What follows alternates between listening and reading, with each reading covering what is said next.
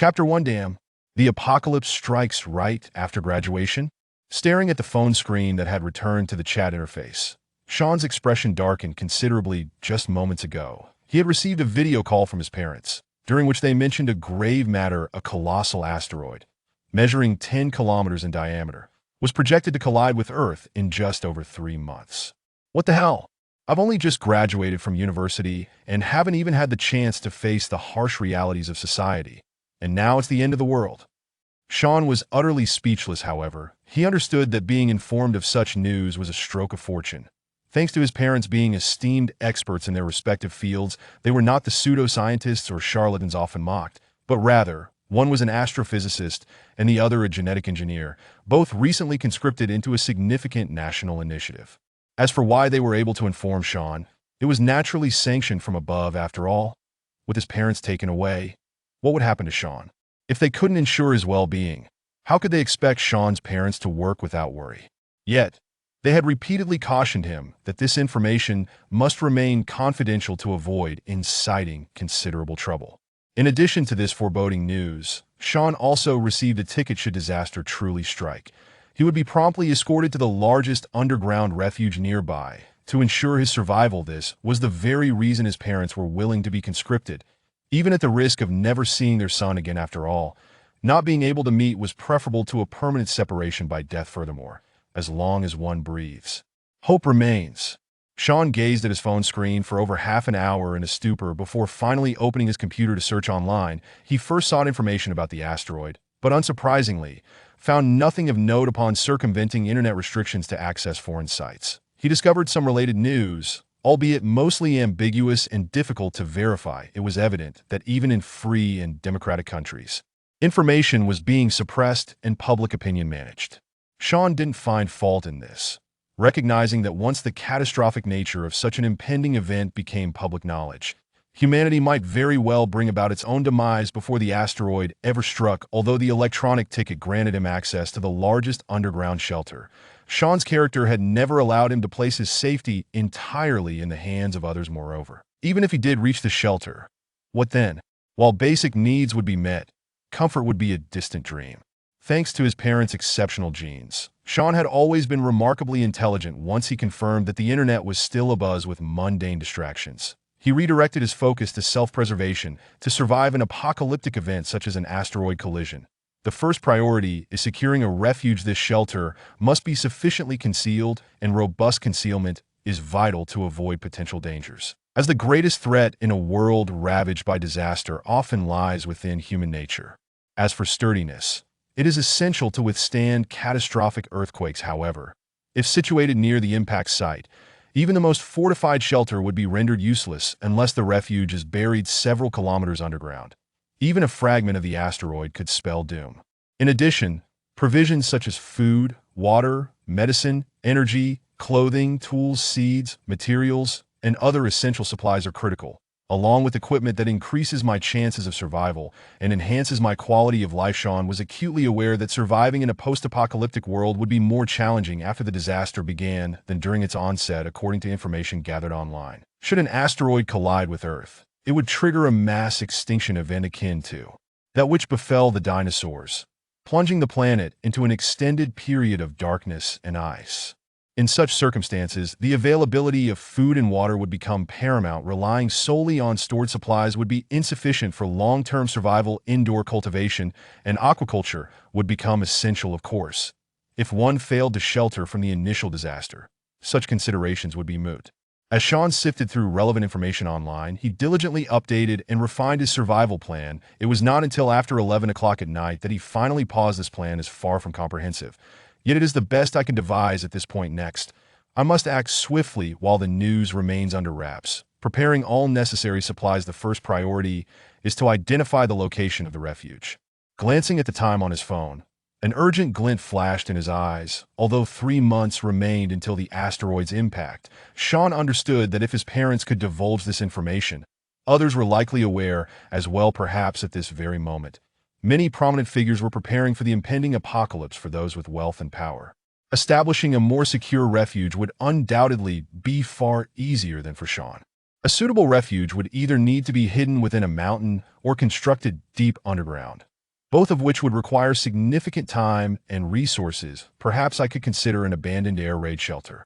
With this thought in mind, Sean suddenly recalled something and hurriedly opened Bilibili, entering abandoned air raid shelter into the search bar moments later. A plethora of videos related to these keywords appeared on his screen after quickly sifting through them. He found a video he had previously watched. If only I had bookmarked it, I wouldn't have to go through this hassle, Sean muttered to himself as he clicked on the video. The content creator in the video resided in the same city as Sean and was documenting an exploration of an abandoned air raid shelter located in the suburbs. As Sean watched, he began to analyze the footage. The shelter was not particularly large, but it was surprisingly well equipped for its size, to Sean's astonishment. There was even a restroom, though labeled latrine, indicating its age. This place is sufficiently remote, while the interior may be somewhat unkempt. It saves the most time-consuming excavation and construction efforts with sufficient funding. It could be renovated in a matter of days. It even has its own underground water source. How fortuitous. The pressing question remained: how could he secure this location? The content creator mentioned that this small hill likely belonged to a nearby village, so Sean could consider attempting to lease it. However, this would necessitate a convincing excuse to avoid arousing suspicion from any discerning individuals. With this in mind, Sean meticulously documented his detailed plans in his notebook, encompassing leasing, renovation, procurement of supplies, and more. In addition to the abandoned air raid shelter, Sean devised a contingency plan to purchase a farmhouse and use renovations as a pretext to establish a secure and functional basement. As Sean spent considerable time refining his plans, the sky began to brighten with the onset of dawn. Summer days arrive early, and although it was barely past 5 o'clock, Sean found it impossible to remain still. While detailed planning was crucial, execution was of paramount importance. Otherwise, it would be mere idle speculation. Yet, before tackling the abandoned air raid shelter, Sean needed to address one critical matter: acquiring funds. A refuge capable of ensuring his survival for at least 5 years, including its construction and associated supplies, would undoubtedly require a substantial financial investment. After taking a moment to compose himself while washing his face and brushing his teeth, Sean retrieved his savings book, bank cards, and property ownership certificate. Chapter 2. Engaging in a business deal worth hundreds of millions with a young lady? The residence of Sean's family was a property allocated by the school where his parents worked, undeniably a coveted school district home, nestled in the heart of the city. Even though it was not situated in the absolute center, the current real estate prices hovered around an astonishing 60,000 yuan per square meter, an exorbitant figure indeed. The spacious 3-bedroom apartment, exceeding 150 square meters, now commanded a market price nearing 10 million yuan. However, Sean had no intentions of selling his family home, as despite the inflated prices, the pool of potential buyers remained limited. The crux of the matter was that Sean urgently required cash, rendering it impossible to grant buyers the luxury of mortgage time. Such delays were simply too protracted. Conversely, lowering the price was not a viable option either. A modest reduction would be nearly equivalent to no reduction at all, while a significant cut would diminish the liquid assets available to Sean. After meticulously organizing all essential documents into a folder, Sean changed his attire and departed from his residence. Although it was merely early summer, the temperatures had already risen considerably. Thankfully, it was still early, and Sean promptly entered his BYD electric vehicle. This car was a gift from his parents on his 22nd birthday. As for his driver's license, he had obtained it effortlessly at school. Following the navigation system's directions, Sean drove for nearly 2 hours before arriving at his destination, a desolate mountain in the northern outskirts of the city. After circling the area twice, he finally located the concealed and dilapidated entrance to the air raid shelter. While this location was indeed remote, Sean understood that in a post-apocalyptic world, such seclusion could prove advantageous. After all, human calamities often posed a greater threat than natural disasters. Having watched a video by a certain content creator, Sean refrained from venturing inside, as the interior was filthy, chaotic, and dark. Who knew what dangers lurked within? After capturing a few photographs, he reversed course and headed back. When passing by a nearby village, he hesitated momentarily but ultimately decided against stopping to discuss the contracting matter. Having been raised by his parents, Sean was well aware that professional matters were best left to professionals. By the time he returned to the urban area, it was already past 9 in the morning. He found a suitable spot to park his vehicle, retrieved his phone, and made a call. After several rings, the line was finally answered, revealing a voice laden with confusion. "Who is this?" Da Fei, have you been up all night again?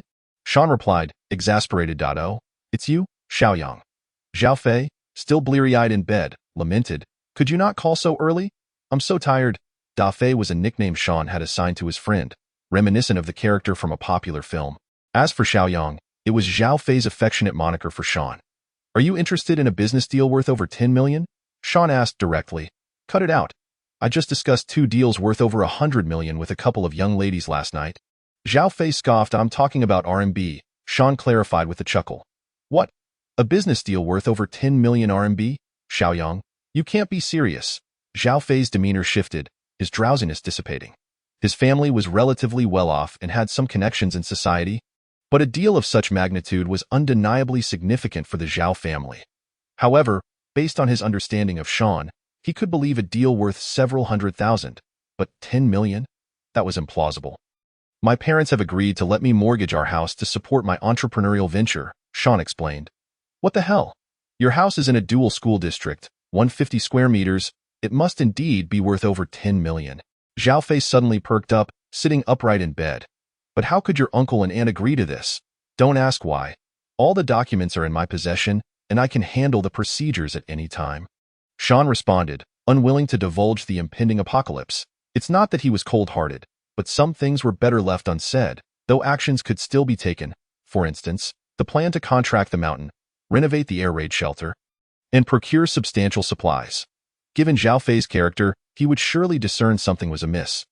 Once that occurred, if his friend took any action, it would no longer be Sean's concern. Such an approach would also spare his parents from any trouble, truly a win-win situation. I still think it's more prudent to call your uncle and aunt. I really don't want to get scolded later, Zhao Fei remarked. Although he was willing to help his friend while earning a little something for himself, he could not afford to act recklessly in this matter. I can't. They are involved in a state-sponsored research project, Sean replied, not surprised by his friend's reaction. He then subtly hinted, rest assured, I'm merely mortgaging, and it's only for 6 months. You know my parents' income and our ability to repay. Even if I incur losses, as long as it's not a total loss, it won't matter. Good fortune to you. Zhao Fei quickly interjected, spitting 3 times for good luck. How can you talk about losses before starting a business? That's incredibly inauspicious. Besides, even if you want to start a business, you don't have to dive in so deep right away. Wouldn't a more modest endeavor of a couple 100,000 be more appealing? The scale is a bit large, so I want to avoid potential funding shortfalls later. I prefer to go all in from the start. Sean explained logically, Zhao Fei, you know my character. If necessary, I will definitely cut my losses. All right, so you've made up your mind? Zhao Fei asked helplessly. He knew his friend well enough to understand that while Sean typically appeared gentle, once he made a decision, he was as obstinate as a mule, impossible to sway. Given the circumstances, Zhao Fei could only assist his friend in managing the situation as best as he could. Yes, and it needs to be quick, Sean replied, glancing at the bustling crowds and traffic outside the open-air parking lot. The sooner, the better, and the more I can mortgage, the better. At least 10 million. If anyone else had made such a statement, Zhao Fei would have sent them packing to cool their heels. Even with a property worth over 10 million in a dual school district, the usual mortgage limits would only allow a loan of 30 to 40%. At most 50 to 60. However, considering the relationship between Sean's family and his own, Zhao Fei decided to assist him, lest he find himself in a tight spot when encountering Sean's parents. This matter can't be resolved over the phone. Where are you? I'll come find you, Zhao Fei inquired. At the KFC on New Street. Sean replied, I'm on my way. I'll get in touch when I arrive. See you shortly. After hanging up, Sean resumed his search for suitable procurement channels online, utilizing the laptop he had brought along. About half an hour later, Zhao Fei's call came through. A little while later, the two friends met at a Starbucks. Take a seat. Sean gestured towards the table where a cappuccino had been placed. Xiaoyang, are you really going to play this big? Zhao Fei couldn't resist asking, neglecting to sip the cappuccino his friend had ordered for him.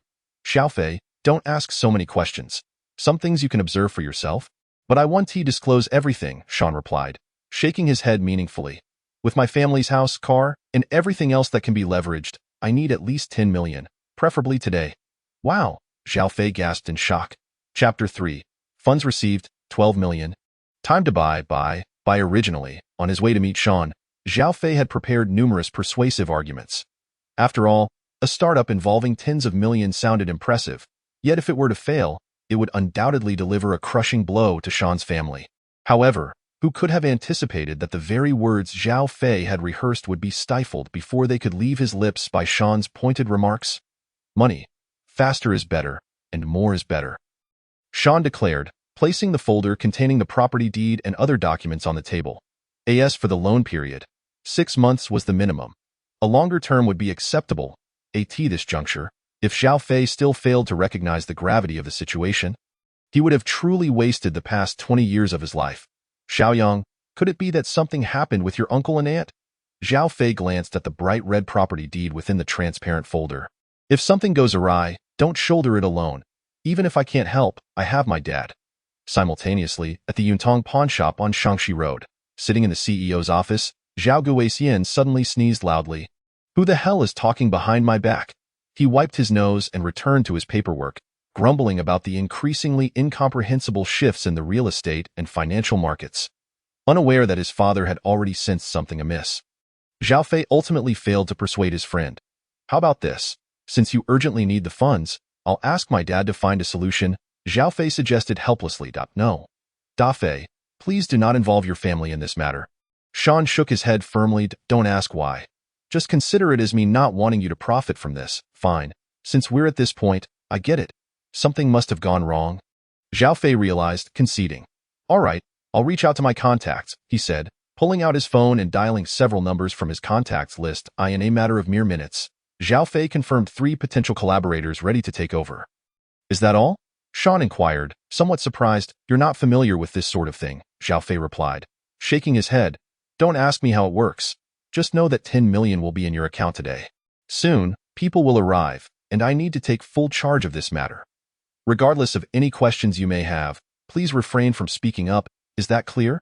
Certainly, Sean responded with unwavering decisiveness, without the slightest hesitation. Yet, it was precisely this resoluteness that made Zhao Fei feel increasingly uneasy. The sudden change in a close friend, whom he knew so well, suggested that there was indeed a significant issue at hand. Realizing this, Zhao Fei seized the opportunity to call his father while the first potential buyer had yet to arrive, sharing the unfolding events. Dad, this is how things stand, but I still feel uncertain. Zhao Fei lit a cigarette while squatting in the restroom. Zhao Guixian could not help but think about the peculiar fluctuations in the real estate, credit, and financial investment sectors over the past few days. All right, I understand the situation. I will take charge and finalize it, he replied. Since Yang Yang is eager to start a business, stay by his side these days and assist him as much as you can. However, make sure to report everything you observe and think about in detail when you return. Understood. Seeing that his father was also taking this matter seriously, Zhao Fei let out a quiet sigh of relief. By the way, Dad, I believe the family's funds should enough of that. You don't need to worry about it. For the next few days, just take good care of Yang Yang, Zhao Guixian interrupted. I am not senile yet. And I don't need you to instruct me on how to handle things. That's final. With that, he hung up the phone. Glancing at his still buzzing phone, Zhao Fei extinguished his cigarette and exited the restroom. Whether it was due to Zhao Guixian's influence or not, the subsequent transaction proceeded remarkably smoothly. Although the 3 potential buyers inquired indirectly about why the Zhao family was not pursuing the deal, Zhao Fei deftly deflected their questions with excuses of family issues and funding constraints, as well as the complications of dealing with acquaintances. Typically, mortgaging property requires considerable time and often faces various obstacles. A misstep could even lead to contractual pitfalls. Otherwise, how would those lending companies make a profit? However, once the Zhao family intervened, everything became significantly easier. Of course, even so, Sean had to sign several terms favorable to the lending companies. For instance, the repayment period was extended from 6 months to a year, and while early repayment was prohibited, the interest rate saw a notable increase. Yet for Sean, this was hardly a concern. He signed without hesitation. It must be acknowledged that private lending is notoriously efficient, as a sum of 12 million was transferred into Sean's personal account before the bank closed for the day. Fei, thank you. Looking at the bank's notification of the deposit and the balance on his mobile banking app, Sean gazed at his friend with immense gratitude. No need for thanks. You Haven T even shared what exactly happened. Zhao Fei rolled his eyes dramatically. Trust me, Da Fei, your assistance will not go unrewarded this time, Sean said with a knowing smile. I actually believe you. Zhao Fei nodded. Now that the money has arrived, what is our next step? There is another matter that requires your involvement. After all, your family has many connections. Sean smiled as he presented another envelope filled with documents to his friend. Upon glancing through the papers, Zhao Fei's expression morphed into one of disbelief, as if to say, "Are you kidding me? Don't ask. I won't divulge anything. Just follow my instructions," Sean interrupted. Zhao Fei almost choked in disbelief, but he resigned himself. "Fine, you're the wealthy one now. You call the shots. What you need to do is secure this place and contact a construction team," Sean added with a grin. "Cost is secondary. Efficiency is paramount." "Understood, and what about you?" Zhao Fei inquired, nodding. "Oh, I'll be busy buying everything," Sean replied with a meaningful smile. This was no jest. In the following 2 days, Sean indeed acted in accordance with his words, purchasing in abundance, grains and oils. Check. Salt, sugar, soy sauce, vinegar. Check. Meat and fish. Check. Tea, alcohol, and beverages. Check. Masks and medicines. Check. Clothing and footwear. Check. Fuel and tools. Check. Furthermore, Sean procured a multitude of additional items to ensure a smooth transaction. He sought out local manufacturers or authorized distributors for wholesale purchases. Considering the need for ample storage, he had his friend rent a farmhouse near the remote mountain where the air raid shelter was located to serve as a warehouse, as for the mountain itself and the nearby wasteland. Zhao Fei successfully secured contracts for both. Although the village committee head was puzzled as to why anyone would pay to lease such land, the rental fee was undeniably appealing. Additionally, Zhao Fei cultivated an image of being wealthy, influential, and unapproachable, even bringing along a group of burly men in matching black uniforms to bolster his presence during negotiations, ensuring everything went smoothly. Chapter 4. The Golden Finger arrives, though delayed, standing outside the long-abandoned air raid shelter, which had been neglected for decades. Zhao Fei gestured, and the construction workers immediately began to drag in electrical wires and lights.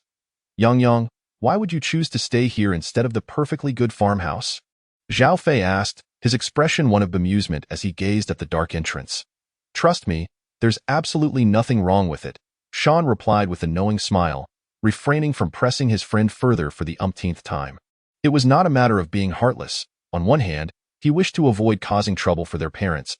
On the other hand, he had already noticed movements within Zhao Fei's family, indicating they had picked up on something. "All right," Zhao Fei conceded, looking at his friend with a complex gaze. Yang, don't say a word, just keep quiet," Sean interjected, patting his friend on the shoulder. "I understand, I fully understand." "Okay, I have to return to assist my father now," Zhao Fei sighed inwardly. "However, if you need anything, feel free to call me. If I can't handle it, my dad can. Also, be cautious, especially in that village. While one should not harbor ill intentions, one must always remain vigilant," Zhao Fei reiterated. Sean smiled as he replied, "Thank you, Zhao Fei. Without your and Uncle Zhao's help, I wouldn't have been able to progress so swiftly. Don't mention it. If we're being honest, my father and I should be the ones expressing gratitude." Zhao Fei smiled. "All right, you should head back now. I suspect Uncle Zhao is quite busy as well."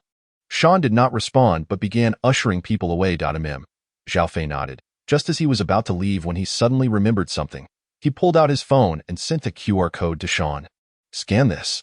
"What is this?" Sean asked, looking at the QR code on the phone. "It's a group chat for enthusiasts of apocalyptic survival." Zhao Fei chuckled, believing it might prove useful. "I actually forgot about that." "It will indeed come in handy, thanks," Sean exclaimed with realization. "Take care." Zhao Fei patted his friend's shoulder before turning to leave. Watching his friend drive away, Sean let out a long sigh of relief. The fact that his friend's family was able to react promptly and take action allowed him to relax, albeit slightly. Nonetheless, Sean was aware that despite having 12 million, it paled in comparison to the Zhao family. He could only establish a modest refuge, whereas the Zhao family would undoubtedly create something far more impressive. Enough of this. I should focus on what supplies I still need, Sean thought, glancing at the workers setting up lighting and cleaning the inside of the air raid shelter before returning to his vehicle to continue his procurement. Several hours later, a knock on the car window interrupted his focus. "Huh?" Sean looked up, momentarily dazed, as he had been engrossed in gathering information and procuring supplies. "What's the matter?" he asked as he lowered the car window. "Boss, there's been a collapse in one area of the air raid shelter. How do you want to proceed?" The man at the window was the foreman, a middle-aged man. "A collapse? How serious is it?" Sean furrowed his brow. "It's not severe. In fact, it's fortuitous as it resolves the ventilation issue," the foreman said with an awkward smile, rubbing his hands together. However, it does mean the workload will be a bit larger. Sean understood that the foreman was attempting to inflate the cost. He was not opposed to paying extra, but he was not willing to be taken advantage of either. Let me assess the situation. Have the workers focus on other areas for now, Sean replied, maintaining an impassive demeanor. Understood. The foreman quickly agreed.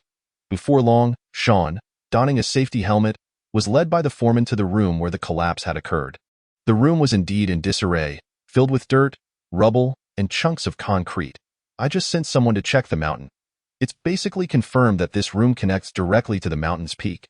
The foreman explained, pointing to the ceiling of the room. Although unsure of how it had happened, he noted that the passage could serve as a ventilation duct. The mountain peak? Sean inquired, surprised at a hole at the mountain's summit and a collapsed room in the shelter below. Could it have been struck by a meteorite? Yes, at the mountain peak, the foreman nodded vigorously. Very well, let us proceed as you suggested. After contemplating for a moment, Sean reiterated, as for the project costs, let us stick to the same principle. As long as the work is done well and completed swiftly, money is not an issue. Rest assured, my esteemed boss, there is absolutely no cause for concern. The foreman's face instantly brightened with joy. Although Sean lacked expertise in engineering and was untroubled by the prospect of spending a little more money, after all, once the apocalypse arrived, currency would lose its value. He had indeed contemplated the possibility of an apocalypse. Despite the fact that the contracted hillside and land were barren, Sean harbored no worries about squandering his money. His mother was a specialist in genetic engineering, particularly within the agricultural sector, and coupled with his parents' extensive connections, he surmised that while it might be challenging to make a fortune in the short term, incurring losses was far from a concern. As for the supplies, it was merely a matter of 6 months. If they were not utilized, they could simply be resold. Even if he could not recover the full amount, reclaiming 80% would still be quite feasible in the event that that colossal asteroid were to be destroyed. Such a cataclysmic disaster would undoubtedly trigger fluctuations in prices, potentially allowing for a profit. With financial motivation, the efficiency of the construction crew soared remarkably. Seizing the opportunity while the workers had nearly finished clearing the interior of the air raid shelter, Sean began to inspect his own shelter. The previously dim environment was now illuminated by well-placed LED lights, and the chaotic surroundings had been swiftly tidied up. Although remnants of the disarray remained, the improvement was striking, and the air was even imbued with the scent of lemon-scented air freshener. Upon reaching the room to the left of the collapsed area, a glint of silver suddenly shot up from the wall behind him, entering Sean's mind with blinding speed. In the next moment, he felt a wave of dizziness wash over him, nearly causing him to topple. When he finally steadied himself, he was astonished to find himself in an unfamiliar space. Where on earth am I? Gazing at this brightly lit area shrouded in mist, Sean was utterly bewildered. The space was not particularly large. He could see the mist enveloping him from all sides, and its dimensions were uniform. Resembling a cube. Is anyone there? Sean called out, but received no response. I want to go back, he shouted again. This time, there was a reaction. His vision blurred, and he found himself back in the air raid shelter. Damn! Sean quickly realized he was in a predicament. He hastily bid farewell to the foreman and rushed back to his vehicle, driving straight to the rented farmhouse. Chapter 5. Mysterious Space. Super cheat. After parking the car and securing the door, Sean dashed into his bedroom, his breath rapid with a mix of excitement and fear. Don't panic, relax. Since I can return, everything will be fine. After locking his bedroom door, he took several deep breaths to calm himself. System? Sean tried calling out, but there was no response. Well, this isn't the legendary system. Then I want to enter. In the blink of an eye, he found himself back in that enigmatic misty space, and his legs buckled, causing him to sit abruptly on the ground. What the hell? I really made it in? I want to get out. As his vision blurred once more, Sean was back in his bedroom. I want to enter. This time, Sean didn't shout but focused his thoughts. His surroundings shimmered, and he found himself once again in the mysterious misty space. I want to get out. After pondering briefly, he returned to his bedroom. It seemed that shouting was unnecessary. Merely thinking about it allowed him to enter and exit.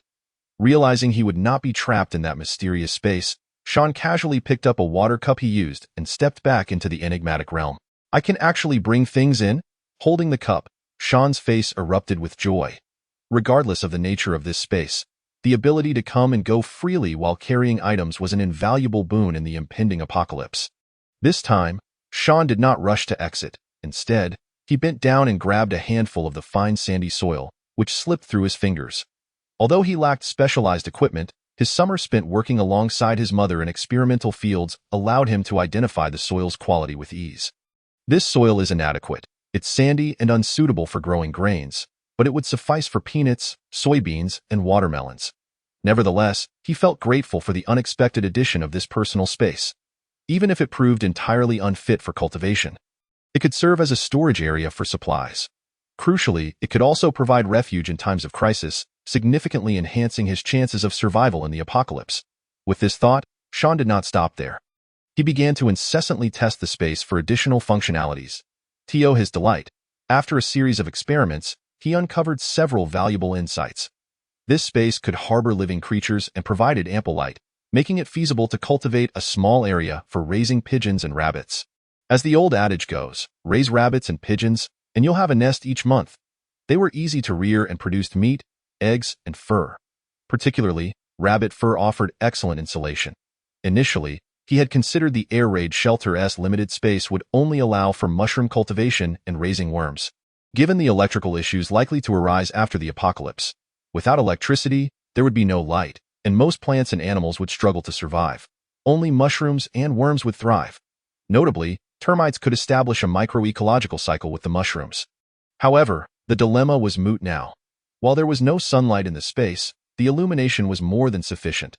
The volume of the space was quite substantial, measuring 100 meters in length, width, and height, equating to 1 million cubic meters. For reference, a standard football field measures only 7,140 square meters, and this space, excluding height, spanned over 10,000 square meters. Considering its height, it was equivalent to a building of over 30 stories. Such a vast volume not only allowed for the storage of supplies, but also facilitated the cultivation and breeding of various organisms. Yet, the most astonishing revelation came when Sean extended his right hand. Suddenly, a line of sand rose from the ground, coalescing before him to form his name in elegant cursive. During previous tests, Sean had inadvertently discovered that he could manipulate everything within this space, including the items he had introduced. Moreover, this control transcended mere telekinesis. With a mere thought, the glass cup he had brought transformed into a glass knife. The ability to alter the form of matter was astonishing. Unfortunately, this could only be accomplished within the confines of the space. Otherwise, not only would the air raid shelter be unnecessary for others, but he would also be invincible. Such a claim was not mere arrogance. The power to alter the form of matter meant that, given sufficient resources and an understanding of structures and principles, he could even construct a spacecraft. However, after experiencing the initial thrill, excitement, and psychological inflation, Sean quickly forced himself to regain composure. He understood that, in the face of global cataclysmic disasters, this ability remained trivial. If the world were to perish, he too would face demise. With this newfound space, Sean resolved to adjust his plans accordingly. With this thought in mind, he opened his laptop and got to work. Before long, he finalized a plethora of new orders totaling in the millions. Among them was a particularly peculiar order for over 100 tons of soil. Specifically, a specially formulated nutrient-rich soil intended to enhance the quality of the soil within the space. In the ensuing days, Sean spent a considerable amount of time merely receiving deliveries, a significant portion of which was meant for the mysterious space. It felt as if no time had passed when a month had swiftly come and gone. Despite being just a month, global affairs had begun to unravel. This was not surprising. Even Sean's parents were able to disseminate news, and others were no different. Especially those with connections in high places undoubtedly received relevant information. The distinction lay in the timing of their knowledge. Some learned early, while others were late to the revelation. Upon receiving this information, some immediately took action, storing supplies, establishing shelters, and even recruiting personnel as needed. Conversely, others assumed that the sky would not fall with them. They believed they would secure a ticket to survival, remaining unconcerned about their fate and even indulging in hedonism. Consequently, they not only failed to prepare but reveled in a carefree existence. However, regardless of the circumstances, the market's reaction was most evident. From high-end equipment to basic necessities, prices surged at an alarming rate. This was still with the government's immediate intervention. Without it, the escalation would have been even more severe. Indeed, some individuals even contacted Sean, eager to repurchase the supplies he had previously sold, offering higher prices. Naturally, Sean declined their offers and instead intensified his procurement efforts, striving to expend all the funds at his disposal. Chapter 6. Shelter Delivery, Preparedness in Abundance. If previously Sean had harbored concerns about the possibility of the apocalypse never arriving, the emergence of the mysterious space dispelled all such anxieties. With this newfound capability, repaying not merely 12 million, but even 120 million seemed effortlessly achievable. However, lingering worries remained, such as when his parents would return. During the past month, Sean had communicated with them only once, and the content of that conversation was evidently restricted. Yet, upon learning that their son had indeed borrowed 12 million in private loans, not only to acquire desolate mountains and barren lands, but also to renovate an abandoned air raid shelter into a personal refuge, Sean's parents were not angered. Instead, they felt an overwhelming sense of relief. Particularly after discerning the thoroughness of their son's preparations, they abandoned the notion of sending him to an official shelter. After all, they understood that in terms of quality of life and other factors, Sean's self-rescue plan was evidently superior. Regrettably, the uncertainty regarding their return lingered, but given their respective expertise, there was no cause for concern regarding safety. After all, once the apocalypse commenced, these scientists would become the key to humanity's resurgence. On this day, Sean arrived at the air raid shelter to inspect the completed project. Although adjustments had been made later due to the mysterious space, the construction team had still managed to deliver the project on time and with impeccable quality. "Boss, what do you think?" the foreman inquired with some trepidation. It was understandable.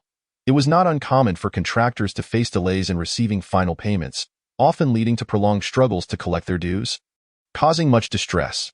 "Very good," Sean nodded after concluding the inspection and promptly initiated a bank transfer via his phone. Thanks to the high-limit transfer feature he had activated earlier, the foreman soon received a notification of the incoming funds. "Boss, this amount is..." the foreman exclaimed in bewilderment upon seeing the figure on the notification. Not only had the final payment for the project been processed, but an additional 20 had also been included, an unexpectedly generous sum. "Everyone has worked hard recently, and the job has been executed remarkably well. The extra funds are a small token of my appreciation," Sean smiled, subtly alluding to the rising prices. "I personally believe it would be wise for you all to purchase more living supplies when you return home." Sean found it impossible to play the savior, warning the world of the impending doom. He simply could not bring himself to do so, nor did he dare. Even if he disregarded his own well-being, he had to consider his parents. Yet, doing nothing left him with a sense of unease. Offering a bit more money while hinting at the situation, regardless of its effectiveness, at least provided him with some comfort. Thank you. I am truly grateful."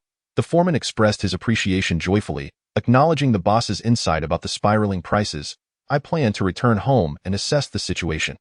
Indeed, it is wise to wait until things stabilize before taking on more work."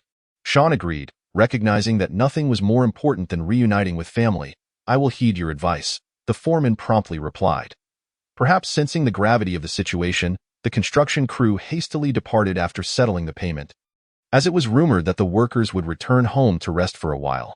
After bidding farewell to the construction team, Sean exhaled a sigh of relief. "I can only do so much." He reflected briefly before immersing himself in work. A considerable quantity of supplies was silently transported from the farmhouse's storage to the air raid shelter through his personal space. Given the magnitude of activity at the shelter, it was inconceivable to leave everything untouched, and Sean also intended to invite his friend Zhao Fei over in the coming days. However, the most valuable goods were undoubtedly stored within his personal space. In just an afternoon, Sean successfully relocated all the supplies. Due to time constraints, the items were simply categorized and neatly stacked in different rooms of the air raid shelter. Fortunately, the existence of the personal space spared Sean from exhausting labor merely in transporting the materials. As for why he did not enlist the construction team's help, well, as the saying goes, one must remain vigilant against potential harm from others. After renovations and expansions, the current air raid shelter was now more than double its original size. Anticipating his parents' return, Sean constructed 2 bedrooms. There was also a bathroom, though it did not drain into the sewer but instead emptied into a removable pit. Once the accumulation reached a critical point, Sean could transport this matter into his space, where it could be decomposed into organic fertilizer, perfect for cultivation. especially in an apocalypse when resources would be scarce. Such natural fertilizers could not be wasted. The issue of bathing and water usage was addressed by the shelter's self-sustaining underground water pressure well, which remained unaffected. Nevertheless, Sean installed several large water tanks to store ample potable water, complemented by the bottled and barreled drinking water he had purchased. Even with his parents returning to live with him, there would be sufficient supplies for 3 individuals for several years, provided they did not indulge in excessive water usage. To further mitigate water consumption, Sean acquired commercial filtration equipment. Even if the filtered water was not potable, it could be used for daily activities and irrigation, thereby minimizing the depletion of drinking water. In terms of food, Sean categorized the provisions into 3 groups. The first comprised canned goods and individual rations, which boasted long shelf lives and delightful flavors. Notably, he prepared 18 varieties of canned fruits, with hundreds of boxes for each type, alongside various meat, vegetable, and side dish cans. He even procured 2 large barrels of spicy kimchi, sufficient for 2 years' worth of consumption. The second category involved indoor cultivation and aquaculture. Thus, Sean established a cultivation room and a breeding room.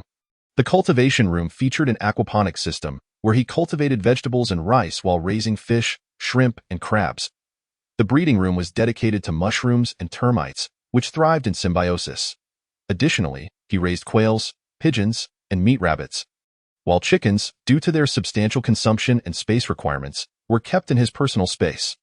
The final category consisted of frozen foods, including frozen beef, pork, chicken, meatballs, and dumpling fillings, among others. As for fruits and vegetables, freezing was not feasible. Apart from refrigerating a portion, Sean also purchased a significant amount of freeze-dried fruits and vegetables designed for astronauts, which were prohibitively expensive, preventing him from acquiring more than he did. Merely having sustenance was insufficient. Venturing outside during an apocalypse posed considerable challenges. In addition to various waterproof and dustproof jackets, tactical gear, thermal clothing, and heat packs, Sean also prepared a comprehensive set of biochemical protective equipment, amounting to several hundred sets. Chapter 7. Natural Disasters Ahead. Volcanic eruption. Sean was acutely aware that mere possession of ample supplies and well-equipped facilities would not suffice for survival in the apocalypse. One must also possess adequate self-defense capabilities. As frequently echoed in the Doomsday Survival Enthusiast chat group, without the ability to protect oneself, no amount of resources or facilities would prevent them from becoming fodder for others. Sean wholeheartedly agreed with this perspective and subsequently procured a batch of cold weapons. In addition to the common knives and axes, as well as staffs and spears, he also included bows and crossbows. As for firearms, Sean discreetly resolved that issue as well. He did not purchase ready-made products, as these were virtually impossible to acquire through conventional means. Although the Zhao family might have had some connections, he was uncertain about their reliability, and moreover, Sean did not wish to trouble them unnecessarily. So he refrained from mentioning it. Despite not obtaining finished products, Sean managed to acquire various manufacturing and reloading materials for firearms through a combination of circumventing restrictions and offering bounties on the internet, including formulas and manufacturing processes for ammunition. With these resources, and by procuring a suitable batch of raw materials, the construction of firearms and ammunition was not a daunting task, thanks to the advantages provided by his spatial capabilities. In fact, Sean's space contained 2 revolvers and over 100 rounds of ammunition. The choice of revolvers, despite their limited capacity, was primarily due to their uncomplicated structure and remarkably low failure rate. Aside from their near-total immunity to jamming, they also exhibited exceptional adaptability to external conditions. Coupled with the convenience of his spatial storage, the issue of limited ammunition capacity was easily surmountable for Sean. Regarding the energy supply for the air raid shelter, Sean acquired 6 generator sets, 3 for use and 3 as backups. As long as fuel was sufficient, not only could he ensure lighting, but also air conditioning. Indeed, Sean had even installed air conditioning within the shelter, although it was primarily functional for heating. Given that the shelter was embedded deep within the mountain, even during summer, it remained refreshingly cool, with certain areas experiencing freezing temperatures. Furthermore, with the refrigeration and ice-making equipment Sean procured, it was perfectly suited for storing frozen and refrigerated foods. Aware that humans cannot survive without oxygen, Sean also acquired commercial oxygen-generating equipment, which included an electrolysis oxygen generator reportedly akin to those used by space agencies. Additionally, the greenery cultivated in the growing chamber and the aquaponics system in the aquaculture room would also produce oxygen under adequate lighting conditions. should a catastrophe render the ventilation system inoperative. Internal air circulation could be initiated to prevent asphyxiation. After dedicating considerable time to organizing the entire air raid shelter, Sean took a selfie at the entrance and shared it in a group for apocalypse survival enthusiasts, accompanied by a caption announcing the completion and operational status of the Kaoshan Tun Refuge, much to his delight. This announcement was promptly met with a flurry of congratulatory messages. Greetings poured in from the people of Jiangsu, Beijing, Sichuan, Shandong, Guangzhou, and Shanghai, among others, forming a neat procession of well wishes that encompassed a substantial portion of the nation, with some regions represented by more than one individual. While not everyone among them could or would establish a refuge, the most active elite members all possessed their own survival facilities. In fact, many of Sean's endeavors were inspired by these influential figures, including the discretion of never revealing the exact location of his refuge, which is why he cleverly named it Kaoshan Tun, a name capable of misleading others. According to the elite's perspective, the gravest threat in the impending apocalypse would undoubtedly be natural disasters, but the most terrifying aftermath would be the turmoil of human nature. Where are the elites located? In the Northeast. I am a young lady of 20, with 2 younger sisters, adorable and charming, seeking refuge. Upon seeing this message accompanied by a photo of the 3 young women, Sean could not help but acknowledge their exceptional beauty. However, before he could respond with playful banter, the group leader, a prominent figure among the enthusiasts, suddenly sent a message. Attention, everyone. The Yellowstone volcano is about to erupt. In an instant, Sean was taken aback. Wasn't it an asteroid that was supposed to collide with Earth? How did it change to a volcanic eruption, and specifically, the Yellowstone volcano? In preparation for the potential apocalypse, Sean had been studying a considerable amount of material related to geology and natural disasters.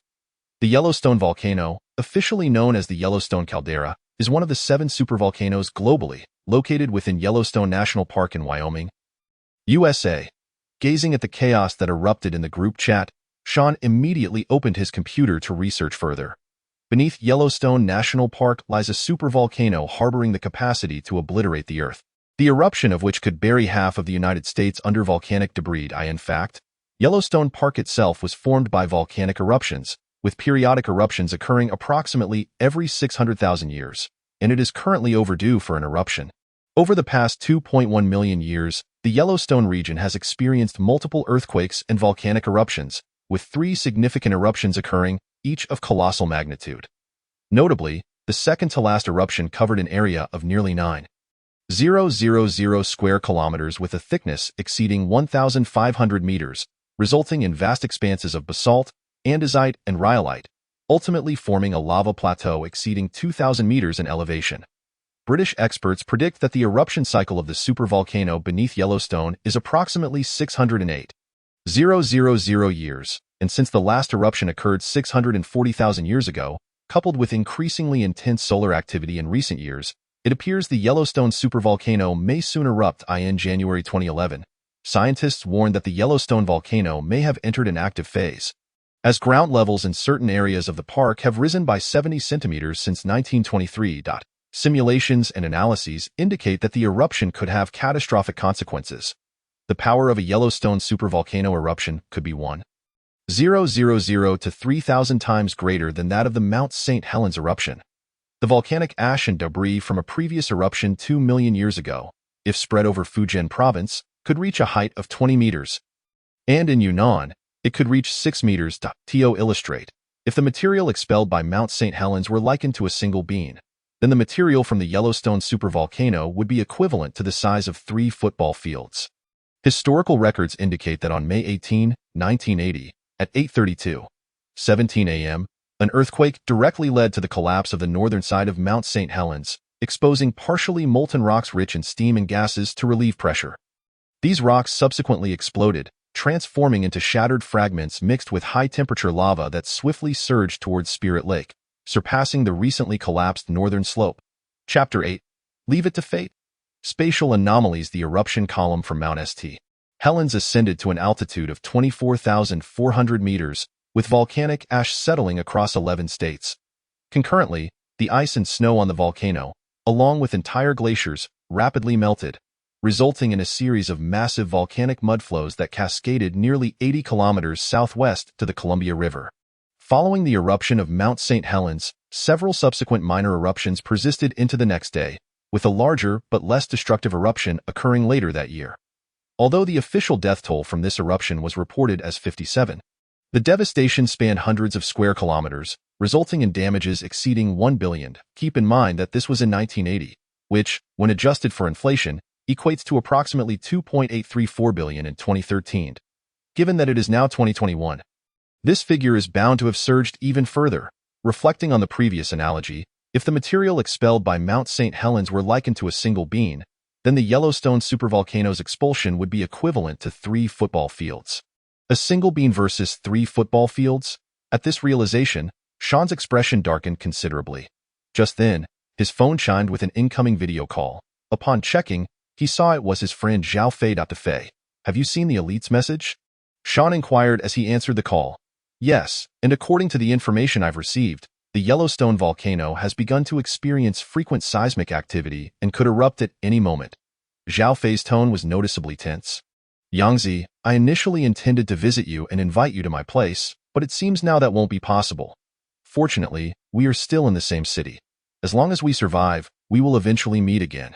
I recommend you stay indoors and remain in the air raid shelter to avoid any unforeseen incidents." "Understood. You and Uncle Zhao must take care as well," Sean responded promptly. "Take care, and good luck." "Good luck."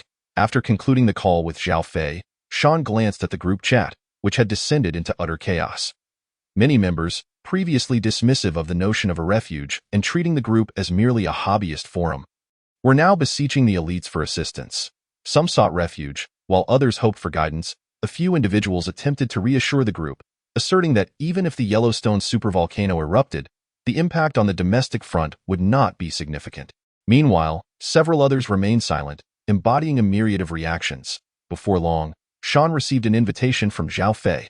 Upon accepting the invitation, he found himself in a group chat named Provincial Refuge. Compared to the previous group, the membership in this chat was significantly smaller, and there were even a few individuals Sean did not recognize. However, to his surprise, the Cat Eye Sisters were also present in this group. Cat Eye Sisters? What? Kaoshan Tun is also in this province. Kaoshan Tun? Sean, who said Kaoshan Tun must be in the northeast?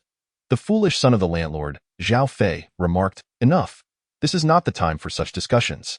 I just inquired, and it appears that once the Yellowstone supervolcano erupts, we will be affected within approximately 2 weeks. At that time, volcanic ash will shroud the sky, and the lethal combination of ash and acid rain will be utterly devastating. I am not a physician. Compared to an asteroid collision with Earth, I personally believe this is trivial. Facing the Earth, with my back to the heavens, I must remind you, Doctor, of a critical question. What will happen to the asteroid when the sky is darkened by volcanic ash?" As a proud foodie, I pose the question, what can we do? We can only leave it to fate. Observing the group's lack of reaction to the asteroid situation, it was evident that they were all in the know. However, Sean was too preoccupied to consider this, his expression quickly darkening. Previously, the notion of destroying the asteroid seemed exceedingly challenging, necessitating global cooperation. Now, as luck would have it, the asteroid had yet to arrive, and the Yellowstone supervolcano was on the verge of eruption. Once it erupts, regardless of other locations, it was certain that America would be largely doomed. This meant that the operations to obliterate the asteroid would not even commence, and a crucial combat force would be lost. Moreover, with volcanic ash blotting out the sun, the climate in various countries would undoubtedly deteriorate severely. What does this signify? It implies that the game of Earth Online could face an imminent game over. Reflecting on the extinction of the dinosaurs, such a catastrophe is certainly beyond the protection of air raid shelters or refuges. Fortunately, Sean possessed a personal space. Otherwise, in the face of such a scenario, it would not merely be a question of potential death, but rather an assured demise. Just as Sean contemplated saying something in the group, an unexpected disturbance emanated from his personal space. "What is this?" Sean's expression shifted dramatically, and he instantly vanished from his refuge. The moment he sensed the anomaly within the space, his heart sank. The super asteroid had yet to collide with Earth, and now the Yellowstone volcano was about to erupt. He had originally hoped to survive using his personal space.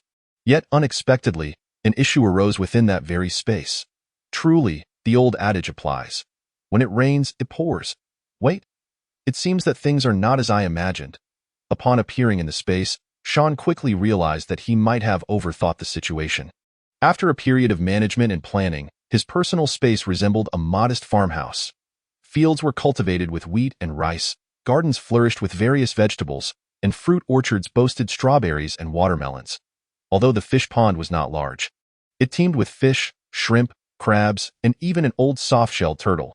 Surrounding the space, a ring of fruit trees bore common fruits such as apples, pears, peaches, jujubes, and cherries, alongside nuts like red pine, walnuts, and pistachios. Initially, Sean had not anticipated all the plants would thrive. Yet to his surprise, the seedlings purchased online not only survived but flourished spectacularly. In fact, it was not just the fruit trees. Even the crops and vegetables grew better than in reality. According to Sean's observations, the growth rate of the same varieties in his space was at least double that of the real world. This suggests that the rice, which typically yields 2 harvests a year, could now yield at least 4, significantly alleviating the food crisis. To enhance his living conditions, Sean even constructed a pure wooden villa within the space. Having specially procured a batch of logs for the construction, he merely required a design blueprint and a bit of imagination to bring it to fruition. Despite the challenges of conceptualizing such a wooden villa, within the confines of the space, Sean felt almost divine, capable of manifesting whatever he desired. The villa, although not expansive, included a bedroom, living room, kitchen, bathroom, toilet, and storage room, along with a reasonably sized basement. The yard outside the villa featured a grape trellis, beneath which was a stone table and chairs, perfect for dining or playing chess. Yet, Sean could not afford to dwell on these comforts. Upon entering the space, a cascade of information naturally flooded his mind. What troubled Sean was that this information was incomplete, akin to a document with missing content. However, even the relatively complete portions filled him with immense joy. No. It should be described as ecstasy. Chapter 9. Changes in the space. Critiques of the refuge. The first change that sent Sean into a frenzy of delight was the expansion of his personal space. Originally measuring 100 meters in length, width, and height, it had now doubled to 200 meters in each dimension. The once crowded personal estate now felt considerably more spacious. This meant that Sean had access to more land for cultivation and livestock. No longer a dilemma. Unfortunately, the city he resided in was not coastal. Otherwise, he could have brought in seawater to cultivate seafood. This would have proven advantageous for both personal indulgence and trade. The second change that exhilarated Sean was the activation of a new function within this mysterious space. He produced a set of blueprints, and in a flash of light, the blueprints vanished. Subsequently, a 3-dimensional holographic projection materialized before him. Sean waved his hand, confirming that the projection existed only in his line of sight, not as a tangible entity. Glancing at the data displayed beside the projection, with a mere thought, the alloy ingots, spring steel, and lumber stored in the space vanished in an instant. The next moment, a legendary weapon manifested before Sean. It was none other than the illustrious AK-47. Sean marveled as he grasped the weapon, pulling back the bolt, which emitted a crisp click.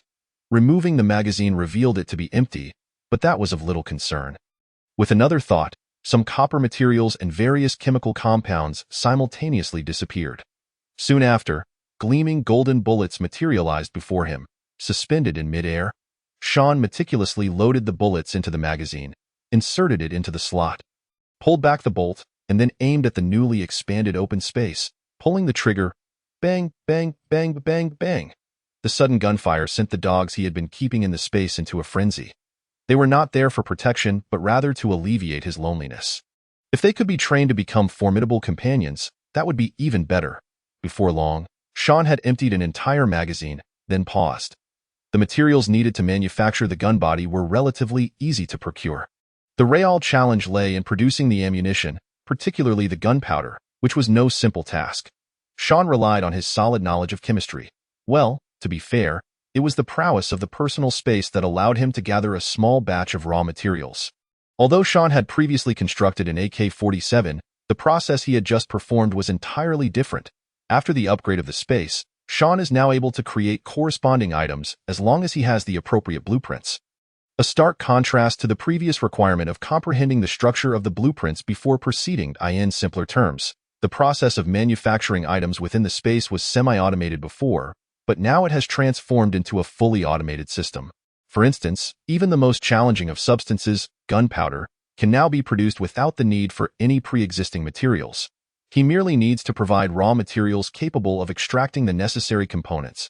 To produce gunpowder, for example, one only needs to place bamboo tubes in a pigsty, where, after prolonged immersion in pig waste, the nitrogenous organic matter within the bamboo is decomposed by bacteria, yielding nitrate, specifically potassium nitrate. It is said that a mere 2 square meters of pigsty can produce between 15 to 30 kilograms of nitrate monthly.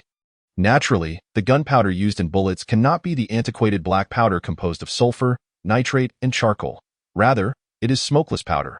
Allegedly, on a fateful day in 1845, Swiss chemist SCH Bain accidentally knocked over a flask filled with a mixture of nitric and sulfuric acids during an experiment. As the solution spilled across the table, unable to find a cloth to wipe it up, he hastily grabbed his wife's cotton apron as a substitute.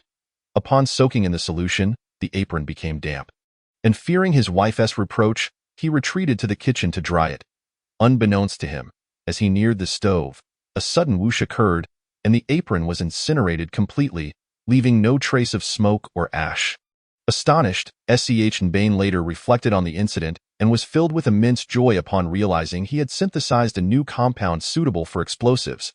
He subsequently repeated the experiment several times to confirm the results and named the substance gun cotton, which later came to be known as nitrocellulose. However, SCH Bain's initial intention behind the invention of nitrocellulose was to create explosives, and its highly unstable nature led to numerous munitions depot explosions. BY 1884, French chemist and engineer P. Va dissolved nitrocellulose in ether and ethanol, adding stabilizers to ultimately create a gel-like substance. This was then pressed into sheets, cut into strips, and dried to harden, resulting in the world's first smokeless powder suitable for ammunition. Post 1890, virtually all firearms across Europe utilized smokeless powder as their propellant, and the invention of smokeless powder significantly contributed to the success of the Maxim machine gun. The primary component of smokeless powder is nitrocellulose, commonly referred to as nitro cotton in China. The most widely used propellant in military ammunition is double-base nitrocellulose, which is a mixture of nitrocellulose and nitroglycerin in a 50-50 ratio. If mixed with nitroguanidine in a specific proportion, it becomes triple-base propellant. Double-base propellant is suitable for firearms and small-caliber artillery, while large-caliber artillery employs the more powerful triple-base propellant. Following the upgrade of the space, Sean discovered that producing gunpowder had become significantly easier and more effortless than before. The entire space now resembled an automated factory. By merely providing technical documentation and raw materials, a vast array of finished goods could be produced automatically. However, what thrilled Sean even more was yet another transformation of the space. This mysterious personal space could now interact with reality. In an instant, a three-dimensional holographic projection materialized before his eyes. This time, it was not a hologram of a firearm, but rather a representation of the refuge at Kaohsiung. Could it be? Gazing at the scaled-down three-dimensional holographic projection of the refuge, illuminated with red exclamation marks indicating issues, Sean was momentarily taken aback. He had always believed that the refuge he established was quite commendable. The only drawback was its somewhat remote location, requiring over an hour's drive to the main urban area. Assuming there was no traffic, if there were congestion, who could say how long it would take to arrive? Yet, to his astonishment, under the scrutiny of the space, the refuge he had invested a fortune in constructing was revealed to be fraught with problems. Sean tentatively tapped the red exclamation mark flashing in his bedroom, and a set of data immediately appeared before him. He could accept that the quality of the concrete in the old air raid shelter was subpar. And he could also acknowledge that it lacked reinforced steel to enhance its stability, but to learn that the internal layout was also deemed unreasonable. Furthermore, the air circulation, insulation, heating, and emergency protection systems were all marked as substandard. After reviewing the data and information presented in the video, Sean was left uncertain whether to feel pleased or disheartened. Chapter 10. Upgrading the refuge space. This refuge space is the name Sean bestowed upon that enigmatic personal space. The implication is that he considers this place as his ultimate sanctuary. Although Sean has yet to discern the reason behind the sudden upgrade of the refuge space, he was originally overjoyed, no? Ecstatic. After all, the better the space, the greater his chances of survival when the apocalypse arrives. Yet, Upon discovering that the refuge he painstakingly crafted at great expense was criticized as utterly deficient, he felt a profound sense of frustration. Fortunately, after the upgrade, not only could the space identify the issues within the refuge, but it also provided solutions, and not just one. At this point, Sean could be certain that this extraordinary boon was neither a system nor a superpower, but rather a form of advanced technology.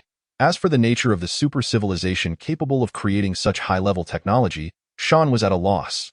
Yet, it mattered little. As long as this boon proved useful, he had no complaints. While it was true that his refuge had many flaws, the foremost issues to address should be the entrance and exit, air circulation, and water supply.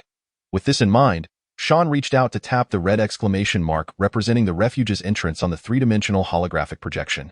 Instantly, 3 projection windows unfolded before him, each detailing a distinct upgrade plan. Point 1 plan emphasized sturdiness, resembling a colossal fortress in its design. Another focused on concealment, ensuring the entrance would seamlessly blend with the surrounding mountains, rendering it virtually invisible. The third option combined both attributes, offering a structure that was both robust and discreet. For Sean, the desire for the third upgrade plan was undeniable. However, it was unattainable. This upgrade could not be accomplished through mere whim or by expending energy alone. It required Sean to provide all the necessary resources for the proposed plan. While he indeed had a considerable stockpile of materials within his personal space, including ample stone, it was still insufficient to execute the third plan. It couldn't be helped. He had never anticipated such a change, nor could he have stocked an adequate supply of raw materials. In reality, he couldn't even manage the sturdiness-focused plan. Fortunately, although the second plan prioritized concealment, it still entailed a significant upgrade to the entrance of the refuge. Regardless of the specifics, it was undoubtedly an improvement over the current state. With that in mind, Sean had nothing left to say. After exiting the space, he followed the prompts directly to the securely closed entrance of the refuge and placed his hand upon it. Plan 2, upgrade. In the next moment, the quantities of those stored materials, stone, cement, sand, metal, rubber, and other raw materials, began to dwindle. These materials seemed to be disassembled into countless tiny particles, which then surged into the existing entrance of the refuge through Sean's hands. The first area to be upgraded was the original air raid shelter entrance, which, once easily discernible, rapidly vanished from sight. Had it not been for prior knowledge of its exact location, no one would have suspected that this was the entrance to the Kaoshan refuge. Following this, the entrance passage underwent enhancements. Besides the main door, there was initially another door at the bottom of the passage leading into the living quarters of the refuge. The double-door structure effectively resisted formidable shockwaves. And although this air raid shelter had been abandoned for quite some time, it was originally built to withstand nuclear warfare, ensuring a highly secure structure.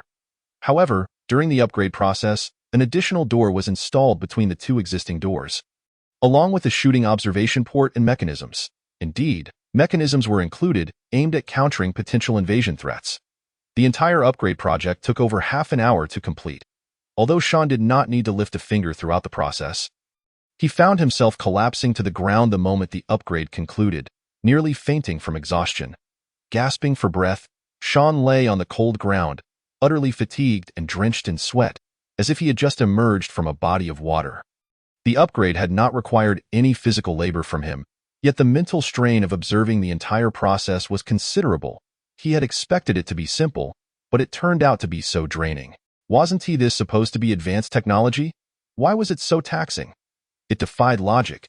Nevertheless, despite his complaints, Sean recognized that he should count his blessings. After all, he was far luckier than many of his fellow humans. Once Sean regained his composure, he realized he had been foolishly lying there for an extended period. With a mere thought, he vanished from the spot and reappeared within his personal space. It was indeed more comfortable in the space. Sean took a deep breath of the fresh air and soon heard his stomach grumble. He was hungry. The sudden pangs of hunger overwhelmed Sean, causing him to disregard the discomfort of his perspiration and hasten to consume a military ration without the luxury of cooking. This single portion was meant to sustain one for 3 meals, packed with high oils, salts, sugars, and calories. To his astonishment, he devoured it all in one go. Yet it proved insufficient. Ultimately, he consumed 3 portions before feeling satiated. Resembling a human-sized food container, could it be that such side effects existed? Sean rubbed his not-so-full belly, a grimace crossing his face. If this was the volume of his meals, the supplies he had previously prepared would inevitably diminish the time they could sustain him. Fortunately, with the expansion of his space, he could cultivate and raise a greater variety of resources, alleviating his concerns. After a moment of self-reassurance, Sean took a warm shower and donned a fresh set of clothes. But he did not immediately reorganize his space. Instead, he ventured outside as he gazed at the grand entrance, which he had not had the chance to admire earlier. Its design exuded a sci-fi aesthetic. Filling Sean with wonder, he brushed his hand against the sensor on one side of the door, and the impressively thick door split open in all four directions. Sean could see clearly that the door was not merely thick, but composed of 3 layers.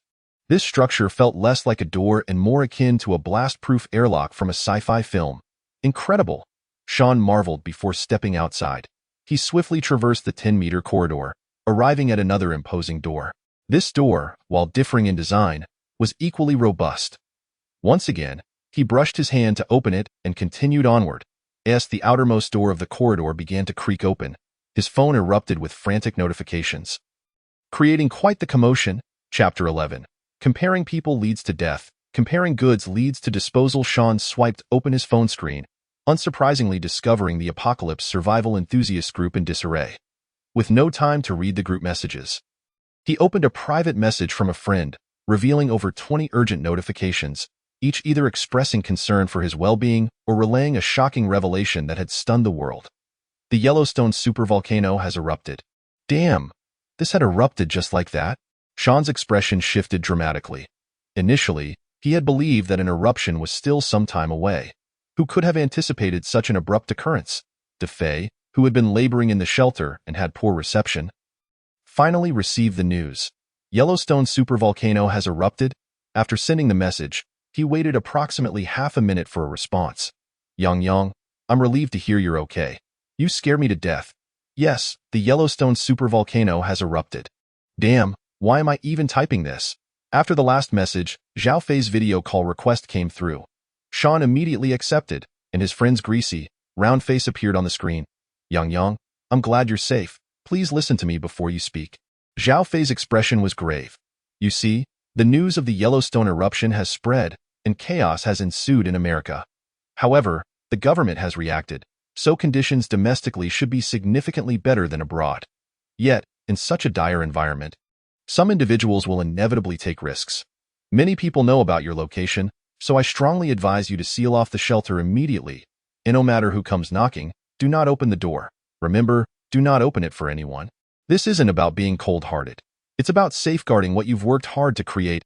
I hope you consider uncle and auntie when making your decision. Please don't let them worry about you. In such turbulent times, nothing is certain.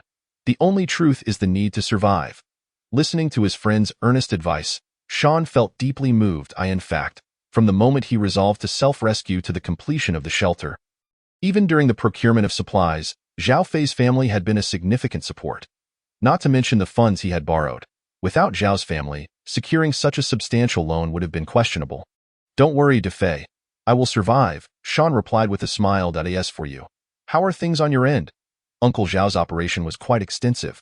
With this upheaval, is everything all right there? If not, you can come to my place. My supplies are plentiful, and even if you and Uncle Zhao come, we could last 5 years without issue. Why, good brother, your concern is touching, but it's unnecessary. Our side is fine, Zhao Fei replied, somewhat smugly.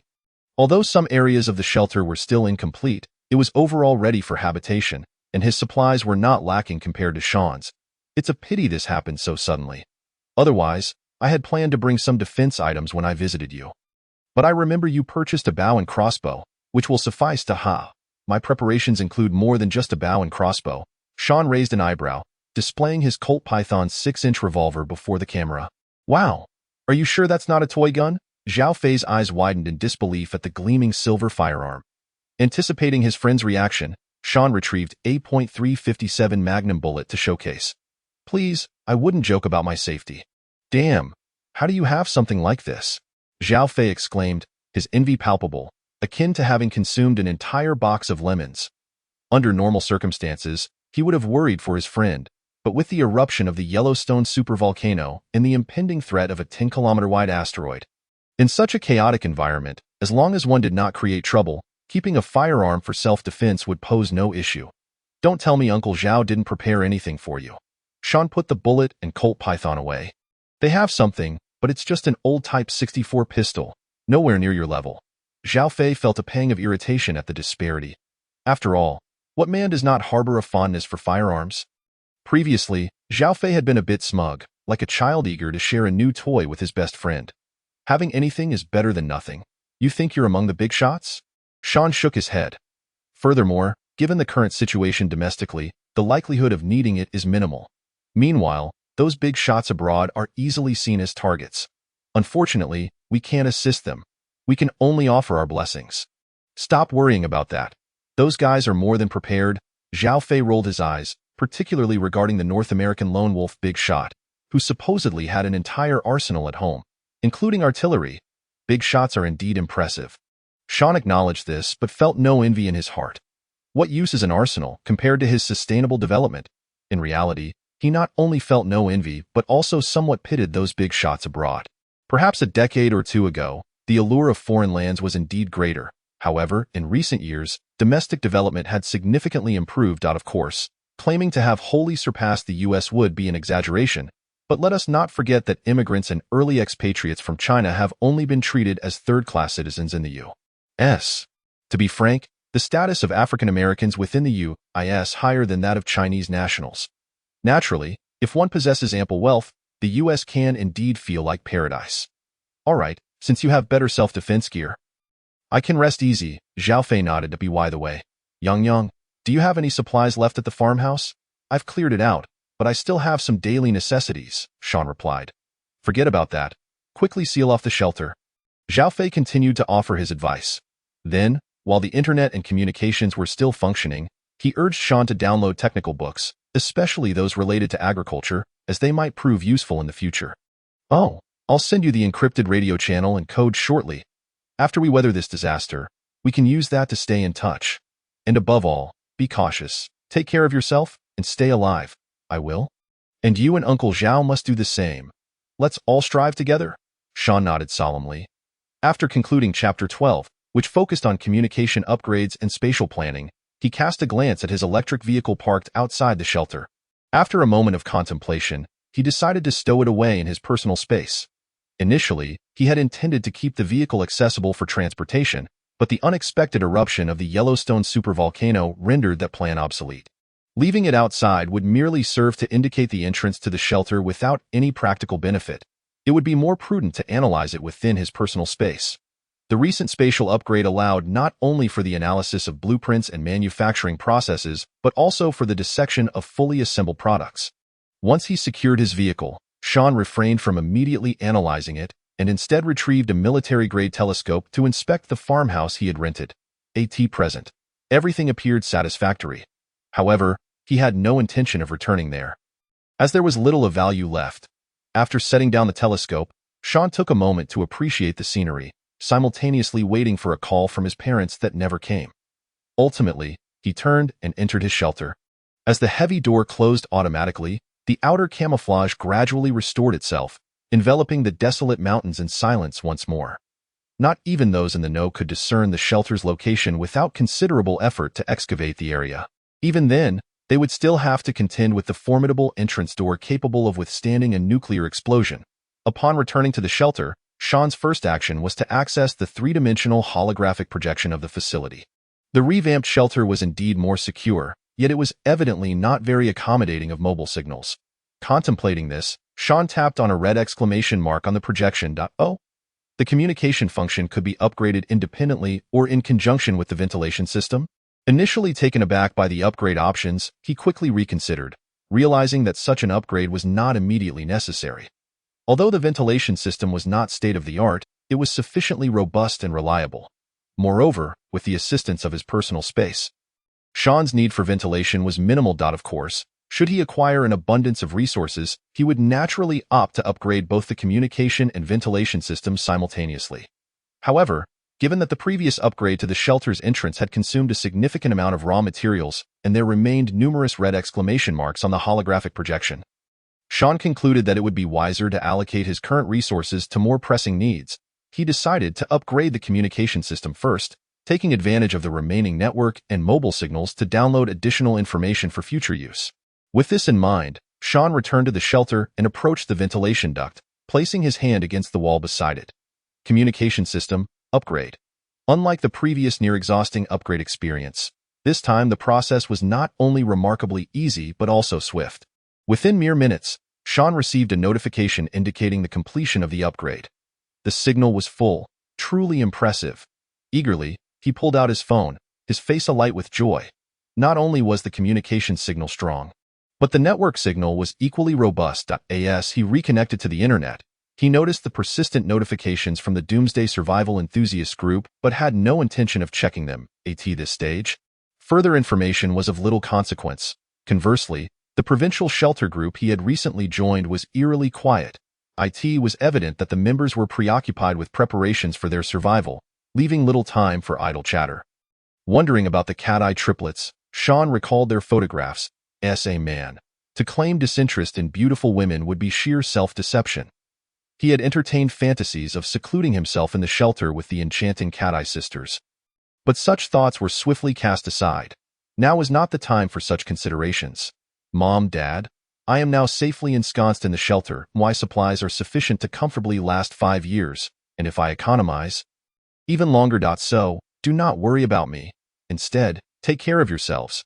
Regardless of the challenges you face, as long as you are alive, there is hope. He sent several messages, detailing the radio frequencies he frequently used, encouraging them to attempt to contact him should communication be disrupted. Dad, Mom, I hope we can reunite soon, as a family once more. After dispatching these messages, Sean redirected his focus to his personal space. He held no concerns for his parents' safety. While they had been conscripted due to the super asteroid, the sudden eruption of the Yellowstone supervolcano had inadvertently elevated their significance. Although they might not match the upper echelons in terms of lifestyle, their safety was assured. With a swish, Sean materialized in his personal space. Observing the newly expanded interior, he began to reconfigure the layout.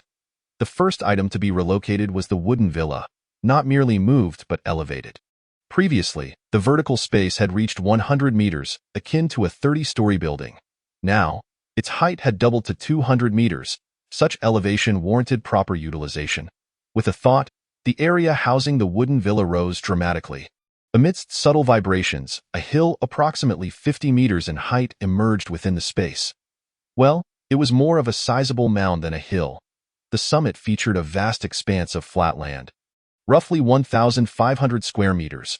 The villa occupied the center, surrounded by flora that Sean had transplanted, with similar greenery adorning the slopes. Although the initial number of fruit saplings was insufficient, the lack of trees could be compensated with flowers.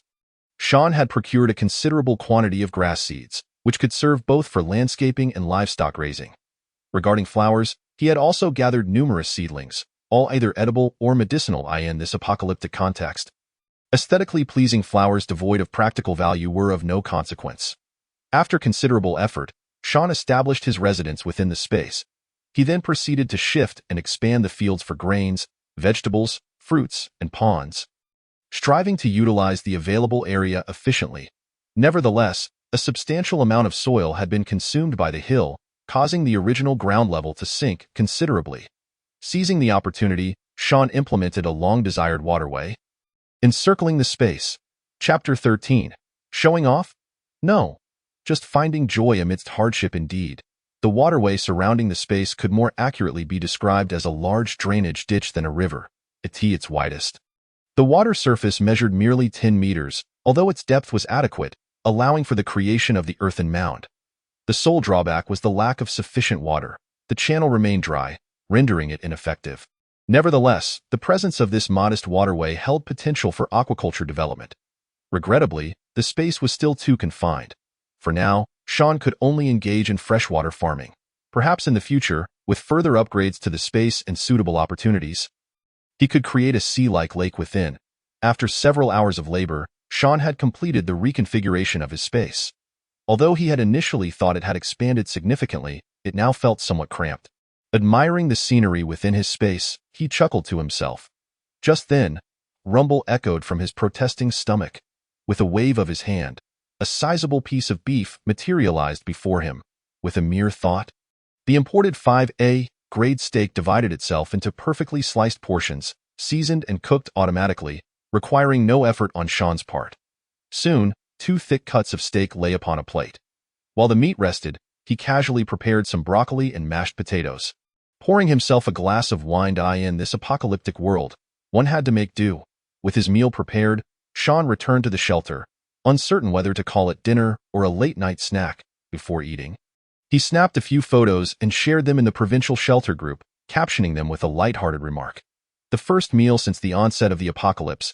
It's a pity to dine alone. And I don't even have a staple food.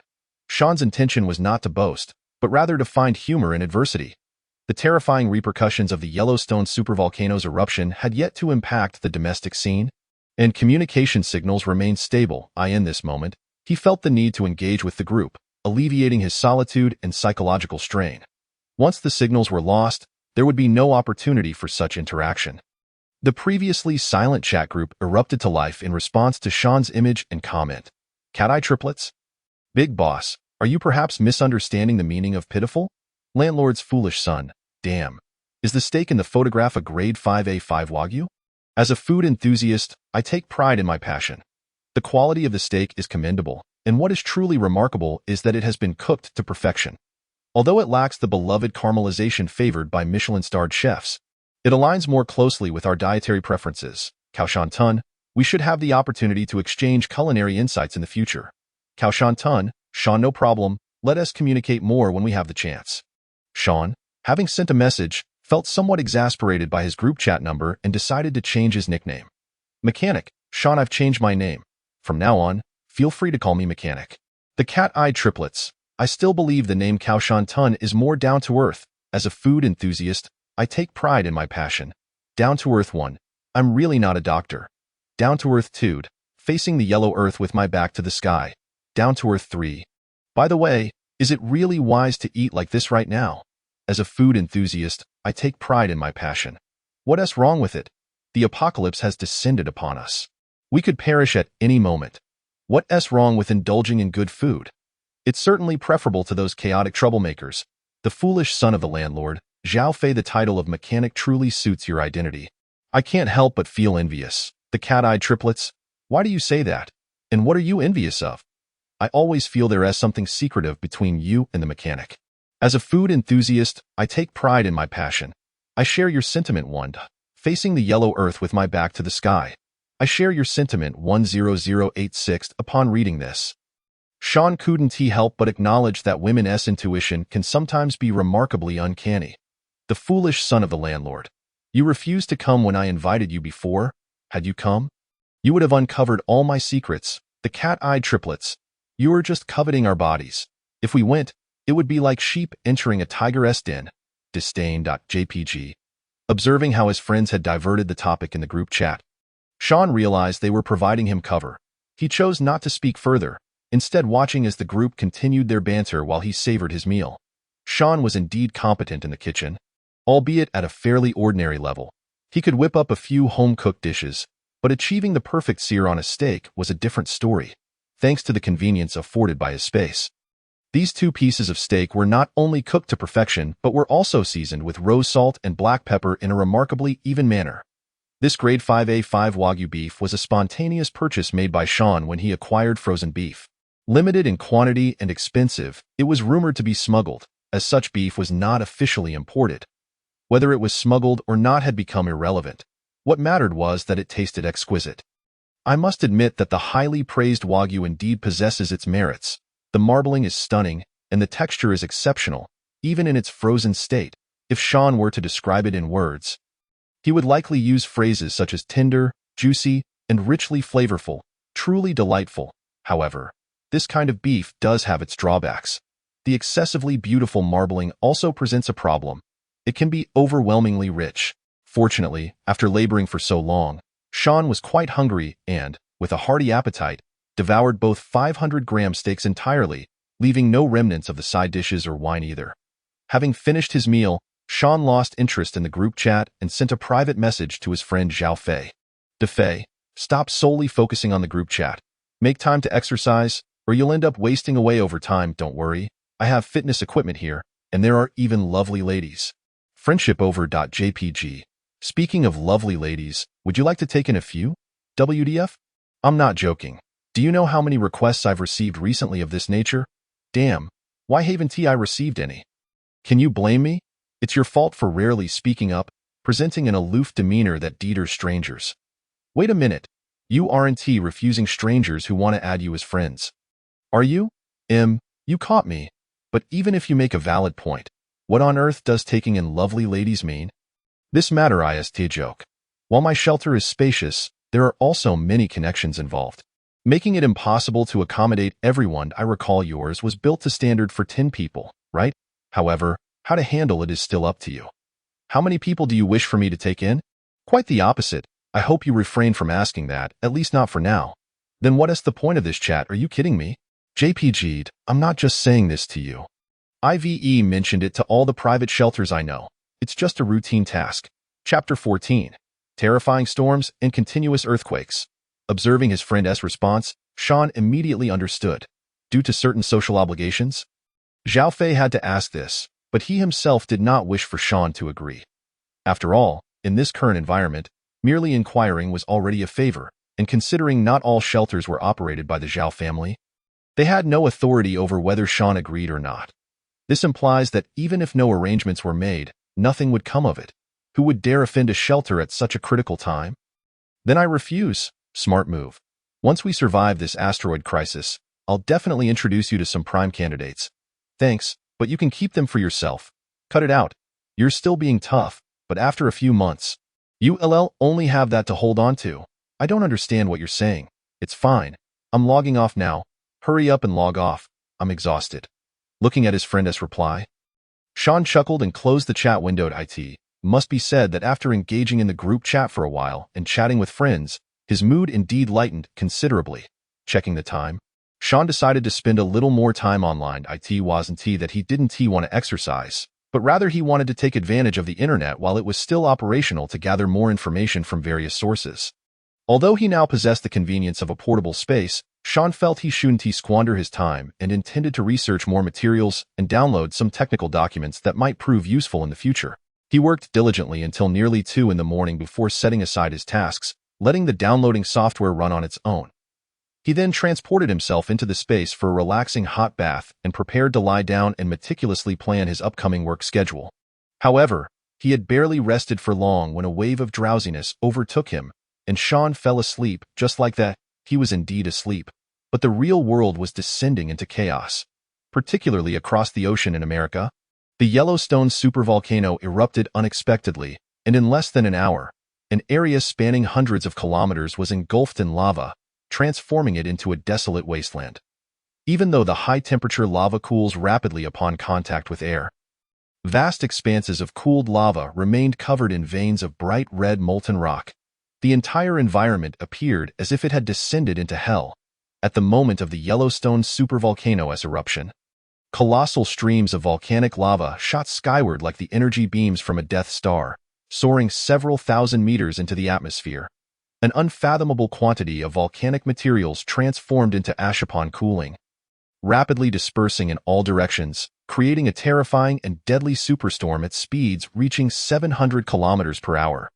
Those American citizens caught unprepared either suffocated in this superstorm or were incinerated by the intense heat. Survivors who managed to take refuge in buildings, subways, or their homes were still not safe, as countless streams of molten lava rained accompanying the volcanic ash are invisible sulfides, which are even more toxic than the ash itself. The former can be largely mitigated by simply wearing an KN95 mask, thereby significantly reducing the risk of lung injury. However, the latter requires more than a mere mask. A gas mask is essential for adequate protection. Once the Yellowstone supervolcano finally exhausts its eruption, the ensuing earthquakes will persist, striking at regular intervals. The relentless shaking could easily compromise not only the structures above ground, but also the nearby underground shelters. As volcanic ash cloaks Washington, D.C., the current president of the United States is left with no choice but to seek refuge in the doomsday bunker beneath the White House, clinging to survival. This is no exaggeration. As the catastrophic aftermath of the Yellowstone supereruption unfolds, chaos will engulf the entire nation. At that point, each state will begin to organize its own rescue efforts, ultimately leading to a form of self-governance. This implies that the president's authority, once perceived as formidable, will have been effectively rendered impotent. Moreover, prior to this disaster, the president engaged in a myriad of disinformation campaigns, soothing the public and keeping American citizens in the dark. Had it not been for this, the losses from the calamity would undoubtedly have been far less severe. After all, who would choose to elect a leader who led them into the apocalypse once the dust settles? Thankfully, the current governance structure has yet to collapse entirely, sparing the president from immediate downfall. Otherwise, he would be in dire straits, if the states of America can still muster the strength for self-rescue and autonomy. Neighboring European nations will find themselves in an even graver predicament. Despite their geographical distance from the Yellowstone supervolcano, these countries are considerably smaller in size. When confronted with a global catastrophe of this magnitude, they will be utterly incapable of implementing effective rescue and stabilization measures. As chaos escalates, the entire societal framework will disintegrate. While some may have contemplated seeking assistance from their homeland, the eruption of the Yellowstone supervolcano represents a worldwide disaster. The ash in the stratosphere alone has the potential to obscure a significant portion of the globe, and this obscuration is not merely temporary. It may persist for 5 to 10 years. Under such dire circumstances, nations will be too preoccupied with their own survival to extend a helping hand to others. One might think that close allies could lend some support, but European nations? They should save their breath. Do not be naive. We are well aware of your collusions with the United States, perpetuating the narrative of a Chinese threat. Now, you wish to offer assistance? How laughable. Last year, when we provided you with countless masks and protective equipment, there was no sign of reciprocity. Once the supplies were received, you resumed your efforts to undermine us, as if nothing had changed. It appears that your previous assistance was merely a ruse. Do you believe we would fall for the same trick again after being burned once? Enjoy your own company. Upon awakening, Sean felt invigorated and full of vitality. The fatigue and psychological burdens that had plagued him had vanished without a trace. He felt utterly relaxed. Could it be that sleeping in this space has a rejuvenating or even therapeutic effect? Sean couldn't help but wonder. Regrettably, this mysterious boon had evidently suffered some damage, lacking even basic intelligent assistance. Everything had to be discovered through trial and error. What a disappointment! Waking up after 10 o'clock, glancing at the clock, Sean, neglecting personal hygiene and breakfast, promptly teleported outside. As expected, his phone, plugged in for charging, was inundated with dozens of missed calls and untold text messages. Conversely, his WeChat and QQ accounts, having been preemptively silenced, were relatively quiet, save for the occasional message from Zhao Fei regarding updates on the Yellowstone supervolcano eruption and some policy changes back home. Boiling a kettle of water, Sean, during a brief respite, scrolled through his missed calls. What the heck? Even now, there are spam calls. You guys are truly dedicated. Shaking his head at the marked spam numbers, he sifted through the remaining missed calls. Some were from old classmates, others acquaintances from his parents' circle, and still others were from people he rarely interacted with. As for relatives, Sean had none. Both his grandparents had passed away. Due to his parents' work, the family had relocated early, and over the years, those ties had largely faded. Unfortunately, this is a society that values connections and relationships, yet it is also a cold one. If a long-lost relative or friend suddenly reaches out, do not lose confidence. They are likely seeking a loan or announcing a wedding or a child's marriage, among other things. Upon closely reviewing the calls, he was unable to find the number he sought. A flicker of self-mockery crossing his face. University life naturally involves romantic entanglements, especially for someone like Sean, with his height, physique, looks, academic performance, and family background.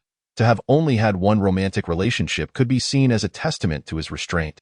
Unfortunately, as graduation approaches in the final year, it becomes a season of breakups for countless university couples. Not to say that no one finds lasting love. Sean knew of more than one couple who celebrated graduation with a child in their arms for their photos. However, he was clearly not among them, having parted ways with his girlfriend. Do not misunderstand. It was not due to incompatibility or infidelity, but rather a fundamental difference in aspirations and personalities. Both sides understood each other's choices and goals. Even engaging in a friendly breakup, an exemplary model amidst the seasonal churn of couples. Perhaps it is better to forget each other than to cling to the past. Shaking his head in self-deprecation, Sean chose to disregard those calls. It was not that he was heartless or unwilling to help. In the current circumstances, how much could he truly assist?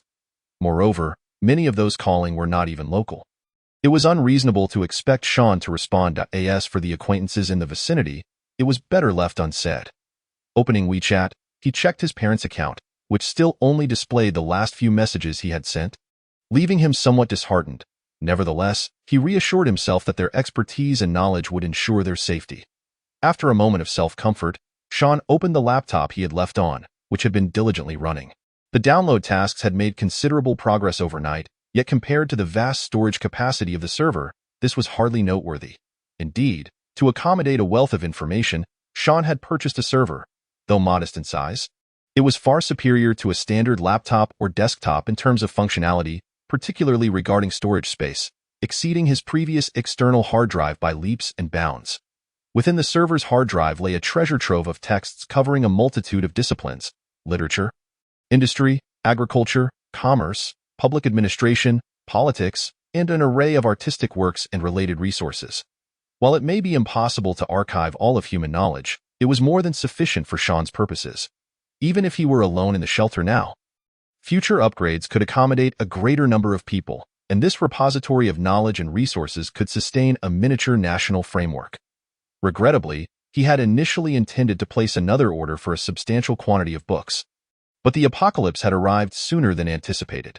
Sean felt a twinge of regret. After all, he still had hundreds of thousands unspent, which could procure a significant number of texts despite rising prices.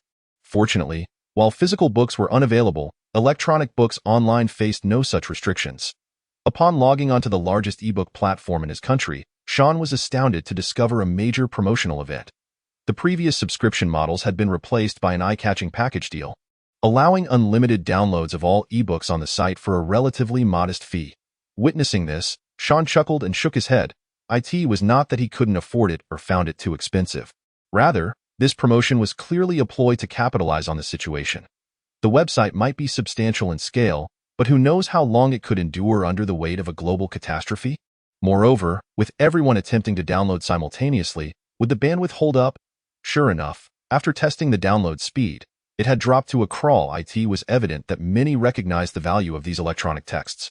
Of course, this could also be attributed to the post-apocalyptic strain on server bandwidth. Yet, Sean was indifferent to the reasons. He had already gathered a sufficient collection of books and materials. First, he needed to address his hunger. What to have for breakfast? This posed a bit of a dilemma for Sean, but merely a minor one. Wait. Has the wheat already ripened? Upon entering the space, Sean found himself beside a wheat field. Although referred to as a wheat field, it was merely a small plot measuring 10 meters in width and 20 meters in length, roughly a quarter of an acre. The wheat on this patch had already matured, with heavy ears bending countless stalks under their weight. Despite its modest size, the field shimmered with a golden hue, resembling a vast expanse of gold. Sean calculated that this wheat had been planted only a month prior, while under normal circumstances, the growth cycle for wheat spans up to 8 months. Approximately 240 days, longer than that of rice. This implied that the growth cycle of wheat in this space was only 1/10 of what it was outside.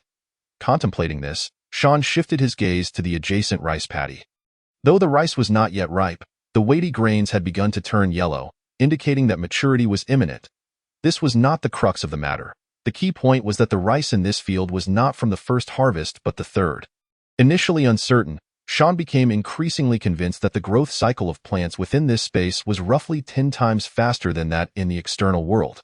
If given a choice, he would prefer to return to a peaceful era, even if it meant cultivating land and selling vegetables like the protagonists in novels, rather than enduring the current circumstances. With a touch of sarcasm, Sean summoned forth the ripe ears of wheat, which were instantly harvested. Typically, after harvesting, the wheat would require drying before undergoing dehusking and milling. If this were a grain company, it might even involve additional processes to ensure the flour's pristine whiteness. However, Sean found no need for such complexities. Within mere moments, the bulk of the harvest transformed into fine flour. The remaining 10% comprised the plumpest grains, which would be reserved as seeds and cross-planted with those previously procured, ensuring no degeneration or other issues would arise. Freshly milled flour, combined with just the right amount of water, along with baking powder, baking soda, oil, and salt, underwent a series of processes, kneading, resting, cutting, and frying, resulting in long, thick oil sticks. With the oil sticks ready, the other essential component, soy milk, could not be overlooked. Traditionally, to make soy milk, the beans must be soaked beforehand and then ground into a paste. However, Sean preferred to avoid such intricacies, as the modern soy milk machine conveniently allows for direct grinding of dry beans. Thus, a few minutes later, a small pot of soy milk and a towering plate of oil sticks, accompanied by 3 small dishes of assorted side dishes, were photographed and shared in the provincial shelter group. Alongside the image, he added a caption. "From today onwards, let's embrace simple living. Keep going. I'm a foodie, and I'm proud of it." Oil sticks paired with soy milk, along with some side dishes, make for a seemingly simple yet extraordinary breakfast. Mechanic, Sean, it's really not that troublesome. I'm a foodie, and I'm proud of it. You might be able to fool others with that. But if it were that easy, would breakfast stalls outside still be in business? The landlord's foolish son. Zhao Fei, wow. Those oil sticks look incredibly appetizing. The Cat-Eye sisters. The bread and milk in my hands suddenly seem less appealing. Facing the yellow earth with back to the sky, it seems the mechanic has quite a stockpile of supplies. Envy.jpg, I am not a doctor. I agree with the foodie. Being able to enjoy such a breakfast in these times is indeed no small feat. The fisherman who doesn't go to sea. Not simple at all. Suddenly, Sean noticed a newcomer in the group. Mechanic. Welcome, esteemed fisherman. I'm a foodie, and I'm proud of it. Welcome, esteemed fisherman. The landlord's foolish son. Welcome, esteemed fisherman. The Cat-Eye sisters. Welcome, esteemed fisherman. Facing the yellow earth with back to the sky. Welcome, esteemed fisherman. I am not a doctor. Welcome, esteemed fisherman. The fisherman who doesn't go to sea. I'm really not an esteemed figure. I beg all of you to spare me. The landlord's foolish son. As the group leader, I must confess. Those who can be in this group are all esteemed figures. Upon seeing Zhao Fei's message, Sean estimated that he was likely the least esteemed among them. After all, within the confines of Zhao's large-scale shelter, the individuals encountered were typically of notable status, background, and capability. Of course, in such a vast province, there were undoubtedly more shelters beyond this group. However, those Zhao Fei had managed to bring into the group clearly had some connections and had earned a modicum of respectability. Moreover, while it seemed as though everyone was idly chatting in the group, who could say how many were working diligently for them, or if the group chat itself served as a unique form of labor? The Cat-Eye sisters. By the way, why has the esteemed mechanic gone silent? Speak up, the novice mechanic. Sean, apologies, I was just having a meal. The Cat-Eye sisters. I'm really looking forward to what you'll have for lunch now. But what does novice even mean? The novice mechanic. It means that everyone here is esteemed, while I am merely a beginner. The landlord's foolish son. If you are a beginner, then what am I? The novice mechanic. A 200-pound person? The landlord's foolish son. Get lost? Knife.jpg. The Cat-Eye sisters. Haha. After engaging in the group chat for a while, Sean habitually checked his parents' accounts, confirming no replies before getting back to work. The first task was to verify the operation of the entire shelter, which was crucial and not as easy as it seemed. Of course, that was in the past. Now, Sean merely needed to enter the space and activate the shelter's holographic projection to effortlessly ascertain the functioning of various areas. There were still suitable opportunities to venture out and gather supplies. Otherwise, the renovation projects for the shelter could not proceed. Stones, metals, plastics, rubber, wood, fabrics, and electronic components were all essential for upgrading the shelter. Relying solely on the current reserves would fall woefully short. However, Sean had no immediate intention of venturing outside, as the world beyond was currently chaotic, and the risks of going out were far too great, even with the space and firearms for protection. As his friend Zhao Fei had noted, problems could easily arise. I will continue to bide my time. At the very least, I should wait until the issue with that super asteroid is resolved, he thought. After inspecting all areas of the shelter and ensuring everything was functioning normally, Sean proceeded to the passage leading to the outside world to begin exercising. Indeed, while resources were of paramount importance in the post-apocalyptic era, maintaining a healthy and robust body was equally crucial. Chapter 17. Exercising and defending oneself. Physical exercise has never been an easy endeavor. Beneath the glossy exterior of fitness enthusiasts lies the arduous and painful reality. In the 50-meter-long passage of the shelter, Sean engaged in back-and-forth running, push-ups, sit-ups, jumping jacks, high knees, and more. In his quest to develop a strong and healthy body in this apocalyptic world, Sean invested a considerable sum in a comprehensive scientific workout regimen. This program not only included various exercises but also encompassed dietary guidelines, sleep recommendations, and even techniques to achieve mental tranquility and elevation through yoga. The first day of exercising proved to be exceedingly challenging for Sean. His labored breaths strained his delicate lungs as he exerted every effort to absorb the oxygen in the air. His muscles, bones, and even internal organs bore significant burdens. To a fitness expert, Sean's actions would be deemed utterly reckless. A body unaccustomed to systematic training could hardly withstand the adverse effects of such intense physical exertion. Muscle fatigue, tendon tears, and soft tissue injuries could all inflict severe harm on a novice's body. However, Sean's endeavor was not born from folly, seeking to jeopardize his well-being in a perfectly manageable post-apocalyptic existence. Rather, it was an attempt to test a certain hidden function within his spatial abilities. This test would span a duration of 2 weeks. Within the 50-plus meter passage of the shelter, Sean positioned himself against the concrete wall, his feet hovering just above the surface as he performed one handstand push-up after another. The ground beneath his hands had already become drenched with sweat. 198, 199, 200. Upon completing 200 handstand push-ups, Sean exerted a slight force with his legs, contracting his core in a swift motion. Pushing off the ground with his hands, he astonishingly propelled himself upright with remarkable agility. Standing tall, exhale. Sean exhaled deeply, his hands, legs, and waist all simultaneously engaging in motion. His bare upper body appeared significantly more robust than it had 2 weeks prior, with well-defined muscular lines sculpting his physique into a striking embodiment of strength. The attributes of a classic physique, such as the V-taper, chiseled obliques, and powerful biceps, emanated a potent aura of masculinity under the dual influences of perspiration and ambient lighting. It is often said that the path of cultivation knows no passage of time, and clearly, being cooped up in a shelter bore a similar truth. At least, it did for Sean. It felt as if mere moments had passed. Yet 2 weeks had swiftly elapsed. During this fortnight, Sean engaged in 3 primary pursuits. First, he took advantage of the remaining functionality of communication and the internet to gather as much information as possible across various fields, while also monitoring the repercussions following the eruption of the Yellowstone supervolcano, as well as the spread of the ensuing calamities. Naturally, he also participated in lighthearted banter within online forums, exchanging knowledge and information with fellow netizens. However, Sean primarily assumed a listening role during these discussions, occasionally sharing images of his meager meals to lament his challenging existence. Each time he did so, he found himself the target of collective teasing from the group. Fortunately, the members were all seasoned individuals, and Sean's posts often incited culinary competitions within the chat, providing a much-needed diversion from the drudgery of apocalyptic life. Secondly, he took to organizing his personal space while making minor modifications to the shelter. Managing his personal space required little explanation. Within that realm, Sean felt akin to a deity. Though he could not yet manipulate reality or command time and space, efficiently managing the various functional zones within his space was remarkably straightforward. Conversely, renovating the shelter presented a different challenge. Considering the extensive resources required for direct upgrades using his space, Sean concluded that undertaking small-scale renovations himself would be more economical.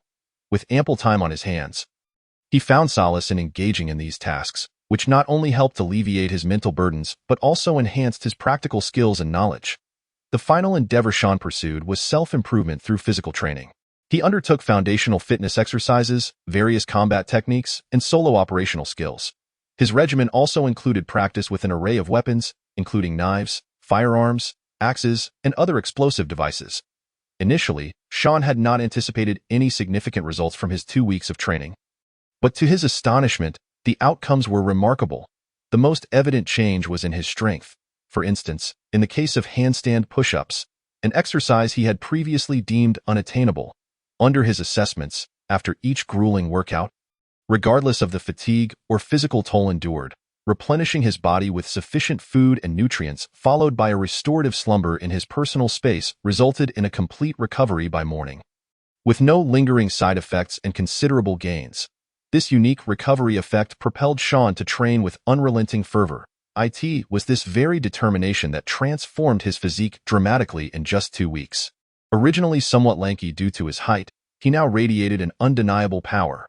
While he still fell short of professional bodybuilders, the well-proportioned muscle definition he had acquired rendered him robust yet not bulky, rather harmoniously balanced. Once his breathing steadied, he vanished from the corridor, reappearing in his personal space. After adequately hydrating, he indulged in a warm bath and donned fresh, crisp attire before returning to the shelter. It appeared that the intensity of his training could no longer enhance his physical capabilities. The first phase of his corporeal development had been completed. He pondered whether, with the aid of his space's self-recovery function, he might attain strength rivaling that of Captain America. If he were to achieve such prowess, his solo operational capabilities would render him nearly invincible. Nevertheless, proficiency in marksmanship, melee weaponry, and even driving skills remained crucial. He did not wish to find himself unarmed in a world that demanded self-preservation. With this thought in mind, Sean prepared a cup of black coffee, eschewing milk and sugar. The bitter taste was undoubtedly an acquired preference. But once accustomed, many found themselves enamored with its flavor. He placed the cup beside his laptop and awakened the screen with a flick of the mouse, only to find that the top trending topic had changed. Dramatic temperature drop. Has the Ice Age arrived? Upon reading the eye-catching headline, Sean felt no surprise. Chapter 18. Water, electricity, gas, heating, and internet restrictions? The sudden eruption of the Yellowstone supervolcano became a global apocalyptic disaster not merely due to the immediate devastation it wrought, such as earthquakes and lava flows, which, while lethal, had limited geographical impact. The real catalyst for the Yellowstone supervolcano's status as a worldwide calamity was the ability of volcanic materials to shoot skyward, reaching thousands of meters into the atmosphere. Upon cooling, these materials transformed into ash and sulfur compounds, enveloping vast swathes of the earth in a thick shroud. Once the skies were blotted out by volcanic ash, humanity would be deprived of sunlight. In truth, it would not only be light that was obscured but warmth as well. In the absence of light and heat, surface temperatures would plummet, if a mere drop in temperature were the sole consequence. It could be tolerated. However, without sunlight, the majority of Earth's flora would perish. As crops succumbed to this fate, the ecological food chain would unravel, leading to a critical crisis in human sustenance. While nations maintained food reserves, the quantities varied significantly. Some could sustain their populations for a year, while others, like within the domestic sphere, could last 5 years. Historically, similar scenarios of volcanic eruptions plunging the world into an ice age have occurred. The 1815 eruption of Indonesia's Tambora resulted in a year devoid of summer globally. That year, the anti-Napoleonic coalition had just triumphed over the Emperor Napoleon, and Europe was in a state of reconstruction. The abrupt temperature drop exacerbated famine, leading to an estimated 200,000 fatalities across the continent due to the volcanic winter. However, the repercussions of the Yellowstone supervolcano's eruption would be far more severe than those of Tambora in 1815. When the volcanic ejecta from approximately 20 mountain reservoirs enveloped the globe, a prolonged ice age would ensue, lasting between 5 to 10 years. Through the still operational internet, Sean could ascertain that the outside world had become shrouded in a darkness so dense that visibility was virtually non-existent, accompanied by blinding flashes of lightning. Despite being morning, the external environment could easily be mistaken for midnight. This was due to the sulfur compounds dispersing throughout the atmosphere after the eruption, which, upon interacting with the clouds, generated an abundance of lightning. Remarkably, the situation was less dire in his region compared to Japan, where climatic and geographical factors had led to several hailstorms. These were not the small pea-sized hailstones, but rather projectiles the size of fists. Though not all were adult-sized, even hailstones akin to an infant's fist could inflict fatal damage upon impact. Unofficial estimates suggested that thousands had already perished in Japan due to these hailstorms, a figure that was likely understated. However, the direst circumstances lay across the North American continent, which had just endured the dual calamities of lava flows and seismic tremors. The region remained engulfed in wildfires, acid rain, and waist-deep volcanic ash, a truly devastating scenario. The current president of the United States was reportedly unable to remain in Washington and began evacuating southward. In this cataclysmic environment, individual states had begun to assert autonomy. Though they had not formally declared independence, the distinction was negligible. While browsing the news, Sean's phone suddenly chimed. To avoid unexpected complications during this tumultuous period, he had preemptively disabled all communication apps, including calls, WeChat, and QQ. Only a select few could reach him unless they happened to be in the same chat group. Upon receiving the latest directive, he learned that water, electricity, gas, heating, and internet usage would soon be restricted. The message is not from anyone else but Zhao Fei. Limited heating? Do we have heating here? Some communities do, but that is of little consequence. How are things on your end? Restrictions on gas and heating do not affect me much.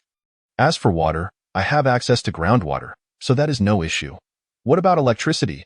I recall that you rely on gasoline and diesel generators. Do you have enough fuel reserves? Your location is quite remote. And I worry that a power restriction might sever the electricity supply there. You previously assisted me in procuring a batch, so there should be no immediate concern. But what about in the long term? I had suggested you choose a closer location, yet you were unwilling. I suppose you're regretting that now. Not to that extent. After all, a super asteroid could strike Earth at any moment, so pondering such matters seems utterly pointless. Observing Sean's response, Zhao Fei was not the least bit surprised. Although the eruption of the Yellowstone supervolcano has indeed triggered a global calamity, it pales in comparison to a super asteroid with a diameter of 10 kilometers. If we cannot eliminate this super asteroid, whether we have electricity or face heating restrictions becomes irrelevant. I have heard that the final plan from various nations is to obliterate the super asteroid with nuclear weapons. This is quite rational. Aside from this option, we have no alternatives, but whether we can achieve it remains a question mark. Yang, what are your plans? Will you continue to stay in the shelter? What else can I do? Venturing outside is far too perilous at this juncture. IT is not as exaggerated as it sounds. We are not the United States, and our country has begun implementing military control during this period, maintaining a relatively harmonious and stable environment. Sean had no doubts about his friend's assertions. Back then, when the city was locked down, it was astonishing that stability and harmony could be preserved for such an extended duration. This level of execution is something that those in the West, who pursue so-called democracy and freedom, would find impossible to replicate. By the way, Yang, the population census is about to commence again. And I have heard that the previous rationing system will be reinstated, albeit this time with electronic vouchers. Vouchers? Are you referring to food and fabric stamps? Sean was somewhat taken aback yet found it quite reasonable. It was the severe scarcity of supplies in the country that had given rise to such a voucher system.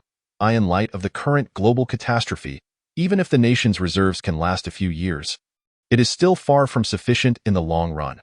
Under these circumstances, reintroducing the voucher system is both normal and exceedingly rational. Big data population census real name verification electronic vouchers digital payments. Sean couldn't help but wonder if the government had already foreseen the impending apocalypse and had thus prepared in advance. Chapter 19. Changes in the situation, geothermal power generation. After chatting with his friend for a while, Sean opened the provincial shelter group to check for any new updates.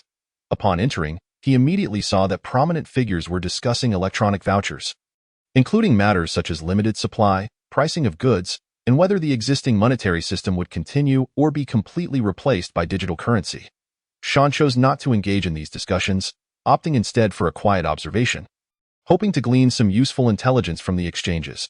Regarding the upcoming population census and resource allocation, Sean initially had no intention of participating. After all, with his spatial storage, he had no worries about sustenance. However, he soon realized that deliberately minimizing his presence could yield the opposite effect.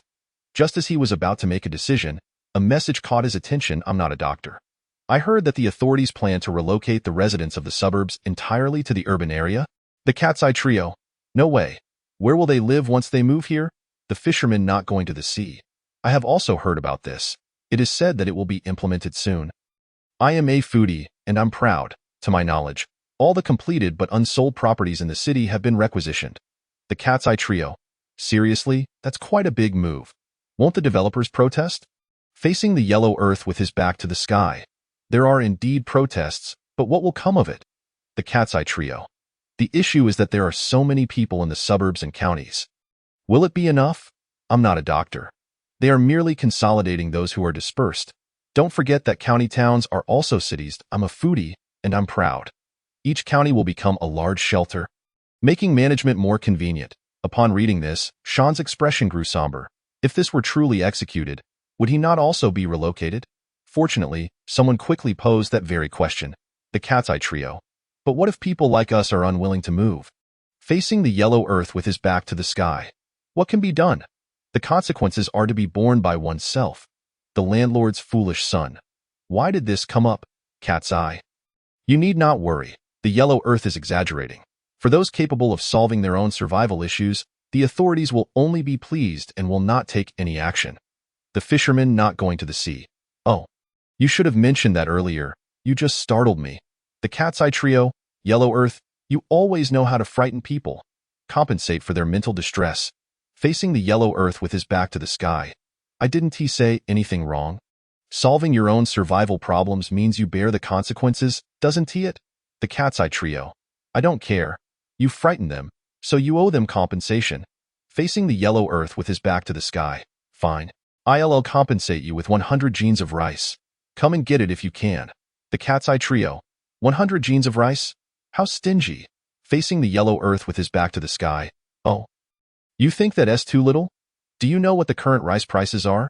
If it weren't for government regulation, would you believe that this 100 jeans of rice could keep me entertained for a whole week? The landlord's foolish son. All right, it's the end of the world. Everyone calm down. Is it worth getting upset over such trivial matters? I'm not a doctor. Yellow earth, if I'm not mistaken. Your mental state seems to be in question. Find a way to vent. The apocalypse is still long ahead. Facing the yellow earth with his back to the sky. I've encountered some issues recently. Forget it. I'm logging off. Cat's Eye. My apologies. The Cat's Eye Trio. No worries, just a joke. Facing the yellow earth with his back to the sky. All right, I'm logging off. Let us chat later. Upon reading this, Sean shook his head in silence. It was not that he looked down upon facing the yellow earth's mental state. Those who had been invited into the group by his friend Zhao Fei were all individuals with shelters.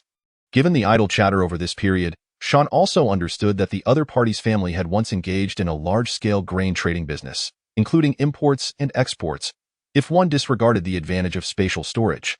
No one in the group could rival facing the yellow earth in terms of grain reserves. In fact, even if one considered the spatial storage, even with time inside being only 1/10 of that in reality, the grain Sean had harvested during this time, combined with his previous procurement, still fell far short of the other party's reserves. The emergence of such a mental state in a person of this caliber clearly indicated that they had encountered significant issues recently, potentially affecting the very core of facing the yellow earth's interests. This is the reality. No matter how powerful one is, unless one can achieve complete independence, one will inevitably be influenced by reality. As Sean reflected on this, he felt immensely grateful for his spatial storage. Even though he still could not claim to be powerful, he had already secured the foundation to remain undefeated. The novice mechanic, Sean esteemed colleagues. I am looking to procure some supplies. Do you have any recommendations? The landlord's foolish son, Zhao Fei, don't tell me that in such a short time. Your supplies have run low. The novice mechanic. How could that be? I merely wish to improve the shelter, particularly regarding energy issues. The landlord's foolish son. Energy issues? How do you plan to address them? I'm not a doctor. Fuel reserves have already been regulated. Solar power is entirely out of the picture, and hydropower will soon falter as temperatures continue to drop. Are you considering wind power generation? The fisherman not going to the sea. Forget it. After a hailstorm, even the best wind turbine would be rendered useless. Even if it survives, regular maintenance and upkeep would be challenging. Don't forget about the freezing acid rain. The novice mechanic. You all are overthinking it. I am not foolish. I'm not planning to pursue wind power but rather geothermal power generation. The landlord's foolish son. Geothermal power generation? Seriously, do you actually have geothermal resources? The novice mechanic. Indeed. I do. Let us not forget that my area is famous for its hot springs. The landlord's foolish son. Wow. Hot springs. I'm so envious. The Cat's Eye Trio. Doesn't that mean you can soak in hot springs every day? So envious one. I'm not a doctor. So envious 2. The fisherman not going to the sea. So envious 3. Observing the myriad expressions of envy in the chat. Sean knew that much of it was likely superficial. Not wanting to say too much, he acknowledged that among both the active participants and those who had remained silent since the group's inception, there were certainly others who possessed shelters with geothermal resources, i.e., hot springs.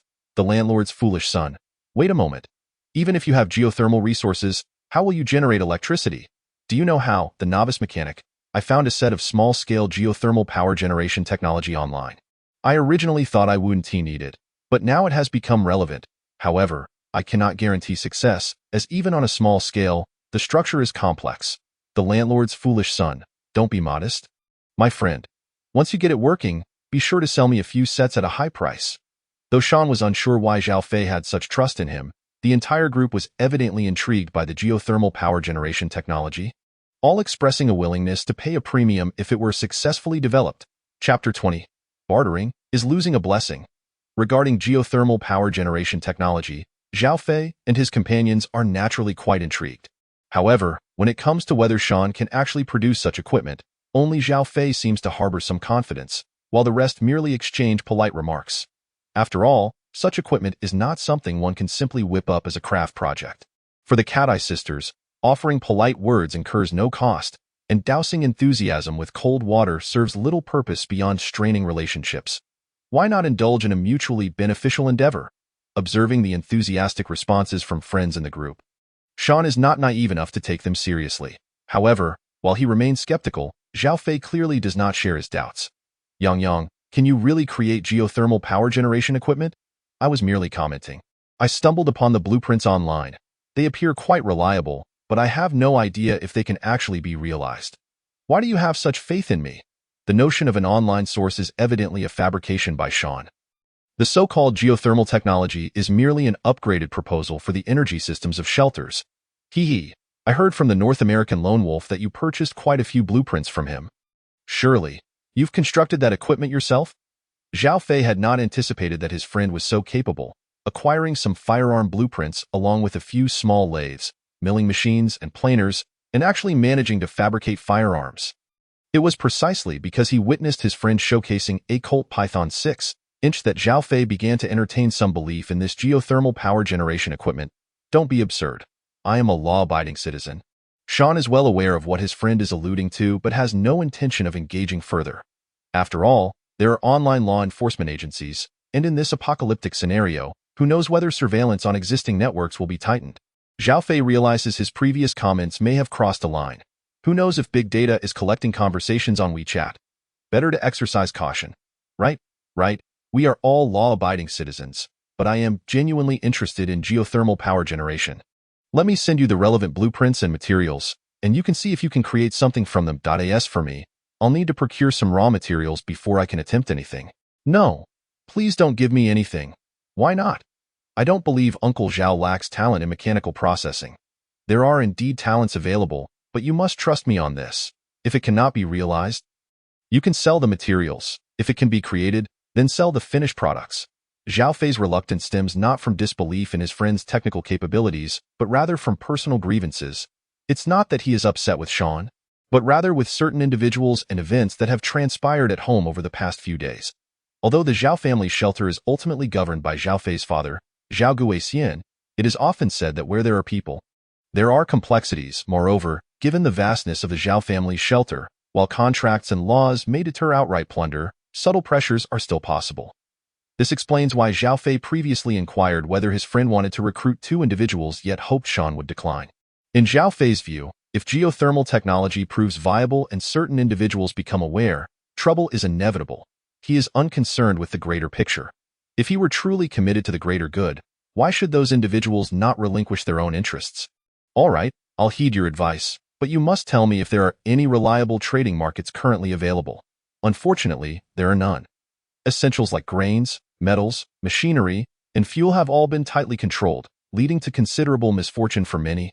Sean is not surprised by this. As the saying goes, desperate times call for desperate measures. In the face of a national crisis, who would dare act recklessly when the authorities would swiftly intervene? Is there no official trading market? Not at the moment, and what exists is merely a black market. You know the current environment. Such black markets cannot be deemed reliable that I see. I understand. I will consider this carefully.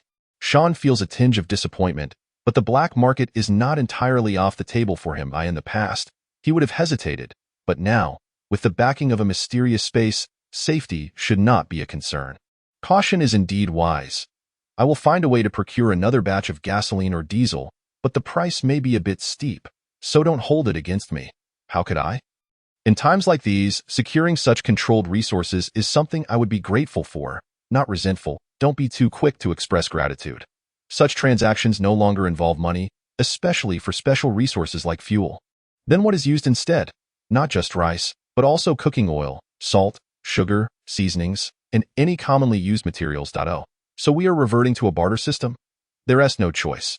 In the current uncertain situation, the existing currency system must adapt to a rationing system. And privately, no one is foolish. Faced with his friend's response, Sean lets out a quiet sigh. Such circumstances are unavoidable. This is merely the beginning of the apocalypse triggered by the Yellowstone supervolcano. In just 2 weeks. The world outside has changed so drastically, and as a member of humanity, how could he not feel a sense of reflection? The black market. As Sean hesitates over whether to explore it, he routinely checks the status of various functional areas within the shelter. Thanks to the spatial storage, the operational burden on the shelter has remained remarkably light. The restroom, shower, and bedroom are hardly utilized, with only the data center, ventilation, and the planting and breeding areas being active. Due to the minimal load, coupled with Sean's daily inspections and maintenance, all functional areas are operating smoothly. Even the rooms dedicated to breeding and planting are thriving, with mushrooms, fast-growing vegetables, quails, rabbits, and fish and shrimp in the aquaponic system flourishing quite well. Chapter 21. Stagnation leads to action, suddenly power outaged. In fact, Sean could easily store the planting and breeding areas within his spatial storage, considering he is the sole occupant of the shelter. However, out of sufficient caution, he has kept them out.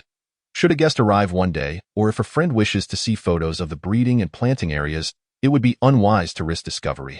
For now, Sean has plenty of time to tend to the mushrooms, vegetables, and raise quails and rabbits, helping to alleviate the boredom that comes from being cooped up. Tossing fresh vegetable leaves into the decently sized rabbit enclosure. Sean's thoughts begin to wander. The upgraded geothermal system is not solely for power generation. It can also provide heating, water, and hot water for the shelter. Moreover, according to the plans provided by the space, the modified geothermal system is robust enough to withstand an earthquake of magnitude 11. Unless struck directly by an asteroid or its fragments, it should remain intact. Additionally, the shelter's spatial dimensions, overall strength, and ventilation also require substantial resources for upgrades. While the external environment is undoubtedly somewhat chaotic, with my current fuel reserves, I am still far from being able to support the shelter's full operational capacity. Contemplating this, Sean suddenly chuckles wryly. He knows that these are merely excuses he has concocted for himself. Ultimately, it boils down to having spent too much time confined within the shelter, leading to a restless urge for activity. Fine, since the asteroid hasn't arrived yet, I might as well venture out and see what's left. Before Sean can finish his self-deprecating thought, a sudden clunk resonates through the shelter as the lights flicker and dim. Sean quickly accesses the space to bring up a holographic projection of the shelter. And as expected, a new red exclamation mark appears. Tapping on the exclamation mark, lines of data swiftly populate the screen. Indeed, a power outage. With prior notification from his friend, Sean is not taken by surprise. The power supply typically operates on dual lines. Under normal circumstances, it draws from the national grid, but in the event of an outage, it automatically switches to the backup battery. However, as he observes the operational and consumption data for the shelter's generator and battery, a sense of helplessness washes over him. While there is still a considerable amount of fuel reserves, at the current consumption rate, it won't last long. It seems even fate is nudging me to explore outside. But preparations must be made first. Upon reaching this juncture, Sean waved his hand, and a large box materialized before him. With a mere thought, the box vanished, leaving only the various items of all sizes suspended in midair. It was evident that this was a drone, and not one of the more economical varieties. When Sean initially purchased this, he had spent a staggering 100,000 taels for 3 units. Although exorbitantly priced, its capabilities were undeniably powerful, far surpassing those cheaper models costing only a few hundred or thousand. However, given the external weather and environmental conditions, Sean couldn't help but temper his expectations regarding the drone's performance. Fortunately, with the existence of a spatial refuge, this was not an insurmountable issue. In fact, during the establishment of the shelter, Sean had deliberately procured numerous electronic devices. Beyond the highly practical drone, he had also acquired smartphones. A PS, an Xbox, computers, televisions, satellite phones, and radios, among others, amassing more than one of each. This was not solely for leisure. These devices were replete with electronic components that could be repurposed when necessary. As for why he didn't simply procure the individual parts. Sean had tried that route, but while 12 million might seem substantial, it quickly proved to be insufficient when the time came. In comparison to these electronic gadgets, provisions such as food and water, essential for survival, were of far greater importance.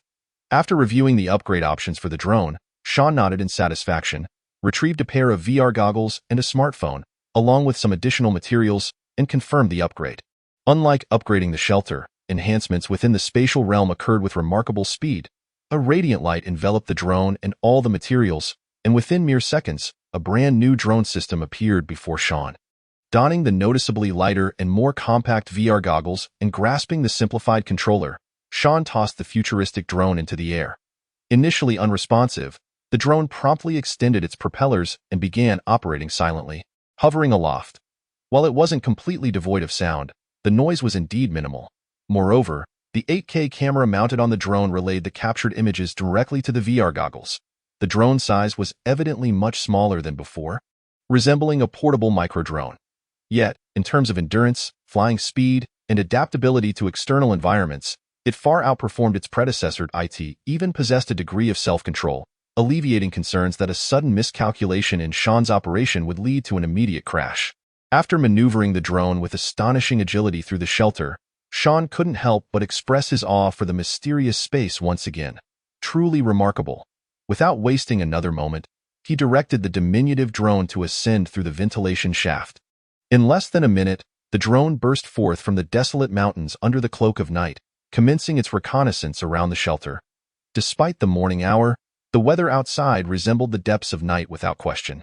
Within the thick, heavy clouds, arcs of electricity flickered, evoking a sense of impending storm, as if dark clouds loomed over the city.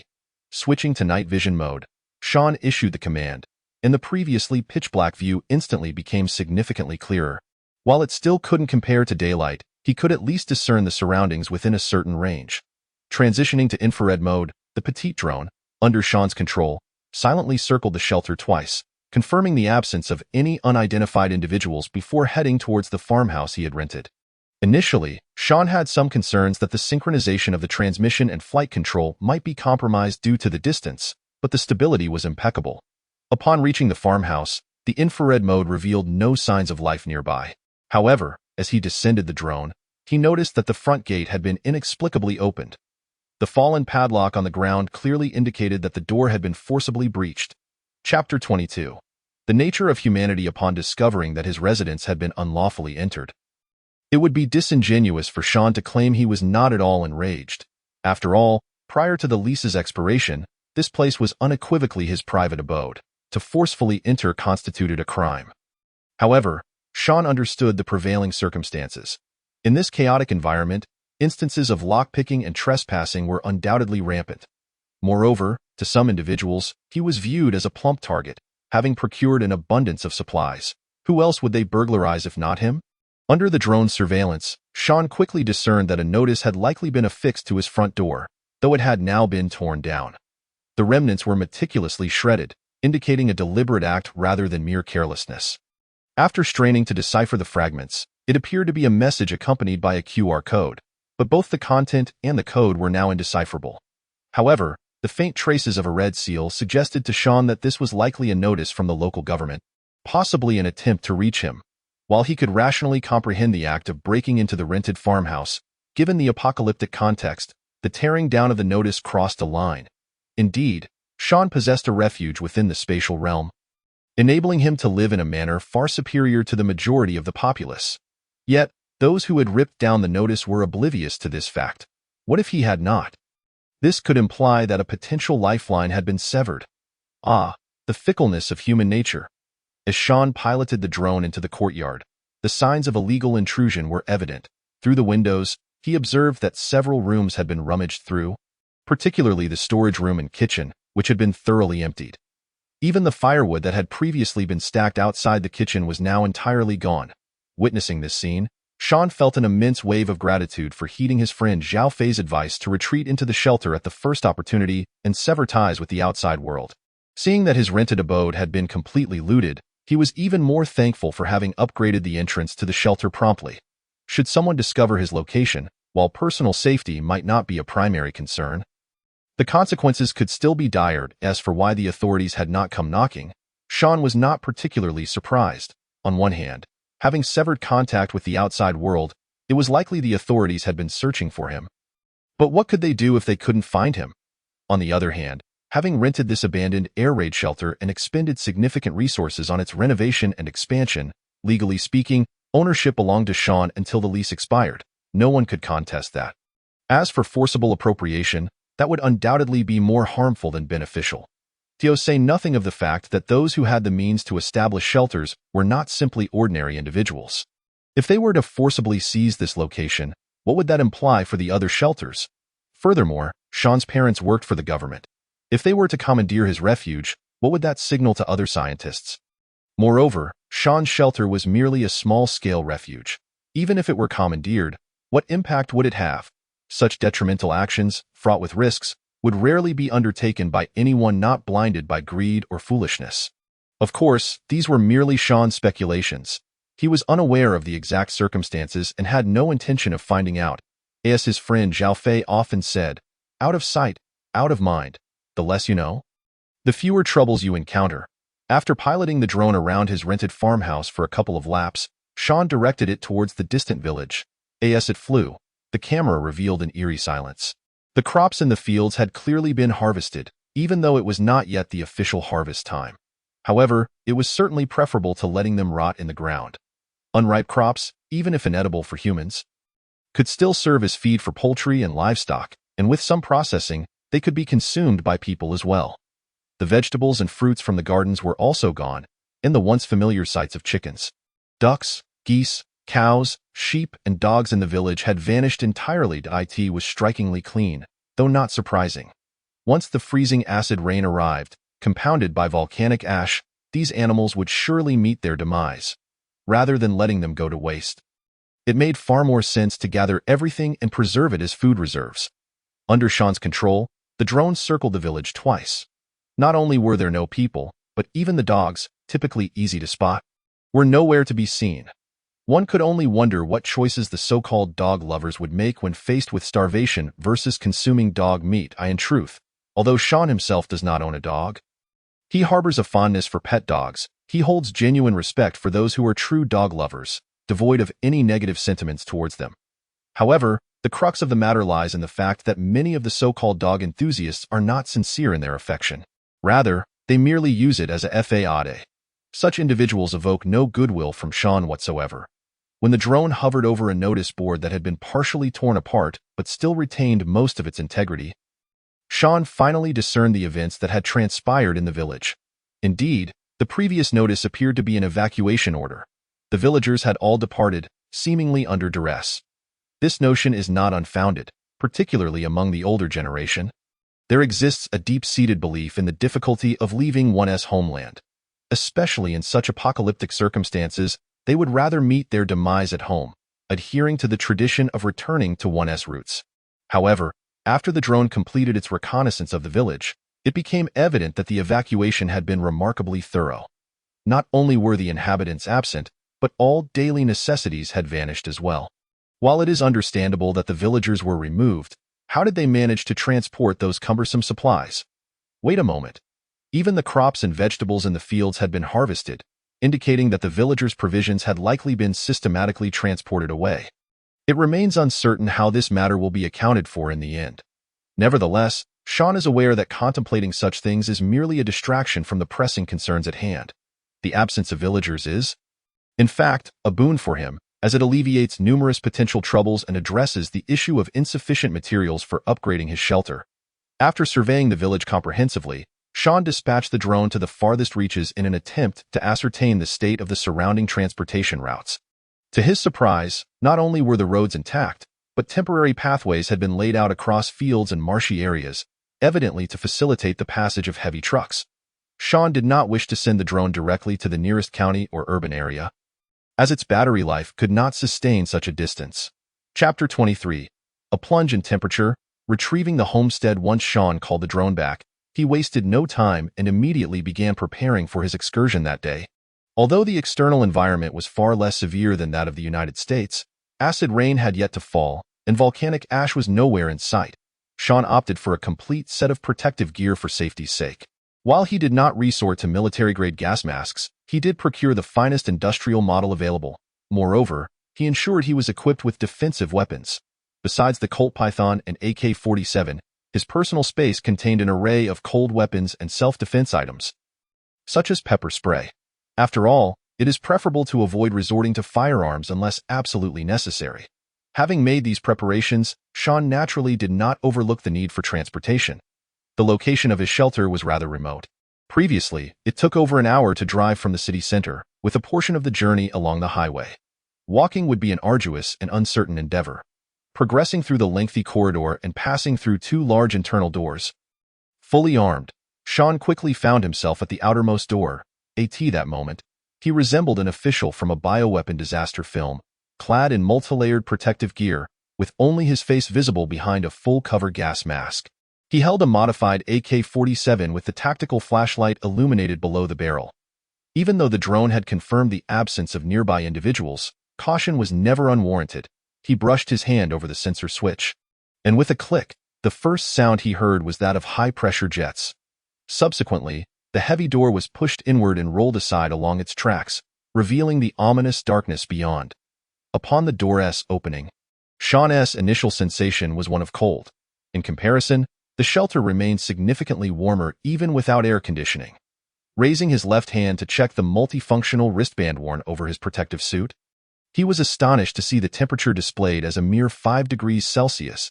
It was summer. After all, this region is notorious for its sweltering heat, often likened to an oven during this season. Yet now, it was 5 degrees.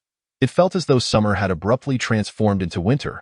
Sean was acutely aware that his city was relatively fortunate, positioned as it was between the southern and northern banks of the river. According to online reports, cities to the north were experiencing temperatures plummeting to -20 or even 30 degrees, a chilling reality indeed. As the sunlight continued to be obscured by the stratospheric volcanic ash, external temperatures were bound to keep falling.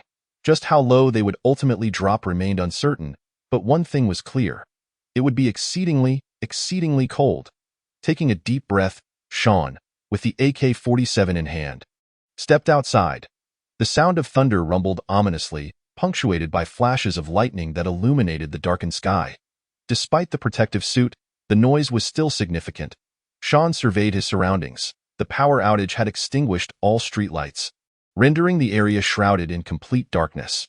Once he confirmed that all was well, he utilized the remote control to seal the shelter's entrance. Ordinarily, using a remote would pose a security risk, as possession of it could grant others access to the shelter. However, with his personal space, he could simply toss it inside. Who could retrieve it then? As the heavy door slowly closed, the outer camouflage returned to its original position.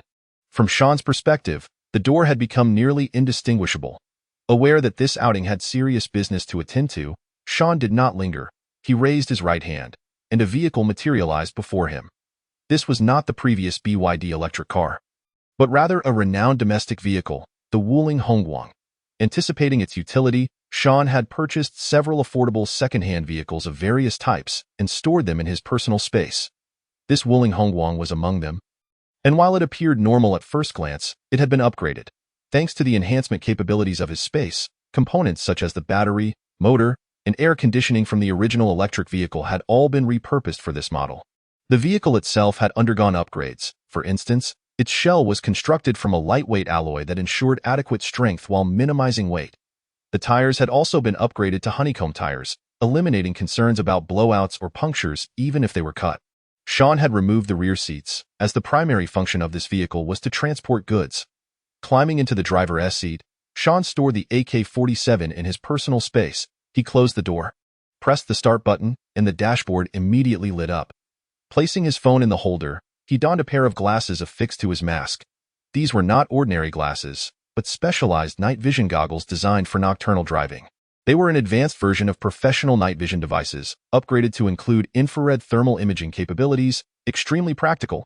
In reality, whether it was the shelter's upgrades, the drone, or the enhanced vehicle, any one of these innovations could have fetched Sean a handsome profit had they been introduced prior to the apocalypse. He could easily have made millions, if not tens of millions. Unfortunately, with the onset of the apocalypse, these advancements served primarily to ensure Sean's survival in these dire times, at least for the moment.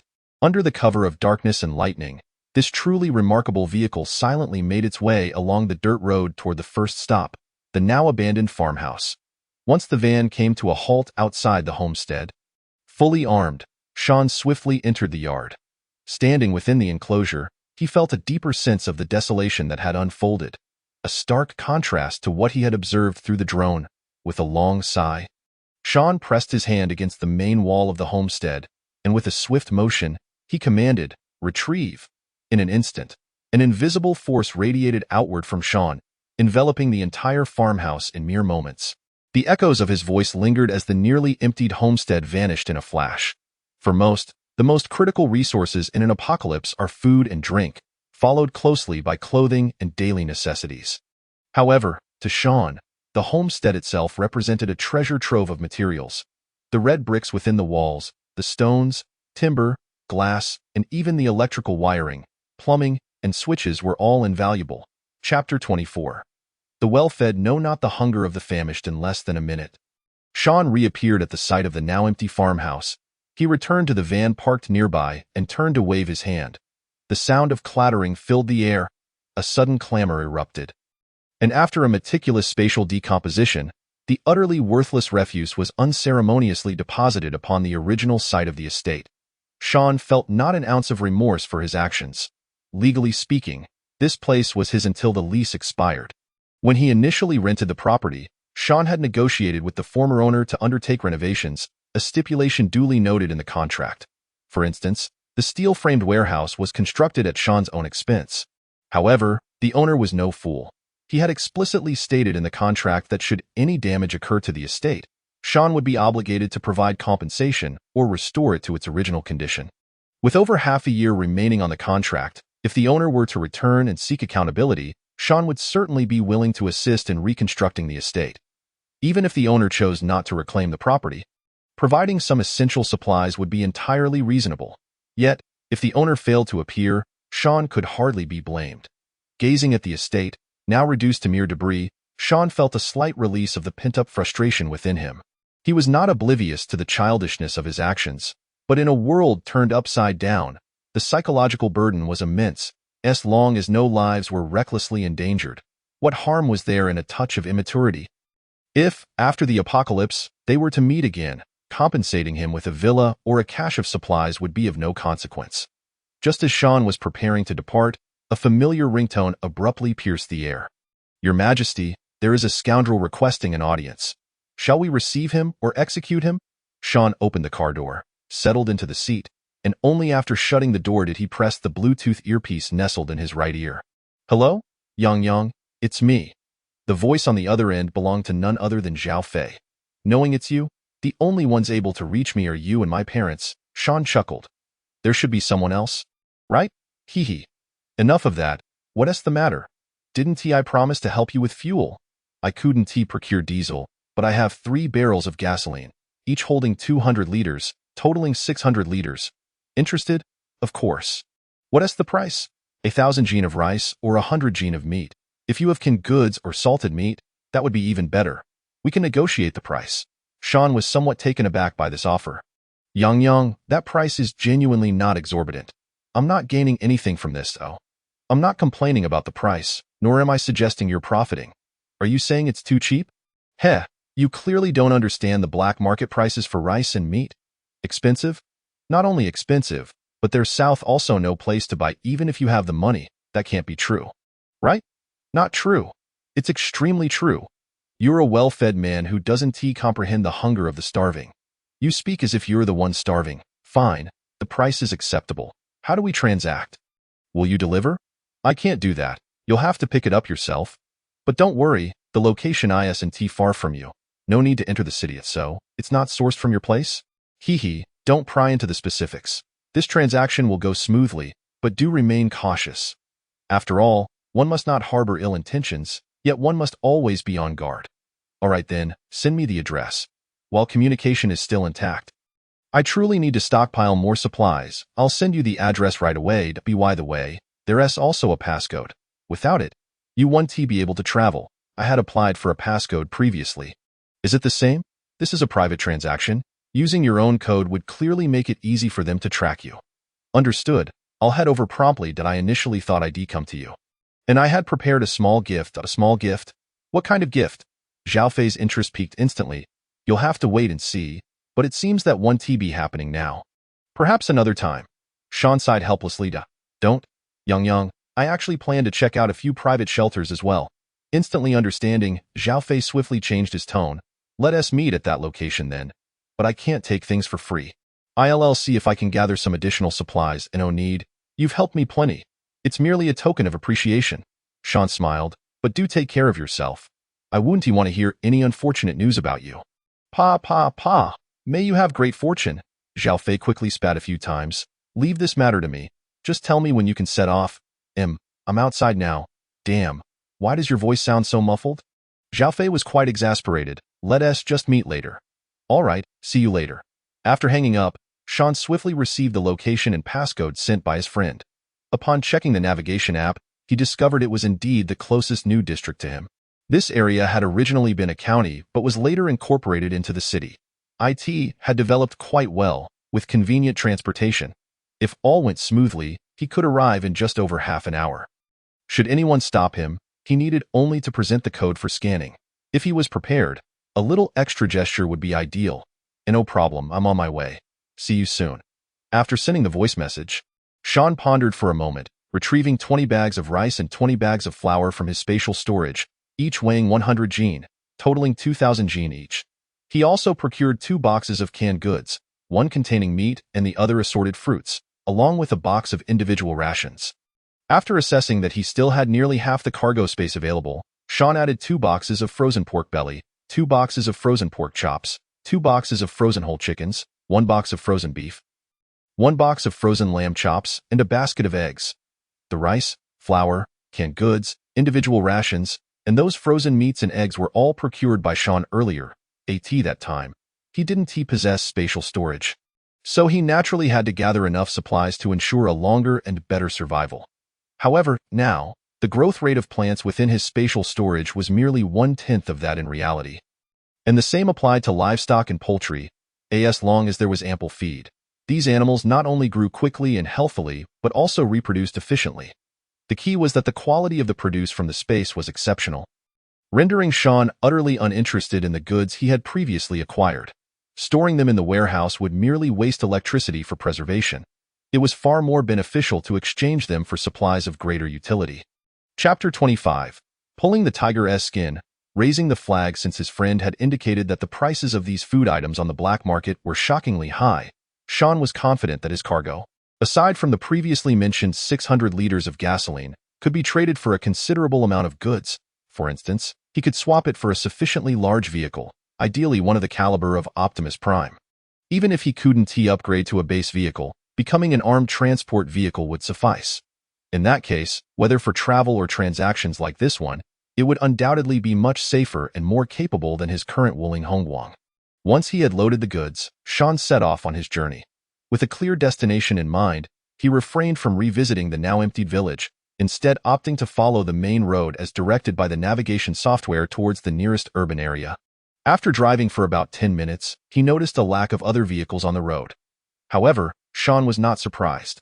While the road was relatively well maintained, it was indeed quite remote. Even the villagers nearby had been evacuated. So encountering other cars was a rarity. Furthermore, given the possibility of freezing acidic rain or volcanic ash at any moment, who would be foolish enough to wander outside? It was tantamount to courting death. If one were to roam, it would be within the city. Out here in the wilderness, one would be hard-pressed to even comprehend how they might meet their demise. Once the Wuling Hongguang reached the highway, he finally spotted a long convoy of military trucks whizzing past. The convoy was flanked at both the front and rear by the legendary Dongfeng armored vehicles. Not just one, but several armed ORVs were clearly escorting some important cargo.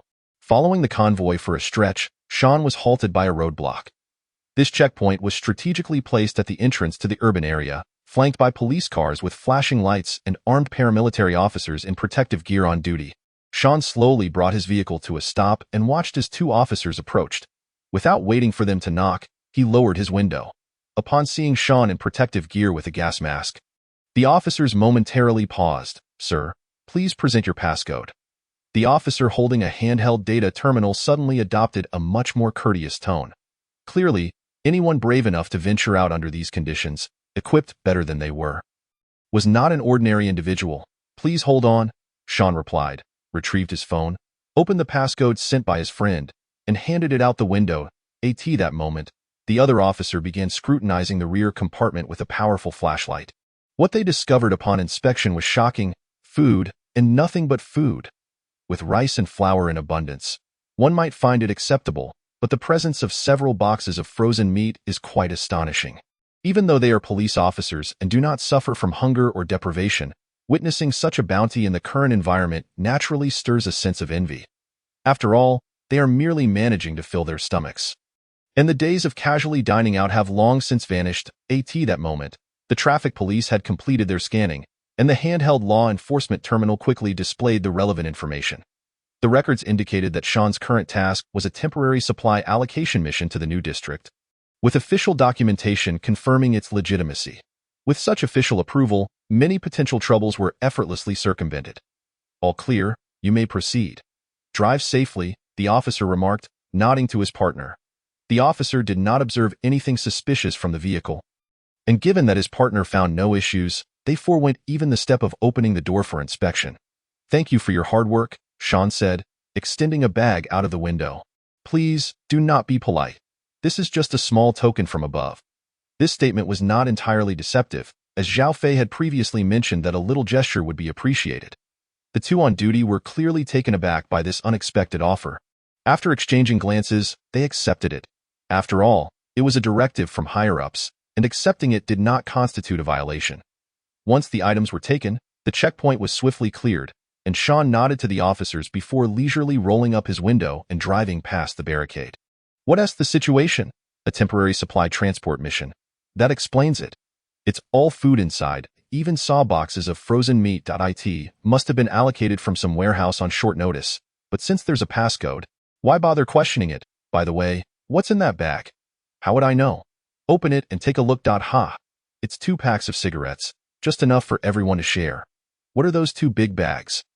Let me see. Oh wow, it's jerky and dried meat. Clearly, this is a proper supply transport, very generous. Sigh. A mere half-month ago, this little bit wouldn't have mattered. All right, let's divide the goods. After all, it was ordered from above, so there's no harm in it. If only we could have a few more occurrences like this every day. Dream on. Don't even think about having it happen daily. I'd be grateful for just one. True enough, but I'm not doing this for myself. Everyone has family to care for. Who could argue with that? When will these dreadful days come to an end? Unbeknownst to Sean, significant events unfolded after his departure. Nor did he mind the previous exchange. In such harsh conditions, others were still out there conducting checkpoints, dedicated to maintaining urban stability. If circumstances were different, Sean would not hesitate to provide substantial support to these admirable individuals. After passing the checkpoint, the remainder of the journey continued smoothly.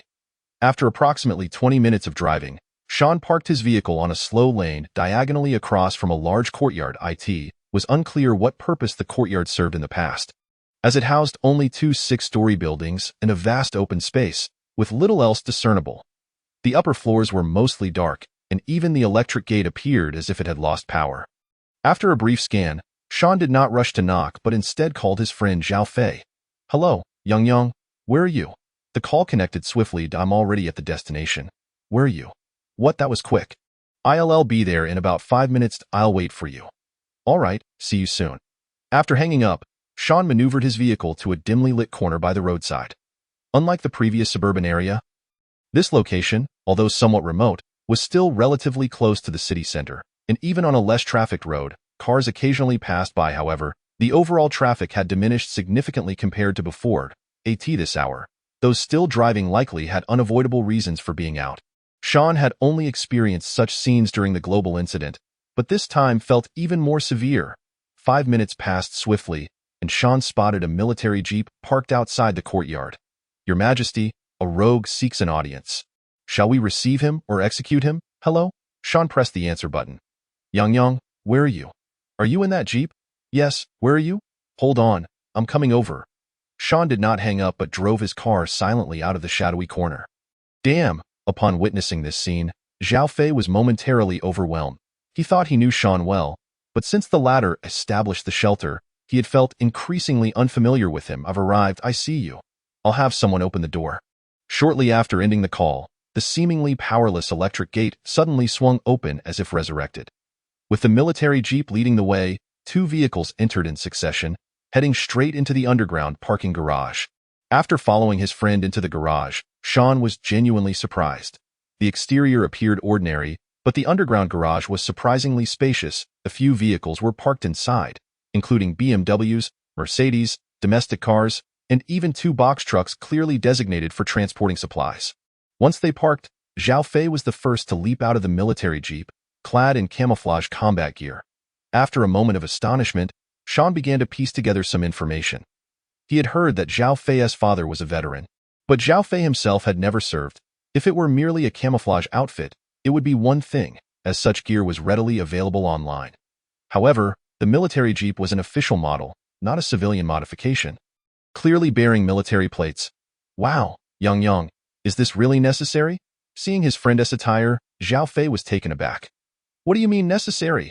Sean replied, stepping out of the vehicle and removing his gas mask. "All right, it is indeed quite something." Zhao Fei conceded with a shrug.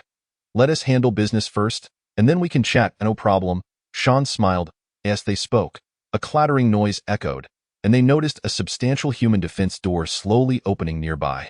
Two figures approached, the lead one being a woman appearing to be in her 30s, radiating both beauty and competence. The other was noticeably younger, barely in their 20s, and Sean found it difficult to discern their gender at first glance. "Sister Sun, this is my good friend. You can just call him Xiao Xiao," Zhao Fei greeted, introducing the two. "Yang, this is Sister Sun. You can call her that too." "Hello, Sister Sun," Sean nodded. "Hello, Xiao Xiao," Sister Sun acknowledged him. Bypassing pleasantries and diving straight into the matter, "I've heard from Xiao Fei that you're looking for some gasoline. I can indeed allocate some for you, but I'm unsure if you've brought the goods." Sean smiled in understanding, then approached the rear of his van to open the door. "This time, I've brought 2,000 pounds of rice, 2,000 pounds of flour, canned meat, assorted fruit cans, and individual rations, in a way." Yang, are you seriously not planning to head back?" Zhao Fei exclaimed, bewildered as he reached the rear of the van, discovering that his friend had even more than he anticipated. "Aside from the boxes of frozen meat, you even have a basket of eggs." "Now that I'm out, of course, I intend to exchange for more supplies," Sean chuckled. "Some of these items are for you. I can't let you make the trip for nothing." "What do you mean for me?" "I don't need these," Zhao Fei retorted, shooting a glare at his friend. "I know your stock well enough. After we take these back, we've got plenty of time to spare." Observing this exchange, Sister Sun gained new insights into the relationship between Zhao Fei and Sean. Their bond was evidently strong, and both possessed a reliable character, genuinely considering one another. They were clearly not the type of friends who only shared drinks and merriment. They were worth fostering a friendship with.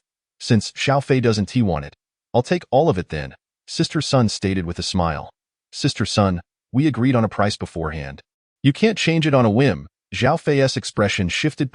600 liters of 92-octane gasoline in exchange for 1,000 pounds of rice or 100 pounds of meat. This is the agreed price. Not a penny more. After all, you're not really in dire need of these supplies here. If you raise the price, we'll leave immediately. Just for my brother's cargo, we could easily exchange for 12,000 liters of gasoline on the black market. 12,000 liters? Ha! Who can come up with that much at once? Sister Sun let out a cold chuckle, then shot a glare at Zhao Fei. "Is this how you perceive me? What do you take me for? Since we have already agreed on the price, I certainly won't raise it. I merely noticed that Xiao Xiao had brought all his items, and I wanted to see if there was anything else he needed to exchange. To save him the trouble of taking it back, is that unreasonable? Fine. Of course, that is acceptable." Zhao Fei was momentarily taken aback, his expression instantly shifting to one of flattery. Who doesn't know that Sister Sun is as resolute as a knight? Always ensuring her brother does not suffer losses, whatever it takes. Enough of your idle chatter. Let us get down to business. Sister Sun cast a sidelong glance at Zhao Fei before turning her attention to Xiao Xiao. "Xiao, I wonder what else you intend to exchange during this visit. Everything I have here is negotiable." "Sister Sun, I'm not quite sure what you have." Xiao Xiao discreetly glanced at his friend, noticing Zhao Fei subtly nodding. "How about if you still have some extra fuel, you could trade me a bit more. Although plans for geothermal power generation are in the works, fuel still holds considerable value." Furthermore, as Sister Sun mentioned, fuel is a hard currency on the black market, only slightly inferior to food and drink. Xiao, since you were introduced by Xiao Fei and brought decent goods, I suppose I should accommodate your request. However, the maximum I can offer is a double allocation of 1,200 liters. Anything beyond that is simply not feasible. Yet, your vehicle seems rather small. With 200 liters per barrel, 200 liters would require 6 barrels, which would undoubtedly be insufficient. Perhaps I could trade you another vehicle? At this point, Sister Sun gestured toward 2 box trucks parked nearby, side by side. You may choose whichever one you prefer. Both are nearly new. Having been serviced not long ago. One of them is even a refrigerated vehicle. If it's inconvenient for you to drive, I can send someone to deliver both the vehicle and goods right to your doorstep. Chapter 27. Sky-high prices, cash on the spot. Xiao followed Sister Sun's gesture, and indeed, the 2 box trucks appeared quite new. Although they fell short of his desired vehicle, the quality was far superior to the few cars he had in his possession. The most crucial aspect was that they were both box trucks. Once the doors were closed, no matter the weather, be it acid rain or volcanic ash, nothing could infiltrate. Sister Sun, delivering to my doorstep is unnecessary. Xiao Fei interjected immediately. However, this 1,200 liters is too little. Given my brother's substantial goods, if this were to reach the black market, 12,000 liters would be a conservative estimate. 2,000 liters would certainly not be an issue. This statement was not merely a case of sky-high demands. Fuel is indeed tightly controlled, but a city's daily operations necessitate its use. While fuel may be regulated, people are not. Before the apocalypse, it was quite common for individuals to exploit their positions to trade fuel. Now that the apocalypse has arrived, many are willing to take risks to ensure a better life for their families. Moreover, such behavior could be considered tacitly approved. After all, in the midst of an apocalypse, one cannot expect people to risk their lives for mere commutes, as long as they do not overstep their bounds. They are generally left alone. Am I not also providing a vehicle? A nearly new box truck is worth quite a sum, you know. Sister Sun replied, somewhat irked. Come on, driving such a vehicle consumes more fuel. Xiao Fei countered adamantly. Besides, that was in the past. Now, with fuel regulations so stringent, without sufficient gasoline, these vehicles are nothing but scrap metal. At this point, Xiao Fei noticed Sister Sun squinting her eyes, a glint of coldness flashing through them. It might have just been a fleeting impression, but it was clear that his words had riled her. All right, it's certainly better than scrap metal, Xiao Fei grimaced, resorting to a pitiful tone. But Sister Sun, you read like a sister to me. Can't we just set aside these formalities? We're all on the same side. Just give it some time, and you'll find that such vehicles will be available on the streets for free. Do you believe that? Let us be practical. Even if fuel is scarce, surely you have something worthwhile to offer from all this. Sounds nice, but where have you helped your sister? Sister Sun shot back with a glare. I see you're just trying to take advantage. Before Sister Sun could finish her retort, Xiao Fei's phone suddenly rang. Excuse me, Sister Sun. Let me take this call. Xiao Fei clasped his hands in apology and answered the phone. After a few and aha responses, Xiao Fei's expression shifted dramatically. Xiao could immediately tell that something was amiss. Meanwhile, the androgynous young person trailing Sister Sun suddenly pressed their ear. Their neutral expression shifting abruptly, before leaning in to whisper urgently to Sister Sunday before long. Sister Sun's demeanor turned grave, tinged with resignation. Sister Sun, I see you're already aware of the situation. After Xiao Fei hung up, his face was serious as he spoke. Forget the fuel. If you say it cannot be exchanged, then let us settle for the 1,200 liters. Since the weather is not worsening yet, let us conclude our transaction swiftly. Xiao Fei, Xiao, we truly cannot add more fuel. Sister Sun pondered for a moment. How about I add 4 canisters of liquefied petroleum gas, the 50-kilogram large ones, and include that vehicle as well? How does that sound? In truth, she hadn't intended to concede, but the news she had just received compelled her to relent, making her even more reluctant to part with the goods in the van. 4 canisters at 50 kilograms each is only 200 kilograms. Sister Sun, don't you think that price is rather low? Xiao Fei shook his head. Fei. Xiao sensed that something must have occurred. Otherwise, the attitudes of both parties wouldn't have shifted so drastically. We can discuss this later. Xiao Fei cast a reassuring glance. Sister Sun, how about this?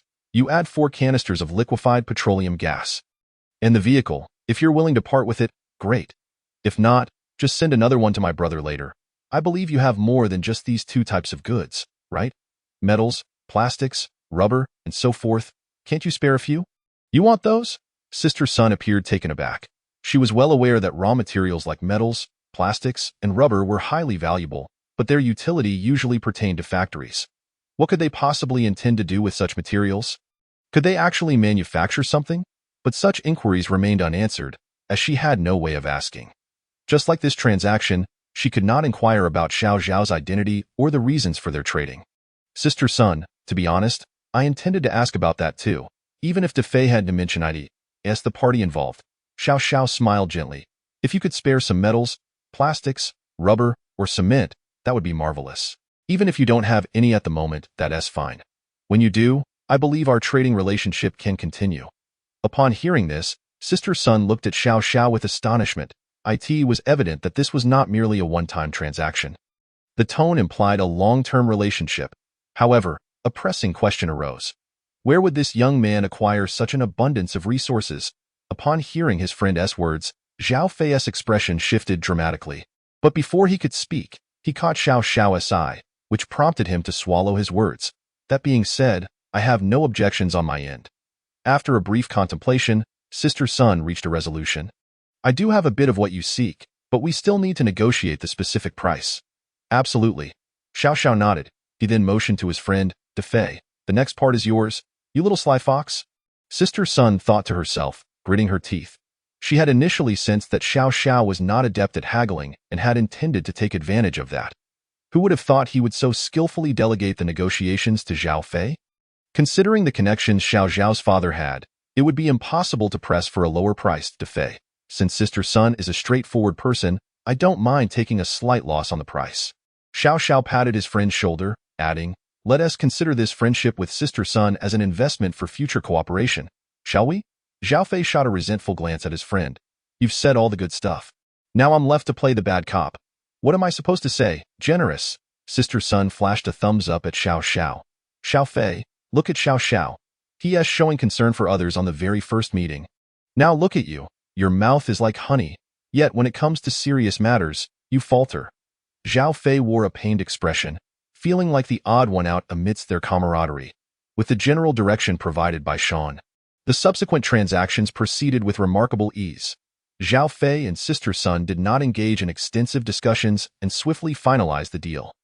The transaction included 2,000 pounds of rice, 2,000 pounds of flour, a case of meat canned goods, a case of mixed fruit canned goods, as well as a case of individual combat rations. Additionally, there were 2 cases of frozen pork belly, 2 cases of frozen pork chops, 2 cases of frozen whole chickens, 1 case of frozen beef, 1 case of frozen lamb chops, and a basket of eggs. In total, these supplies were exchanged for 6 barrels of gasoline, each containing 200 liters, 8 canisters of liquefied petroleum gas, each weighing 50 kilograms, along with steel ingots, iron ingots, polypropylene pellets, polyethylene pellets, and nitrile rubber pellets. Each item requested in sufficient quantity to fill a truck. Of course, this was not Sean's van, but rather the box truck Sister Sun had mentioned earlier.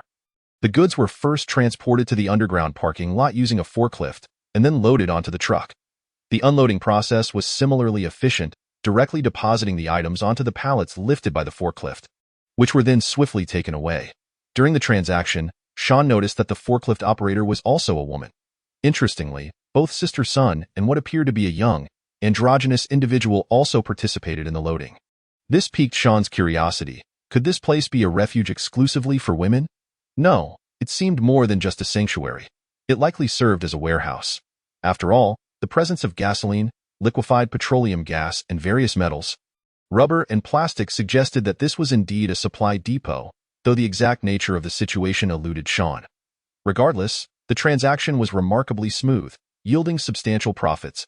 Tio put it in perspective, just a month ago. That nearly new box truck could have purchased all the goods Sean had, with change to spare. While the truck may not have been comparable to Optimus Prime, it was certainly not a diminutive vehicle, boasting a cargo area of 4.2 meters. Even as a used vehicle, its condition would undoubtedly fetch several $1,000s. The value of the supplies in Sean's van, even when doubled, paled in comparison. Yet, in the current climate, the values had inversely shifted. The fact that such a vehicle was merely a throw-in was utterly unbelievable just a month prior. With a resounding thud, Sean closed the rear door of the truck and secured it with the accompanying anti-theft lock. Sean, remember what you said. Next time there's good merchandise, be sure to find me, Sister Sun smiled. Rest assured, Sister Sun, this transaction was delightful, and there will certainly be a next time, Sean replied, brushing off the dust from his hands. I'll bring the truck you lent me next time. After all, what goes around comes around. I'll be waiting eagerly, Sister Sun laughed. As for the borrowing, both parties were well aware of the unspoken understanding. There was a significant difference between lending and gifting. Regarding the possibility of items not being returned, well, in this post-apocalyptic world, that was hardly surprising. Moreover, as long as they could trade for more supplies, such minor issues were inconsequential. After Zhao Fei endured a few reprimands from Sister Sun and had his ear twisted for a while, the transaction was officially concluded. Sister, you're ruthless. You almost twisted my ear off, Zhao Fei complained, rubbing his ear as he climbed into the driver's seat of the military jeep. The original driver, who had remained silent throughout, was now at the helm of the box truck. You think I'm harsh after a few ear twists? You were much harsher during negotiations, Sister Sun shot Zhao Fei a glare. All right, I concede. I've made my fair share of gains this time. Zhao Fei quickly backtracked, realizing he had indeed benefited significantly. Sister, I'll chat with you later. I can't let you come out on the losing end. If that were to happen, my father would kill me. Go on, get lost, Sister Sun said, feigning a slap. Fine, I'll leave, Zhao Fei retorted, starting the still-running jeep and driving off nonchalantly down the same road. The box truck followed suit, its powerful engine roaring as it exited the underground parking lot. Sister Sun, until we meet again, take care, Sean called from the driver's seat of the I can firmly state that once I disembark from this vehicle, this firearm shall bear no connection to me whatsoever. Even if your father were to inquire, I would maintain the same position. Should any trouble arise, it would not pertain to me in the slightest. Rest assured, this matter is known solely to us. Zhao Fei nodded vigorously. I inquired, Yang, is this gun truly of your own making? Have you ever used it? Is there any cause for concern? Why is it 4 inches in length? I desire a 6-inch variant. As for any issues, you may ascertain that for yourself later. Regarding other matters, do not ask, for I shall not divulge. Sean shook his head, explaining that the reason it is not 6 inches is for convenience in carrying. My dear, furthermore, it is identical to what a city hunter would wield. It is no wonder Sean frequently advises his friends against prying. As the old saying goes, a single lie necessitates countless others to uphold it. Rather than risk saying too much, it is preferable to refrain from inquiry altogether. As for what his friend might think, well, let him speculate at his leisure. Very well, for inches it is, Zhao Fei nodded in understanding, cautiously returning the firearm to the small briefcase. There are matters you may choose not to disclose, and I shall refrain from questioning. However, there is no need for you to be overly anxious. In the current situation, as long as one does not instigate trouble, my father can manage. However, should any genuine trouble arise, Yang, do not hesitate to act decisively. The cleaner the resolution, the better. Only in this manner can troubles be kept at bay. Otherwise, Zhao Fei left unspoken words hanging in the air, but the meaning was crystal clear. I understand the boundaries. Sean nodded, stating, all right, I shan't delay you any further. Leave the vehicle here and hurry back. Allow me to escort you to the destination. Old who can remain behind. Zhao Fei presumed that his friend wished to keep the location of the refuge confidential. I can still assist you with this load. Just help me transfer it back later. Trust me, there's no need for that, Sean countered, shaking his head. Do not inquire further. I can manage this myself. Given this dreadful weather, it could start pouring freezing acid rain or volcanic ash snow at any moment. You must leave promptly and not waste my time. Yang, are you certain? Zhao Fei was indeed taken aback by his friend's reaction. It should be noted that this vehicle is laden with substantial cargo, including 200-liter drums of gasoline, which one person cannot handle alone. Yet, with Sean's words laid bare, Zhao Fei found it inappropriate to pry further, as everyone harbors their own secrets, and no need for further discussion. Hurry up, Sean said as he pushed the car door open and stepped out. Just don't have regrets, Zhao Fei shrugged, carefully securing the small briefcase before calling the soldier down from the truck. Once his friend settled into the passenger seat of the military jeep, Sean returned to the van, retrieving a bag and a cigarette as he opened the door. Please extend my regards to Uncle, Sean said, placing the substantial bag into his friend's arms. Inside was the marinated meat I prepared, already frozen. Simply heat it gently when ready to eat, and do not discard the broth. Throw in some meat or vegetables, and the flavor remains delightful. Marinated meat? Zhao Fei leaned in to sniff the bag. Wow, it smells amazing. The cigarette is for the moss. Only those who are intimately familiar with the situation can truly comprehend it. In Sean's view, the genuine reason that Sister Sun relented and made concessions lies in the enhanced control over supplies, the implementation of electronic tickets, and the establishment of a rationing system. Of course, this does not imply that one will be unable to purchase goods with money in the future. It merely suggests that doing so will become significantly more challenging. After all, the existence of the black market has been tacitly permitted by the state. As long as one does not cross the line, it should be akin to the semi-public pigeon market of the 1980s, where no one would deliberately investigate. However, a more crucial point is that while the batch of goods brought by Sean may appear limited, it is, in reality, quite substantial. Take, for instance, the 2,000 pounds of rice. If one considers a typical adult consuming 2 pounds per day, the cooked rice would yield a minimum of 3 pounds. Unless one possesses an enormous appetite, 3 meals a day would suffice. 2 pounds of rice per day translates to 2,000 pounds lasting for 1,000 days, or over 3 years. This indicates that the rice alone from Sean's transaction is adequate to sustain one adult for 5 years. Moreover, if consumption is halved, it could sustain 2 adults for the same duration. Additionally, those 2,000 pounds of flour, when mixed with water and yeast to make steamed buns, could yield approximately 3,000 pounds. Naturally, not all the flour would be used for steamed buns. Dumplings and noodles could be alternated, and in a pinch, one could make flour dumplings.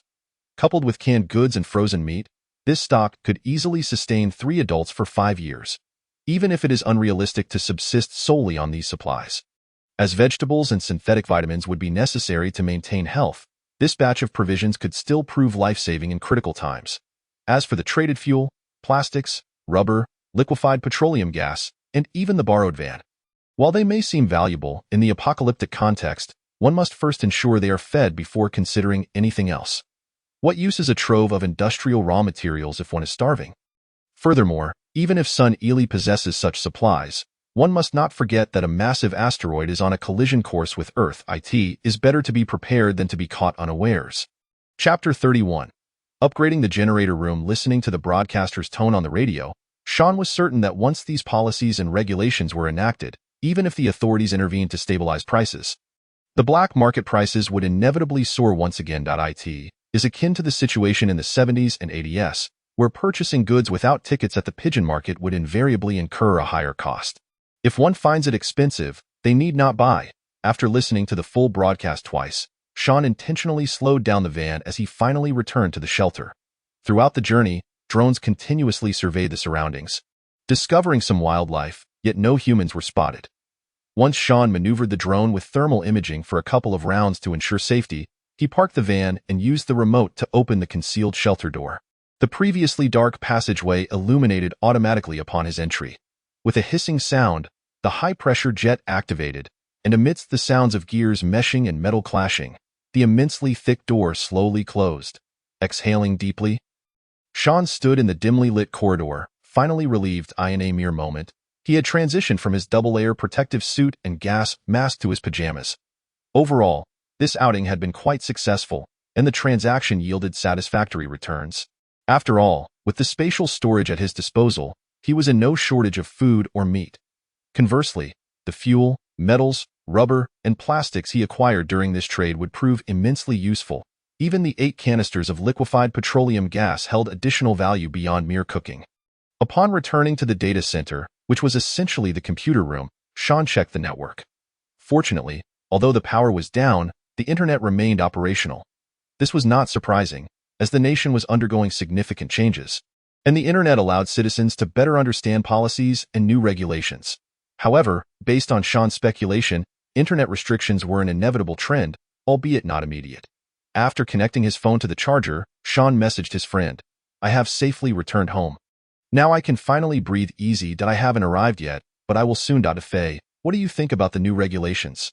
What do you think? You look with your eyes. Such national regulations apply to everyone without exception. Otherwise, do you think Sister Sun would have relented? You're just too easy to negotiate with. Otherwise, I could have extracted more from the deal. All right, one mustn't be too greedy. Isn't it said that one should not overindulge in matters or words? What old adage? Do you think I haven't seen the movie Wind and Cloud, dominating the world? Despising.jpg, that's not the point. Besides, I'm alone and don't need much food. Those materials are far more valuable to me. Yes, you certainly don't lack resources after acquiring supplies worth millions. However, does that geothermal technology truly work? Rest assured, this geothermal technology is not complex. It consists of compact equipment, and there shouldn't be significant issues. Moreover, this technology is not only applicable for power generation but also for heating, water supply, and even for indoor cultivation and aquaculture. That is indeed splendid news. If this comes to fruition, prepare a few sets for me to avoid being at the mercy of fuel shortages in the future. With Sister Sun around, that should not be a concern, right? As for Sister Sun's situation, I am not at liberty to discuss it. Let's leave it at that. If I can successfully implement the geothermal technology, I will need at least 5 sets, no problem. I might be busy with this over the next few days. If you can't reach me, don't worry, I'll try to update you periodically. Take care of yourself and Uncle Zhao. You too, don't overexert yourself. Your health is paramount. Likewise, let us say no more. After putting down his phone, Sean concentrated and vanished from the computer room, reappearing before the van that had been stored in his spatial storage. With a wave of his hand, the van was almost instantaneously disassembled into countless parts. The supplies within the cargo area were also transferred to the warehouse with a mere thought. Previously, the rented farmhouse had been entirely stored in the spatial realm. And that steel-framed warehouse was also repurposed by Sean, it brimmed with supplies, while many items that were not weather-resistant had to be stored outdoors. The vehicle was still in decent shape, yet it required modifications and upgrades. At the very least, it could no longer rely on fuel, as there would be no place to refuel. With this in mind, Sean summoned the holographic projection of the van and enlarged it. Similar to the shelter, the holographic diagram of the van displayed several red exclamation marks, indicating areas available for upgrades. Sean clicked on one of the red exclamation marks related to the power system, which presented him with 2 upgrade options. Point 1 option was to convert the fuel-powered engine to an electric one, transforming the van from a fuel vehicle to an electric vehicle. The additional option, however, was to switch from fuel power to gas power, which took Sean by surprise. Examining the newly available gas upgrade option, Sean was indeed astonished. The previous upgrade for the Wuling Hongguang had not included this option. Could it be because he had brought back liquefied petroleum gas? Yet, this was not the same as natural gas, was it? Upon reviewing the information, Sean discovered that liquefied petroleum gas was not only useful for household cooking but also served as fuel for vehicles, and was applicable in metallurgy and petrochemical industries. It appears that the upgrade options were not fixed but rather contingent upon the resources and conditions one possessed. Nonetheless, gas was out of the question. 400 kilograms of liquefied petroleum gas would last quite a while for cooking, yet it would be consumed rapidly as fuel for vehicles. An electric vehicle was more suitable for Sean's current circumstances. With this thought, Sean did not rush to upgrade the vehicle. Instead, he accessed the localized holographic diagram of the generator room in the shelter and clicked on the red exclamation mark present there. As expected, the upgrade options for the generator room also included a new gas power generation option. However, Sean was not foolish enough to select that. Instead, he opted for the geothermal power generation plan. Glancing at the dialog box that appeared, he confirmed that the materials required for this upgrade were finally ready. Without wasting any time, Sean directly chose to proceed with the upgrade. In the next moment, the relevant materials from his spatial storage were extracted. Having undergone several upgrade experiences, Sean promptly transported himself back to the shelter and entered the generator room, placing his hand on the ground. The process was still indescribable by language and unexplainable by science. Approximately half an hour later, the upgrade of the original generator room was completed. Chapter 32. Transitioning from frugality to luxury is easy, but shifting from luxury to frugality is difficult. Gazing upon the transformed generator room, which now appeared utterly rejuvenated, Sean's face radiated an uncontainable surprise, oblivious to the fact that his body felt no fatigue. The urgency to venture out for trade was not solely driven by the necessity for fuel. Admittedly, acquiring such resources was not as simple as one might think before the apocalypse, yet with the right connections, it was far from insurmountable. Regardless, Sean had stockpiled a considerable amount. Even relying entirely on fuel for power would sustain him for an extended period. The more compelling reason lay in his previous conversation with Xiao Fei, wherein it was revealed that geothermal power technology was not merely about electricity generation. It also provided heating and water. The appropriate temperature would foster a more robust growth of plants and animals, while water, both for daily use and consumption, remained paramount. As for the issue of geothermal water being undrinkable, one could simply filter or distill it. Thus, once operational, the geothermal power equipment would invigorate the entire shelter. No longer would external power or water restrictions impede the sanctuary's normal functioning. Most gratifying for Sean was the simplicity of the geothermal system. Astonishingly, the generator room appeared even more spacious than before. The sole drawback was the necessity of geothermal resources for its operation. Yet, such resources often lay hidden underground. Fortunately, Sean had capitalized on the nearby abundant hot spring resources, explaining why this long-abandoned air raid shelter possessed an independent water supply. After upgrading the generator room, Sean did not pause. Seizing the opportunity while resources remained ample, he energetically upgraded the water treatment facility and plumbing within the shelter, even expanding the cultivation and breeding rooms significantly. Since he had resolved to continue trading in the future, a sufficiently large cultivation and breeding area was indispensable. Otherwise, how could one explain the outflow of grains, fruits, vegetables, and meats? Well, in truth, Sean did not need to provide an explanation. Under normal circumstances, no one would delve too deeply. However, making a semblance of effort was not a bad idea. Should an unusual situation arise where someone sought to investigate, Sean recalled his friend's advice. Either refrain from action or, if compelled to act, do so with utmost decisiveness, sparing no mercy. The more thoroughly one resolved a situation, the lesser the ensuing repercussions and complications. After busily toiling for 2 to 3 hours, utterly fatigued, Sean finally immersed himself in the shelter's bathtub. This was a traditional tub constructed of cement, merely adorned with a layer of tiles, far from the opulence of a multifunctional spa. Yet, at that moment, despite its simplicity, the water within was anything but unremarkable. In such an environment, soaking in hot springs while sipping fine liquor, accompanied by fruits and snacks, felt even more indulgent than life before the apocalypse. Submerged in the tub, Sean wore an expression of sheer delight. Floating on the water's surface were 2 modest wooden basins. One contained a small bowl with a white porcelain liquor bottle and some ice cubes. Alongside white porcelain cups, the other held fresh strawberries and homemade cream cake, an absolute luxury in the dystopian world. Savoring a sip, the rich liquor filled Sean's mouth. Chilled to perfection, the liquid was initially cool but quickly ignited into a fiery sensation within. After all, this liquor boasted an impressive 65 degrees. Coupled with the slightly warmer hot spring water, the experience was sublime. Although Sean was not particularly fond of alcohol, especially strong spirits, he recognized that, unlike beer or wine, such liquor could serve as both medicinal alcohol and fuel when necessary. Thus, when procuring this batch of white liquor, he had deliberately avoided commercially produced options, opting instead for a private distillery that offered pure grain spirits. This choice not only proved economical but also resulted in a drink that did not induce severe intoxication. Moreover, the distillery provided him with several traditional brewing yeasts as a complimentary gift. Although the authenticity of these yeasts was debatable, with them, Sean researched brewing techniques, realizing that with sufficient raw materials, he could brew his own liquor. Given the exceptional growth of rice in his space, Sean pondered that rather than waste it on feeding livestock, it could be better utilized for brewing dye in the apocalypse. While the government would undoubtedly focus on cultivating staple foods, the production of tobacco and alcohol would be minimal yet inevitable. Once existing stocks were depleted, such items would become luxuries. Whether these could serve as alternative currency remained uncertain, yet they would undoubtedly be highly sought after for trade on the black market or as favors. Much like the disparity of the late 70s and early 80s, when some struggled for basic sustenance while others feasted lavishly. After enjoying the hot spring, Sean drifted off to sleep, tinged with a hint of regret for not being able to share this experience with his friends. This time, he did not retreat to his space for rest.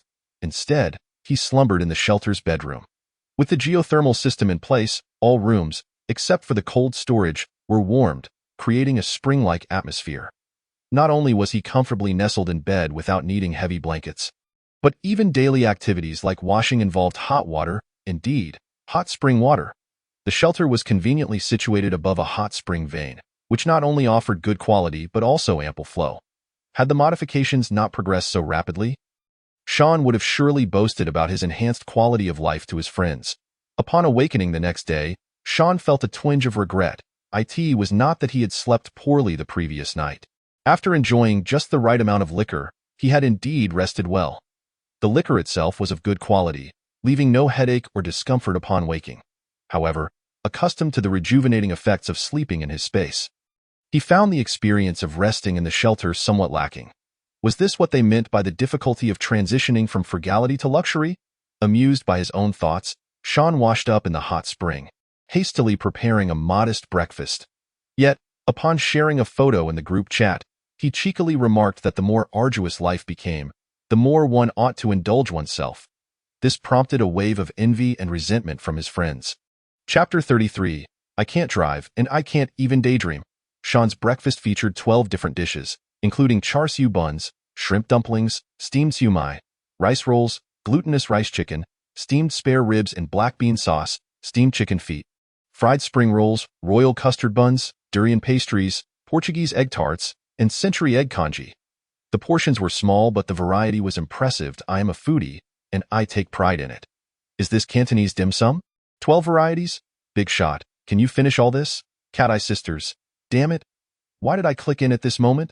The foolish son of a landlord. Zhao Fei. Wow. Are you planning to live like this forever?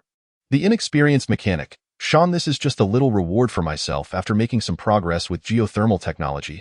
Cat-Eye Sisters. You call this a little reward? Big shot. Do you have a misunderstanding of the word little? The fisherman who doesn't go to sea. Seeing your breakfast makes my seafood porridge seem less appealing. The inexperienced mechanic. Fisherman. Do you have seafood? Fresh? The fisherman who doesn't go to sea. It's fresh. If it weren't, I couldn't make porridge with it. It would be too fishy. Cat-Eye Sisters. Why do I feel like I'm the least fortunate in this group? The foolish son of a landlord. Why do I feel like I'm the least fortunate in this group? Facing the soil and back to heaven. Why do I feel like I'm the least fortunate in this group? I am not a doctor. Why do I feel like I'm the least fortunate in this group? The inexperienced mechanic. Fisherman. I remember that our province relies only on rivers, not the sea, right? The fisherman who doesn't go to sea. And my situation is a bit special. Are you interested in seafood? At this point, Sean realized that the other party was reluctant to answer his question, likely due to the sensitivity of the matter. The inexperienced mechanic. Isn't this the apocalypse? Who knows if there will be another chance to eat seafood? So I don't want to leave any regrets. The foolish son of a landlord. Mechanic. I have seafood here too. Are you interested? The inexperienced mechanic.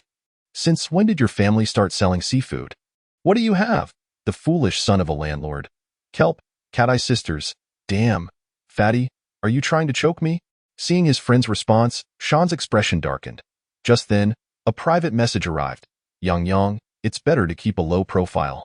Reading the content of the private message warmed Sean's heart. He understood that his friend's jest was not meant for humor, but rather a caution against being too conspicuous in the apocalypse. Drawing too much attention could lead to dire consequences. Thank you for the reminder, but I'm not that foolish. I know my limits. As Zhao Fei gazed at Sean's response, he couldn't help but breathe a sigh of relief while holding his phone. He too was concerned that his friend might be too ostentatious. If it were to attract the attention of some ill-intentioned individuals, it would certainly lead to trouble. Observing that the other party was aware of their boundaries, Zhao Fei, based on his understanding of his friend, felt reassured.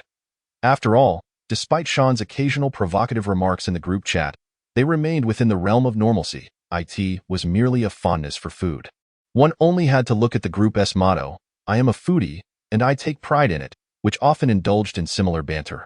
Moreover, given that the world had descended into chaos, and with nothing to do while cooped up in a shelter, it was entirely reasonable to spend some time enjoying a good meal.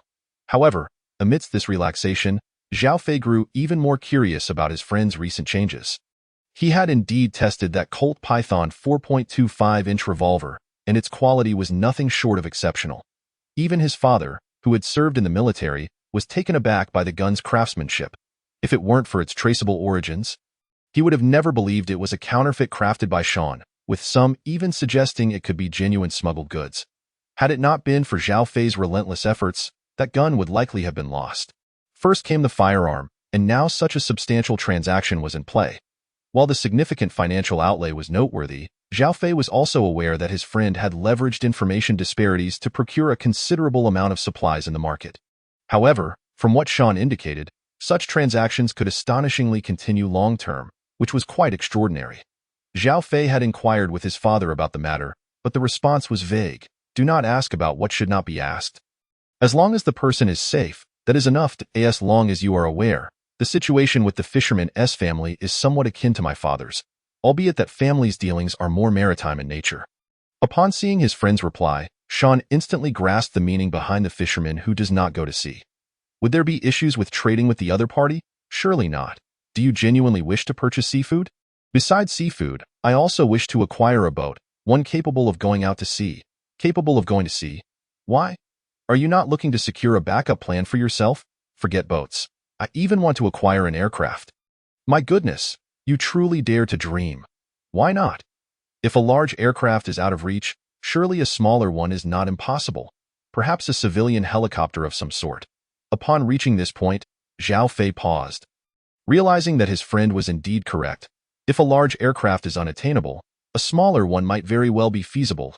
A domestically produced civilian helicopter could be procured for merely a few $100,000, often cheaper than many vehicles.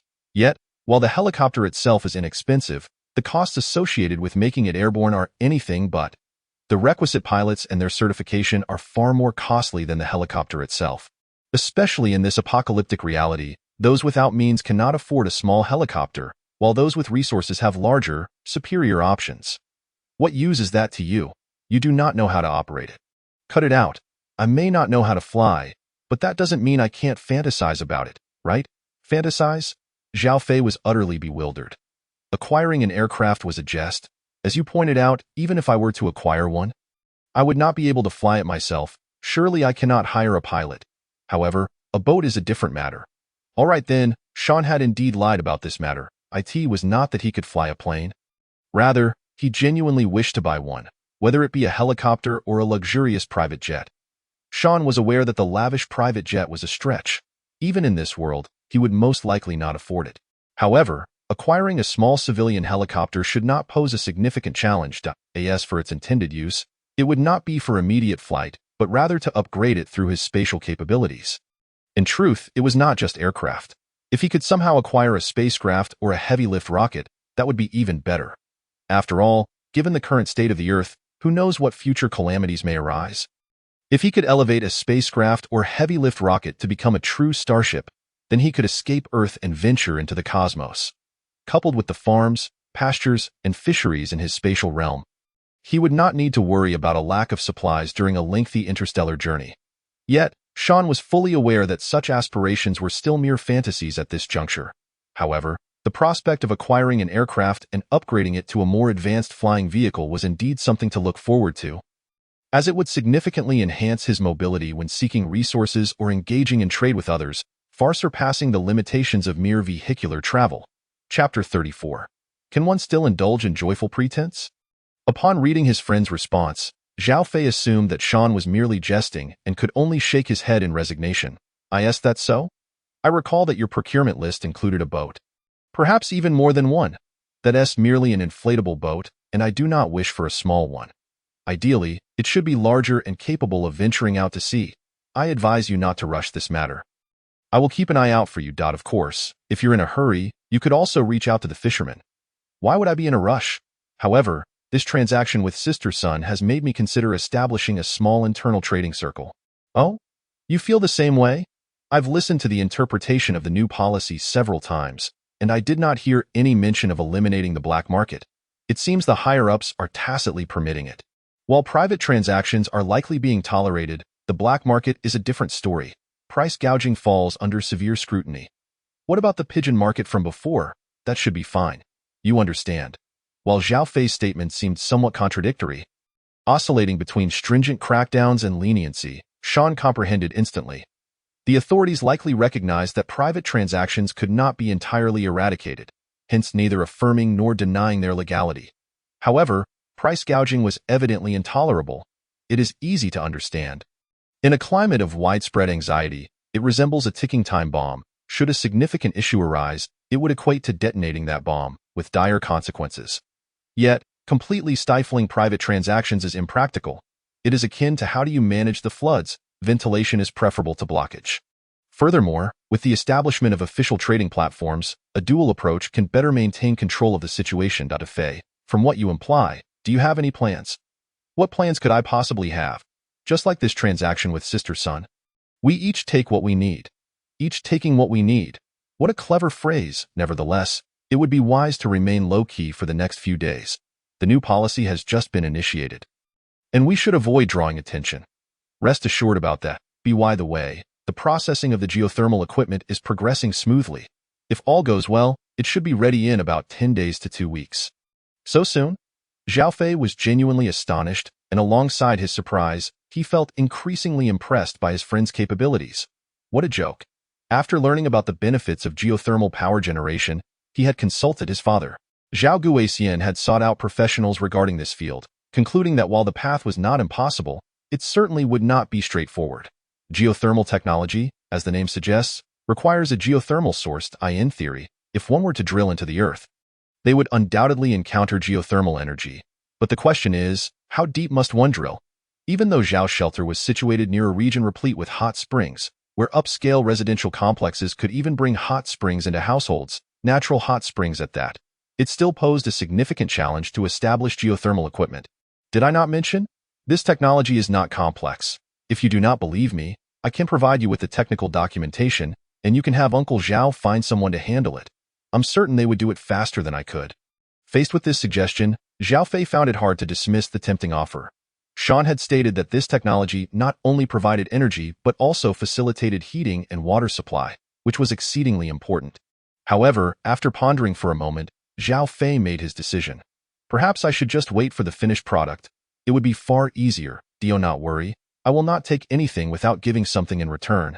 If there is anything you need, just let me know, and I will certainly procure it for you. In that case, I would like a spacecraft. Can one still indulge in joyful pretense? A spacecraft? How about a model instead? I want a model. You did not think I genuinely wanted an actual spacecraft, did you? A face full of confusion. JPG. Just this. GIF. I currently lack nothing. Once the equipment is ready, you can come collect it. Whether or not the model is included is inconsequential.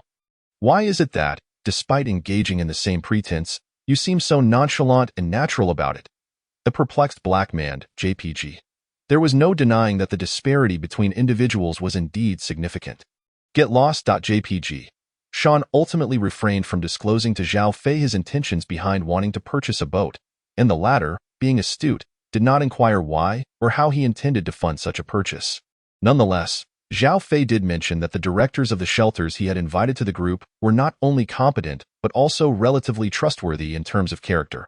After acquiring the information he sought, Sean returned to the chat group, only to find that the group of absurd members, led by the Cat Eye Trio, were speculating whether there was some sort of clandestine transaction between him and Zhao Fei. The foolish son of the landlord. Foolish son of the landlord. Enough guessing. I do indeed know the mechanic, just as I am acquainted with all of you. Cat Eye Trio. I sense it is not merely a simple acquaintance. I feel something is amiss. The novice mechanic, Sean, because I have transacted with the foolish son. We are, in fact, more than mere acquaintances. I am truly not a doctor. Foolish son? Cat Eye Trio. Damn. I almost sprayed my phone with salt soda, facing the dirt with my back to the sky. Ha ha ha. Foolish son of the landlord. A face full of confusion. JPG. Upon reading Sean's response, Zhao Fei's expression darkened significantly. Foolish son, what the hell? You are the foolish one. The fisherman who does not go to sea. No wonder you seem quite familiar with the foolish son. What? Do you wish to trade for some seafood? The foolish son of the landlord. Gone. GIF. The novice mechanic. I do indeed have that thought, but I fear it may be inconvenient. I happen to be quite close to the Yangtze River, yet rather distant from the sea. The fisherman who does not pursue the tide. I may not have time in the next few days, so how about this? When I return home, I will contact you first, and then we can assess the situation for a trade, if that is agreeable. The novice mechanic. Certainly, thank you. The fisherman who does not pursue the tide. Don't be too hasty in your gratitude. I still need to inquire what items you have available for exchange. The novice mechanic. Rice, flour, frozen meat, and by the way, fresh vegetables, which I grow myself. The Cat Eye Trio. Vegetables you grow yourself? I would love to taste them. Saliva.jpg, I'm a foodie and proud of it. You probably don't lack fresh vegetables at the moment, though resources are being controlled. We can still manage to eat fresh produce every day. The foolish son of the landlord. I see the cat eye trio is not craving vegetables, but rather the mechanic, the cat eye trio. I did not. Stop making wild accusations. I am truly not. The not-so-doctor. Why does it feel a bit like an attempt to cover up a case of the pot calling the kettle black? The cat eye trio. Doctor, is this really the time to flaunt your idioms? Tableflip.gif. Observing the swift aggression of the group chat, Sean chuckled softly and then privately added the fisherman who does not pursue the tide as a friend. Chapter 35. The perspective of reading comprehension is quite unique. As soon as Sean sent the friend request, it was promptly accepted. The fisherman who does not pursue the tide. Even if you hadn't added me, I would have added you. It's best to discuss these matters privately. The novice mechanic. We can finalize the specific trade privately, and once completed, I will announce it to set an example for everyone. Sitting on the other end of the network, the fisherman who does not pursue the tide paused for a moment, but quickly grasped Sean's intention. Although there are many shelters, the available trading resources in each are not uniform. Just like himself, during this time, he has procured a substantial amount of seafood, a significant portion of which he has processed into dried and salted goods. Yet a normal diet cannot consist solely of seafood. This suggestion is quite good, but it is better to proceed with caution. Indeed. So what items are you looking to exchange? I just saw you mentioned having rice, flour, frozen meat, and fresh vegetables, correct? Yes, what do you want? But you shouldn't be lacking in that regard, right? It's not merely a matter of scarcity. It's about being prepared for any eventuality. Given the current situation, who would complain about having an excess of food? Very well, I can offer 2,000 pounds of rice, 2,000 pounds of flour, and 1,000 pounds of vegetables, though the variety of vegetables is limited to bok choy, lettuce, and cherry radish. In truth, Sean has access to more than just these three types of fresh vegetables, but since it's his first trade, it's better to keep it low-key.as for the quantities of rice and flour. This is a subtle demonstration of his capabilities, ensuring he receives the respect he deserves. Are you sure? Looking at the message sent by the fisherman, he was indeed quite surprised. Although the eruption of the Yellowstone volcano is currently causing minimal impact domestically, one must not forget about the asteroid looming ahead. Anyone aware of this news would likely stockpile as much food as possible. The reason for the national response being so rapid and significant lies in the fact that many uninformed citizens believe it is entirely unnecessary. Isn't it just a temporary lack of sunlight? Isn't it merely a drop in temperature? Isn't it just snow and hail? Why implement nationwide curfews, controls, and crackdowns? But in reality, it is indeed warranted. In comparison to the dangers posed by a supervolcanic eruption, that 10-kilometer-wide asteroid represents the true existential threat. The reason for the swift and severe national reaction is to ensure comprehensive preparations are in place. Otherwise, once news of the asteroid's potential collision with Earth is announced, who knows how many people would have their mental state crumble in an instant, resulting in a myriad of chaotic incidents. Once people adjust to this unique atmosphere of the apocalypse, the chaos and breakdown that may ensue will likely diminish to a low point. However, during this extraordinary period, anyone or any force aware of the asteroid news would likely stockpile food as much as possible. Observing the fisherman's inquiry, Sean was well aware of what the other party was thinking, I am certain, though I do have a small request. What request? Could you help me prepare some easy-to-cultivate seafood? Preferably alive, and it would be best if you could also include some clean seawater. Upon reading this, the fisherman immediately understood the intentions of the individual who often engages in toxic activities. You wish to engage in aquaculture? Yes, I want to test whether brackish water cultivation is feasible. I require some live seafood, and I would appreciate your assistance in selecting the specific varieties, thank you. At this point, while the fisherman was tempted to say that aquaculture is not that simple, he reconsidered, realizing the individual merely wanted to experiment and likely had already prepared for the possibility of failure. Certainly, but I may not have time recently, so you will need to wait. No problem, I can wait. Whenever you pass through Jiangpu, just contact me, and we can then confirm the trading location and specific quantities. Agreed. We'll be in touch later. All right, here's to a pleasant collaboration. Here's to a pleasant collaboration. After Sean and the fisherman tentatively agreed on the trading intention, he returned to the group chat. He then noticed that I am a foodie and proud of it was also engaging in toxic activities, posting a photo of 4 dishes and a soup, with each dish highlighted in its own close-up. It was evident that this person possessed professional-grade photography equipment, and the images were nothing short of breathtaking, making it seem as if one could smell the aroma through the phone screen, truly whetting the appetite. Watching the silly group members banter, Sean felt the atmosphere in the chat was quite lively, hardly reminiscent of an impending apocalypse. Not long after, his friend Zhao Fei sent him a private message. Yang, the fisherman just asked me about your situation. What did you say? Sean smiled slightly. What else could I say? I told him our relationship is so close we could share a pair of pants. Nonsense. I cannot wear your pants. They are far too baggy. Gone. Your perspective on reading comprehension is indeed quite unique. Just kidding. But is that all right to say? What problem could there be? I know the fisherman as well. Just not as closely as you do. Our families still have some connections. That's good. With such a relationship, I can be more at ease during future trades. Building a cooperative relationship with him would indeed be beneficial. But you aren't seriously considering not surviving, are you? I have no choice. I must prepare thoroughly before the asteroid strikes Earth. Otherwise, stockpiling resources becomes futile.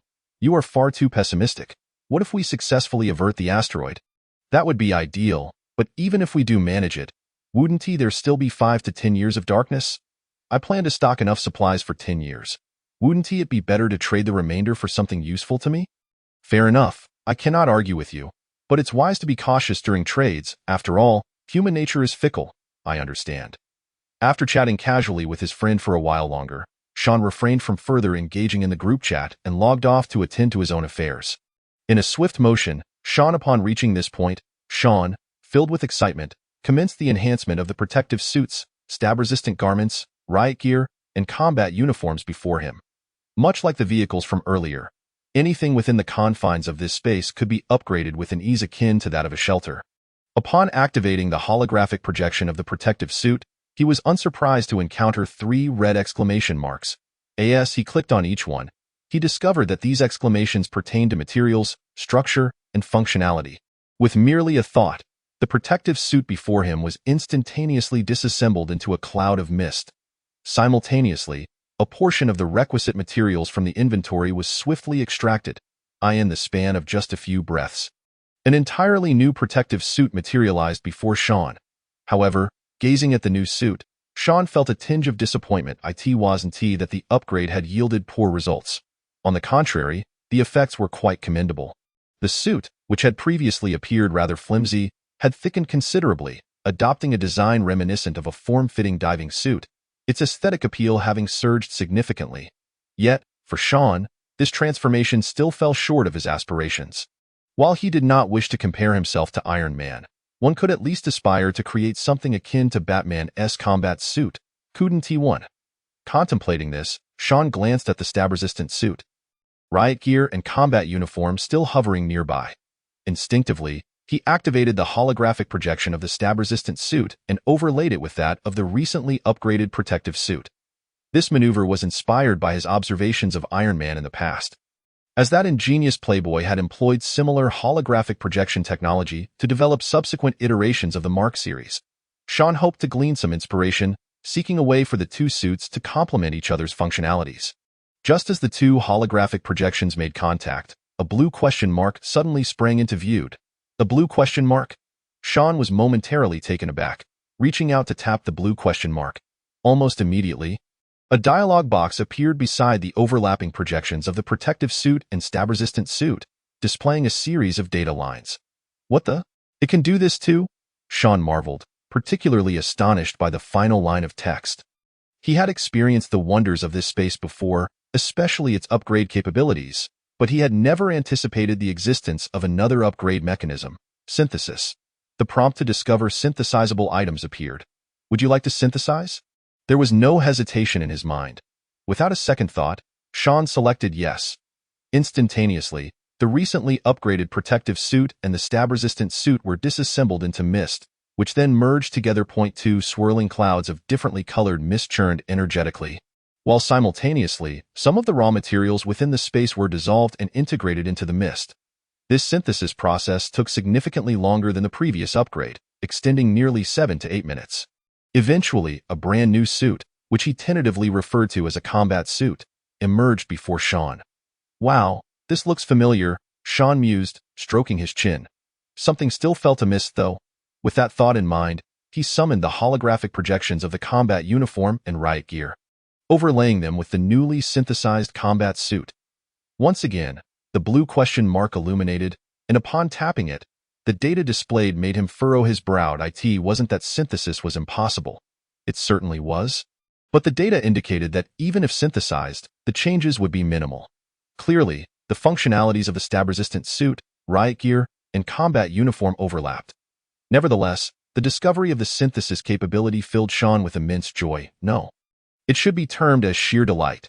With this synthesis feature, he could circumvent the limitations imposed by insufficient raw materials and related technologies in the upgrade process.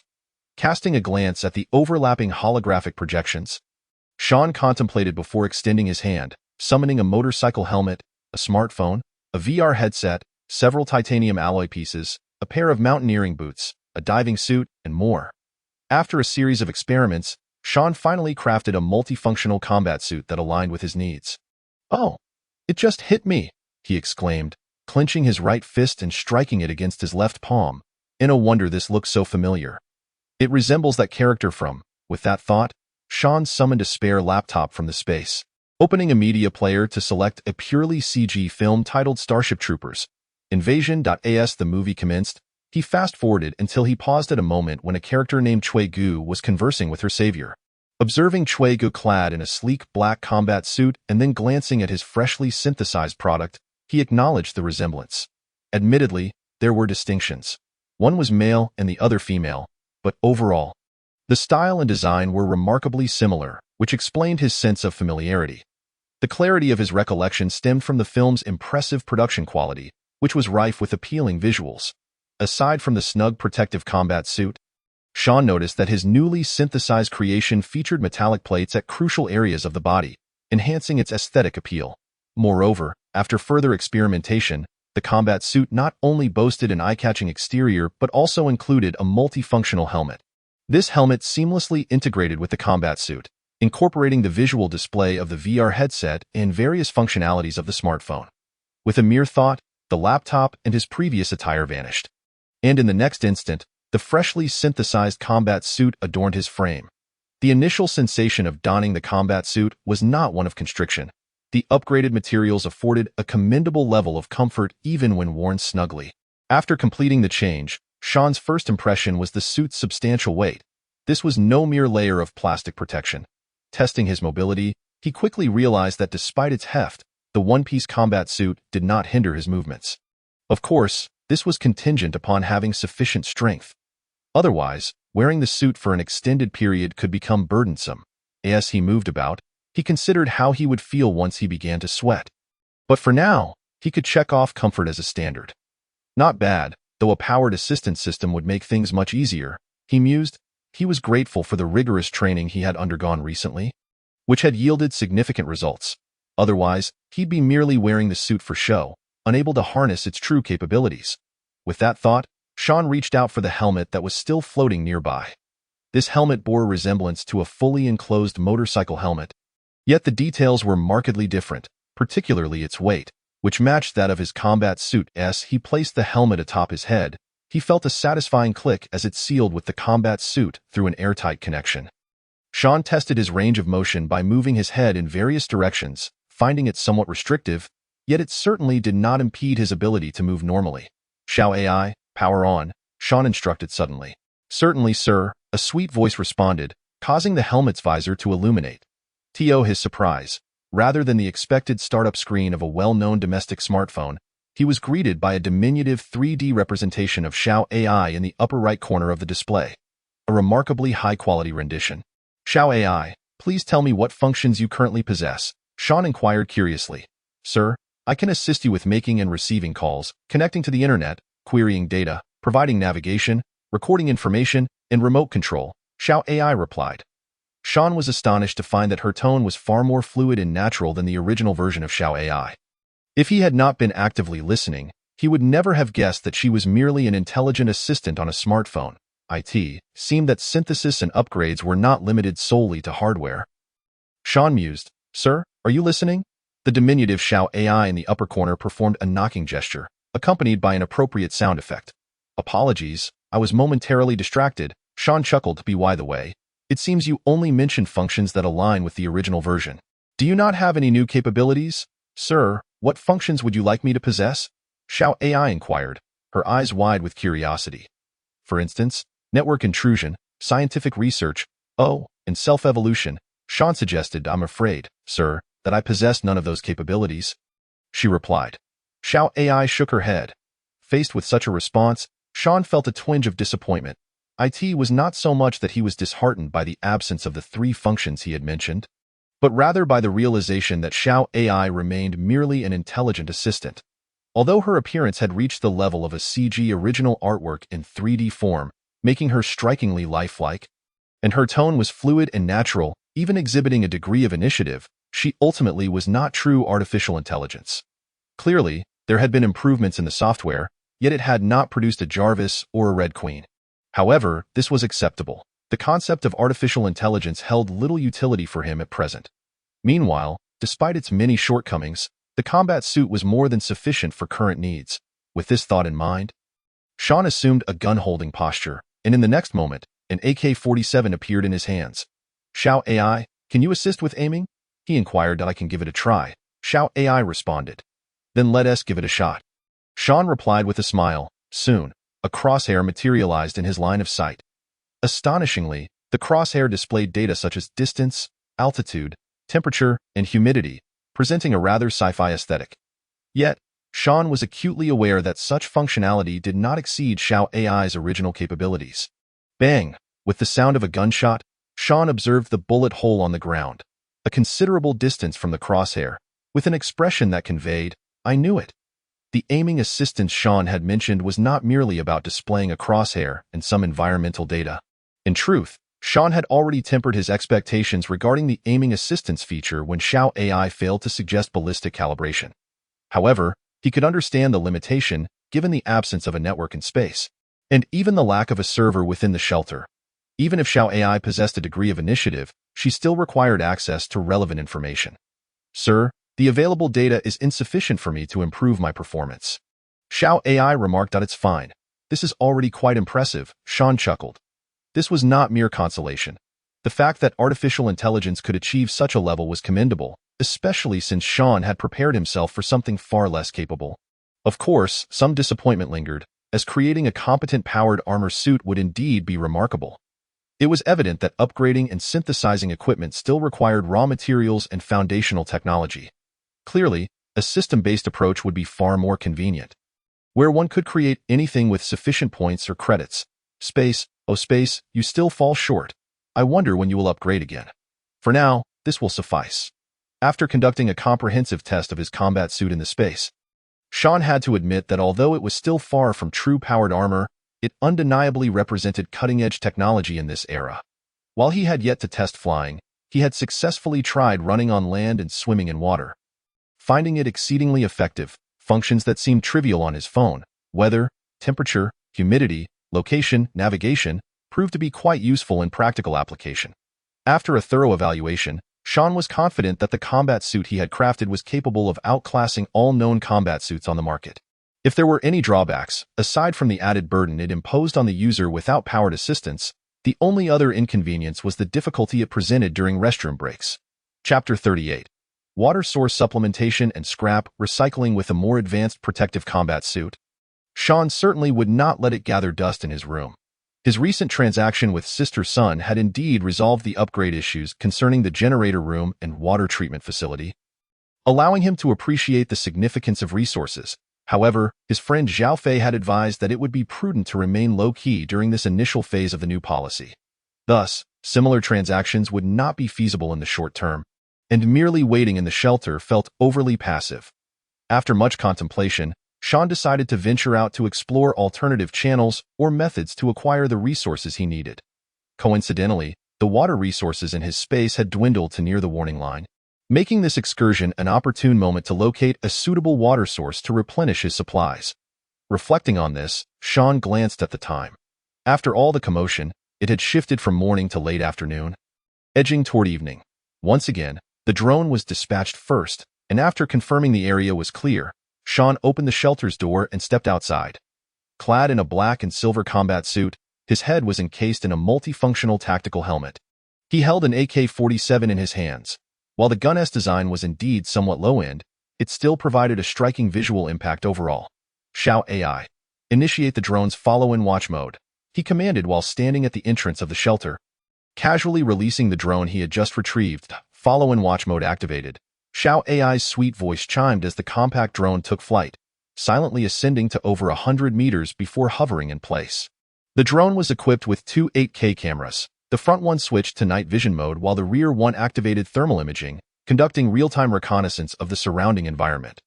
The reconnaissance feed was transmitted in a minimized format to the upper left corner of the inner screen of his tactical helmet. From the outside, the helmet screen appeared entirely black, obscuring not only the imagery on the inner display but even Sean's face. The reduced reconnaissance view was too small for Sean to discern any details. Should any anomalies arise, Xiao AI would promptly issue a warning.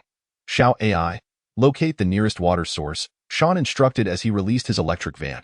He had considered upgrading his vehicle, but for the sake of discretion, the current inconspicuous model was far less attention-grabbing. As for his combat suit, he thought, ISNT cosplaying an option if it's discovered.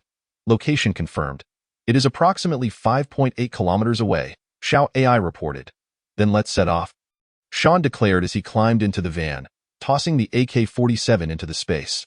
Despite it being close to evening in summer, the sky was shrouded in thick clouds. It was not a case of visibility being completely obscured. But it was certainly dim. Only the lightning generated from the friction of sulfur compounds with the clouds intermittently illuminated the darkened world. 5.8 kilometers was not far, and driving would make the journey even quicker. Although some sections of the road were challenging, it was worth noting that there were no vehicles, let alone people, on the roads. In less than 10 minutes, the inconspicuous Wuling van came to a halt by a reservoir. The reason for seeking water here was not due to a lack of supply in the shelter, but rather the slow flow. Moreover, one could not spend all day immersed in water. That would be quite uncomfortable. With the increased space, the consumption of water for planting and breeding had escalated, leading to a significant daily requirement. Although internal circulation was possible, replenishment was still necessary over time. Otherwise, they would face the dire scenario of the space's river running dry, leaving them without water.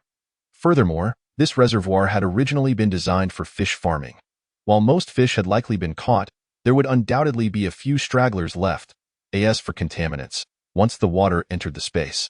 Sean could eliminate them with the mere thought. After parking the van in a concealed spot, Sean did not bother looking for a proper route down to the reservoir. Instead, he simply leaped down. Splash! With a single sound, Sean swiftly submerged to the depths of the reservoir. Equipped with a personal space, he had no cause for concern regarding the lack of oxygen. Once he stood atop the sediment, the duration of its settling unknown, a mere thought allowed not only an immense volume of water to be drawn into his space, but also the mud at the reservoir's bottom, along with the river creatures dwelling within it, such as clams, snails, loaches, and eels, were effortlessly relocated without any resistance. After scraping the mud clean from the surrounding area, Sean proceeded to another section to continue his work. As he cleared the reservoir's bottom, he simultaneously collected a vast quantity of water.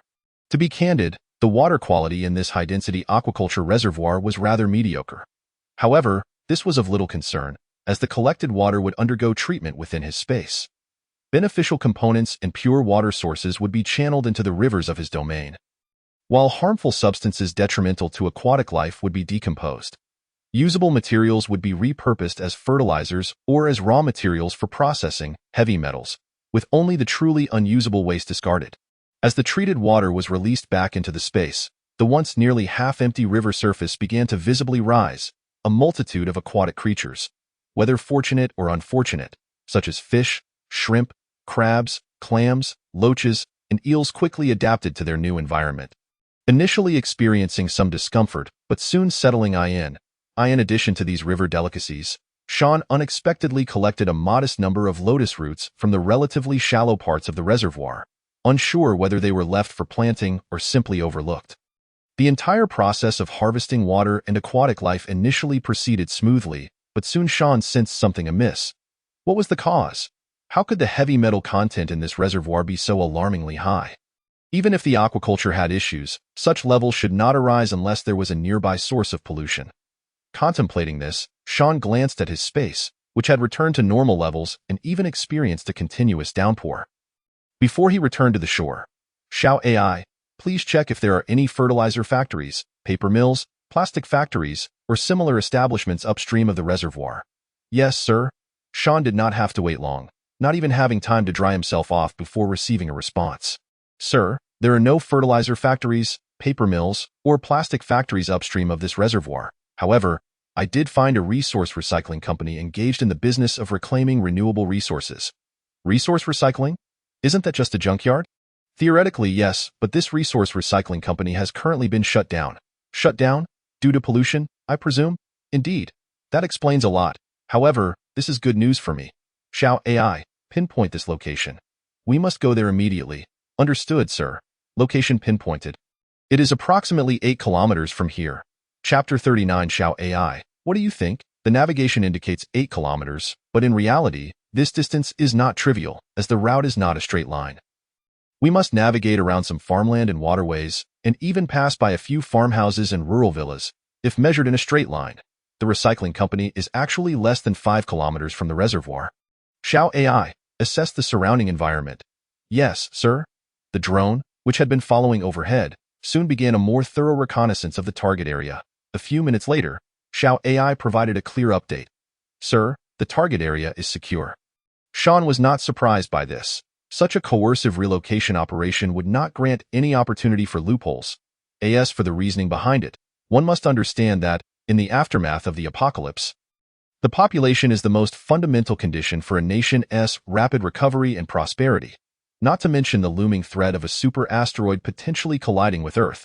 If this asteroid could not be successfully addressed, the large underground city constructed beneath the urban area, reliant on subways and tunnels, would become the refuge for the populace in the post-apocalyptic world. In fact, since the asteroid's impending arrival was announced, the country had been engaged in a large-scale expansion of air raid shelters and refuges, connecting them through subways and underground passages. Of course, it would be impossible to link every shelter and bomb shelter in the entire city, but connecting certain areas was certainly feasible, especially since newly established neighborhoods already possessed underground garages that met the 3 defense standard.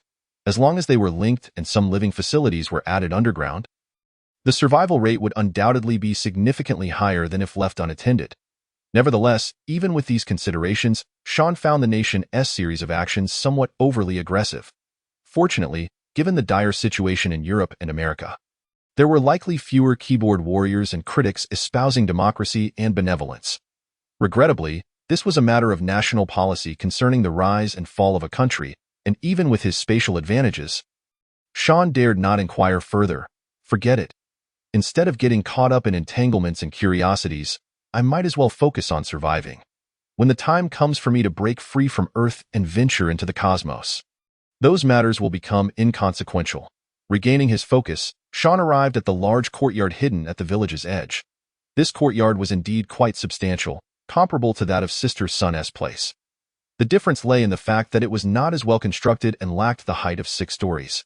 It was entirely 3 stories, with part of it resembling temporary housing for workers, and there were 2 sizable warehouses, which could also serve as workshops. The imposing iron gate at the courtyard's front was crossed with a seal from the district court, and a faded notice was affixed to the concrete pillar beside the gate. The notice was straightforward. An investigation by the relevant authorities revealed that the company engaged in illegal operations, causing significant pollution to the surrounding water sources, leading to a forced shutdown and accountability for the company's owner and related personnel, even facing criminal charges. After reading the notice, Sean, although still unable to ascertain what activities had caused the pollution, could discern that the company had committed a grave offense. Had the apocalypse not suddenly arrived, the owner of this company would have likely faced severe consequences, if not worse. However, this was of little concern to Sean. Observing the several heavy locks securing the gate, he reached out and pulled both the locks and chains into his space. With a creaking sound, he pushed open the weighty iron gate, stepping inside. Not only did he close the door behind him, but he also returned the locks he had previously collected. Xiao AI. Instruct the drone to continue surveillance. Yes, Sir. One must admit that the upgraded drone was perfectly suited for sentry duty. It could detect suspicious individuals before they noticed the drone's presence. Given sufficient time, Sean could simply retreat to a secure corner of his space, and no one would be the wiser. Sean's objective was clear. After securing the main gate, he proceeded directly toward the building that could serve as either a factory or a warehouse. This structure was similar to the warehouse he had erected at the farmhouse he rented, albeit considerably larger in volume. Both buildings had their iron doors locked and sealed, but this posed no challenge for Sean. With a press of his hand, one of the large iron doors vanished, revealing the interior environment to his view. Though currently in night vision mode, which was not as clear as broad daylight, he could still see heaps of recyclable materials meticulously categorized and stacked in different areas. There were various types of waste paper, obviously dismantled metal parts, and an assortment of crushed plastic bottles and fragmented plastic components. What astonished Sean was the discovery of a substantial amount of old clothing and a pile of glass shards that had clearly been shattered. These recovered materials included some that had been processed, while others appeared to be recently collected and haphazardly piled together. In front of these variously categorized materials stood several workbenches and small shredders, evidently used for dismantling items, indicating that this place served both as a warehouse and a workspace for the company's employees.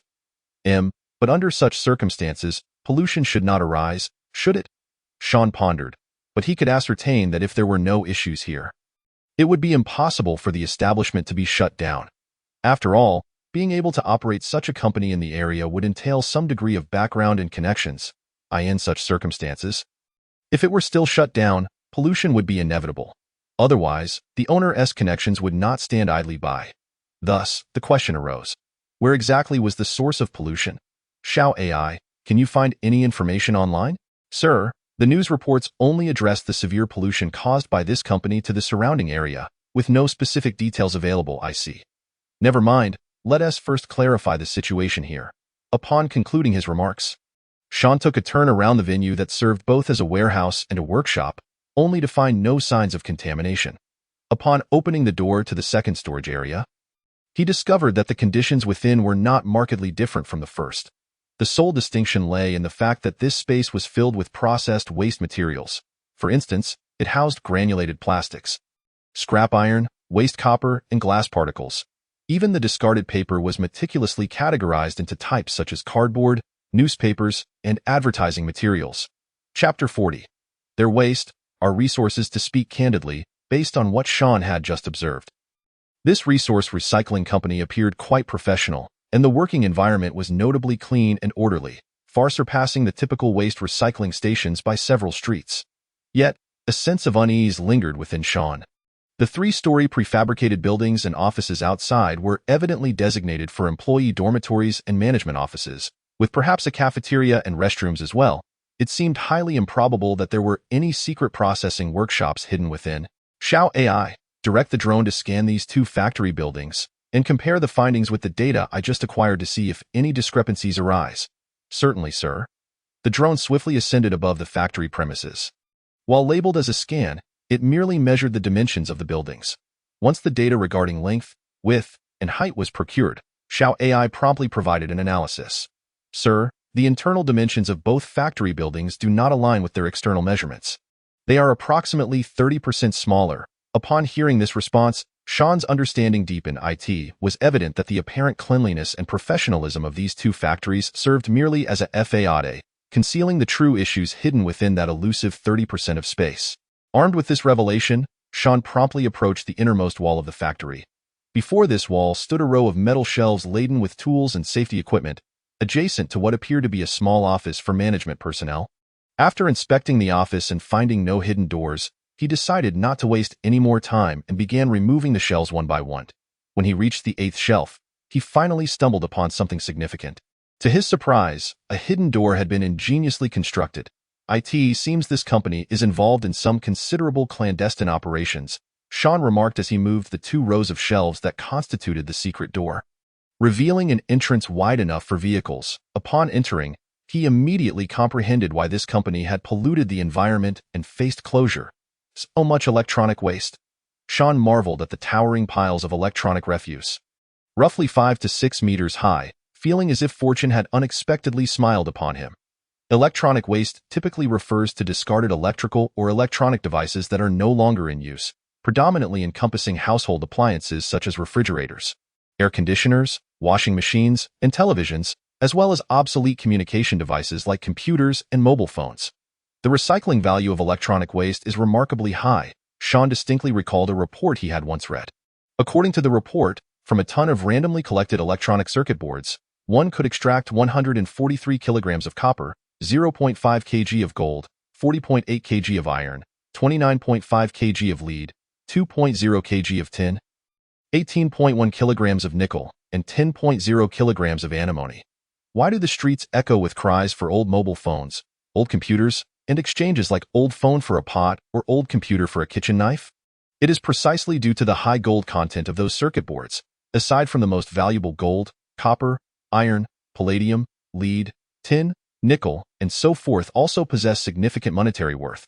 However, the extraction processes for these household appliances and electronic waste can inflict severe environmental pollution, potentially threatening the health of local residents. When it comes to electronic waste, the most notorious location is undoubtedly Guayu, known as the town of electronic waste.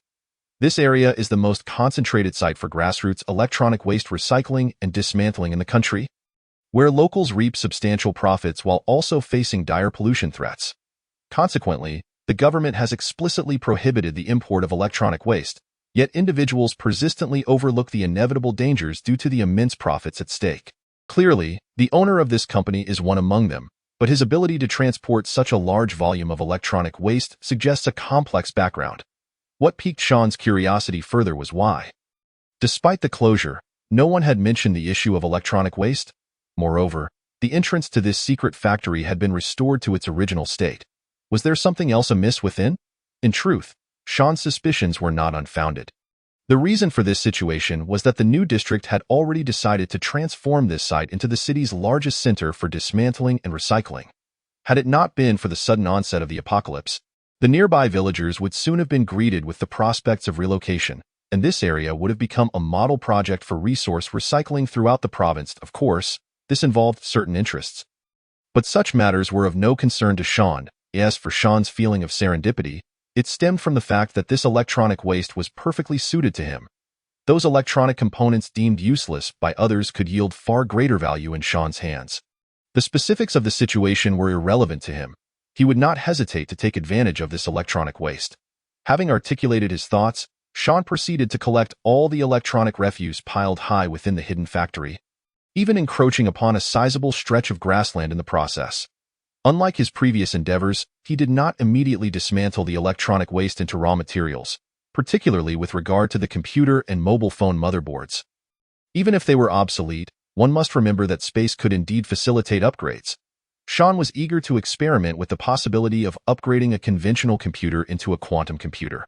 Should he achieve this milestone, the transformation of Xiao AI from a mere artificial intelligence into a true sentient entity would no longer be a mere fantasy.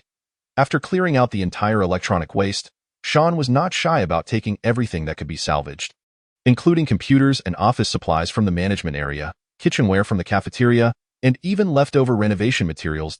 As Sean left with satisfaction, the resource recycling company was reduced to an empty shell. For such unscrupulous owners who disregarded the health and safety of others, Sean held no reservations unlike those he would extend to ordinary villagers. As for the losses incurred by the government, he would address that in due course. Once back in the bread van retrieved from his space, Sean was in high spirits. With this electronic waste, whether for further testing of upgrade capabilities or for experimenting with newly discovered synthesis functions, he was bound to encounter significant surprises. Most crucially, with an ample supply of electronic chips and other components, Sean had new ideas for further upgrading the shelter. Xiao AI, center the search around the shelter and locate nearby scrap recycling stations, abandoned factories, and derelict shipyards. Understood, sir. Would you like me to display the marked map? No need. Just finalize the route after localization, and we will pursue it on our next outing. Certainly, sir. The relevant information has been recorded, and the routes have been planned. Just as Sean reveled in the success of his venture, Xiao AI suddenly paused. Sir, the network has been interrupted. Chapter 41. The urgency of a sudden network disruption. Sean was not at all surprised by the network interruption.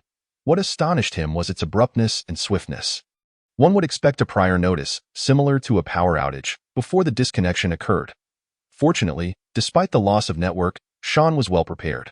Xiao AI, does the drone have sufficient battery to accompany us home? Yes, sir. Then maintain alert mode. And let us head back. Understood, sir. As the drone once again hovered nearly 100 meters above the bread van, Sean started the vehicle and drove towards the shelter.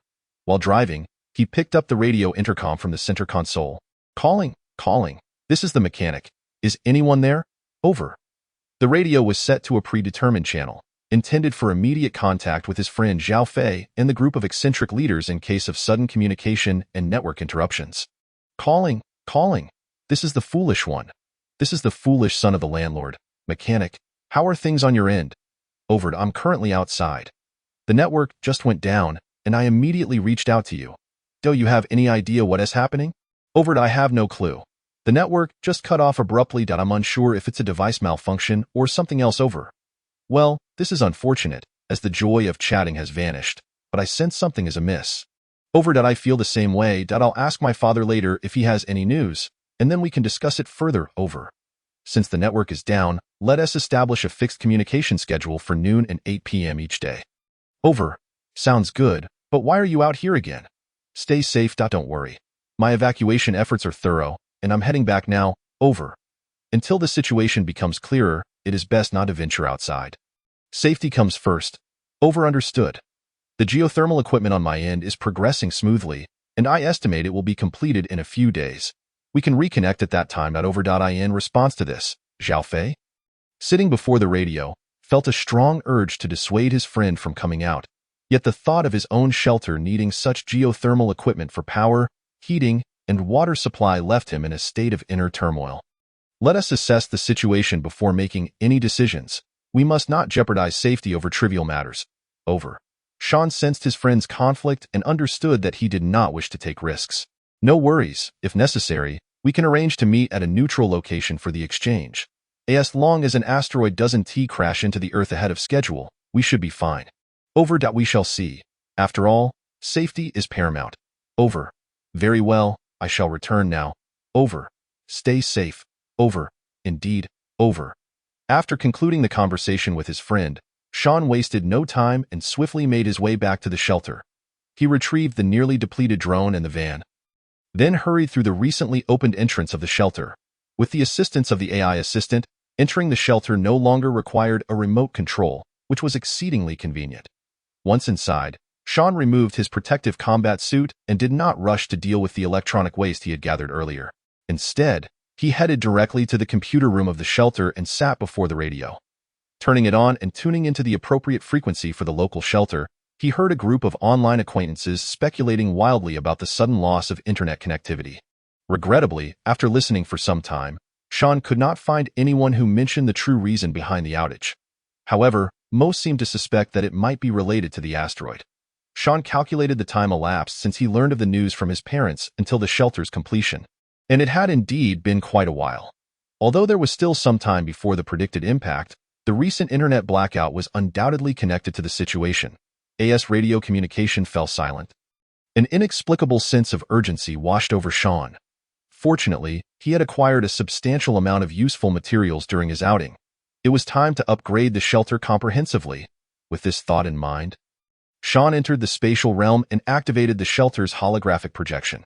While the energy systems, water treatment, import and export mechanisms, communications, and automatic irrigation had all been upgraded, Sean was not yet satisfied. The internal space of the shelter still felt too constricted, so the first order of business would be expansion. The initial concept that sprang to mind for the expansion was the Hive. Indeed, reminiscent of the iconic underground research facility from the classic apocalyptic film series, Resident Evil. This umbrella corporation facility was not only deeply subterranean but also boasted an immense underground structure. Although Sean understood that he was not yet capable of transforming his shelter to such a grand scale, he could certainly draw inspiration from the Hive's design. The first level could remain unchanged, as DeFei was aware of the situation here, but a new level could be constructed beneath. This level could emulate the structure of the Hive, focusing on two essential areas: an indoor cultivation and breeding zone, essentially an agricultural section and a processing center. Regardless of the circumstances, there must be tangible outputs to present, even if there were still various inconsistencies. It was far superior to conjuring resources out of thin air with nothing to show for it. Also, the storage area was currently too small. During his recent outing, he had procured numerous materials, and with the AI assistant locating a more suitable resource recovery site, a larger warehouse would greatly enhance their capacity. As for the expansion of the shelter, it could easily be built upon the foundation of the old air raid shelter. Even if suspicions arose, the likelihood of someone uncovering design schematics and engineering records from decades past was exceedingly low. Even if they were found, they could be attributed to classified projects. However, it was best that such details were not disclosed by him but rather inferred by others, thereby enhancing the credibility of the narrative. Ultimately, what would truly secure Sean's existence in this apocalyptic world was the spatial realm. Alas, this space appeared to belong to the realm of science fiction, devoid of means to transcend the ordinary. Otherwise, with power solely within himself, no problem would remain insurmountable. Reflecting on this, Sean quickly gathered his thoughts and began designing beneath the holographic projection of the shelter. Elevators were certainly out of the question. Sean lacked the technical expertise for such devices. If the network were operational, he could consult related technical materials. Understanding the principles would theoretically allow him to create one and subsequently upgrade it. However, it was of no concern. If there were no elevator, so be it in Sean's plans, the height difference between the first and the new level would only be around 20 meters, easily resolved with a series of ladders along the walls of the passageway. Chapter 42. Shelter Expansion Plan. Standing in the central corridor of the entire shelter, Sean surveyed his surroundings before crouching down to place his hand on the solid concrete floor.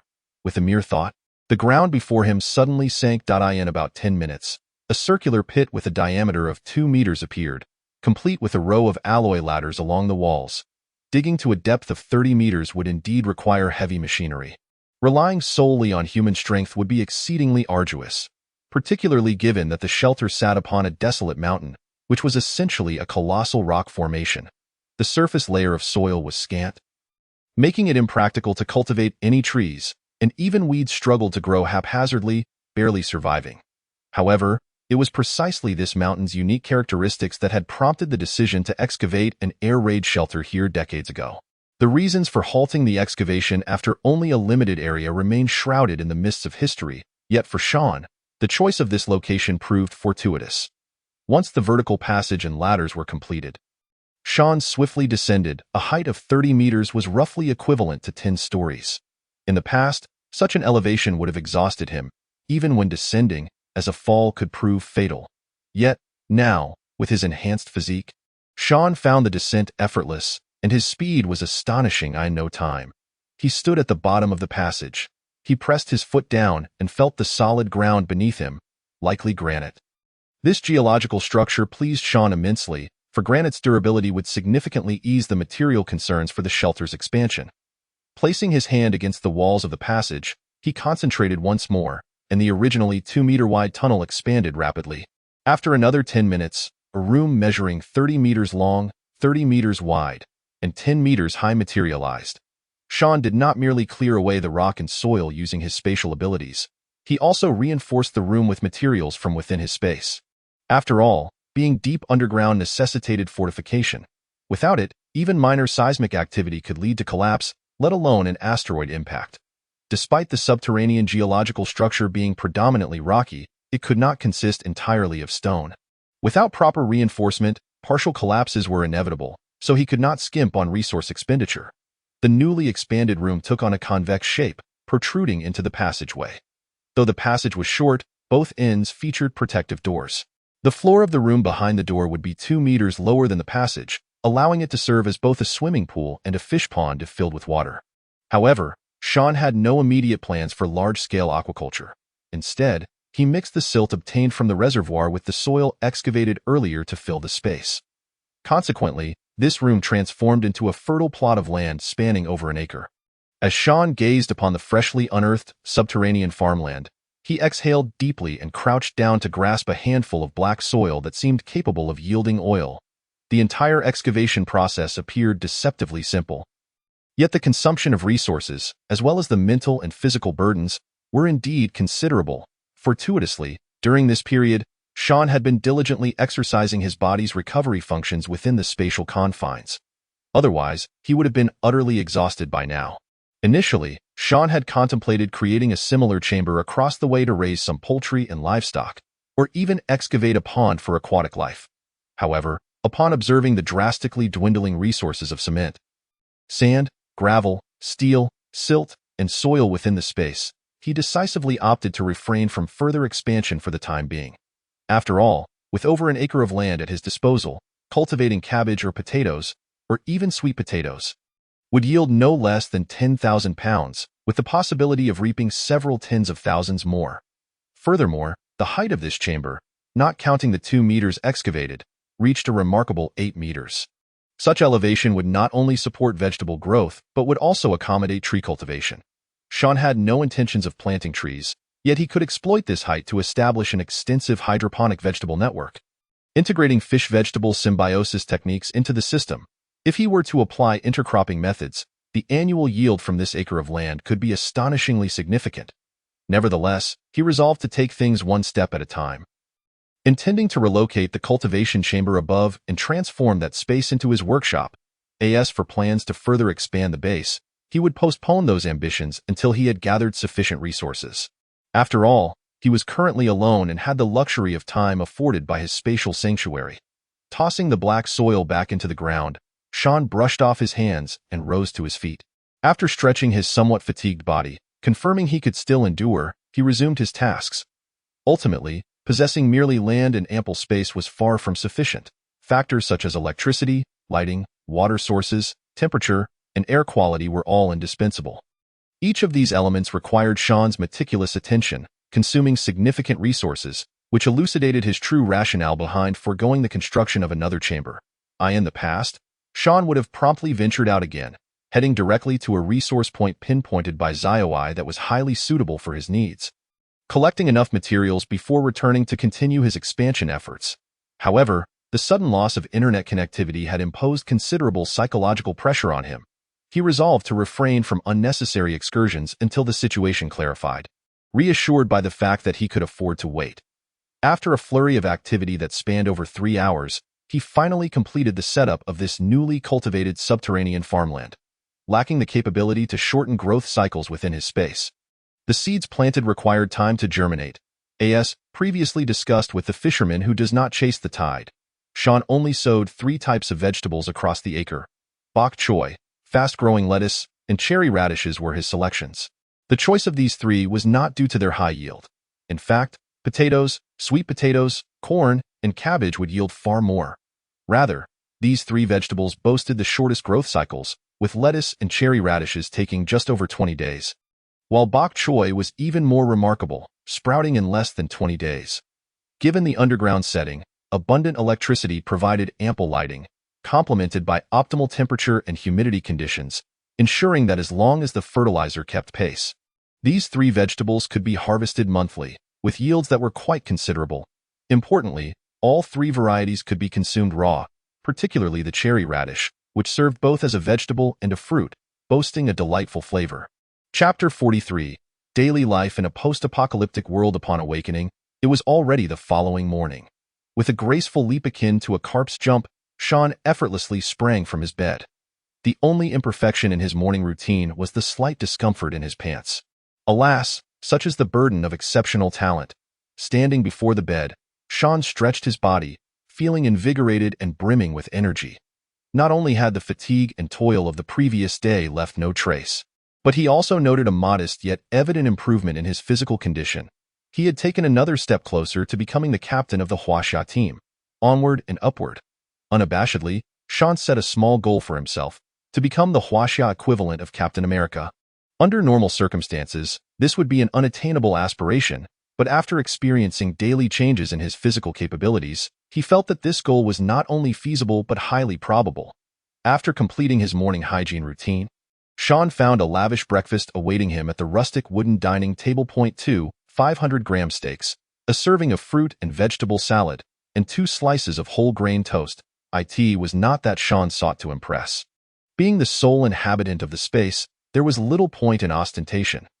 The abundance was actually a result of his continuously improving physique, which had led to a remarkable increase in appetite. Meat, vegetables, fruits, and staples may not rival the culinary marvels of national dishes in terms of variety and flavor, yet they provided Sean with ample and balanced nutrition.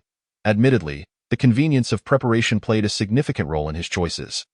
If he were to opt for tofu pudding, he would have to soak beans, grind soy milk, boil it, and add coagulant, among other steps.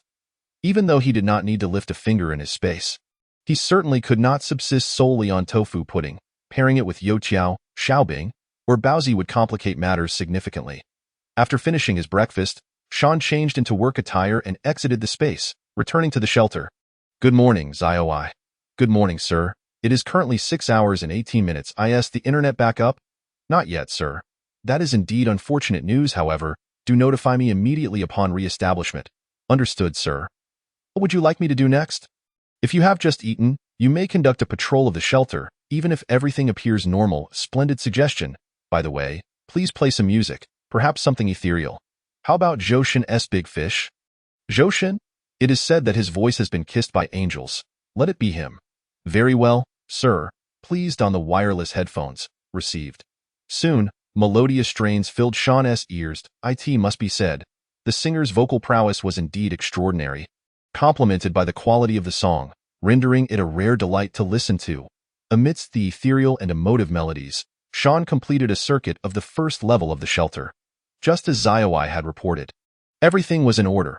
Ever since the computer room was upgraded yesterday and Xiaowai was integrated into the system, even the task of cleaning the aquaculture zone no longer required Sean's intervention.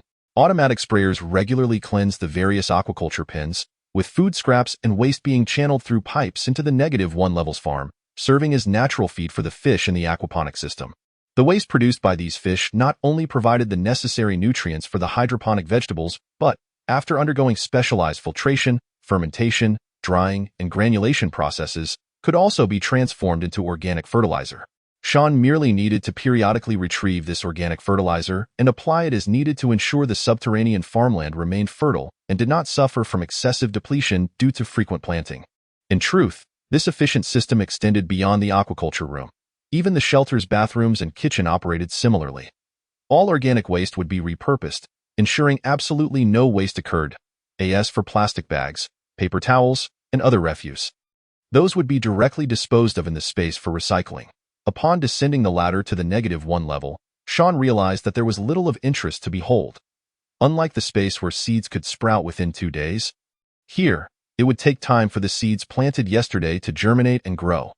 Thus, the area appeared to consist solely of dark, rich soil and the intricate network of pipes used for hydroponic vegetables and the aquaponic system. While some fish had already been introduced into these pipes, it was still far from the time for harvesting. Even the fertile soil and the seeds sown within it had been processed by Sean in the confines of space, thus eliminating any concerns regarding the emergence of weeds that might compete for nutrients. Consequently, Sean was spared the trouble of weeding.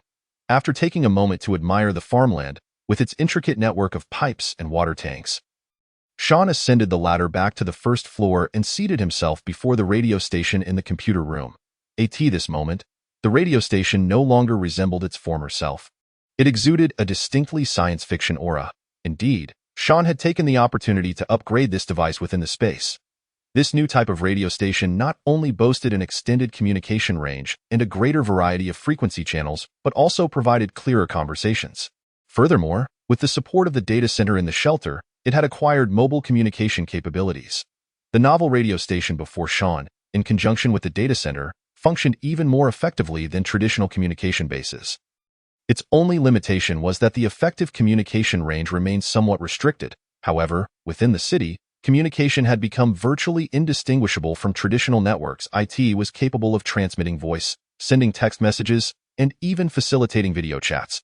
With the establishment of a few more bases, or by leveraging the existing ones, restoring communication to at least 3G standards would be entirely feasible. Adjacent to the console, a row of slots housed walkie-talkies that resembled old-fashioned button phones. Functioning in a remarkably similar manner, they were incredibly user-friendly. As long as one was within the signal coverage area, they were hardly distinguishable from modern smartphones, aside from their somewhat outdated appearance. However, Sean had no intention of replacing the original communication network. At least, there was no necessity for that at present. His immediate task was merely to distribute these walkie-talkies to select individuals, allowing those disconnected from the network to engage in lively conversations once more and to share timely updates and trading intentions. Before proceeding with that, Sean activated the local chat group S radio frequency to initiate a call. Calling. This is a novice mechanic. All is well. Good morning to everyone. Over. Chapter 44. Network Restoration. National announcement regarding the sudden network interruption. Even individuals like Sean and his associates, who possess some background and connections, could only glean that the disruption was due to climate-related factors, with relevant departments working diligently to rectify the issue. This repair effort extended over a week, during which Sean resorted to conversing via the radio with his friend Zhao Fei and a few other shelter heads to pass the time. Throughout their discussions, Sean observed significant activity among the military, police, municipal engineering, and other administrative departments.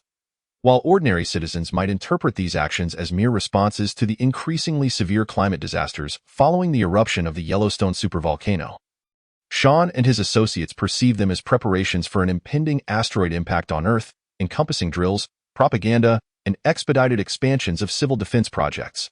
Through his friends and fellow netizens, Sean learned that armed military vehicles had begun to patrol the now desolate streets, and all vehicles and pedestrians still on the road were subjected to various inspections. Additionally, numerous streets, communities, and even residential complexes had made extensive preparations to swiftly evacuate relevant personnel into the nearest civil defense facilities. Even a significant number of retired soldiers had been recalled by the military, and the police force had rapidly expanded, clearly indicating that higher authorities were strategizing for a grand scheme, one that concerned the very survival of the nation. On the morning of the 8th day of the network outage, after inspecting his shelter and taking a few photographs of the sprouting vegetables in the agricultural area on the negative first floor, Sean was about to return to the data center to continue his radio conversations when his AI assistant, Xiao AI, suddenly reacted. "Sir, the network has just been restored." "Restored? Are you certain?" Sean inquired, already pulling out his phone. Indeed, the network signal, which had vanished for 7 days, had finally re-emerged. "I am certain, sir." Xiao AI, please search for information regarding elevators online. Ugh, climbing the ladder every day isn't exhausting, but it feels so low-tech. Understood, sir, but currently, the homepages of major websites have been replaced with important notifications. Important notifications? Before Sean could comprehend the situation, his phone, which had been silent for a week, suddenly erupted with sound. Upon answering, the greasy face of his friend Zhao Fei appeared on the screen. "De Fei, Yang, have you seen the nationwide announcement?" "Not yet. I just realized the network was restored." "Then hurry and check it out. It concerns the very survival of human civilization." "You're referring to the asteroid?" "Yes, let us not discuss it now. You check it first, and then we can chat on WeChat." All right, after hanging up, Sean plopped down in front of his 60-inch computer screen. Unsurprisingly, the device had also been upgraded. After processing a batch of electronic waste, Sean had automated the shelter's controls and upgraded all systems. The original computer room had transformed into a genuine data center. Albeit smaller in scale, it was entirely different from before. "Xiao AI, pull up that announcement." "Certainly, sir." In no time, a massive announcement appeared before Sean. The content was brief but dire. Humanity was on the brink of the greatest survival crisis in history, as a super asteroid approximately 10 kilometers in diameter was expected to collide with Earth in a few days. China and Russia had joined forces to prepare for the launch of manned spacecraft, intending to utilize high-yield nuclear weapons to destroy the super asteroid. This operation would unfold in 2 phases. First, landing on the asteroid to drill into its surface, followed by detonating the latest version of the Big Ivan. The second phase involved several spacecraft carrying dozens of nuclear warheads to moreover. It is not merely that Sean desires a traditional, bulky model. Rather, he seeks something akin to the sleek, form-fitting space suits depicted in science fiction films. Although it may seem like just a space suit, Sean is quite certain that if he were to succeed in creating such a futuristic garment, the success rate of both Huaxia and the Bear Nation in detonating asteroids would undoubtedly rise. As for why only Huaxia and the Bear Nation, what about the other 3 permanent members of the Security Council? The answer to that question lies in the depths of the Yellowstone supervolcano. As for the United States, it is needless to say that since the eruption, it has been all but a mere shadow of its former self. Of course, this does not imply that everyone has perished. In reality, many survivors still exist, but it is merely the US government that is a ghost of its former self. The nations of Y, F, and D are currently preoccupied with their own crises, leaving them little capacity to tackle the impending threat of the colossal asteroid. Well, there might be a way. Sean suddenly had a flash of inspiration and promptly returned to the data center of the shelter. Picking up his phone, he noticed that his parents' accounts remained silent, with only his recently sent messages and documents visible. Sighing, Sean retrieved the original survival enthusiasts in the Apocalypse group chat, where he sought out the group's prominent figure, the North American Lone Wolf. This individual is undoubtedly the most formidable presence in the entire group. The reasons for his immigration abroad remain undisclosed, and Sean was not foolish enough to pry into his personal affairs. Nevertheless, after relocating, the North American Lone Wolf has been living quite comfortably, having opened his own gun shop and established a large ranch. In short, he is undeniably a person of immense wealth. After becoming a survival enthusiast, he constructed an enormous shelter on his ranch. No, more accurately, a doomsday bunker. It is said that this facility was modeled after the doomsday bunker beneath the White House, not only being grand in scale but also fully equipped. Naturally, such an endeavor incurred a staggering expense, reportedly exceeding tens of millions of dollars, yet it still did not satisfy the North American Lone Wolf. Thanks to his friend Zhao Fei's introduction, Sean joined this group and became acquainted with the Lone Wolf. Unlike those who are merely enthusiasts, Sean has also built a shelter, thus establishing a closer relationship with the Lone Wolf, making him one of the core members of the group. Sean clearly remembers that during one occasion when he virtually toured the Lone Wolf's doomsday bunker, he spotted a collection of spacesuits. It is said that these are not mere cosplay replicas, but authentic spacesuits capable of sustaining the wearer's life for 6 days in the vacuum of space. Sean is uncertain whether the dire situation in North America would allow the Lone Wolf to be online, but it is worth a try. Lone Wolf, how is everything on your end? After sending the message, Sean felt a wave of anxiety. What if the Lone Wolf was offline? Or worse, what if the eruption of the Yellowstone supervolcano had claimed him? After all, his ranch is reportedly located in Montana, a region severely affected by the eruption. As Sean expected, his message seemed to vanish into the void. After waiting anxiously for around 10 minutes, he could no longer resist opening the now dormant Apocalypse Survival Enthusiasts group and tagged the North American Lone Wolf. He then casually tagged another prominent member of the group, Carbon Dioxide Not Much. Carbon Dioxide Not Much, how are things on your end? While this individual may not possess the wealth of the North American Lone Wolf, he is not far behind. However, he operates not in North America, but in South America. This individual also owns a farm, but rather than growing grains or raising livestock, he cultivates cigars and grapes. Well, those details are not particularly important. What matters is that Carbon Dioxide Not Much has also established a doomsday bunker, albeit slightly smaller than that of the North American Lone Wolf. Sean is unclear about the nature of the friendship between these two prominent figures. But with the mindset of better safe than sorry, he tagged both. However, Sean was prepared for the possibility that neither would be online. He simply did not expect the delightful surprise that followed. Oh? Kwai Shan Tun, you're actually online. Wasn't the internet down at home? Upon seeing the unexpected reply, Sean was instantly elated. The internet was down before, but it has temporarily resumed now. That's good to hear. How about Xiao Zhao? Is everyone all right? We're all fine, but there's something I would like to ask the esteemed expert for assistance with. What is it? If I can help, I certainly will. Can you get in touch with the Lone Wolf? That guy? The last time I contacted him was 3 days ago. However, he was well prepared, and since the Yellowstone volcano has already erupted, he should be fine. Upon reading this response, Sean felt a tinge of disappointment. So, that means he is unreachable now. I tried to contact him via the radio, but couldn't get through. Why? Are you looking for him? Yes, I noticed that the Lone Wolf had a spacesuit, and I wanted to learn more about it. Given the current situation, any preparation would be prudent. That's a fair point. But I also have a spacesuit here. However, I cannot lend it to you for examination.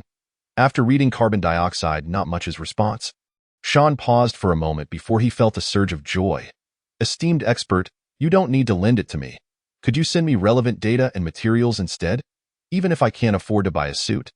I would like to see if I can DIY one myself. DIY. Sitting in front of his computer, Carbon Dioxide Not Much was momentarily taken aback by this response, then shook his head and chuckled. If high-tech products like spacesuits were that easy to DIY, they wouldn't be so expensive, nor would only a handful of companies possess the production technology. Kwai Shan Tun, your idea is quite interesting. but somewhat impractical. Seeing this response, Sean realized that he needed to present something of substance. Otherwise, carbon dioxide not much would likely be reluctant to assist him. Nevertheless, he did not find fault with carbon dioxide not much. For even in the apocalyptic scenario, it is quite an honor for someone of such stature to engage in conversation with the leader of a small shelter. Not to mention, his request was indeed rather outlandish. At least the conversation had not been abruptly terminated, which was a blessing. Chapter 46. The most lethal form of conceit as he gazed at the video call request that popped up on his computer screen.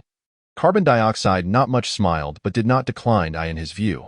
Although this younger brother from the mainland had some impractical ideas, he was quite an interesting person. Moreover, despite the modest size of the shelter, it was comprehensive in its provisions, making it somewhat of a kindred spirit, deserving of respect. Just as carbon dioxide not much, holding a glass of red wine produced from his vineyard, extended his hand to accept the video call request. The image that appeared on the screen caused his eyes to widen in disbelief, and a mouthful of wine was instantly sprayed out. Holy cow! After spitting out the wine, carbon dioxide not much stared at the video screen in astonishment.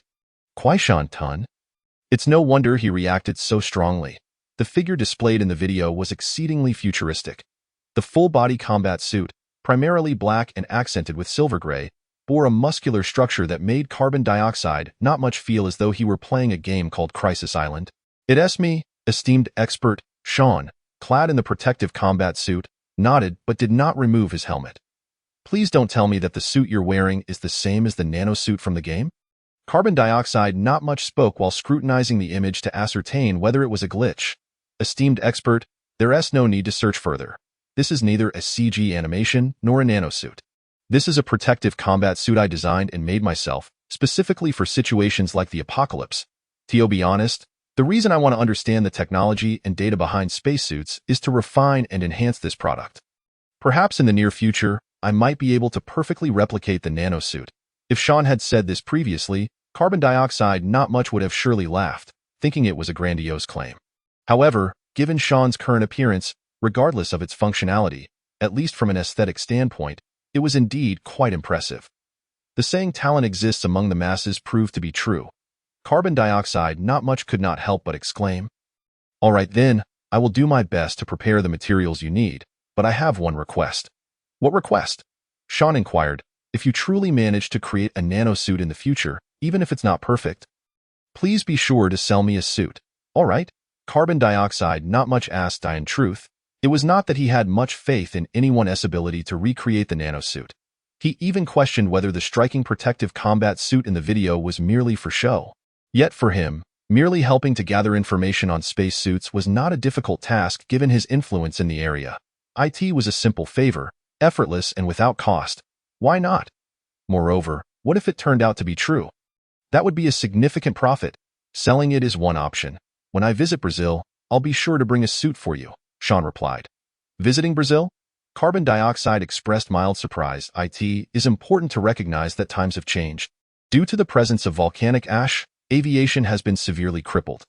Even if a few flights are still operational, they can only operate when the air is clear of ash, and long-distance travel is fraught with anxiety, as one fears the peril of plummeting from the sky mid-journey. While there are plans in place, they are currently unfeasible. Sean shook his head, asserting that they must wait until the Earth has weathered this calamity.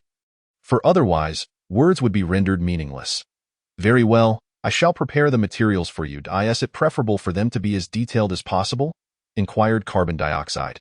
Indeed, however, considering the potential for network disruptions on our end, I would appreciate it if you could send over any existing documentation, such as manuals, in advance. Sean nodded in agreement. No problem.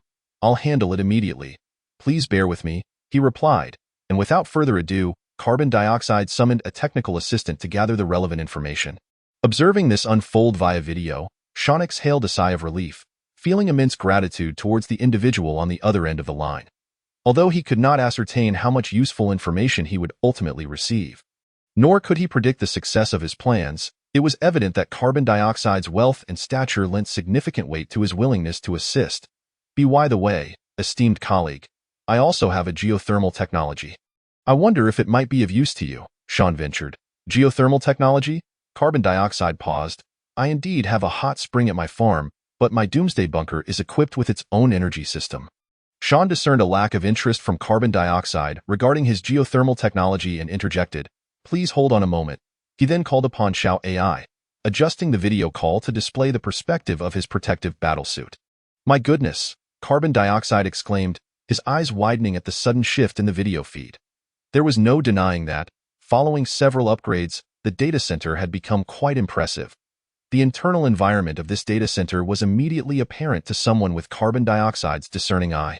"Esteemed colleague, you are currently viewing through the lens of my protective suit. Allow me to show you my energy center." "Cao Shan Tun, you have truly astonished me beyond measure," carbon dioxide remarked, clearly recognizing Sean as the true hidden powerhouse in their circle. While he and Lone Wolf were merely affluent individuals, I can hardly accept the title of hidden powerhouse. However, I currently go by the moniker Mechanic, which is somewhat fitting. Sean chuckled. "Mechanic? Though perhaps not as grounded as Cao Shan Tun. I believe it indeed suits you better." Carbon dioxide nodded in agreement. During their conversation, Sean arrived at the energy center. Before he could open the grand doors, a video call request from Mr. Zhao Fei appeared on the control screen to the left of the entrance. "Sir, Mr. Zhao Fei has just sent you a video call request." "What in the world?" carbon dioxide exclaimed, leaping from his chair. His eyes were sharp. The image of Xiao AI was clearly not that of a real person. Yet the tone of the voice sounded indistinguishable from that of a living being. "De Fei." Amidst carbon dioxide's astonishment, Sean hesitated for a brief moment before deciding to accept the call. "Very well, Sir. Yang Yang." Upon connecting the video call, Zhao Fei was momentarily startled by the image of Sean displayed on his phone screen, revealing only his upper half. Yet the visual impact was undeniable. "It's me, De Fei," Sean said, giving a dismissive gesture with a raised middle finger. "If you have something to discuss, make it quick. I have another important matter to attend to." "Important matter?" Zhao Fei had intended to inquire about the remarkable equipment Sean was wearing. But instead he said, "I merely wanted to ask about the geothermal technology, but if you're busy, we can discuss it later. The network won't be going down again today." "All right, we can talk later." Sean nodded, gesturing to the control screen to slide the energy center doors open with a swift motion. "What?" Carbon dioxide's eyes widened in disbelief.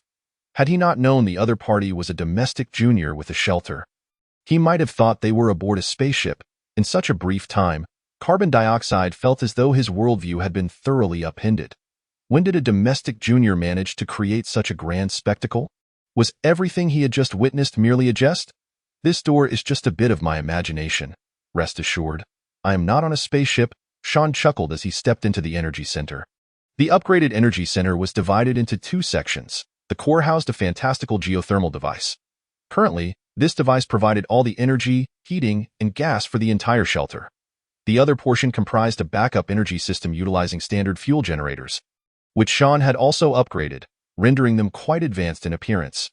Although the energy center was not particularly large, it exuded an aura of sophistication and class.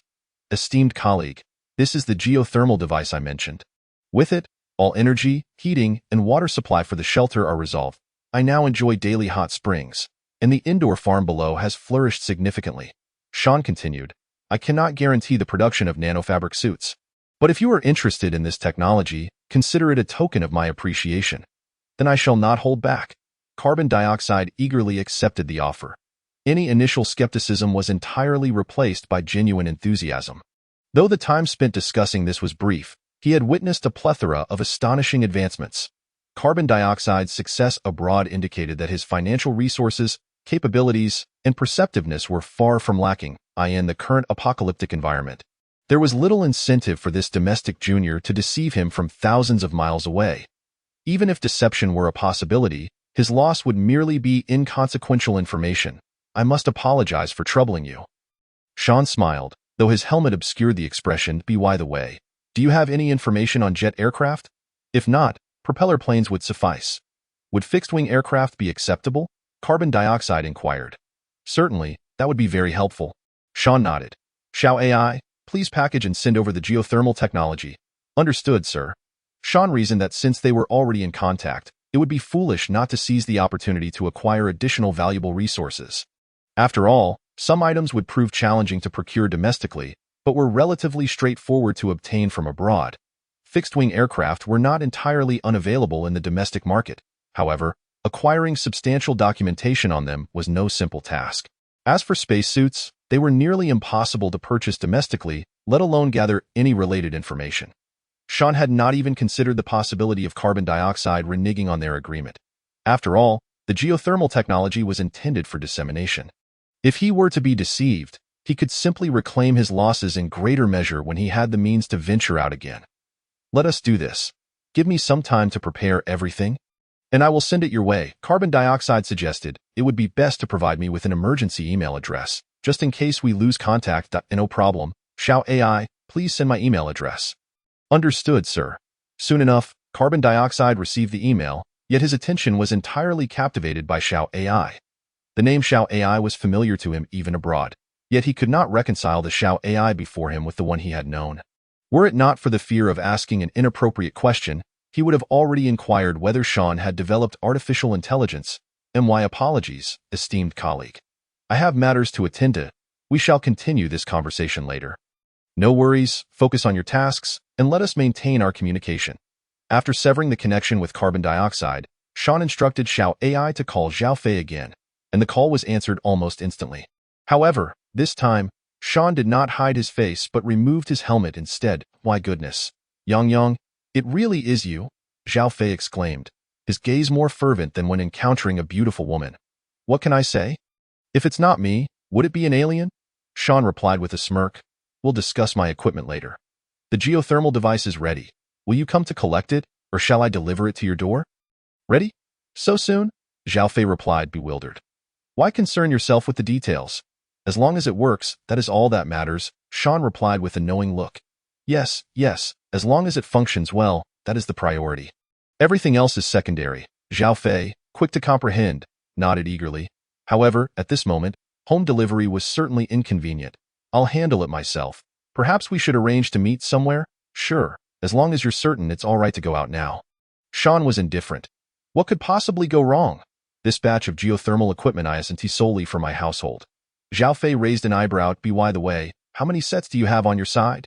5 sets, right? Sean extended a hand, but you can take the relevant technology with you. I believe this would be most beneficial for both you and Uncle Zhao. Zhao Fei understood that this technology was surely not so simple. In the past, he would have declined. After all, his amicable relationship with Sean was not merely due to their status as classmates, but rather because both sides recognized each other's worth. Given that this geothermal technology was so impressive, it was not only the most sought-after technology in the current apocalypse, but even in the time before, it would have held substantial value. Yet, thinking of the news his father brought back after today's meeting, Zhao Fei found it difficult to utter a refusal.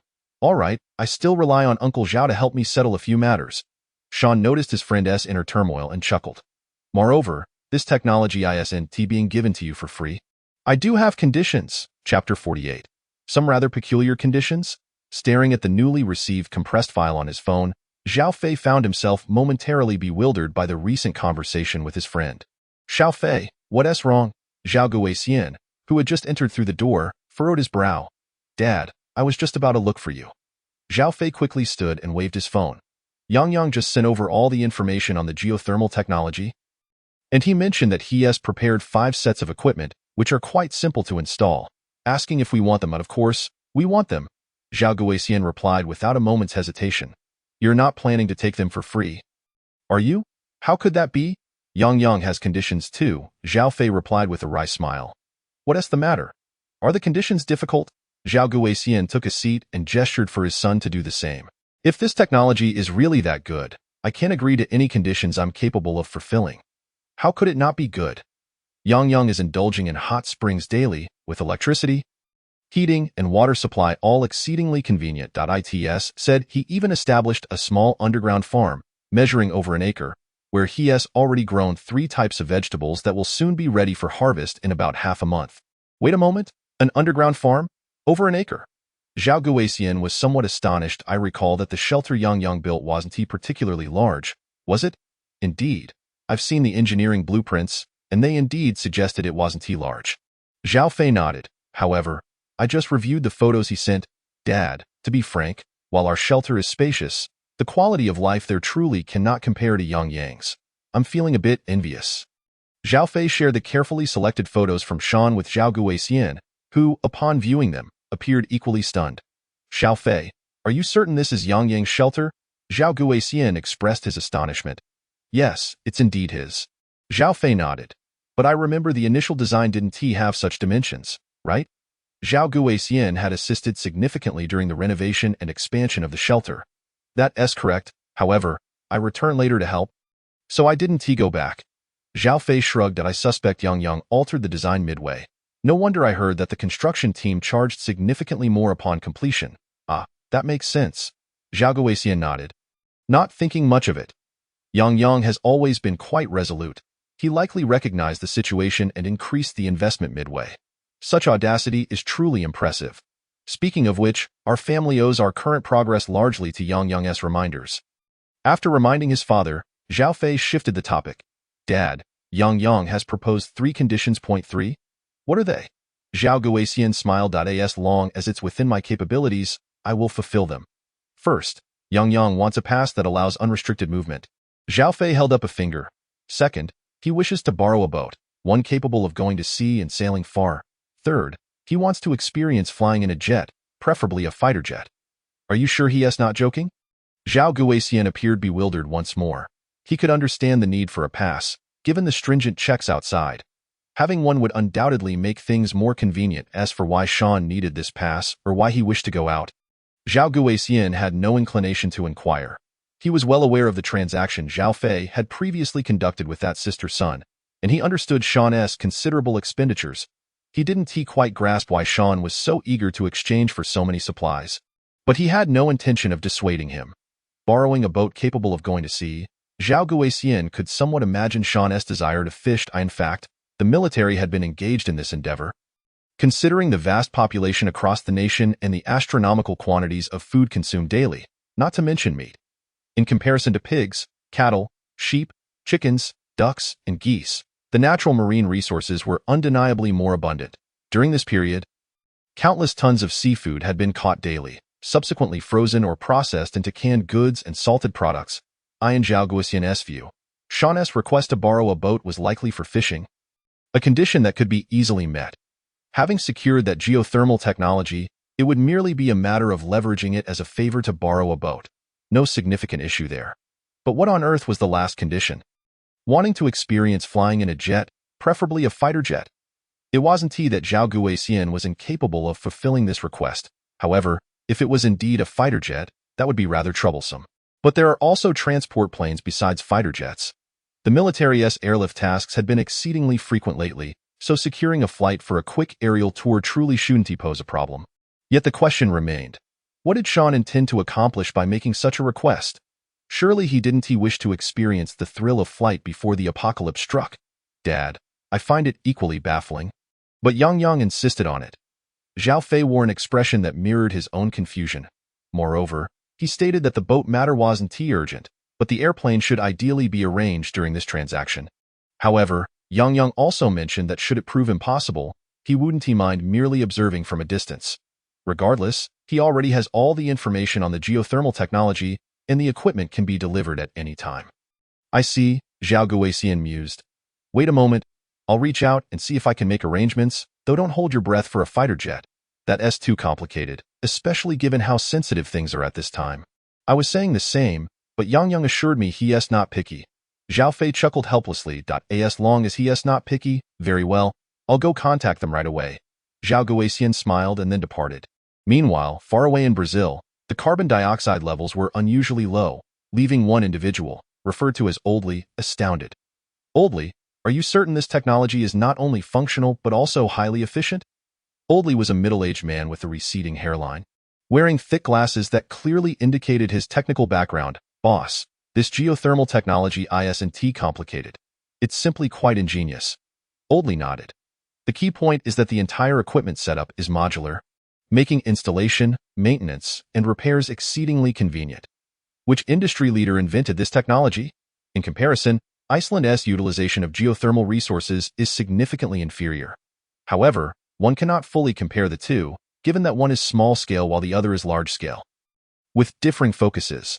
Yet from a comprehensive perspective, this small-scale, modular geothermal technology is indeed more advanced, I believe it could also be associated with water electrolysis for oxygen generation. Thus, even under harsh external conditions, the oxygen supply within the bunker would remain unaffected. Additionally, the minerals and trace elements abundant in the hot springs can also be extracted through relevant technologies, providing considerable value for both human health and the underground farm. Chapter 49. The cataclysmic disaster is my shield. Sean remained blissfully unaware that the geothermal technology he had provided had been analyzed with such precision in such a short time. However, even if he were aware, it would not have concerned him. At that moment, his attention was entirely captivated by the data transmitted by the carbon dioxide source, which not only pertained to spacesuits but also encompassed various aspects of the aerospace field. Although these details were ancillary, they were nonetheless a delightful surprise for Sean.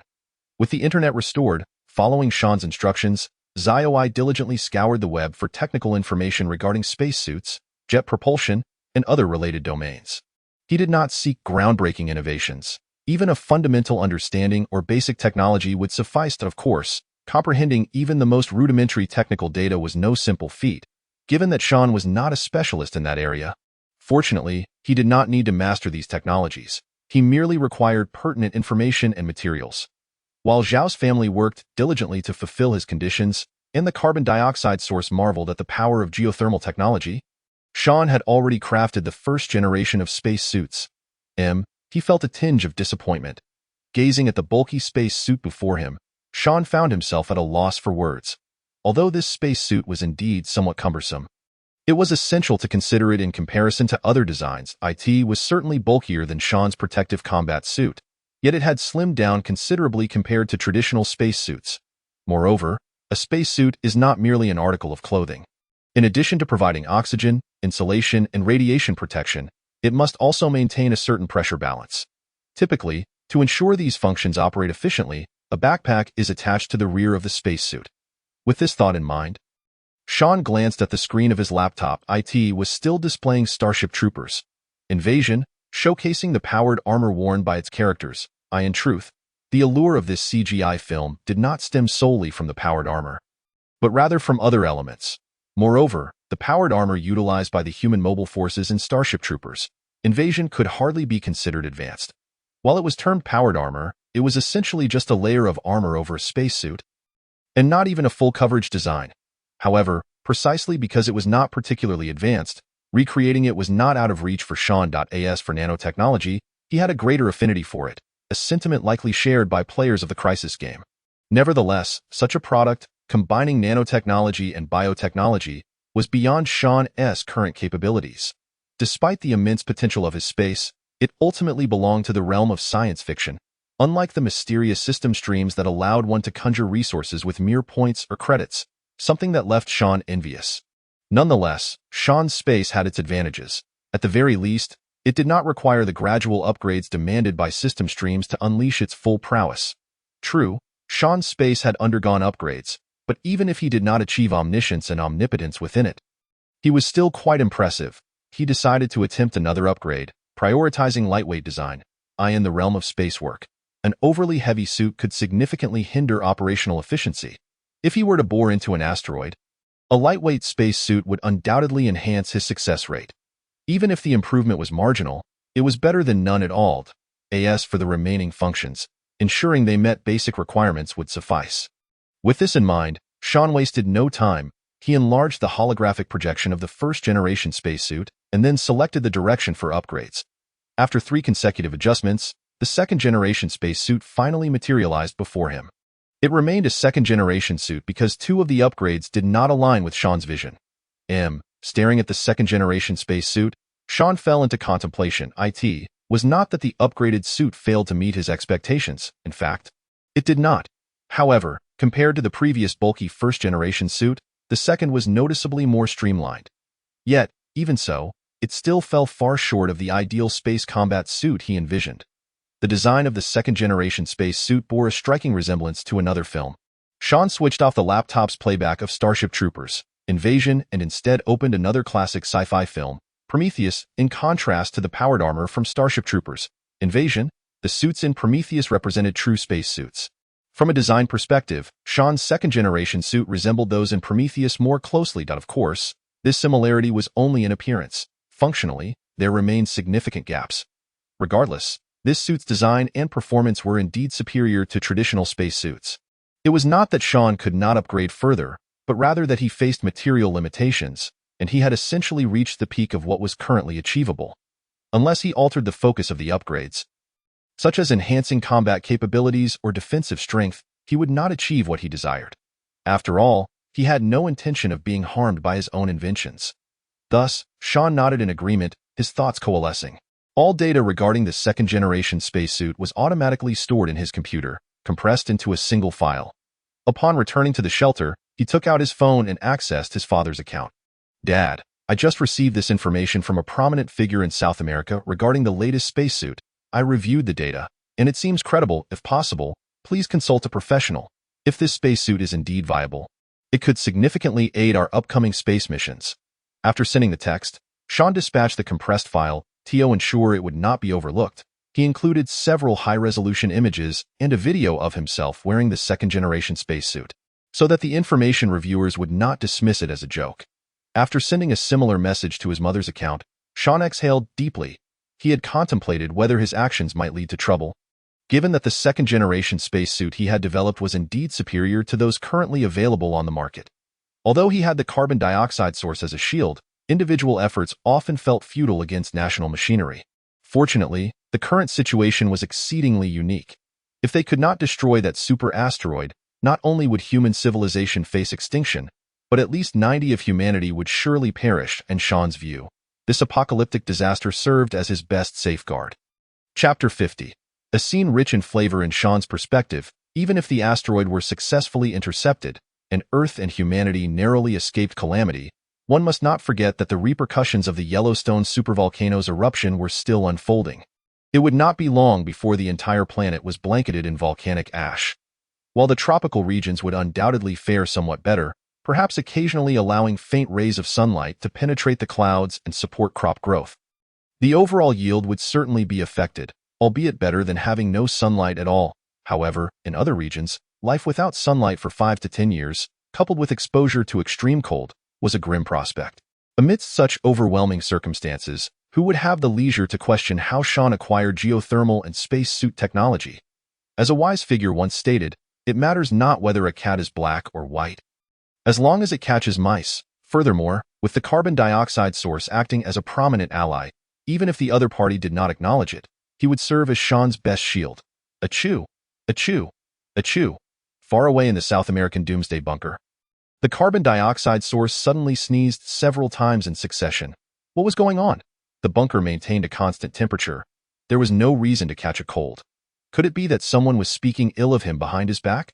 "Boss, you must take care of your health. The entire bunker relies on your leadership," a lovely young woman remarked, handing him a tissue. "I'm fine."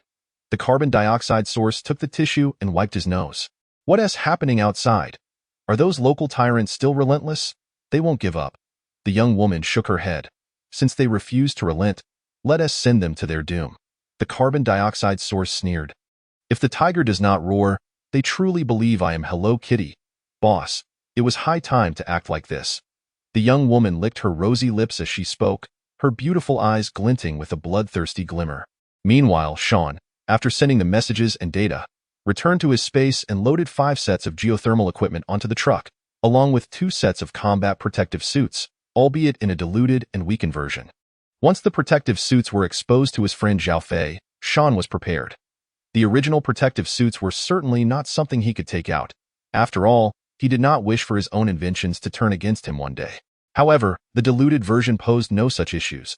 While still cooler and more functional than traditional protective suits and combat gear, their performance had been reduced by several levels. The most crucial aspect was that this weakened version could be mass-produced with current industrial technology.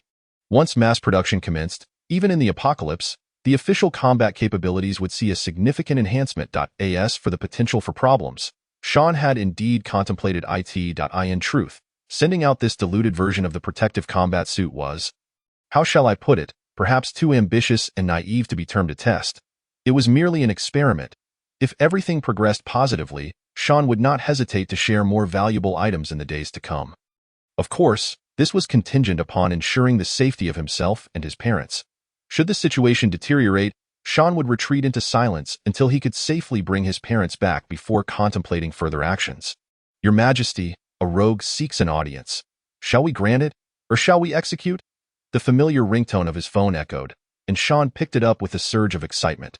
However, it was not the call he had been eagerly awaiting from his parents, but rather from his friend Zhao Fei. Do you have news? A flicker of disappointment crossed Sean's eyes. Yes, the 3 conditions you proposed have all been agreed to by my father, but Yang, are you certain you can send me a set? Zhao Fei's voice on the other end was tinged with barely contained excitement. Not just for you. Uncle Zhao will also receive a set. Sean chuckled, however, there is a drawback. It's not particularly convenient to don or doff it, so you'll need to manage your personal hygiene beforehand, otherwise. Sean left the thought unfinished, but Zhao Fei's mind had already conjured vivid images. Quite evocative ones. It seems you understand. So, when shall we trade? Sean replied with a grin. The passcode is ready. I can send it to you shortly. Zhao Fei shivered, quickly dispelling the vivid images from his mind. As for the ship, it cannot be arranged immediately. My father has, however, secured a transport plane, but a combat aircraft is out of the question. A transport plane is still commendable, but will we be able to sit in it? Or is it merely a viewing opportunity? Sean was not surprised. After all, boarding a combat aircraft was not something one could simply do, even in these times. That's up to you. If you wish to board, there's a flight to the capital. You can accompany me, or if you prefer, you can stay at the airport for half a day. This was indeed promising news. Quickly send me the passcode. I'm heading over now. Everything is prepared, and once the handover is complete, I'll make my way to the plane. And is that acceptable? So soon? Zhao Fei glanced at his father, who nodded. All right, I'll arrange things immediately. Very well, see you soon. After Sean ended the call, he summoned Xiao AI, my dear companion. Always at your service, sir. Continue gathering useful knowledge and information for us. As Sean stood, he added, but do take care not to be infiltrated. If that occurs, sever the network connection immediately. The safety of our home is paramount. Understood, sir. I will safeguard the home. Excellent. I entrust the household to you. Sean nodded in satisfaction and turned towards the entrance of the shelter. En route, a shadow flitted by for merely 2 seconds, and Sean, who had been clad in sleepwear, was now fully armored. There was no need to deploy drones this time, as Sean had constructed numerous wireless surveillance cameras during this period, including rechargeable ones. The entire vicinity surrounding the shelter was now under surveillance. Even the task of replacing the dead cameras did not require Sean's intervention, as drones equipped with mechanical claws handled it seamlessly. Sir, safe travels. If you won't accompany me, Sean chuckled, as he retrieved the prepared box truck. The vehicle appeared unchanged from when it had been borrowed, yet in reality, only the exterior remained the same. Everything inside had been upgraded, and even the seemingly unchanged design bore significant alterations in detail. Let us depart, Sean declared, pressing the accelerator as the box truck silently surged into the night. Chapter 51. The Future Warrior Delivering Goods. Once the box truck had left the desolate mountain housing the shelter, it soon transitioned from a narrow path to a main road. As Sean drove, he gazed through the windshield, met by an even darker expanse than during his previous outing. This was to be expected. The eruption of the Yellowstone supervolcano had expelled volcanic materials equivalent to nearly 20 mountain reservoirs' worth into the stratosphere. Upon cooling, these materials transformed into volcanic ash and sulfur compounds, rapidly spreading outward through the stratosphere. Over time, an increasing volume of volcanic material would layer upon layer obscure the sky. Initially, conditions might not seem too dire, but it would only thicken with time. Theoretically, to completely disperse these materials in the stratosphere would require 5 to 10 years. The notion of launching missiles to blast through the cloud cover was not unfeasible, though it would entail exorbitant costs. Missiles capable of reaching the stratosphere without being affected by lightning or volcanic ash came with a hefty price tag. While the expense could be justified in light of humanity's survival, the issue remained that even if one managed to create an opening in the sky, the volcanic materials were not stationary. While missiles could indeed shatter the materials, the gap would soon become reblocked. To undertake such measures simply for sunlight would be a grave folly. One must understand that crops require not merely a few hours of sunlight but sustained exposure. Given the costs associated with missile use, wouldn't it be more prudent to utilize daylight lamps? As he surveyed the darkened sky and the impending asteroid interception operation, Sean's spirits grew heavier. A few minutes later, The box truck arrived at the checkpoint where he had encountered Sister Sun during their previous transaction. In contrast to before, the checkpoint now appeared far more organized. Not only were there traffic police and armed officers, but fully equipped soldiers as well. As the box truck approached, a duty officer waved a signal baton, indicating for it to stop. Please exit the vehicle and cooperate with the inspection. As the vehicle came to a halt, the masked officer called out. Sean parked the truck and jumped down from the cab. Whoa! The officer was startled. What a shock it was to see a futuristic warrior suddenly leap from the back of a box truck. Get down! The officer's two colleagues immediately raised their weapons, aiming at Sean, wary of any sudden movements. Calm down. I'm human, not an alien, Sean said, spreading his arms in a gesture of peace. I'm delivering goods to the Air Force Base in Jiangning. Could you ease up a bit? Huh? The officer, still recovering from the shock, realized the voice sounded familiar, but he could not dwell on that now. Goods for the Air Force Base? Do you have a passcode? Of course. I'm retrieving my phone now. So please, no need to panic. Sean carefully extracted his phone from the slot in his chest and placed it on the ground, then stepped back to the side of the truck's wheel. The protective suit was indeed bulletproof, but it would still hurt. Moreover, should a misunderstanding arise, there would certainly be more than just these two guns aimed at him. Besides, this was all above board. Why be afraid?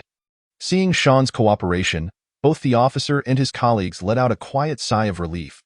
It was no wonder they reacted so strongly. Sean's attire was indeed quite extravagant. As the officer cautiously picked up the phone and unlocked the screen, a passcode appeared as he scanned it with his handheld terminal, quickly retrieving the relevant information. After verifying the license plate and vehicle type, all was in order. Could you please reveal your face? The officer inquired. Certainly.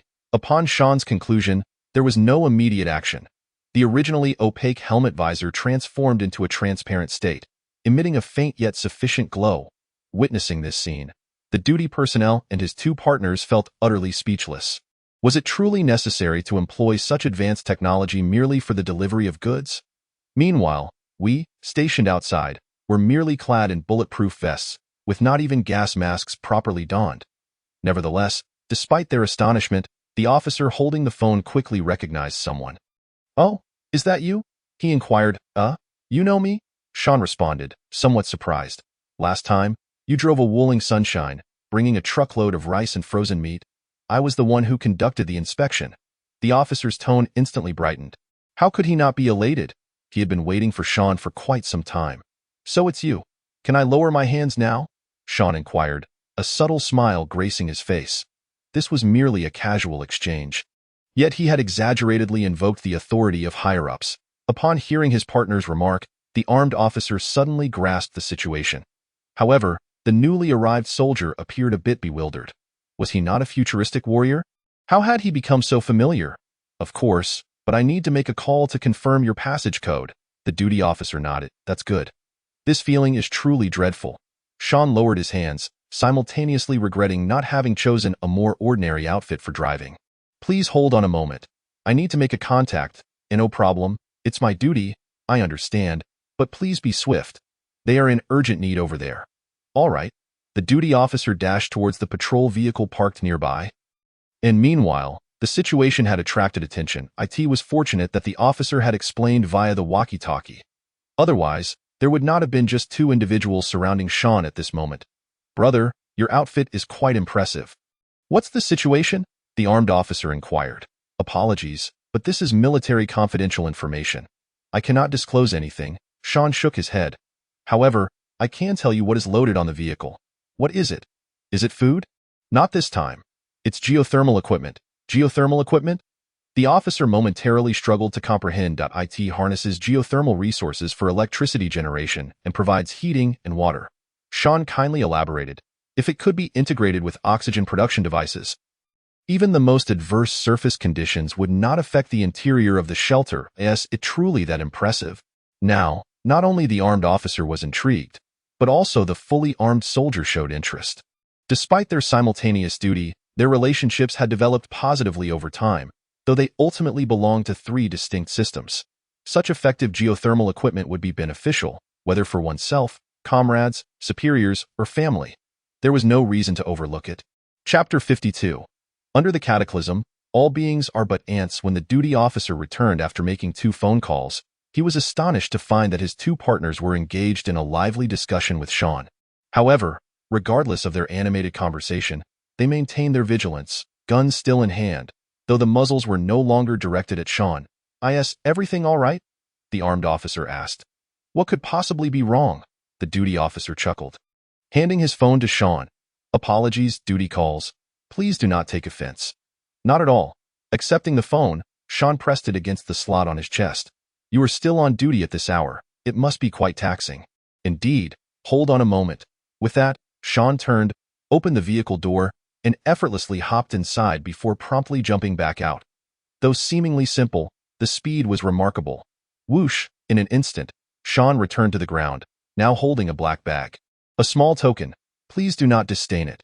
The soldier, encountering this for the first time, looked utterly baffled. "Is this really all right?" Sean, technically speaking, since you have tasks, I shouldn't be taking up your time." However, the duty officer did not accept the bag as he had previously. Instead, he awkwardly spoke, "I have a small request. I wonder if you could assist me?" "What is it?" Sean asked, surprised. He was unaware of why the other party would make such a request, considering they had only met twice. "Sean, please do not misunderstand. This is not what you think." The officer gestured towards the sky. "There may be future complications that involve you, so I would like to request your contact information. Rest assured, it will not impose any burden on you, nor will it breach any protocols. If it works out, splendid. If not, no hard feelings." After listening to this somewhat incoherent explanation, Sean quickly understood. The last time he traded with Sister Sun, it was the Zhao family who facilitated the passage code, and on the way back, a military vehicle had escorted him. This time, it was again the Zhao family providing the passage code, and it was specifically for access to the Air Force Base. Furthermore, after several instances, 3 instances of transporting goods, he was evidently regarded as someone affiliated with the military, and not just any individual. Sean believed there was no malice intended, nor was there any immediate ulterior motive. They merely sought additional avenues. As the officer stated, if it could be arranged, that would be ideal. If not, there would be no loss. "Well, I cannot guarantee anything, but I can provide my contact information." After a moment of contemplation, Sean finally spoke. "However, the network may disconnect at any time. Let me provide you with a radio contact as well." The duty officer had anticipated a cold reception, given Sean's significant stature. He had prepared a conciliatory demeanor, only to be pleasantly surprised by Sean's agreement. In fact, the officer had not only confirmed the passage code but had also contacted his superior. His superior did not expect much, but the officer felt this was an opportunity and thus took the initiative in this matter.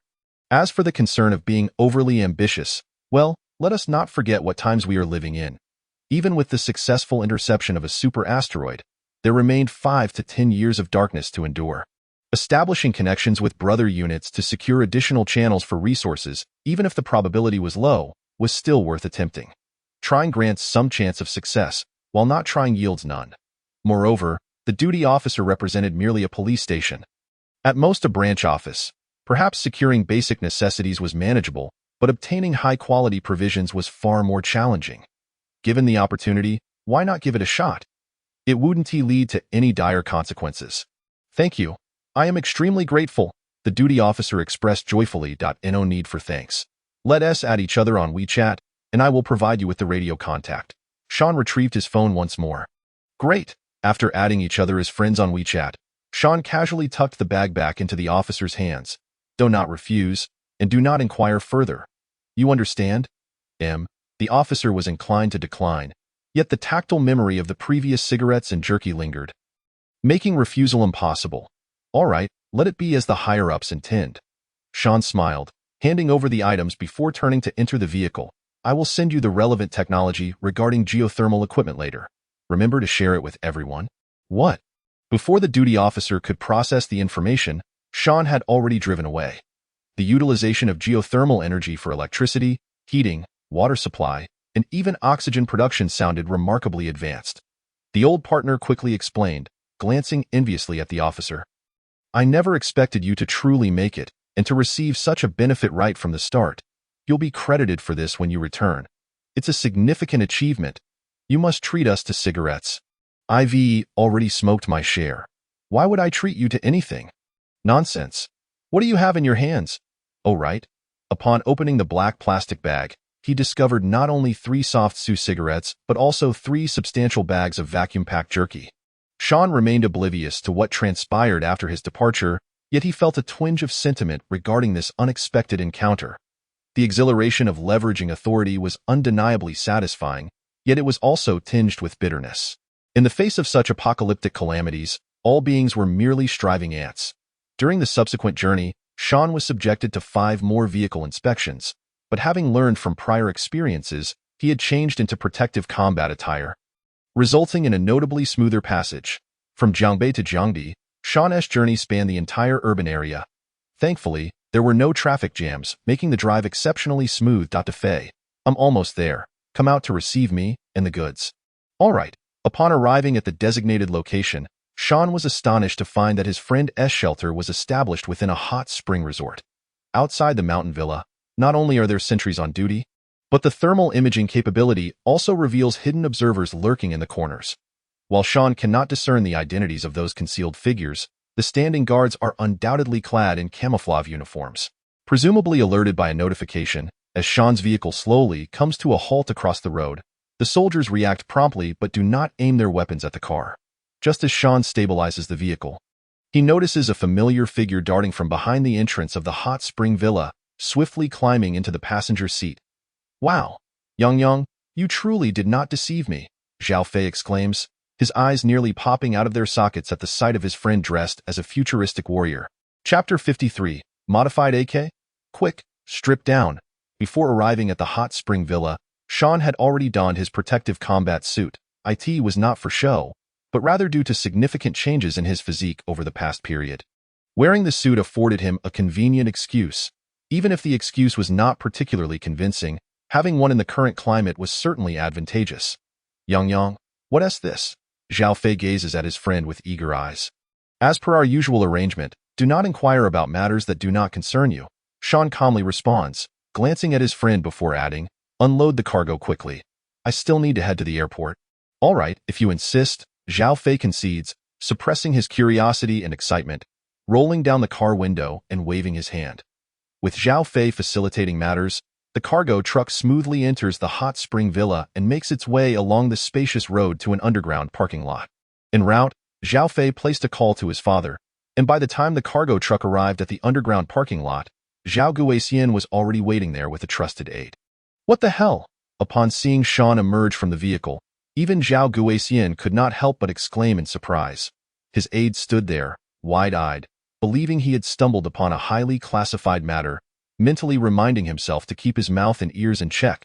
Do not hear what should not be heard and do not ask what should not be asked. Uncle Zhao, it has been a while, Sean greeted, pressing a button on his helmet before removing it with a soft click. Good. Yang, it has only been a short time, but you have truly transformed, Zhao Guixian approached, clapping Sean's shoulder with considerable force, only to find it surprisingly resilient. It is all due to necessity, Sean replied with a wry smile.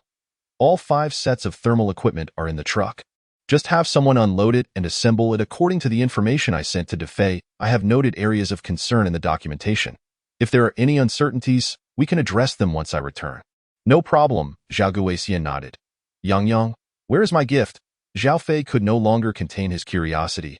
Rest assured, I have not forgotten, Sean responded, meeting his friend's eager gaze. Just give me a moment. Returning to the truck, he emerged moments later, now holding 2 black briefcases.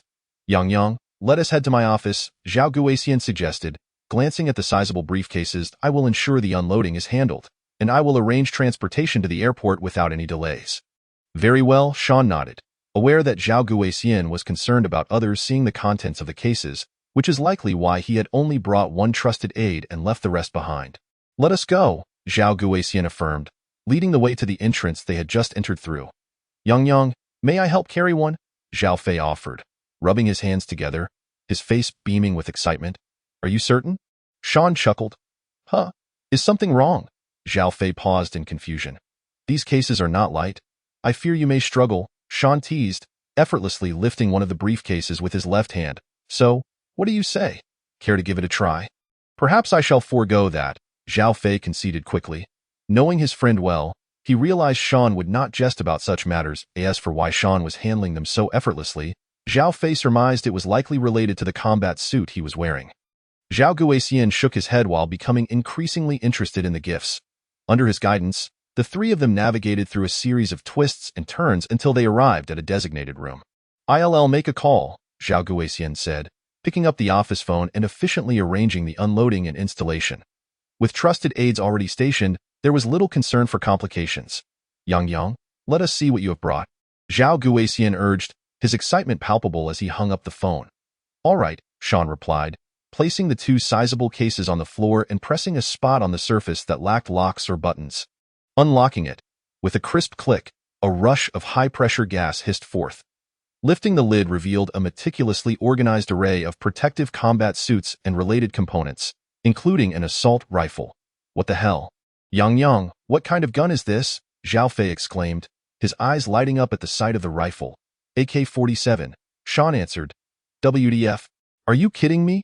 Zhao Fei's expression reflected utter disbelief. In truth, he was not alone in his astonishment. Even Zhao Guixian, who had approached, shared the same sentiment. There was no denying that the assault rifle inside the case bore no resemblance to the traditional AK-47. This is a tactical version with extensive modifications. The caliber remains consistent with the original AK-47, Sean explained, extracting the weapon from its recess and passing it to Zhao Guixian. "Damn." Zhao Fei could not resist extending his middle finger towards his friend. "Take a look." Zhao Guixian shot a glare at his son before accepting the modified AK-47, which was so distinct from the original. Upon grasping the rifle, a flicker of astonishment crossed Zhao Guixian's face. Light, so light. While the AK-47 was not particularly heavy to begin with, one would expect a modified version to weigh more. Yet, this firearm felt even lighter. This weapon employs special materials, significantly reducing its weight. Sean explained with a smile. Moreover, its accuracy and precision surpass those of the original version in terms of firepower. It comes with a standard 30-round magazine and an additional 200-round drum, providing ample suppressive fire capability. However, this is not the right place. "Uncle, find a suitable location to test it later." After Sean retrieved the protective combat suit from the case, he turned to his friend. "Strip." "What?" Zhao Fei instinctively shielded his chest. "Damn." Sean shot back with the middle finger. "Hurry up, unless you wish to forfeit it. I'll strip." Zhao Fei quickly complied, shedding his clothes rapidly until he was left in his underwear, still intent on removing more. "Stop. What do you think you're doing?" Sean interjected sternly. "There are no women here. You do not need to be completely undressed." "Huh? You didn't specify," Zhao Fei replied innocently. "All right, come on now," Sean said, shaking his head as he began assisting his friend in donning the protective combat suit. Unlike Sean's own suit, this modified and lighter version was not challenging to put on. It felt akin to a one-piece swimsuit. First, the legs were donned, followed by the arms, and finally, the connections were secured. "Yang, this feels rather ordinary," Zhao Fei remarked, feeling somewhat deceived as he moved about. "Not so fast. It's not complete yet," Sean retorted, turning to retrieve a silver-gray spinal column from the case, swiftly attaching it to Zhao Fei's back. Aligning it with the zipper and spine. Chapter 54, Comparison between individuals leads to demise. Comparison between goods leads to disposal. Although this was a modified and lighter version, the design of Zhao Fei's suit bore a close resemblance to Sean's. Once the central control unit, the metallic spinal column, was secured, the previously loose-fitting combat suit began to conform snugly to Zhao Fei's physique. "This feels fantastic," Zhao Fei exclaimed, his excitement evident as he moved. The suit provided commendable ballistic protection, though it would not withstand anti-material sniper rifles. Sean then retrieved a helmet from the case, placing it onto his friend's head. The helmet and combat suit were connected via a hermetic seal, and the built-in filtration system allowed for limited movement in toxic environments. The combat suit also offered a degree of enhanced strength and speed, but it required sufficiently strong neural responses to fully harness its potential. Thus, if you wish to maximize its effectiveness, you must engage in rigorous training. Otherwise, it will merely benefit others. "In a way, it's mine. I will train," Zhao Fei declared decisively, though his voice emerged in a comical tone through the helmet. "I hope you can maintain that resolve," Sean encouraged, patting his friend's shoulder before turning to Zhao Guixian. "Uncle Zhao, would you like to give it a try?" "No need. Having Zhao Fei is sufficient." Zhao Guixian shook his head. then adopted a serious expression. Yang, I won't inquire about how these things came to be, but I sincerely hope you can exercise more caution in the future. Some matters are better kept under wraps. Uncle Zhao, this isn't about Da Fei and you. I'm not that foolish, Xiaoan chuckled. These 2 items are also meant for you to prepare for special circumstances, and I hope you can maintain discretion. You can rest assured about that. I will handle this matter appropriately, Zhao Guoxian nodded. However, with your appearance, I presume many have seen you along the way. How do you intend to explain it? Cosplay? Xiaoan laughed. What? Is that even an option? Zhao Fei looked utterly bewildered. Why not? Xiaoan shrugged. Even if someone investigates, I can always present the attire as cosplay. Then why not simply hide? Zhao Fei questioned, perplexed. Although he was pleased to acquire such a protective combat suit, he was even more concerned about his friend's potential troubles. In the past, I would have hidden it well, Xiaoan said, gesturing towards the ceiling. But given the current circumstances, I believe that showcasing a modicum of strength will be beneficial for both myself and my parents. Oh right, uncle and aunt are still outside, Zhao Fei realized, his expression shifting to one of quiet contemplation. Knowing you have such thoughts gives me peace of mind.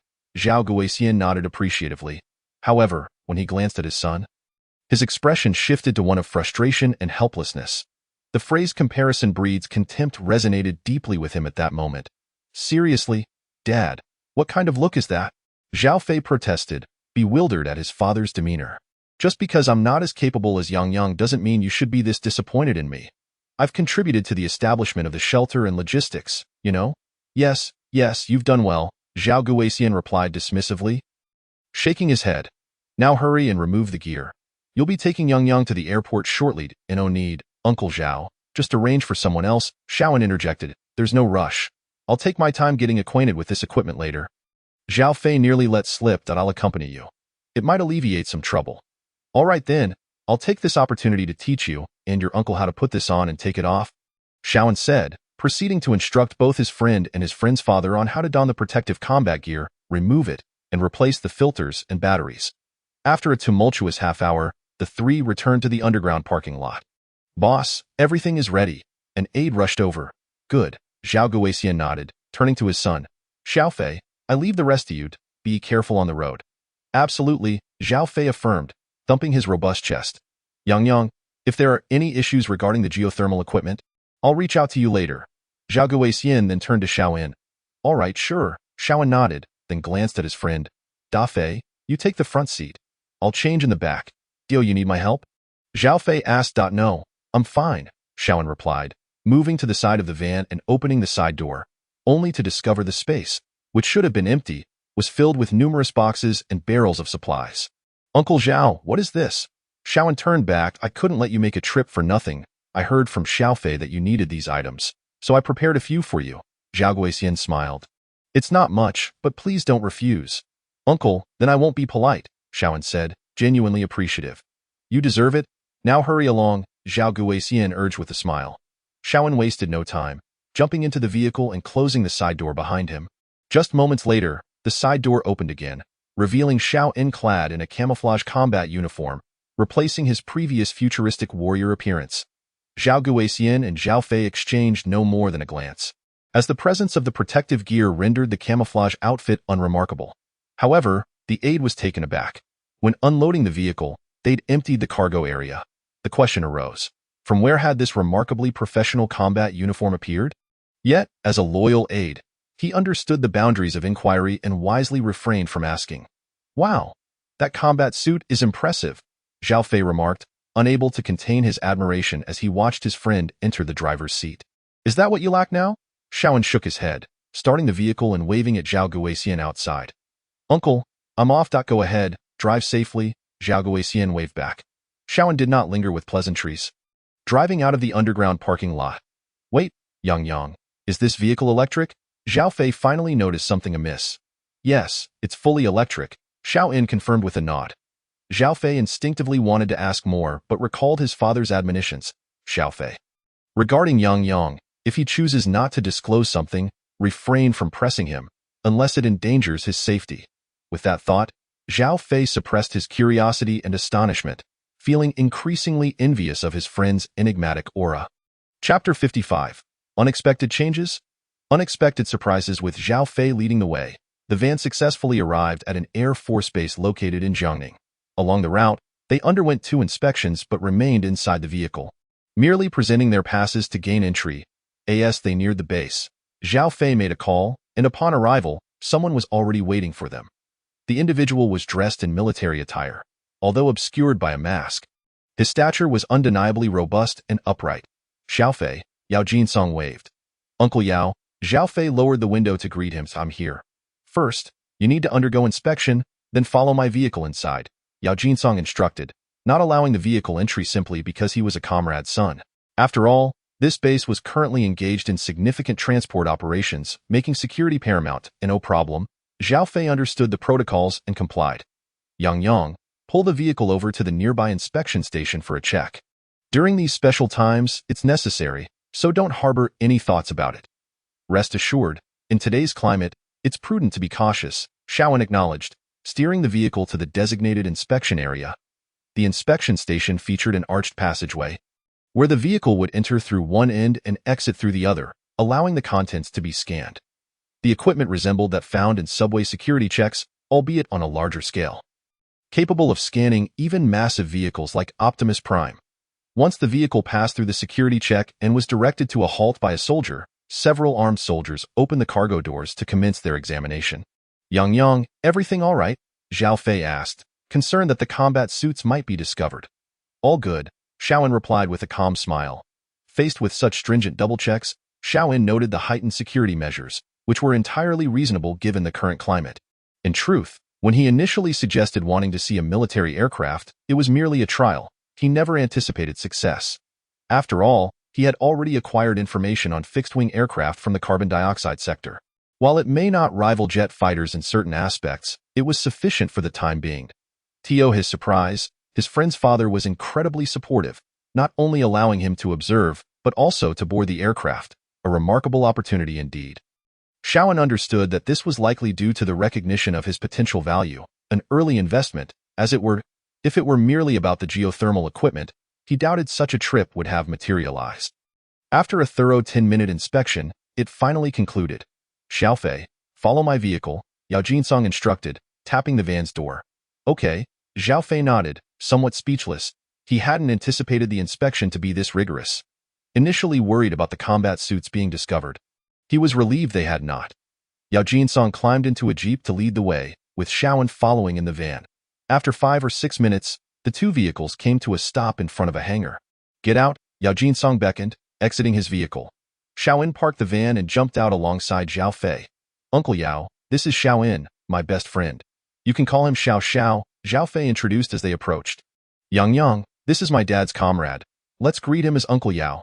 "Hello, Uncle Yao. Thank you for your assistance this time," Xiaowen said, bowing slightly. "Not a problem. But there have been some changes," Yao Jinsong replied with an apologetic smile.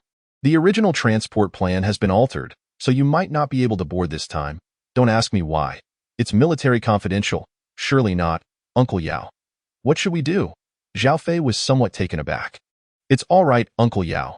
If it doesn't work this time, we'll wait for the next opportunity," Sean replied with an understanding smile. That it is entirely normal for tasks to change during extraordinary times, and such adjustments can be understood. "Listen to me," Yao Jinsong said, pointing towards the hangar behind him.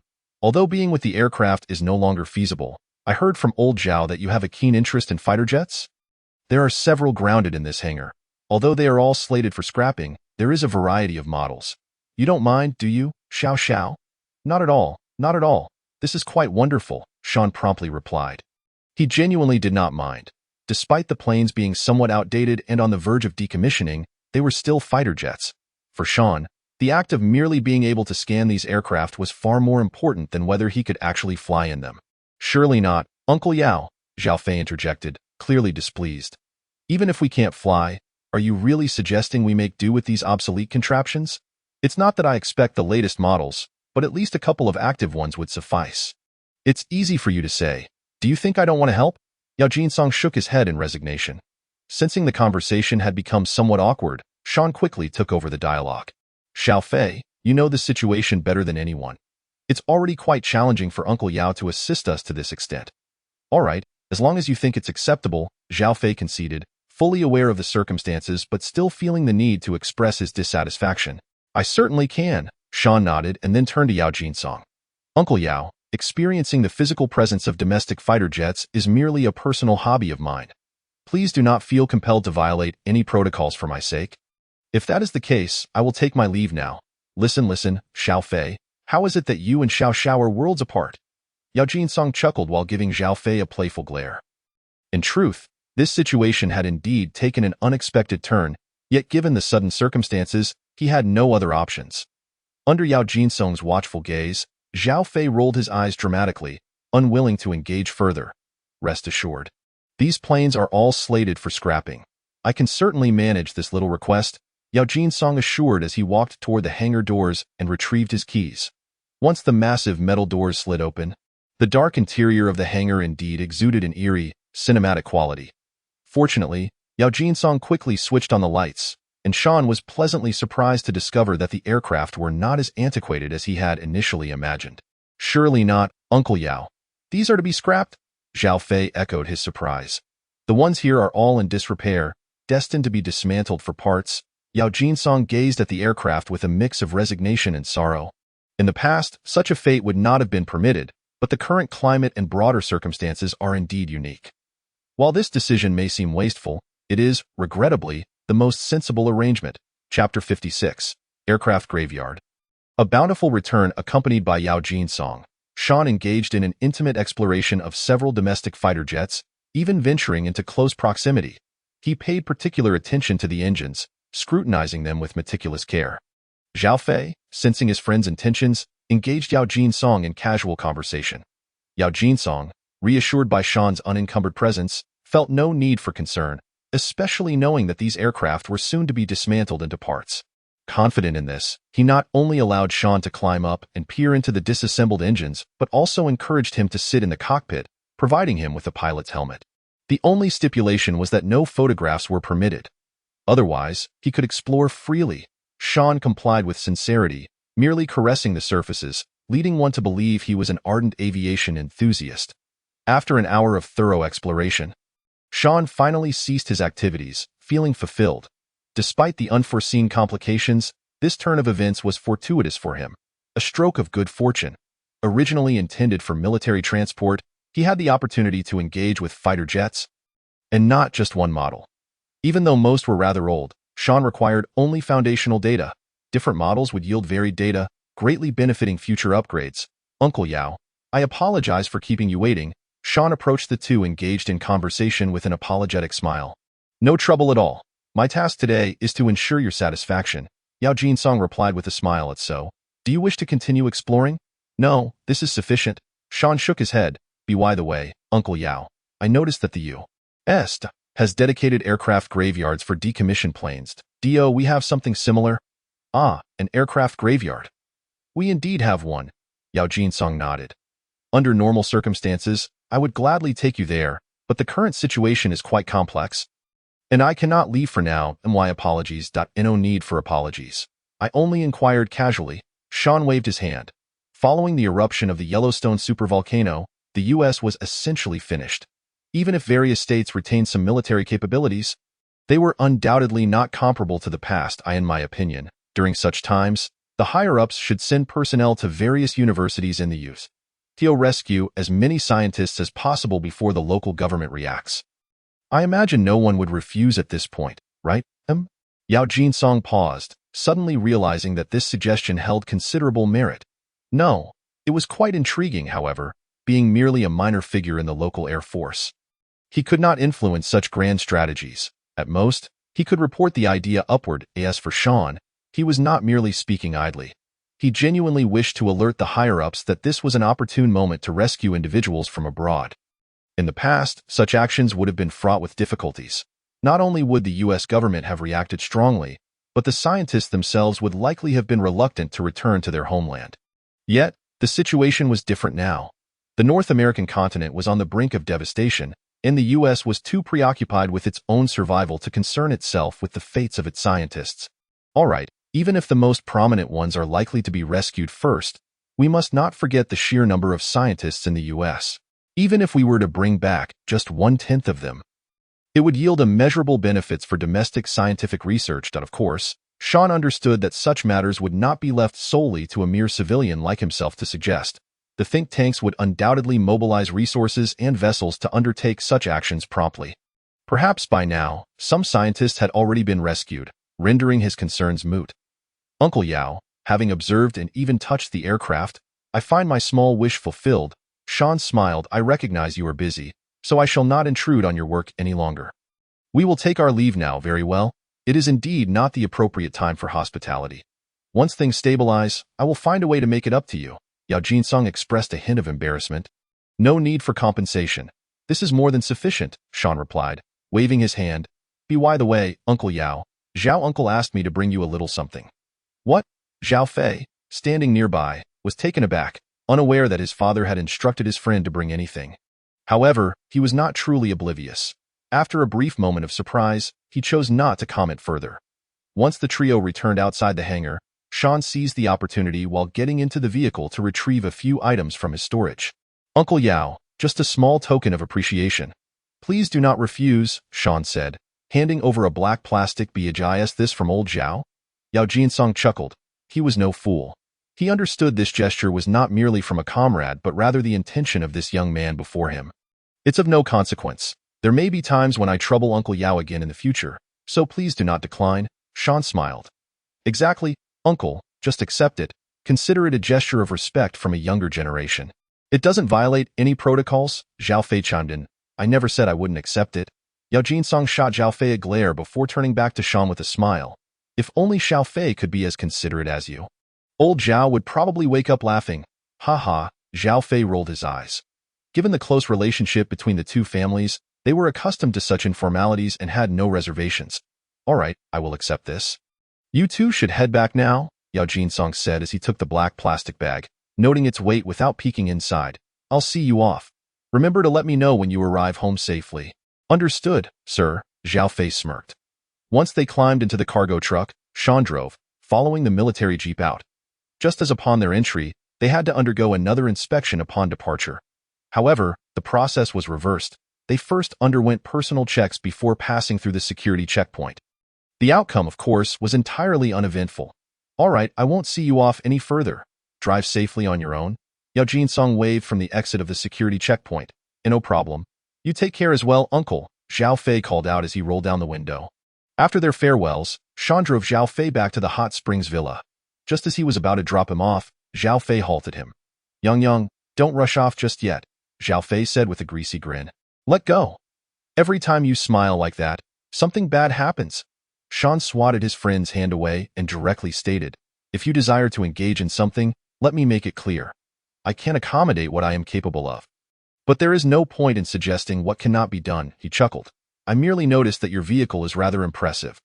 Zhao Fei, grinning as he rubbed his hands together, remarked, not only does it run without fuel, but its range is astonishing. Even in this frigid weather, the battery's performance barely diminishes. He inquired, I just want to know, do you have any more vehicles like this? Chapter 57, Vehicle Scrapping and Dismantling. Sean could see through his friend's subtle intentions. While electric trucks were not particularly rare, there were indeed several models available on the market, albeit with significantly inferior range and environmental adaptability. However, after much contemplation, Sean ultimately declined his friend's request. It wasn't out of stinginess. Rather, revealing his previous protective battle suit was already sufficiently ostentatious. There was no need to flaunt any additional high-tech innovations in such a short span of time, as it would only serve to complicate matters unnecessarily. Quality items should be revealed gradually, maximizing potential benefits. Moreover, while electric trucks were undoubtedly practical, they did not possess the life-saving capabilities of a protective battle suit during critical moments. For the time being, there was only this vehicle, though Sean also had an electric van at home. He did not entirely dismiss the idea, saying, if you're interested, after the asteroid situation settles, I can bring it to you. At that time, we might even trade for something else. In truth, Zhao Fei yearned to express that he could simply drive the van back himself, thus gaining insight into his friend's luxurious post-apocalyptic lifestyle.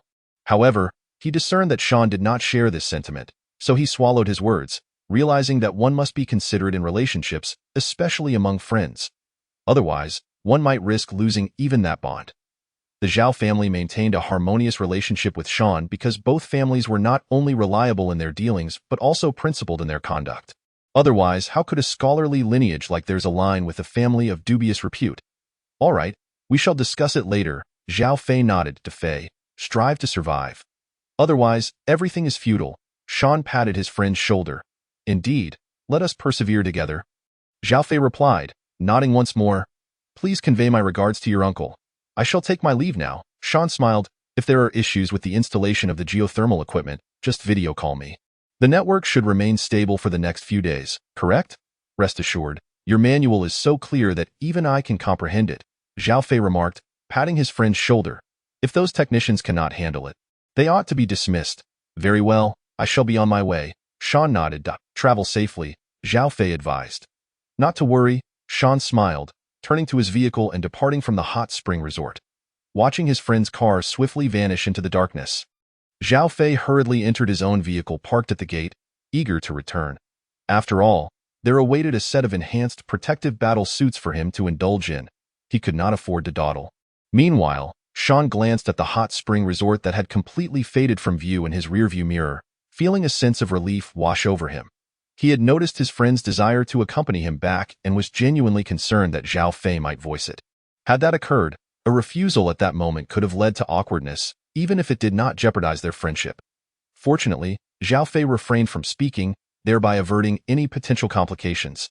Initially, Sean had considered remaining behind as a technician to ensure the geothermal equipment at the hot spring resort was properly installed before leaving. However, the bountiful rewards of this trip had ignited a fervent desire to return home and fully digest his recent acquisitions. Furthermore, this journey was part of a broader strategic plan. Having Zhao Fei in tow would undoubtedly complicate matters. Xiao AI, my dear assistant, he called. At your service, sir, came the prompt reply. Please set the route for me. My destination is the dismantling facility you identified. Understood, sir. The route has been successfully planned. As Sean drove across the Yangtze River. He did not head towards his own refuge, but instead followed Xiao AI's navigation to the largest automotive scrapping and dismantling center located in the northern part of the city. While he currently lacked the means to access an aircraft graveyard, the automobile graveyard posed no such issue. In actuality, there were numerous vehicle scrapping and dismantling sites in the area, but the largest was this facility in Jiangbei. Originally a farm, its expansive area was advantageous. According to Xiao AI's online findings, the Shifu Temple dismantling plant was not merely an automobile graveyard. It also served as a resting place for bicycles and electric vehicles. This was due to the surge in popularity of shared bicycles and electric scooters in recent years. However, as the trend waned, many improperly parked and confiscated vehicles, along with those abandoned by defunct companies, found their way here. Sean had perused the images provided by Xiao AI. The aerial views revealed mountains of shared bicycles and electric vehicles, in hues of blue, yellow, red, black, and pink.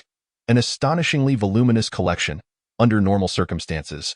Shared bicycles should be reclaimed by their respective companies, while electric vehicles that had been impounded would be retrieved by their owners post-penalty. Only electric tricycles, which operated illegally, would be dismantled here, with their parts salvaged based on value.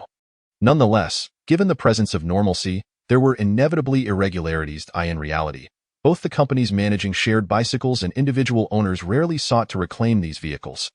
The reason was simple: the costs involved, towing fees, storage fees, management fees, and a host of unspecified expenses, far outweighed the value of the vehicles themselves. As for individuals, they feared potential repercussions or simply lacked the means to reclaim their vehicles. This very situation resulted in a plethora of vehicles awaiting processing at various scrapping and dismantling centers across the city. Due to the lack of immediate directives from the authorities, the backlog continued to grow, culminating in vehicles being transported to the Shifu Temple Dismantling Center, where they could be dismantled for parts or potentially sold, ensuring the center would not incur any losses. While en route to the dismantling center, Sean was stopped twice. However, neither instance involved a vehicle inspection, as they merely checked his announcement code before allowing him to proceed. Upon arriving at the Gulu Hospital, Jiangbei International Hospital, he drove his vehicle along the main road, releasing 2 drones just before entering the Wanshou Road tunnel. One drone was tasked with surveying the surroundings, while the other monitored the conditions within the tunnel. This tunnel was constructed merely to bypass a main thoroughfare, and was less than 200 meters in length. It would be more accurately described as a bridge tunnel than a genuine tunnel. The once illuminated tunnel lights had succumbed to darkness due to a power outage. Given that the tunnel had been built long ago and was quite short, it lacked any internal surveillance measures. Once it was confirmed that there were indeed no cameras or troublesome individuals present, Sean swiftly transported the box truck into his spatial realm and, under the cover of darkness and guided by the drones, returned to the Gulu Hospital, Jiangbei International Hospital. Chapter 58, Hospital, Vehicle Management Office. Abundance of cars observing the dimly lit lights of the hospital building, Sean was not surprised. Clearly, such a unique establishment as a hospital could not afford to experience the same power outages as the preceding tunnel, nor could it be entirely abandoned like the village near the refuge. However, Sean noted that the hospital's lights were significantly dimmer than usual, indicating that operations could not continue as they typically would. As for the situation within, he surmised that they were likely disassembling medical equipment, relocating essential supplies, and possibly treating patients who could not be transferred in time or were unable to leave. Fortunately, large hospitals typically had their own civil defense structures capable of swiftly transitioning from the ground to underground in the event of an emergency. In truth, by this time, a considerable number of patients and medical personnel had already retreated underground. Regarding medical supplies, Sean had procured a fair amount before the eruption of the Yellowstone supervolcano, although the variety was somewhat limited. Aside from common medications such as anti-inflammatory drugs, painkillers, hypertension and heart disease medications, cardiac stimulants, adrenaline, disinfectants, cold remedies, saline solution, and glucose, the most abundantly stocked item was multivitamin tablets. Do not underestimate the multivitamin tablets. In a post-apocalyptic world where the intake of fruits and vegetables becomes exceedingly difficult, micronutrients, epitomized by vitamins, will become the most efficient nutrients in the human body. At this juncture, consuming 2 multivitamin tablets daily can sufficiently provide the body with necessary micronutrients, thereby maintaining adequate health and preventing a range of potential ailments. Should the opportunity arise, Sean would not hesitate to explore a hospital to see if he could acquire some medical equipment while replenishing his stock of medications.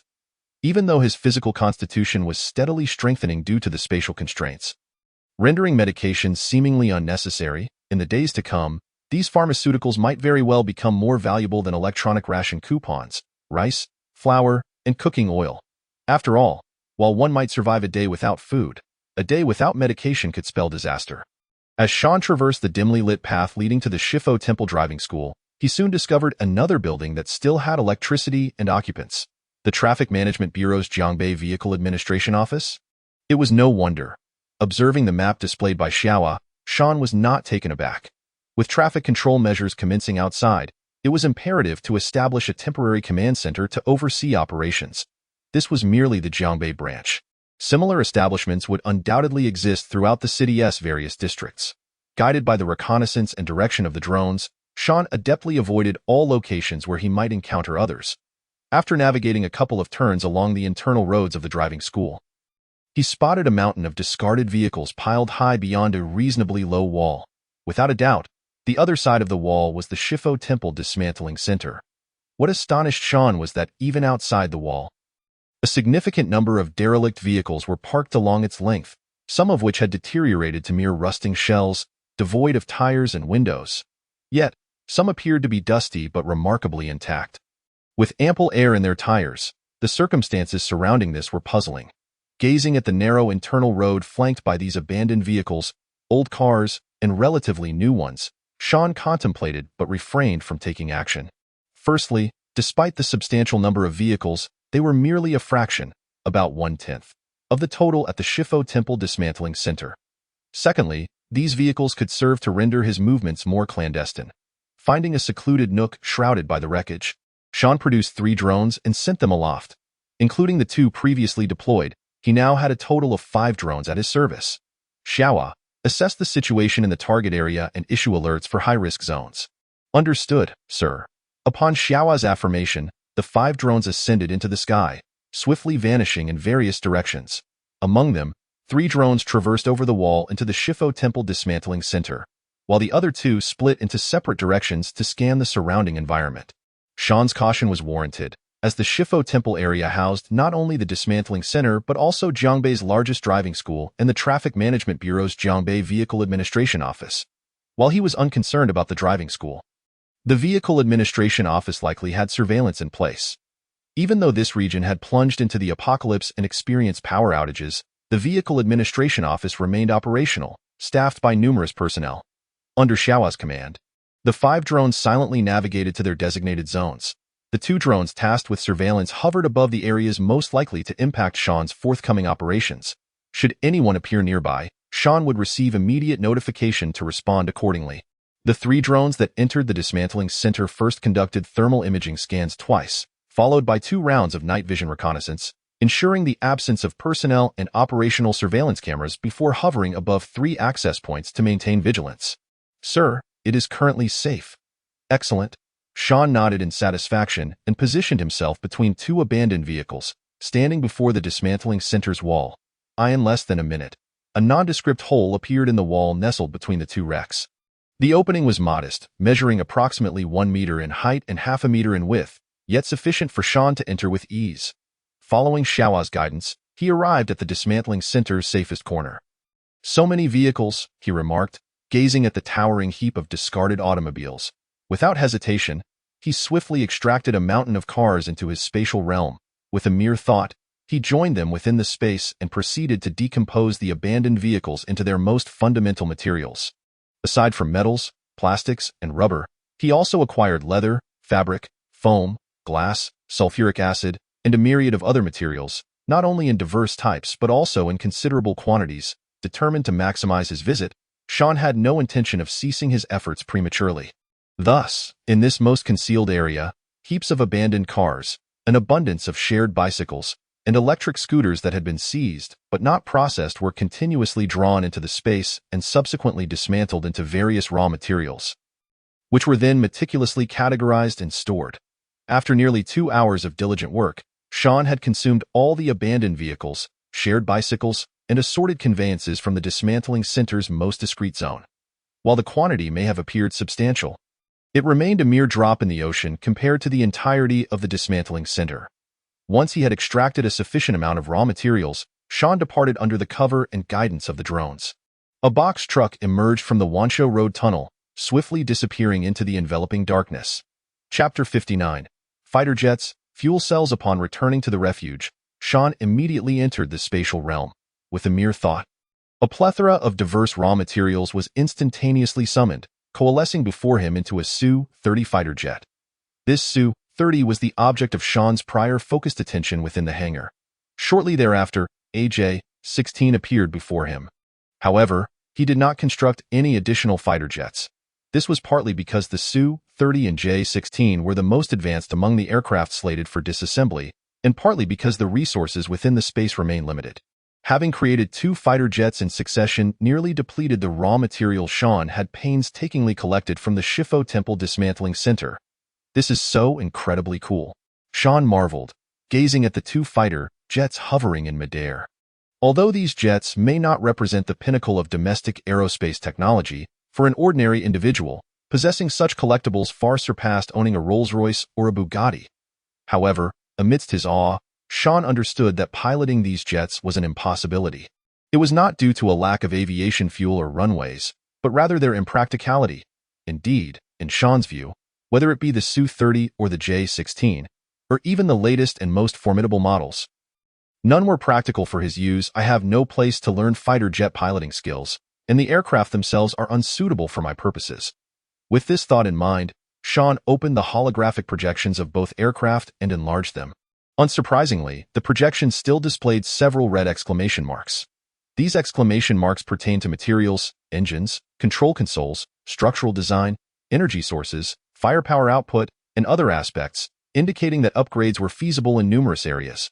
After reviewing the upgrade potential of both aircraft, Sean decided against upgrading them immediately. Instead, he dragged the holographic projections of the Su-30 and J-16 together. In the next moment, a blue exclamation mark appeared above the overlapping holographic projections. Upon clicking it, Sean could only shake his head in resignation. It was not that the 2 fighter jets could not be merged. Rather, while their specializations differed, they were quite similar in many respects.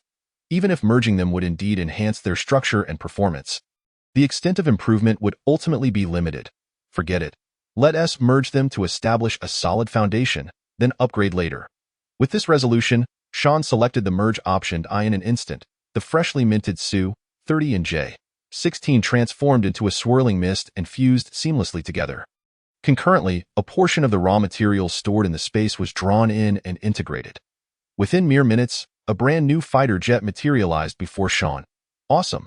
Gazing upon the synthesized creation before him, Sean could not help but exclaim in astonishment. To speak nothing of other aspects. In terms of design alone, the newly formed fighter jet could easily outclass the Su-30 and J-16 by a considerable margin. Once he activated the holographic projection of this marvel, Sean quickly discerned that this entirely new aircraft indeed possessed superior capabilities compared to its predecessors. With the same fuel consumption, the new fighter could not only fly farther but also soar to greater altitudes.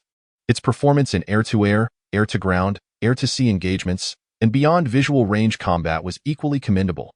If there were any shortcomings, it would merely be the empty weapon pylons. However, the aircraft's onboard cannon was operational, and the ammunition was fully stocked, ready for the exhilarating experience of close-range aerial combat. Regrettably, Sean lacked the skill to pilot an aircraft and had no intention of flying such a fighter. Upon opening the holographic interface of the synthesized aircraft, Sean magnified the view and first tapped the red exclamation mark on the engine. The engine could be upgraded, but with prerequisites. After reviewing the information displayed in the pop-up dialog box, he proceeded to click on the red exclamation mark representing energy. High purity, highly concentrated aviation kerosene. This was manageable, albeit a bit troublesome. The aircraft already utilized aviation kerosene, and the upgrade plan merely aimed to enhance its purity and concentration, thereby significantly improving its endurance with the same amount of fuel. It was not that the technology was lacking, but rather that it was impractical for Sean. Unless he could secure a stable supply of aviation kerosene, his aspirations of flight would be constrained. Fortunately, the upgrade options for energy were not limited to one. Aside from the straightforward enhancement of aviation kerosene, there was another upgrade plan that pleasantly surprised Sean. Fuel cells? Sean had already mastered an advanced battery technology. With the batteries used in his Wuling Hongguang and that van far surpassing any available on the market, boasting high endurance, ample power, stability, and safety. Yet, while these batteries still fell within the realm of traditional solid-state batteries and accumulators, fuel cells were entirely different. After examining the corresponding data and information, Sean felt increasingly intrigued. After all, even the best fuel cell technology must be easy to manufacture. If it were overly complex or demanded excessively high-quality raw materials, it would be of little use. However, the fuel cell technology proposed in this upgrade plan, while not simplistic, surprisingly required remarkably accessible raw materials, water. Initially, Sean had thought this was the fabled hydrogen battery, as water could be electrolyzed to yield hydrogen and oxygen, the former serving as fuel and the latter as an oxidizer. However, he soon realized that this was not the case. Wait, why does this seem so familiar? Contemplating this, Sean fell silent for a moment and then clenched his right fist. Striking it forcefully into his left palm. It dawned on him. With a mere thought, a tablet flew before him. Xiao AI. Access the movie library on the server and find the film Battle for the Lost Realm. Play it. Certainly, sir. Just like the shelter, Sean had established a large server room within his space and placed Xiao AI's main unit there. Soon, the tablet displayed scenes from the film. Fast forward, fast forward, fast forward, stop.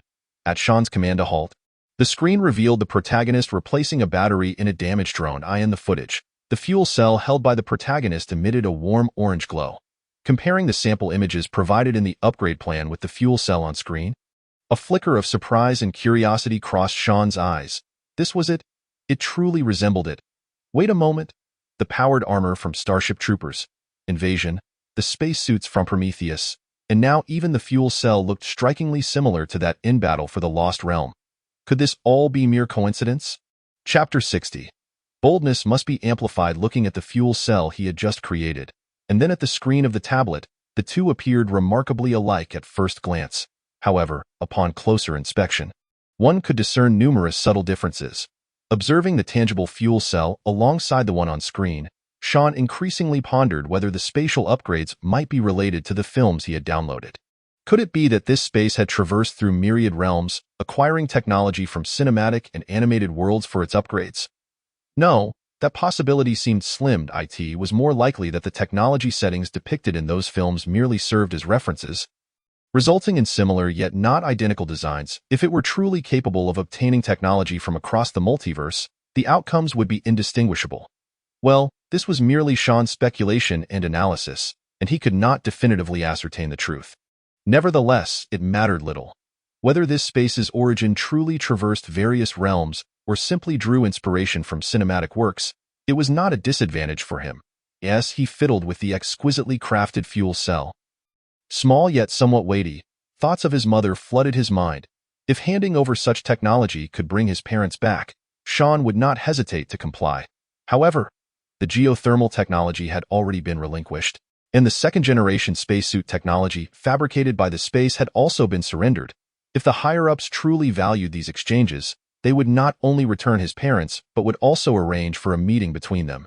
Yet, to this day, Sean had not even had the opportunity to see his parents online. After much deliberation, Sean ultimately resolved to observe the situation further before making any decisions. It was not that he was overly cautious. As the saying goes, a grain of rice brings gratitude, a bushel brings resentment. Abundant good fortune could easily attract trouble, especially in a post-apocalyptic environment, where such troubles were often considerable. Not only for himself, but also for his parents. Sean deemed it prudent to adopt a wait-and-see approach. Well then, it would have to be this way for now. However, I find myself in need of a new mode of transportation. Given that this fuel cell bears a striking resemblance to the one from Battle for the Lost Realm, does that imply the flying machines and drones depicted in the film? Yet, after a series of attempts, Sean discovered that he was indeed capable of replicating the flying apparatus and spherical drone used by the protagonist in Battle for the Lost Realm, albeit only as mere facsimiles. Clearly, the notion of traversing the multiverse was far-fetched. Sean shook his head in resignation, redirecting his focus back to the upgrade of the new aircraft. Sean's expectations for his aircraft, no, it should be termed a flying vehicle, were not particularly high.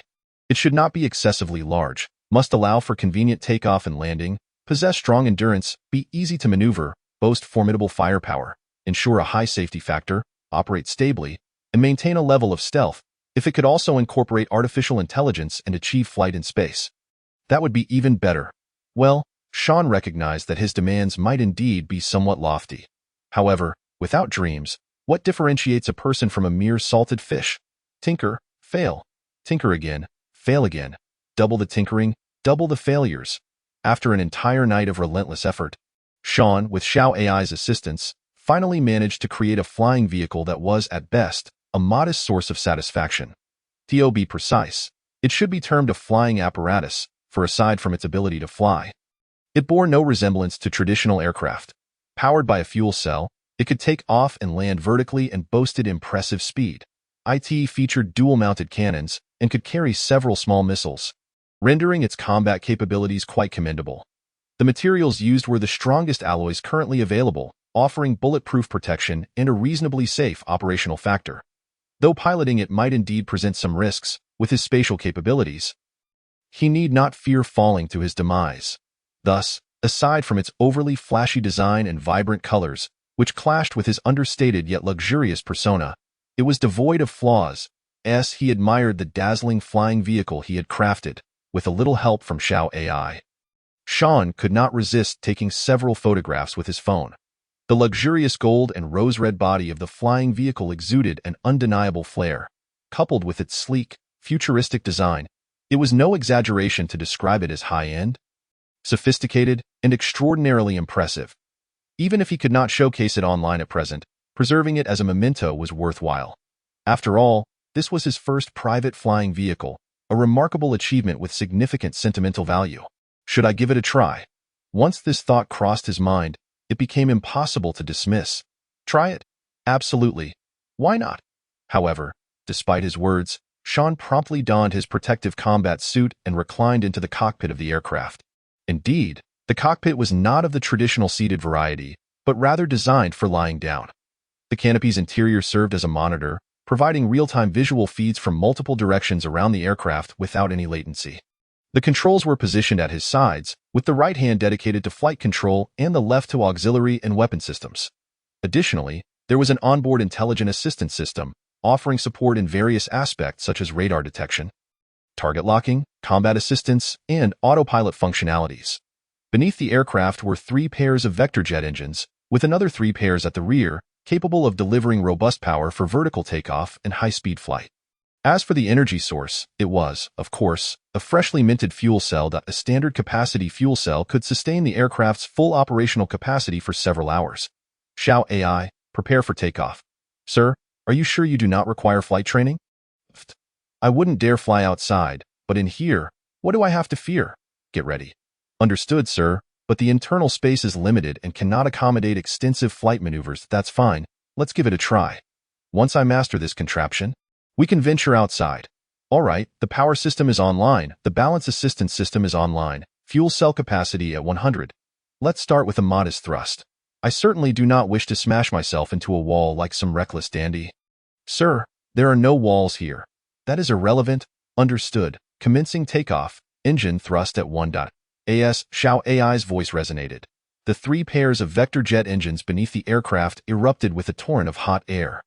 However, due to the minimal thrust, the aircraft remained immobile. Xiao AI, increase the power. Engine thrust at 2. Yet, the aircraft still did not budge, clearly indicating that this slight increase was ineffective. Come on, add more power. Be bolder. Very well, engine thrust at 20. Just as Xiao AI's voice echoed, Sean had yet to process the command when the entire aircraft shot upward with a resounding boom. Damn. Chapter 61. Dragon Meat in the Sky. Donkey meat on the ground. Upon arriving at the shelter, Sean held an ice pack against the corner of his eye, which was bruised and tinged with purple, clearly indicating a significant impact. Damn it, thankfully my physical condition is exceptional. Otherwise, it would not be merely an eye injury but rather the loss of sight. He plopped down onto a chair in the data center and, after a moment of grumbling, finally spoke. Xiao AI, tell me if there have been any noteworthy events during this time. Certainly, sir.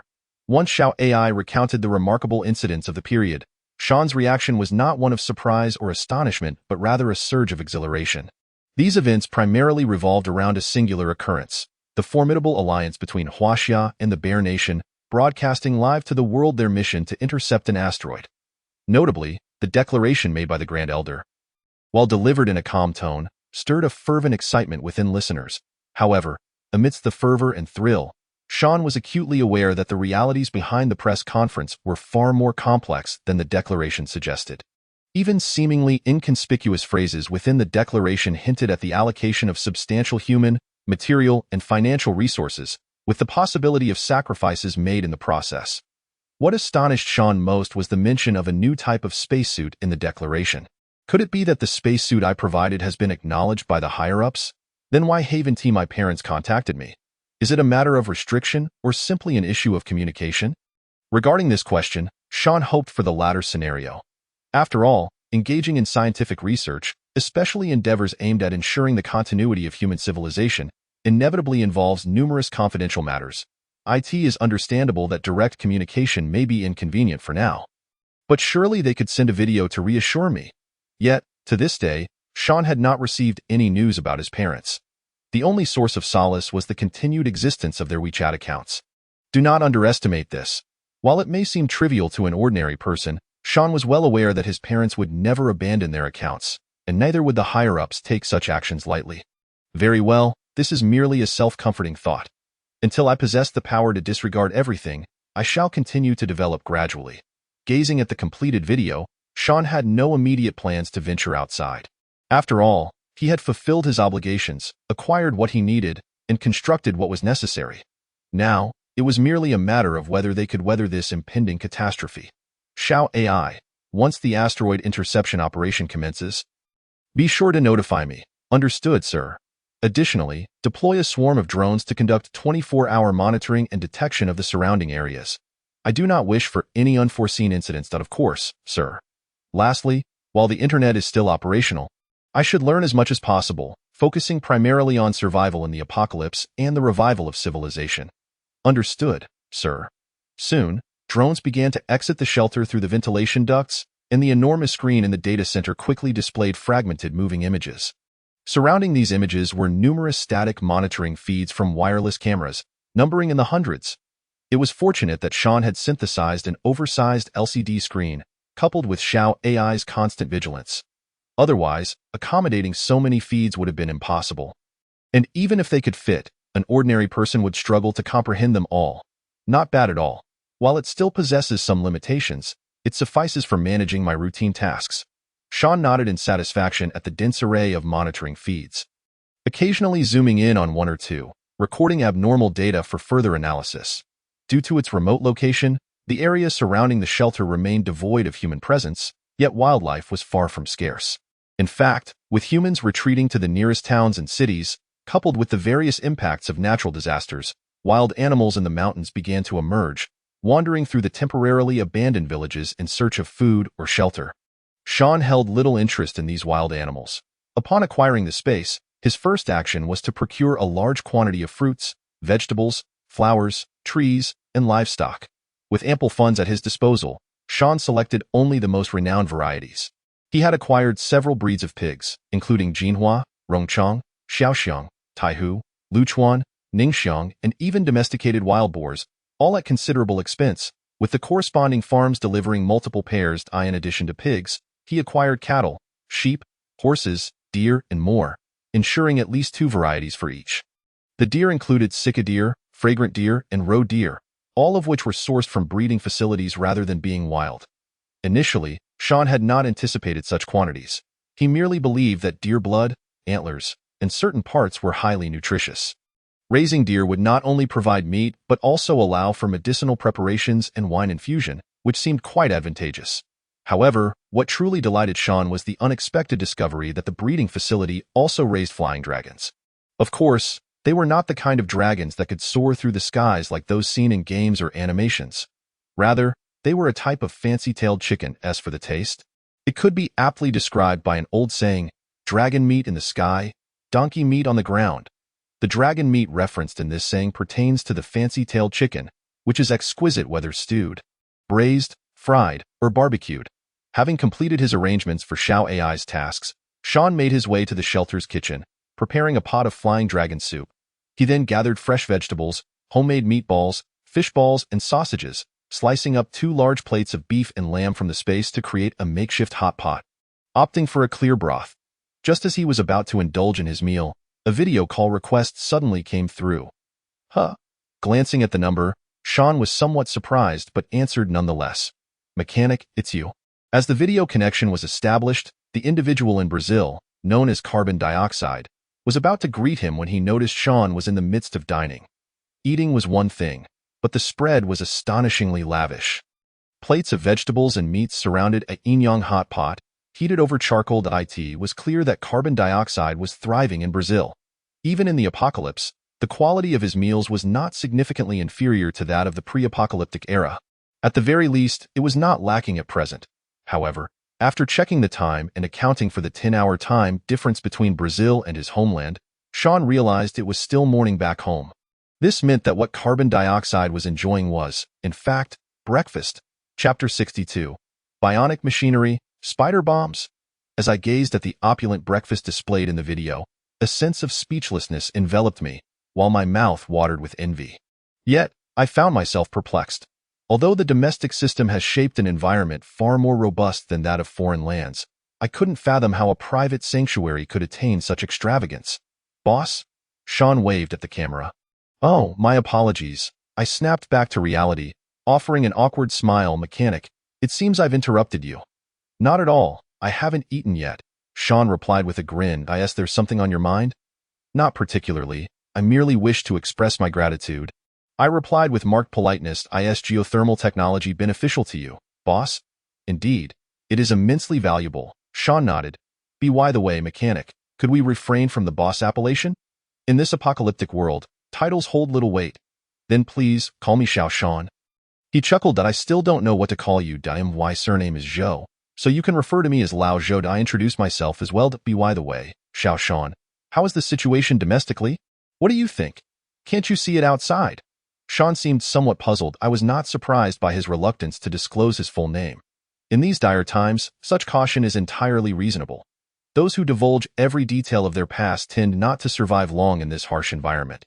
However, I was astonished to learn that the network had been restored, and this declaration was aimed at the entire world. Even if I were in Brazil, it would be impossible not to encounter the pertinent news. I can see it, but not in detail, I lamented, shaking my head in resignation. Sean was unfazed by my statement, understanding that even if the situation was visible abroad, the reports would inevitably be distorted to some extent. Indeed, even in this apocalypse, with humanity on the brink of extinction, and with our nation and the bear assuming the mantle of salvation, there remains a faction that has never ceased to vilify our homeland. They have never relented. Whether it was during the provision of masks and medical supplies or now, as the nation rallies to intercept that colossal asteroid, it remains irrelevant to them. For such individuals, your efforts to thwart the asteroid are merely a matter of self-preservation, unrelated to them. In truth, the state has already prepared for various contingencies, Sean remarked, a hint of reflection in his smile. Speaking of which, Lao Zhou, do you harbor any regrets? Regrets? I paused, then let out a bitter laugh. How could I not regret it? Yet, my circumstances were exceptional. I had no choice but to emerge. One needn't dwell on it too much. If the asteroid interception fails, we shall look to the fate of the dinosaurs as our guide, Sean replied, smiling. Instead of lamenting, we should consider how to survive as best we can. I didn't see it coming. Sean, despite your youth, your mindset is remarkably mature. I noted with surprise. It is all born from necessity. Sean shook his head. Indeed, it is all born from necessity, I echoed, a sense of shared sentiment crossing my expression. By the way, Sean, while the network remains operational, shall we engage in further discourse? Discourse? Are you referring to technology? Sean inquired, curious. Lao Zhou, with your thorough preparations alongside Lone Wolf, is there anything else you require? I had thought my preparations were quite sufficient, I admitted, shaking my head in resignation, but upon witnessing your geothermal technology, I realized that was far from the truth. Of course, there is no need for you to feel pressured. I don't necessarily seek anything in return. Rather, if I can be of assistance, I am more than willing to lend a hand. At this point, Sean grasped that I, amidst my existence in Brazil, likely sought to invest in his endeavors. Not quite investment, as the distance between us was considerable. However, for those with both power and influence, extending a favor to maintain a relationship is certainly advantageous. After all, isn't that how interpersonal relationships are cultivated?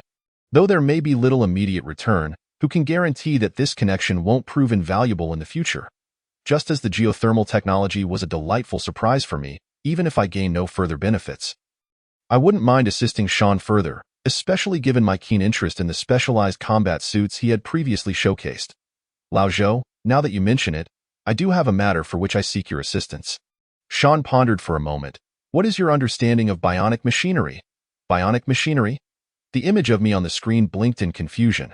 This was indeed an area I was unfamiliar with. No worries. I happen to have a related concept in mind, Sean replied nonchalantly. After all, bionic machinery is a technology that even the average person struggles to comprehend, let alone someone like me, who is more inclined towards engineering. Isn't the plan to detonate an asteroid? If we had intelligent mechanical bodies, wouldn't that enhance our safety? As I marveled at this young man's intriguing thought process, the tech department's Lao suddenly called. It wasn't anything alarming, but after resolving that matter, I casually inquired about bionic machinery. Initially, I held little hope that my technical supervisor would provide a substantial response, yet I was pleasantly surprised. Bionic machinery? We are indeed utilizing it, he stated. What? We are using it? How was I unaware of this? I expressed my bewilderment. The multi-legged drones for maintenance are it. Lao adjusted his glasses. I've even modified them. When necessary, they can be equipped with bombs to serve as weapons, and the results have reportedly been quite effective. Otherwise, the arm department wouldn't have placed so many orders. Are you referring to the spider bomb? I blinked in realization. At this juncture, Sean was at a loss for words. The multi-legged drones Lao mentioned were likely spider-shaped bionic machines, originally intended for maintenance and reconnaissance in confined spaces, but had been repurposed as explosives. Judging by my reaction, it seemed these spider bombs had not merely been altered for fun. In fact, they had already been deployed, and the results appeared promising. Why does this feel so thrilling? Chapter 63. Successful Transaction. A friend calls it is said that every normal man possesses an inherent adventurous gene. Sean was uncertain if others shared this trait, but ever since acquiring space, he had discovered it was undoubtedly true for him. Presently, he found himself quite intrigued by the spider bomb that Lao Zhou had mentioned. Lao Zhou, could you share the technology behind this spider bomb? Sean inquired directly. You want this? I gazed at him in surprise after concluding my call with Lao Li.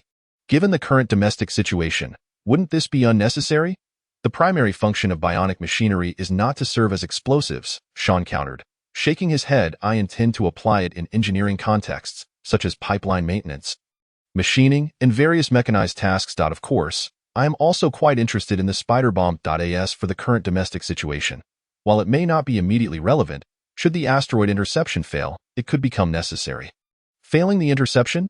I wanted to remark that at that point, Earth would be doomed, rendering any such technology irrelevant, but I ultimately refrained, nodding instead. Very well, if you have a need, I will promptly instruct Lao Li to send you the relevant materials. That would be splendid, Sean smiled. Coincidentally, I possess a multifunctional drone that I believe would be beneficial to you, Lao Zhou. As part of our exchange. A drone?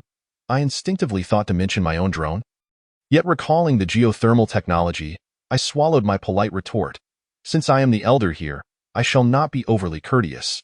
There was no denying that the previous geothermal technology had truly impressed me. And coupled with the sci-fi aura of the combat suit, I dared not underestimate Sean's claims about drone technology. Mutual benefit. There's no need for formality, Sean chuckled. Then I shall not interrupt your breakfast any longer. Elder brother. I laughed, assuring him that I would send the technical materials shortly. However, having hot pot for breakfast this early, won't that be too heavy? If it were a spicy hot pot, perhaps, but mine is a clear broth prepared with flying dragon. Which is quite nourishing, Sean replied, shaking his head. It's a pity we are so far apart. Otherwise, I would certainly invite you to join me. Flying dragon? The dragon meat from the skies? I widened my eyes. Envious. Indeed, the flying dragon bird is scientifically known as the flower-tailed pheasant. As Sean spoke, he ladled a spoonful of milky white soup into his bowl, savoring a delightful sip. He added just a pinch of light salt. And the flavor could only be described with a single word. Exquisite goodness. The carbon dioxide coming through the video was hardly bearable, leaving him utterly speechless. If one were to encapsulate his current mood in a single phrase, it would likely be the unbidden tears trickling from the corners of his mouth. Not wanting to disturb his brother any further, he bid farewell, saying he wouldn't keep him from his soup. The carbon dioxide promptly ended the video call. It was simply too tantalizing to resist.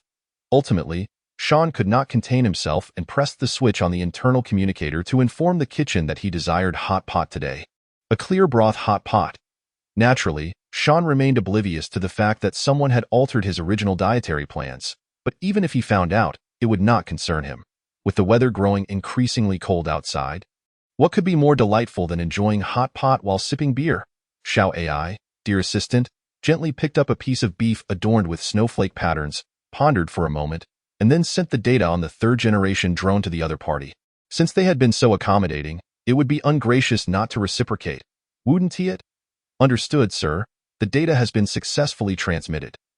Excellent, Sean replied, continuing to indulge in his nourishing hot pot breakfast.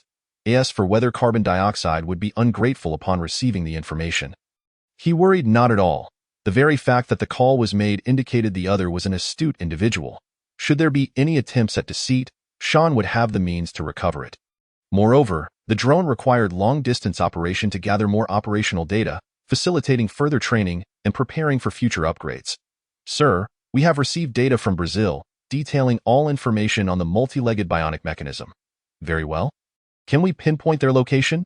We can only ascertain a general area. Precise location is unattainable. That suffices. Record the target area. It may prove useful later. The data has been duly recorded, sir. Just as Sean was about to sample a pure meat sausage made from fragrant pig, his phone on the table chimed again. Xiao AI, please answer it. Sean glanced at the screen displaying his friend Zhao Fei's name and promptly instructed. Certainly, sir. No sooner had Xiao AI spoken than Zhao Fei's greasy visage appeared on the screen. Yang, good grief. Upon witnessing his friend's opulent hot pot breakfast, Zhao Fei's reaction was far more pronounced than that of carbon dioxide earlier. This was entirely understandable.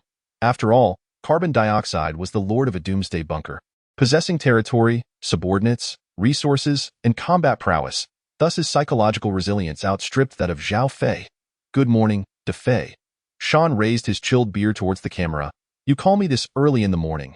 Don't tell me you're having issues with the geothermal equipment installation? That can wait. I can't believe you're indulging in hot pot so early. Aren't you afraid of getting overheated? Zhao Fei responded, swallowing hard. Overheated? Not at all. Sean ladled another spoonful of clear broth from the Inyang pot, deliberately pouring it into his bowl before the camera.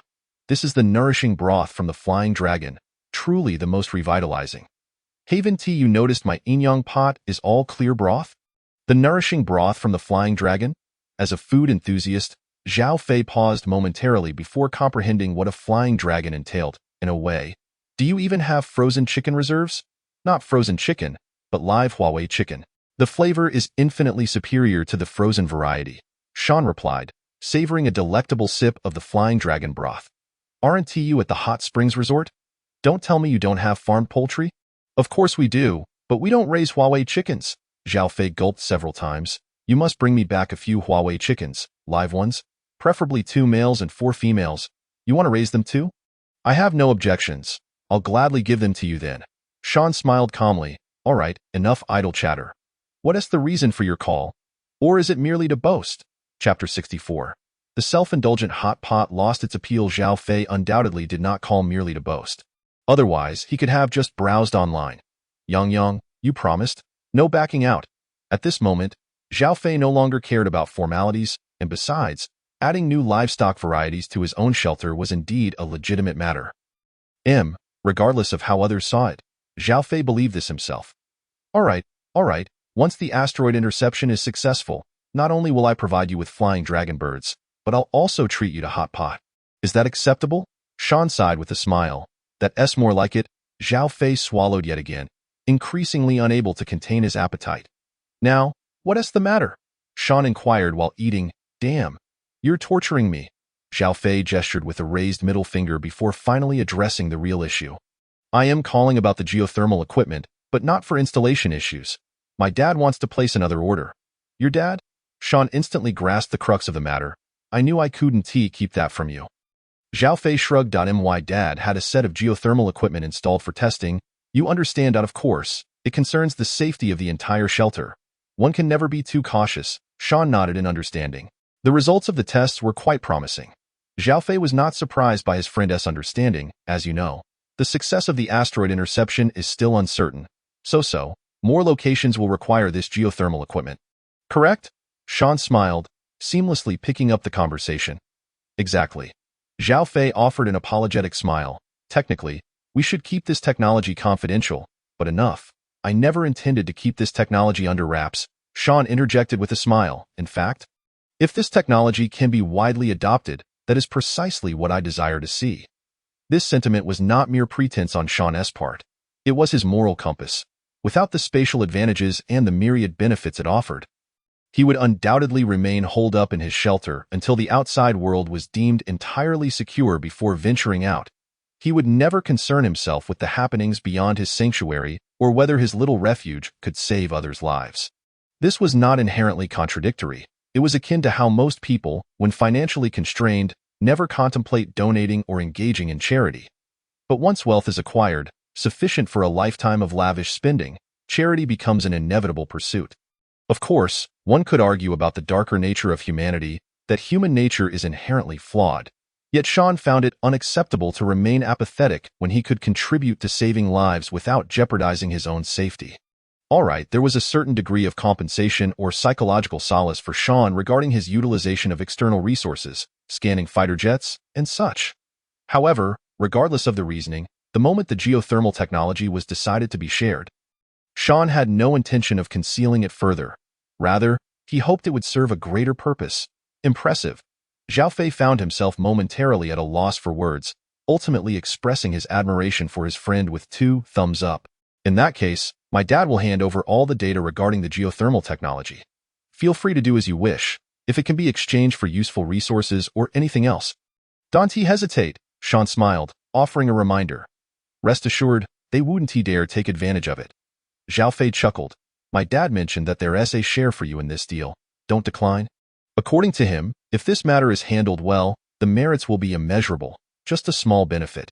It hardly amounts to anything significant. I never said I would decline. Why reject benefits earned through effort? Sean replied, finishing his beer in one gulp and then tossing a slice of snowflake beef into the pot to blanch. Your dad plans to hand over several sets of equipment? Damn it. Could you wait until I finish speaking before you eat? Zhao Fei scowled, gesturing with his middle fingers. How am I supposed to concentrate on business discussions like this? Do you have any idea what a torment this is for a foodie like me? I understand, Sean nodded earnestly, relishing the tender beef slice without even dipping it in sauce. Such quality beef hardly required chewing. After merely 10 seconds in the pot, it reached the peak of tenderness. Coupled with its rich marbling, it could easily transform into delectable juices with just a gentle press of the tongue. Damn. Zhao Fei felt overwhelmed by a tidal wave of saliva. My dad asked me to inform you. Under the condition of ensuring there are no issues, to produce as many geothermal devices as possible. He wants as many as he can get, as long as they aren't anything under strict regulations. They can be exchanged, and the quantity will definitely not leave you at a loss. Understood? Is there anything else? Sean nodded slightly. That's it. 88. Zhao Fei huffed as he left a parting remark and abruptly severed the video communication. After swallowing for what felt like the umpteenth time, he retrieved his prized bowl of self-heating hot pot. Although he was the son of the shelter's leader, his daily diet was only slightly better than that of the ordinary staff. Just a bit more plentiful, this self-heating hot pot was a personal treasure of Zhao Fei, reserved for those moments of culinary craving.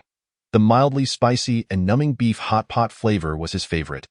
However, after it was heated, the enticing aroma that should have been alluring inexplicably failed to spark his interest. Damn it.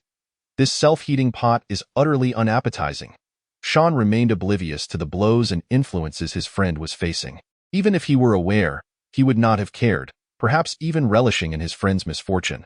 Once free from his friend's interruptions, Sean blissfully savored his sumptuous breakfast. To speak frankly, the broth from the Flying Dragon was indeed extraordinarily delicious. The choice of a dual-flavor pot, both filled with clear broth, was intentional to prevent the flavors of beef and lamb from mingling. For a true foodie, making do in less than ideal conditions is of little concern. But when the opportunity presents itself, one naturally seeks to indulge in finer experiences. For instance, on this table, all the meat dishes were primarily composed of beef and lamb, as for the scant pork products. They could never overshadow the unique flavors of beef and lamb. Furthermore, Sean was not indulging for the sake of show. It was purely due to the substantial caloric expenditure from previous flight training. Coupled with his ever-increasing physical prowess, his appetite had soared, ultimately resulting in the unusual circumstance of having hot pot for breakfast. In summary, Sean relished this seemingly ordinary breakfast with immense joy. Chapter 65. In the Apocalypse. Food is paramount. After finishing his breakfast, Sean did not leave the shelter but instead took advantage of the remaining internet connectivity to have Xiao AI gather as much useful data and knowledge as possible, while also discreetly uploading geothermal technology online for free download. Sean had no expectation of reaping benefits from this technology. The fundamental reason for promoting it was merely to assuage his conscience and facilitate the flow of ideas. The more people who utilized it, the less significant the notion of merit became. With Xiao AI's assistance, Sean began to inspect his shelter. After a period of gradual upgrades and renovations, the transformation of the entire shelter could be described as nothing short of revolutionary. Each functional area had seen some degree of enhancement thanks to spatial upgrades. For example, the shelter's garbage classification and recycling capabilities were now fully capable of efficiently processing wet, dry, recyclable, and non-recyclable waste, and had been upgraded to a semi-automated system. Aside from requiring Sean to perform some simple moving tasks, there was little need for extensive labor, and the garbage disposal process was remarkably clean and hygienic, with even the most unpleasant odors effectively managed. The agricultural zone of the shelter initially focused on mushroom cultivation. Mushrooms thrive in the presence of organic matter, temperature, and humidity, and they grow at an astonishing rate. Rich in protein and amino acids, mushrooms provide the essential nutrients required by the human body. With a wide variety available, their culinary versatility is immense, accommodating frying, boiling, grilling, and stewing to in a world devoid of sunlight. Mushroom cultivation emerges as the most convenient and optimal choice for sustenance in every shelter or survival base. There is simply no alternative. Moreover, while cultivating mushrooms, one could also raise termites. The symbiotic relationship between mushrooms and termites is not merely any mushrooms, but the highly valued chicken fungus that was exorbitantly priced before the apocalypse. This delicacy is one of the finest edible fungi, with thick, succulent flesh, a fine white texture, and a sweet, fragrant crunch. Not only is it delicious, but it is also packed with essential amino acids, proteins, fats, vitamins, calcium, and phosphorus. According to Sean's research, every 100 grams of chicken fungus contains 28.8 grams of protein, 42.7 grams of carbohydrates, 5.6 grams of ash, 1.20 milligrams of vitamin B2, 64.2 milligrams of niacin, 23 milligrams of calcium, and 750 milligrams of phosphorus. If fresh chicken fungus rather than dried is consumed, it also contains 5.41 milligrams of vitamin C, making it a nutritious and delectable ingredient. As for termites, while they may appear repulsive, they are also quite an excellent food source. Indeed, termites are edible. Research conducted by dedicated scientists reveals that every 100 grams of termites contains 49.3 moisture, 22.5 fat, 21.2 protein, 5.9 inorganic salts, and 0.1 glycogen, among other components. Additionally, every 100 grams of termites can yield 560 calories, 430 calories more than 100 grams of beef, which provides only 130 calories, and 120 calories more than 100 grams of bird's nest, which yields 440 calories. Remarkably, termites boast 28 different amino acids, 8 of which are essential and cannot be synthesized by the human body. Moreover, they contain 12 vitamins and 19 trace elements, as well as chitin. The primary substances in their body fat include phosphoric acid, glycerides, sterols, and free fatty acids like oleic, palmitic, and stearic acids, along with sex hormones and interferons. In a scarcity of meat, consuming termites represents a commendable supplementary option. Sean's shelter housed a considerable area dedicated to mushroom cultivation, which he referred to in quotes as these mushroom fields were not typical farmland, but rather rows of neatly arranged cultivation racks and growth troughs. Each harvest yielded a substantial output. Even if they could not consume it all, they could easily dry the mushrooms for later use, soaking them in water before consumption, extremely convenient and quite durable in storage. If there were any drawbacks, it would be that mushrooms contain a high water content. 1 pound of fresh mushrooms typically yields only about 1 or 2 ounces of dried mushrooms, resulting in a mere 10% yield.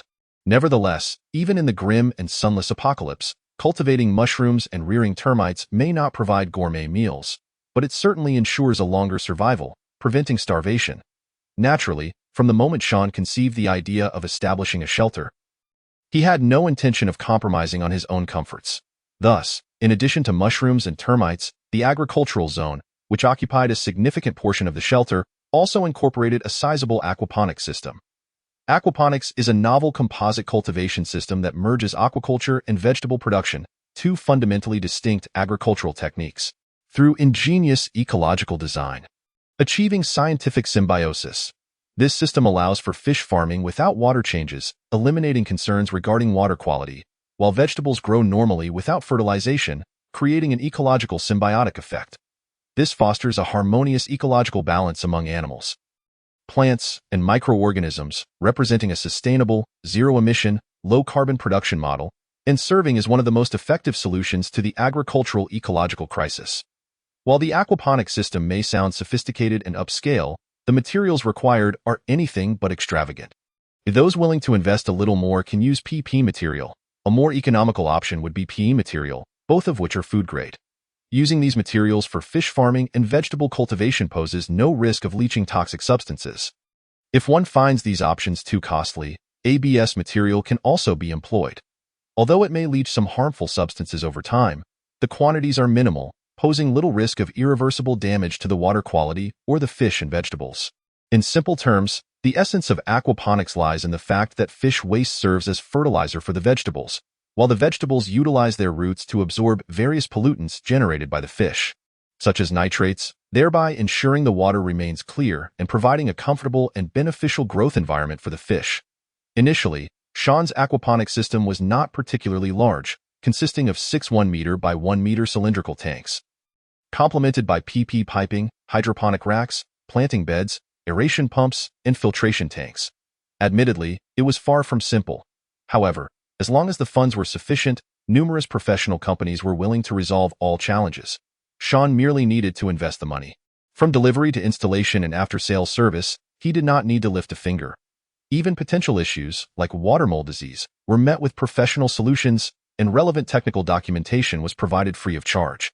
Any additional requests were also accommodated to the best of their ability, showcasing an unwavering commitment to service. Chapter 66. An unexpected turn of events during the establishment of the aquaponics system. Sean realized that merely having fish and vegetables was inadequate. It would be ideal to incorporate poultry and livestock to diversify the meat supply. The company promptly offered comprehensive solutions for this as well. For livestock, they suggested rabbits and guinea pigs, while for poultry, they recommended pigeons and quail. All four species shared a common trait: rapid growth and high reproductive rates. Not only does it ensure the efficiency of reproduction, but it also provides resources such as meat, eggs, and hides. Even the waste they produce can be transformed into fish feed and organic fertilizer. Particularly notable is the guinea pig, which can also serve as a pet, showcasing its versatility. You read that correctly. It is indeed the guinea pig. Known also as the cavy or Dutch pig, this creature belongs to the tailless rodent family, characterized by its compact body, short and stout form, large head, and short neck. They possess small, petal-shaped ears situated on either side of their head and a petite triangular mouth with short limbs. After selective breeding, approximately 20 different fur color phenotypes can be found in the market, along with 13 distinct phenotypes of fur texture and length. While it may not be an actual pig but rather a rodent, it is indeed edible and surprisingly palatable. Its meat is tender and flavorful. Classified as low-fat and low cholesterol, with a rich gamey essence that is easily digestible. It is also abundant in protein and contains 17 amino acids, along with various trace elements such as calcium, phosphorus, and iron, making it a prized delicacy in folk medicine. However, this is of little consequence. What truly matters is that even without personal storage space, as long as the agricultural sector of the shelter can operate steadily, Sean need not worry about the sources and reserves of food. As for the scarce resources, they can be traded or exchanged for materials produced by the shelter once the external environment becomes relatively safe. Yet, with the advent of personal storage space, the agricultural sector of the shelter has become somewhat redundant for Sean. However, despite its redundancy, it cannot be entirely dispensed with, much like the flying dragon bird or the flower-tailed chicken. There must always be a plausible source, after all. Hence, after upgrading the other functional areas of the shelter and seeing that the raw materials were still plentiful, Sean proceeded to enhance the agricultural sector, resulting in a more advanced ecological cyclic agricultural technology. In comparison to the still promoting aquaponics system, which faces various challenges, Sean's ecological cyclic agricultural technology is evidently superior and more refined, albeit requiring more stringent construction and operational conditions than conventional aquaponics. This is, in fact, the primary reason Sean refrained from disseminating this technology. While standard aquaponics may have its issues, it is far simpler to construct and operate, making it more suitable for widespread adoption. After inspecting the agricultural sector of the shelter, Sean made his way to the core of the entire establishment, the Energy Center. Initially referred to as the generator room, it utilized fuel-powered generator sets, providing electricity through gasoline and diesel generators, while employing large-capacity storage and transformation equipment for power reserves. With the advent of geothermal technology, the fuel-powered generator sets became mere backups. Once fuel cells were developed, the fuel-powered generator sets were rendered obsolete, losing even their status as backup power sources. However, Sean did not designate the fuel cells as the primary energy source for the shelter. Instead, they replaced the original fuel-powered generators as a backup energy source. The daily energy supply remained geothermal, as this technology not only generates electricity but also provides heating and water supply. Sir, the water in the bathroom basin is about to overflow. Very well, Sean nodded, opting not to linger in the energy center, for there was little of interest to explore. Upon arriving at the bathroom, he noticed that the large cement bathtub in the center was nearly full. Approaching, he extended his hand, and in the next moment, the brimful hot spring water vanished without a trace. Since he had no immediate plans to venture outside, collecting as much water as possible became an essential daily task for Sean. Rather than soaking in water during his slumber, even if it were hot spring water, he preferred to wait until the basin was full before retrieving it. A portion of this hot spring water would be utilized for the space's water consumption, while another portion would serve as a raw material for fuel cell production. Although the manufacturing materials for fuel cells required only water, the quantity needed was considerable. This also elucidates why Sean did not solely rely on fuel cells as the primary energy source, but rather as a backup. In pursuit of acquiring more water resources and to minimize the frequency of his trips to the bathroom, Sean took the initiative to upgrade and expand the shelter's water treatment center and bathroom. The water treatment center's functions are relatively straightforward. In addition to processing drinking water, daily use water, and bathing water, it also features the capability to produce oxygen and hydrogen through water electrolysis. Oxygen is essential for human survival, while hydrogen can be utilized as a clean fuel that, during combustion, undergoes a chemical reaction to generate pure water. As for the bathroom, aside from the newly constructed sauna, the shower room and bathtub have also been significantly enlarged, especially the bathtub, which is now spacious enough to serve as a swimming pool. Even if it is only half the size of a standard swimming pool, it is still a pool indeed. Moreover, Sean has added amenities such as water slides and diving boards, enhancing the enjoyment factor immensely. Once Sean had drained all the water from the enormous bathtub, a mere thought summoned a gentle rain to fall within his personal storage space, a newly discovered feature he had stumbled upon recently, proving quite useful. Could it be that my frequent use of this space has forged a closer bond, granting me additional privileges? Or perhaps my activities within the space have inadvertently repaired some of the damages present? Or is it that my recent training has rendered me stronger, both physically and mentally, allowing me to bear more authority? Sean pondered these questions for quite some time without arriving at a conclusion. Yet it appeared that all developments were progressing positively. If there were to be any shortcomings, it would be but one. In the realm of my personal space, I am akin to an omnipotent deity, while in reality, I remain merely a mortal. Even though I can now utilize physical contact to draw objects into the space and scan them, it all remains a manifestation of the space's power. I wonder when I might transcend reality to become truly extraordinary, as I am within that space. While Sean was lost in contemplation, a sudden, urgent message from Xiao AI jolted him back to attention. Sir, the authorities have just released the latest emergency announcement. A super asteroid has inexplicably accelerated towards Earth. Chapter 67. The super asteroid. Something is amiss. Upon first hearing Xiao AI's urgent message, Sean initially assumed it was a jest. He mused whether his artificial intelligence had evolved into true intelligence after this period of learning. But then he reconsidered. If that were the case, would he still be so burdened? Xiao AI, what exactly is happening? The official announcement just came in. The super asteroid, which was originally projected to reach Earth in a month, has suddenly accelerated for unknown reasons. How much faster? Approximately 7 days remain. In other words, there is merely 1 week left? No, to be precise, it is less than a week, as launching rockets and spacecraft will require time for preparation. Upon realizing this, Sean abandoned his inspection of the shelter and dashed back to the data center at breakneck speed. Display the situation on the large screen. Understood, sir. As Xiao AI's voice fell, a red announcement materialized on the large data screen. After Sean read the announcement, his expression darkened instantly. Based on his knowledge of astrophysics gleaned from his father, it was clear that the sudden acceleration of the super asteroid could stem from only 2 possibilities. Firstly, the super asteroid could have been captured by Earth's gravitational pull, causing its velocity to increase as the gravitational force intensified. However, the current situation and distance from Earth make it virtually impossible for such an early capture. In reality, there are numerous asteroids in the cosmos, yet most are intercepted by Earth's satellite, the Moon. A portion has been deflected by Mars and other planets within the solar system. Otherwise, the likelihood of Earth being struck by asteroids would be significantly higher than it currently is. As for the second possibility, it suggests that some external force has aided the super asteroid, such as a push from behind. Had this been a previous time, Sean would likely have dismissed the second possibility as improbable.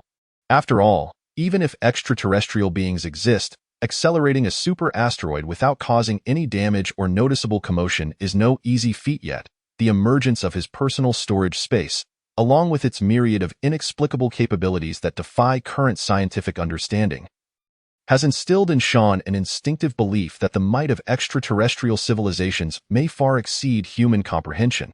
He even entertained a more perilous thought. If that super asteroid had been hurled towards Earth by some alien civilization, could the sudden eruption of the Yellowstone supervolcano have been anything but sudden? Sean found himself increasingly convinced that the impending apocalypse facing Earth and human civilization was likely far more complex than it appeared on the surface.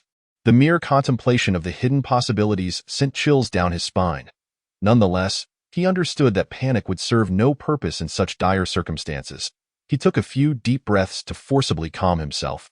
From a different perspective, if a formidable extraterrestrial civilization, nearly godlike in its power, truly intended to strike at Earth and humanity, would it resort to the cumbersome methods of triggering volcanic eruptions or hurling a super asteroid? Surely, it would not be so foolish as to engage in direct confrontation with humanity, a trope only fit for the realm of science fiction. Let us not forget the existence of space-based weaponry.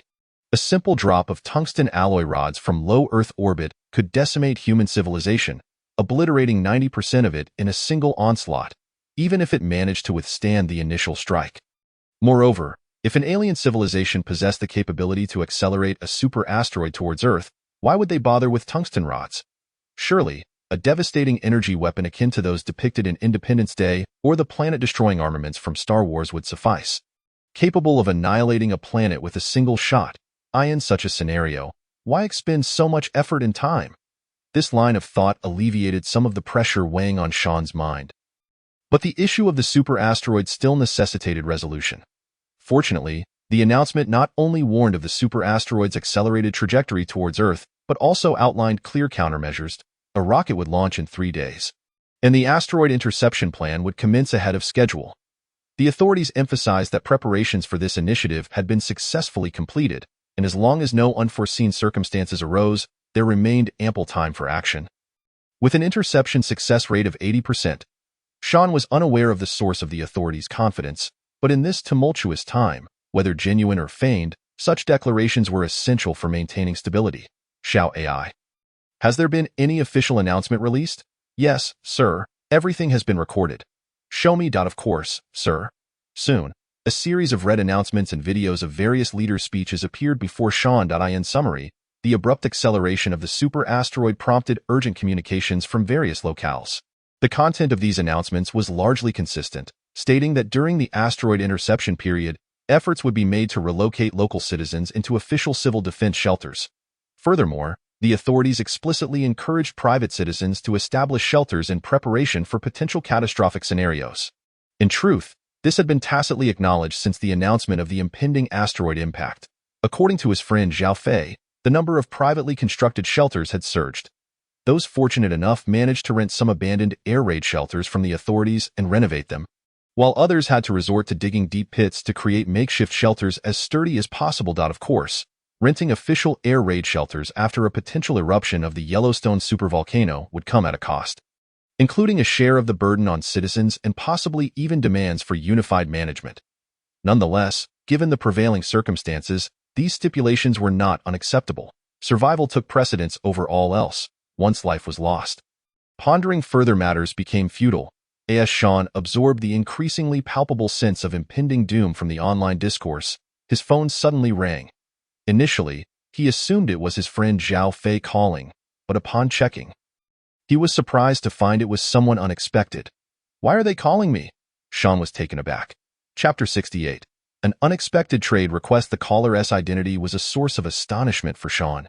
It was not his friend Zhao Fei or anyone else from the local shelter chat group, but rather a staff member named Luca, who had previously requested his contact information.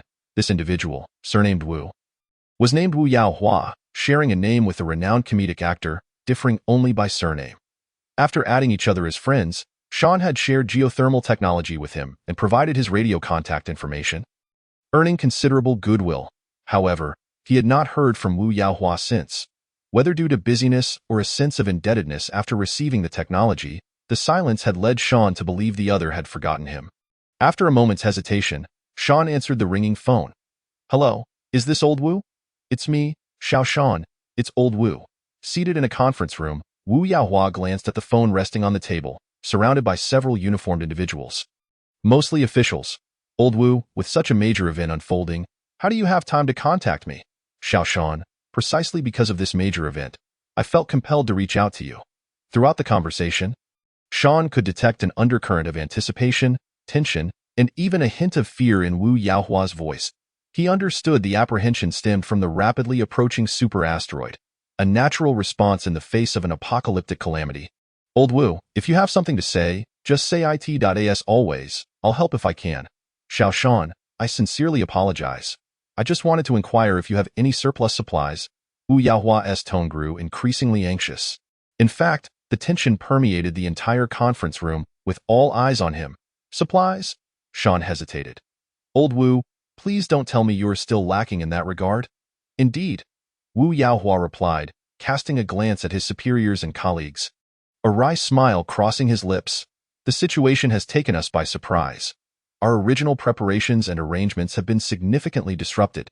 We are human too, and we have our families. At a time like this, who would complain about having too many supplies? A glimmer of understanding crossed Sean's eyes. Indeed, even the most steely of individuals would naturally possess familial ties and affections, in this apocalyptic milieu, even if they feared not for their own lives. What of their loved ones? What do you need? Sean inquired. Grains, vegetables, meat, oil, fruits. Anything you have, we need. Wu Yaohua quickly replied, sensing an opening. However, he noticed his superior silently gesturing, only then realizing he had forgotten to mention something critical. Xiao Shan, rest assured, we won't ask you to assist without compensation, and I understand. Before Wu Yaohua could finish, Sean interjected, I do have a batch of supplies available, but I have a few conditions. Go ahead. Wu Yaohua responded eagerly, not fearing Sean's demands, but rather the possibility of a flat-out refusal. First, I will not deliver to your doorstep. I will send the location for the transaction to your phone. That's fine. Wu Yaohua readily agreed, without consulting his superiors. They had already discussed similar scenarios in their meeting. If someone was willing to help, they should count themselves lucky and not expect delivery. Second, I prefer not to have too many people present, nor do I wish for anyone to dig too deeply into the matter. Understood. That won't be an issue. Wu Yaohua promptly agreed again.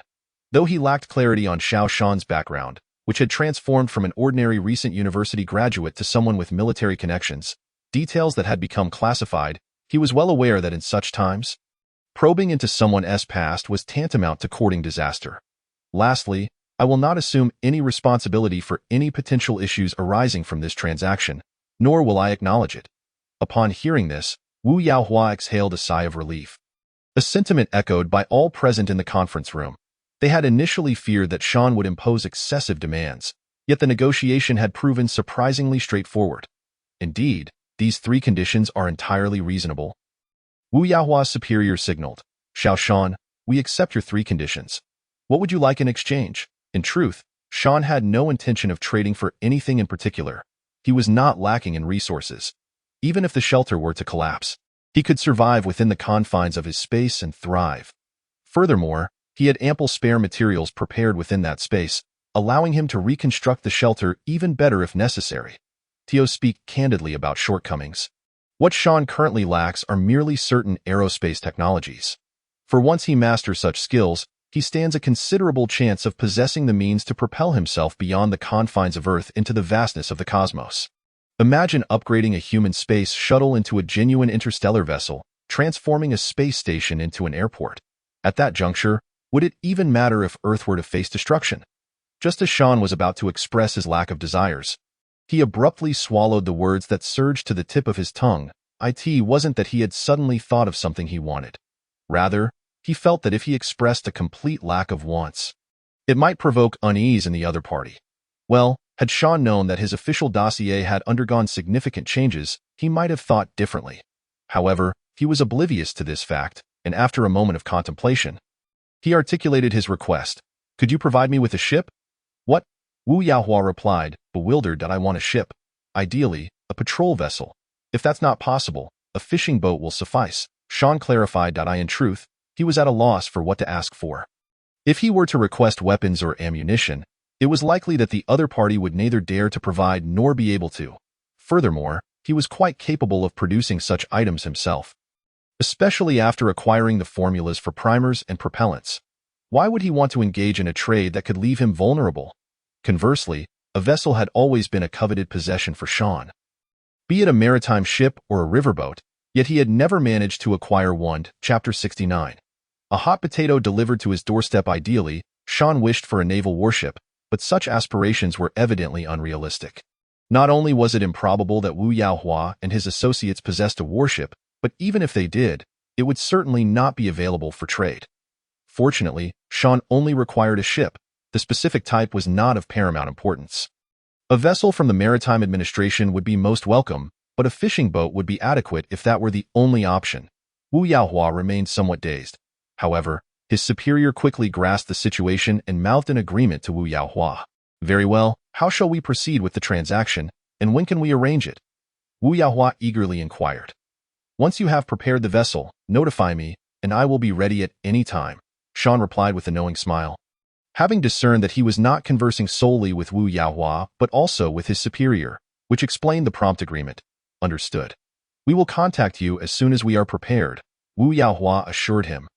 Please send me a list of what you require in exchange, focusing on rice, flour, meat, vegetables, and oil. We can forego the rest. Very well, we will expedite the list to facilitate your preparations. All right, let us proceed in this manner. Good, I shall not disturb your work further. Goodbye. Goodbye. Just as Sean hung up the phone, before he could take any action, his mobile device chimed once more. This time, it was Zhao Fei reaching out, and Sean promptly answered. De Fei. Yang, you are aware of the latest developments, correct? I am informed. During this period, refrain from wandering about. Remain safely within the shelter. Understood. Please take care of yourself and Uncle Zhao. We will. Additionally, if that group of fools in the chat wishes to trade supplies with you, do not entertain their offers. Why? Do you also sense that this situation is extraordinary? What do you mean by do I sense it? Anyone with a modicum of intelligence would likely think the same at this juncture. Understood. I will manage things appropriately.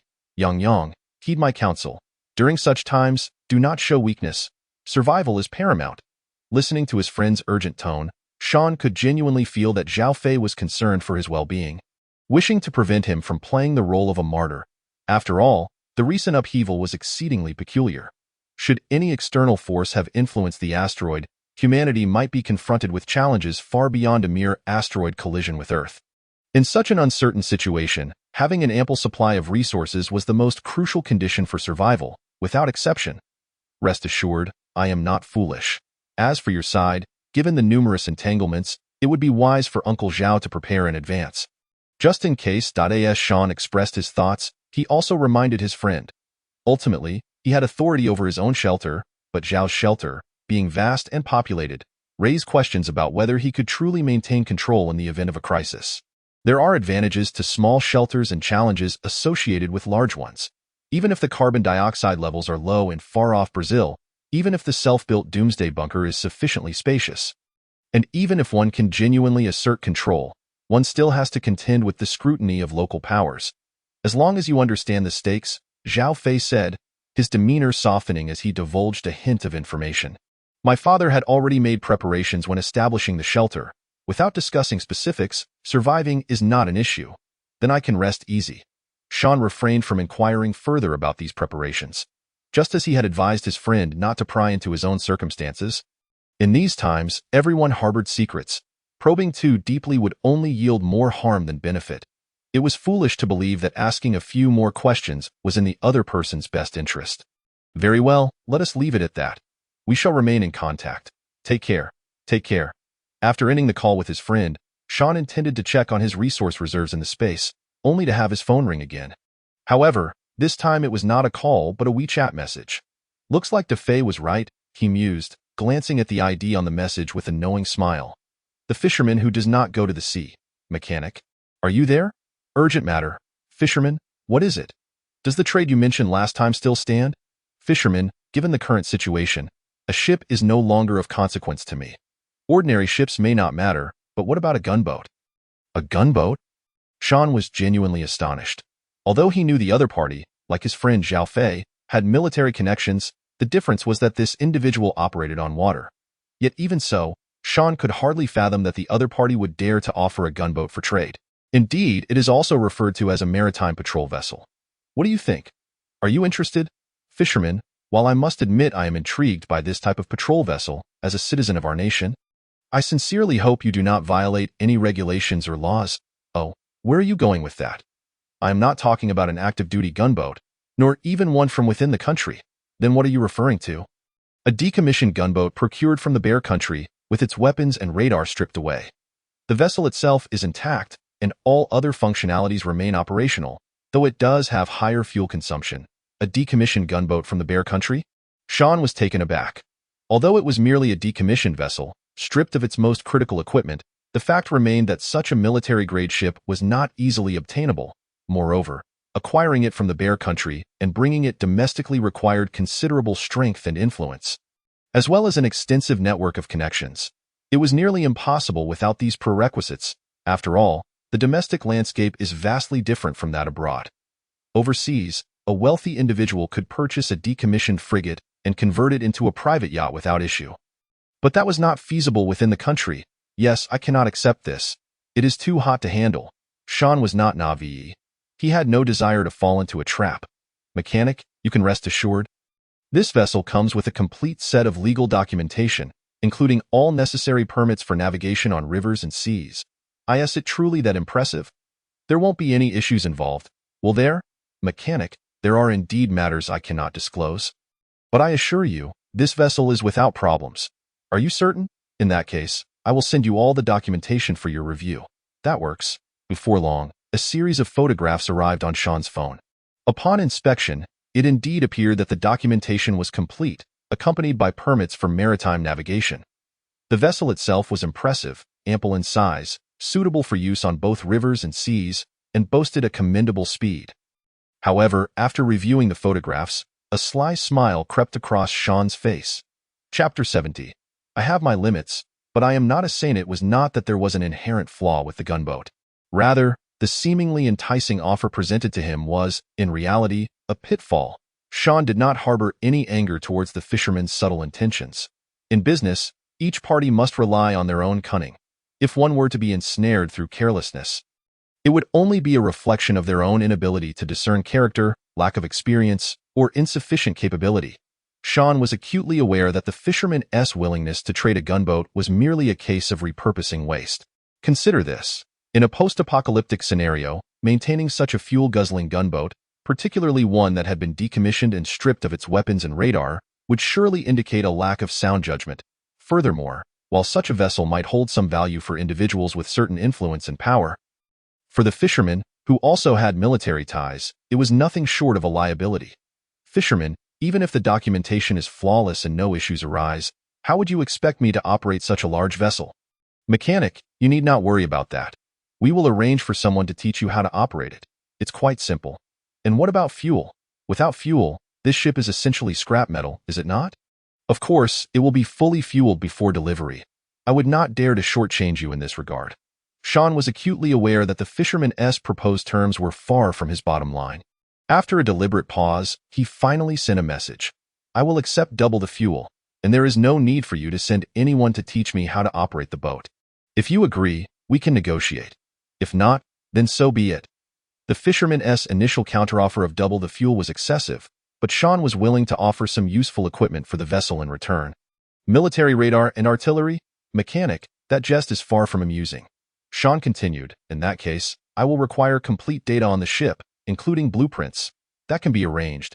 However, under this condition, the fuel must still be doubled.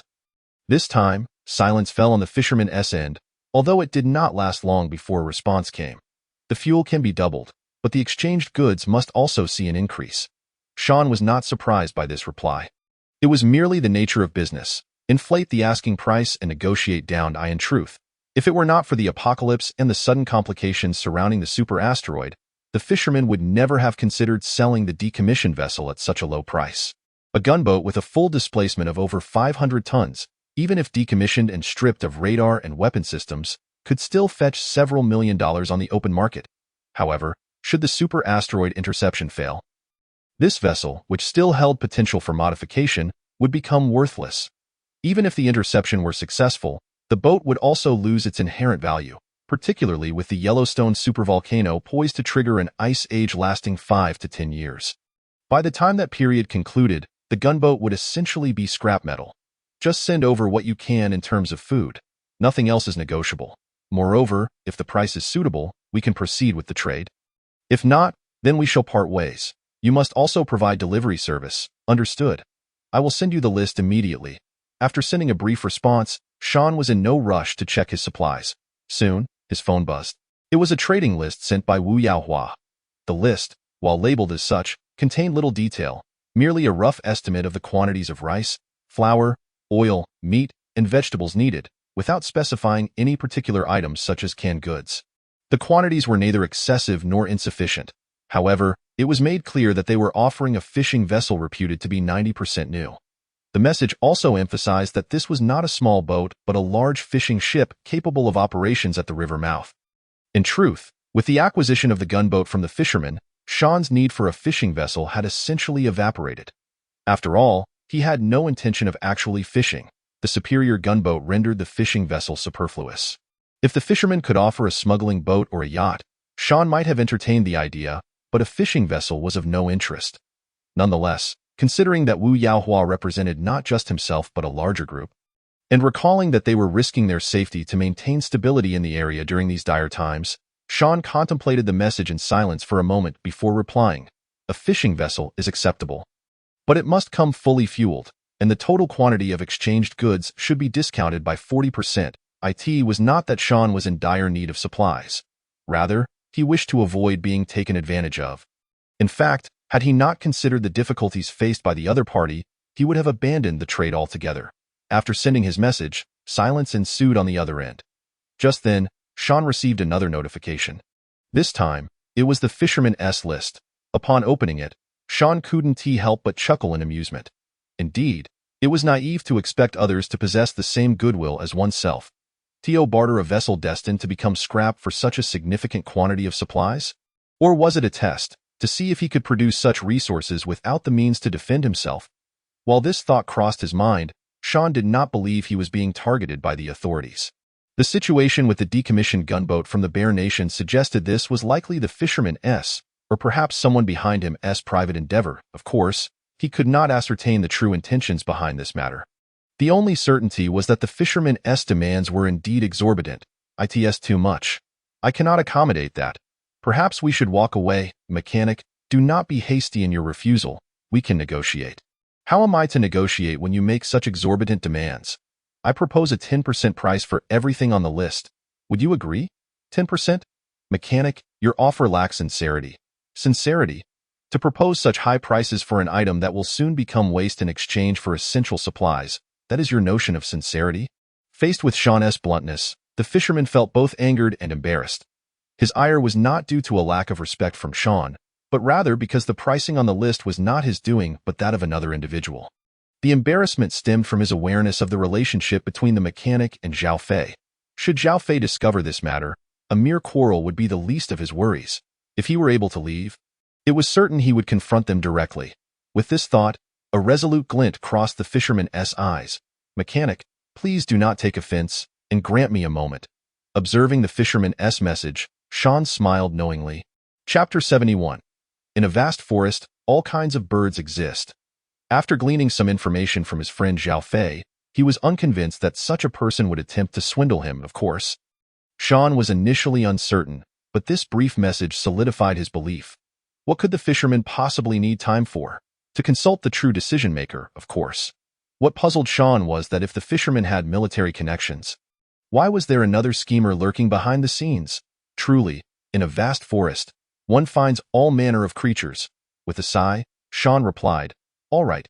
As soon as he sent the message, Wu Yaohua's response arrived. Deal. Sean was not surprised by this answer. A fishing vessel of 90% new condition was actually inferior to the fisherman's gunboat and would soon be rendered useless. Trading one worthless item for a batch of supplies seemed to be a foolproof plan. Very well, please await my notification for the specific trade time. Understood. With the deal finalized with Wu Yaohua and his associates, Sean felt considerably more at ease. While the fishing vessel could not compare to the gunboat, it was still a boat, and he could gradually upgrade and integrate it later. If the trade for the gunboat with the fisherman succeeded, that would be ideal. If not, it was of little consequence.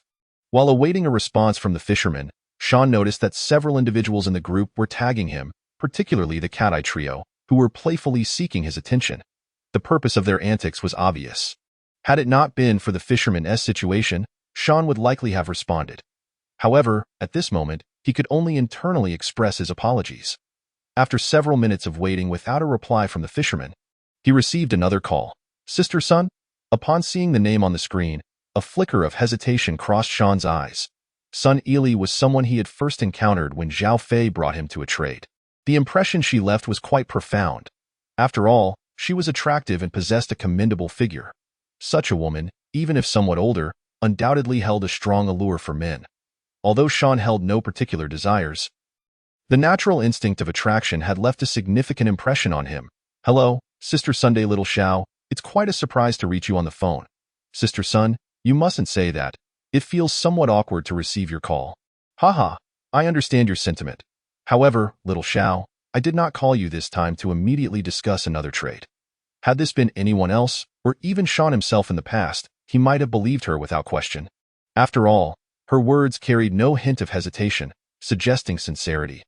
Yet, Sean now sensed a shift in her tone, as if she had adjusted her words upon realizing his underlying intention to decline. "Oh?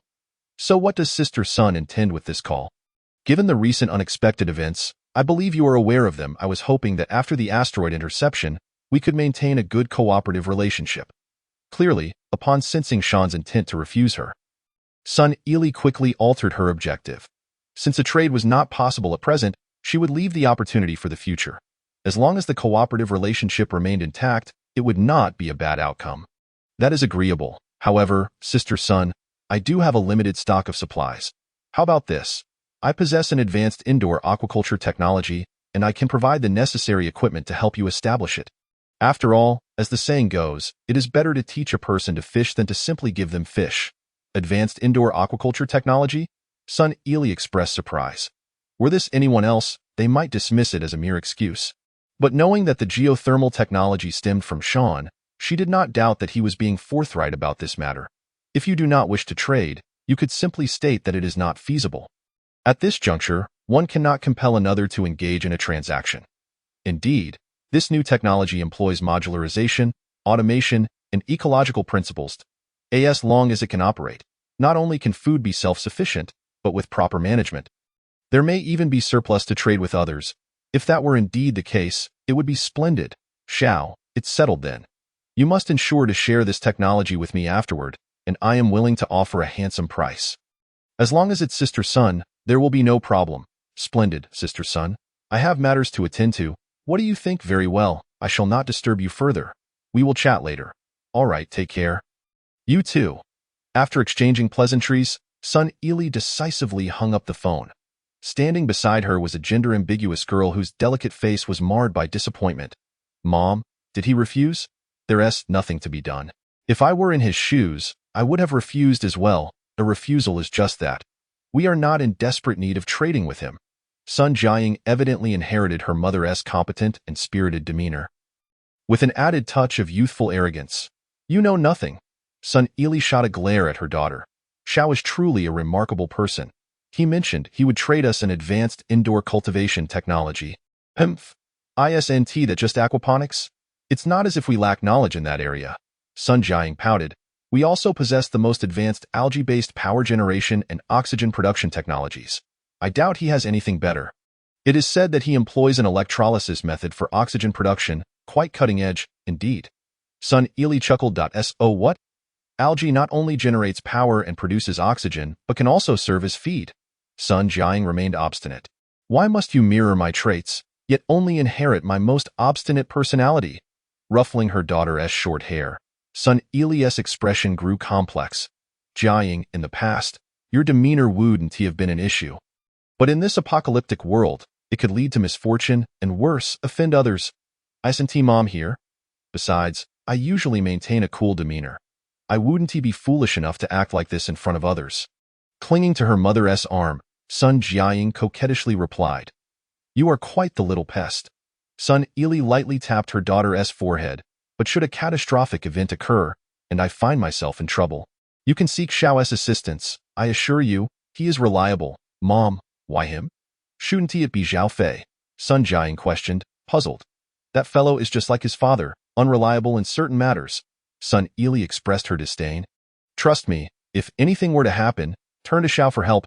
"Pooh, Mom. How can you say such ominous things at a time like this?" Sun Jiaying quickly spat on the ground a few times, wishing for good fortune. "We will surely survive and thrive. Let us hope so." Sun Ili pinched her daughter's nose, though a flicker of concern crossed her eyes. Chapter 72. The tiger does not show its might. "Do you take me for Hello Kitty?" Xiao Shan was oblivious to how Sun Ili and Sun Jiaying, this mother-daughter duo, would discuss him, even if he knew, it wouldn't concern him in the least. Perhaps Sun Ili was indeed astute. If anything were to happen, and Sun Jiaying sought Xiao's assistance, he would certainly help, provided it did not jeopardize his own safety. Should that condition be unmet, Xiao would not, under any circumstance, behave like those insipid protagonists in countless novels who lose their senses at the sight of a pretty girl, in the face of his and his parents' safety. Not even a goddess-like beauty would sway him. In this apocalyptic environment, those unable to control their desires seldom survive for long. After ending the call with Sun Ili, Xiao Shan glanced at his phone, noticing that the fisherman had still not replied. Clearly, the other party was still engaged in negotiations. He smiled knowingly. Xiao Bei, keep an eye on my phone. If it's Da Fei, have him leave a message if he needs something. I will respond promptly upon seeing it. If it's Wu Yaohua, inform him that I require time to gather supplies. As for the fisherman, just say I'm busy. You can handle any matters that arise. And as for your identity, consider yourself my assistant. Understood, sir. I will manage these matters efficiently. Xiao Bei's voice sounded increasingly tangible and sweet. I previously established a baseline with the other party. If they can agree, we will trade. If not, then so be it. Placing his phone on the table, Xiao Shan stood up. After all, the urgency was not on his side, was it? Indeed, sir. Well then, I leave it to you. After saying this, Xiao Shan transported himself into his space, where he began to prepare for the upcoming transactions. Although preparing might not be the most accurate term, in this realm, whatever he wished to do could be accomplished merely by thought. In an instant, a vast quantity of supplies was summoned forth. Sacks of rice and flour, barrels of cooking oil, boxes of frozen meat, salted goods, canned foods, and baskets of vegetables, fruits, and eggs, among others. While the variety of items was not extensive, the sheer quantity was considerable. Even so, Xiao Shan's reserves had only been depleted by 2/3. Remarkably, even with the fisherman's share prepared, he still retained approximately 1/3 of his supplies. It should be noted that these supplies do not include the produce generated within the space. Purely the items Xiao procured before the onset of the apocalypse. Such a quantity is indeed substantial for a private shelter. When Xiao initially told his friend Zhao Fei that his stockpile could sustain him and his parents for a decade, he was not exaggerating. In fact, he was being modest. This calculation only accounted for the supplies acquired prior to the apocalypse. The crops and livestock produced within the space had not even been factored in. Otherwise, not only could they last for a decade, but even a century would pose no issue. Xiao was also unconcerned about the water needed for the crops and livestock within the space. Let us not forget that water molecules consist of 2 hydrogen atoms and 1 oxygen atom.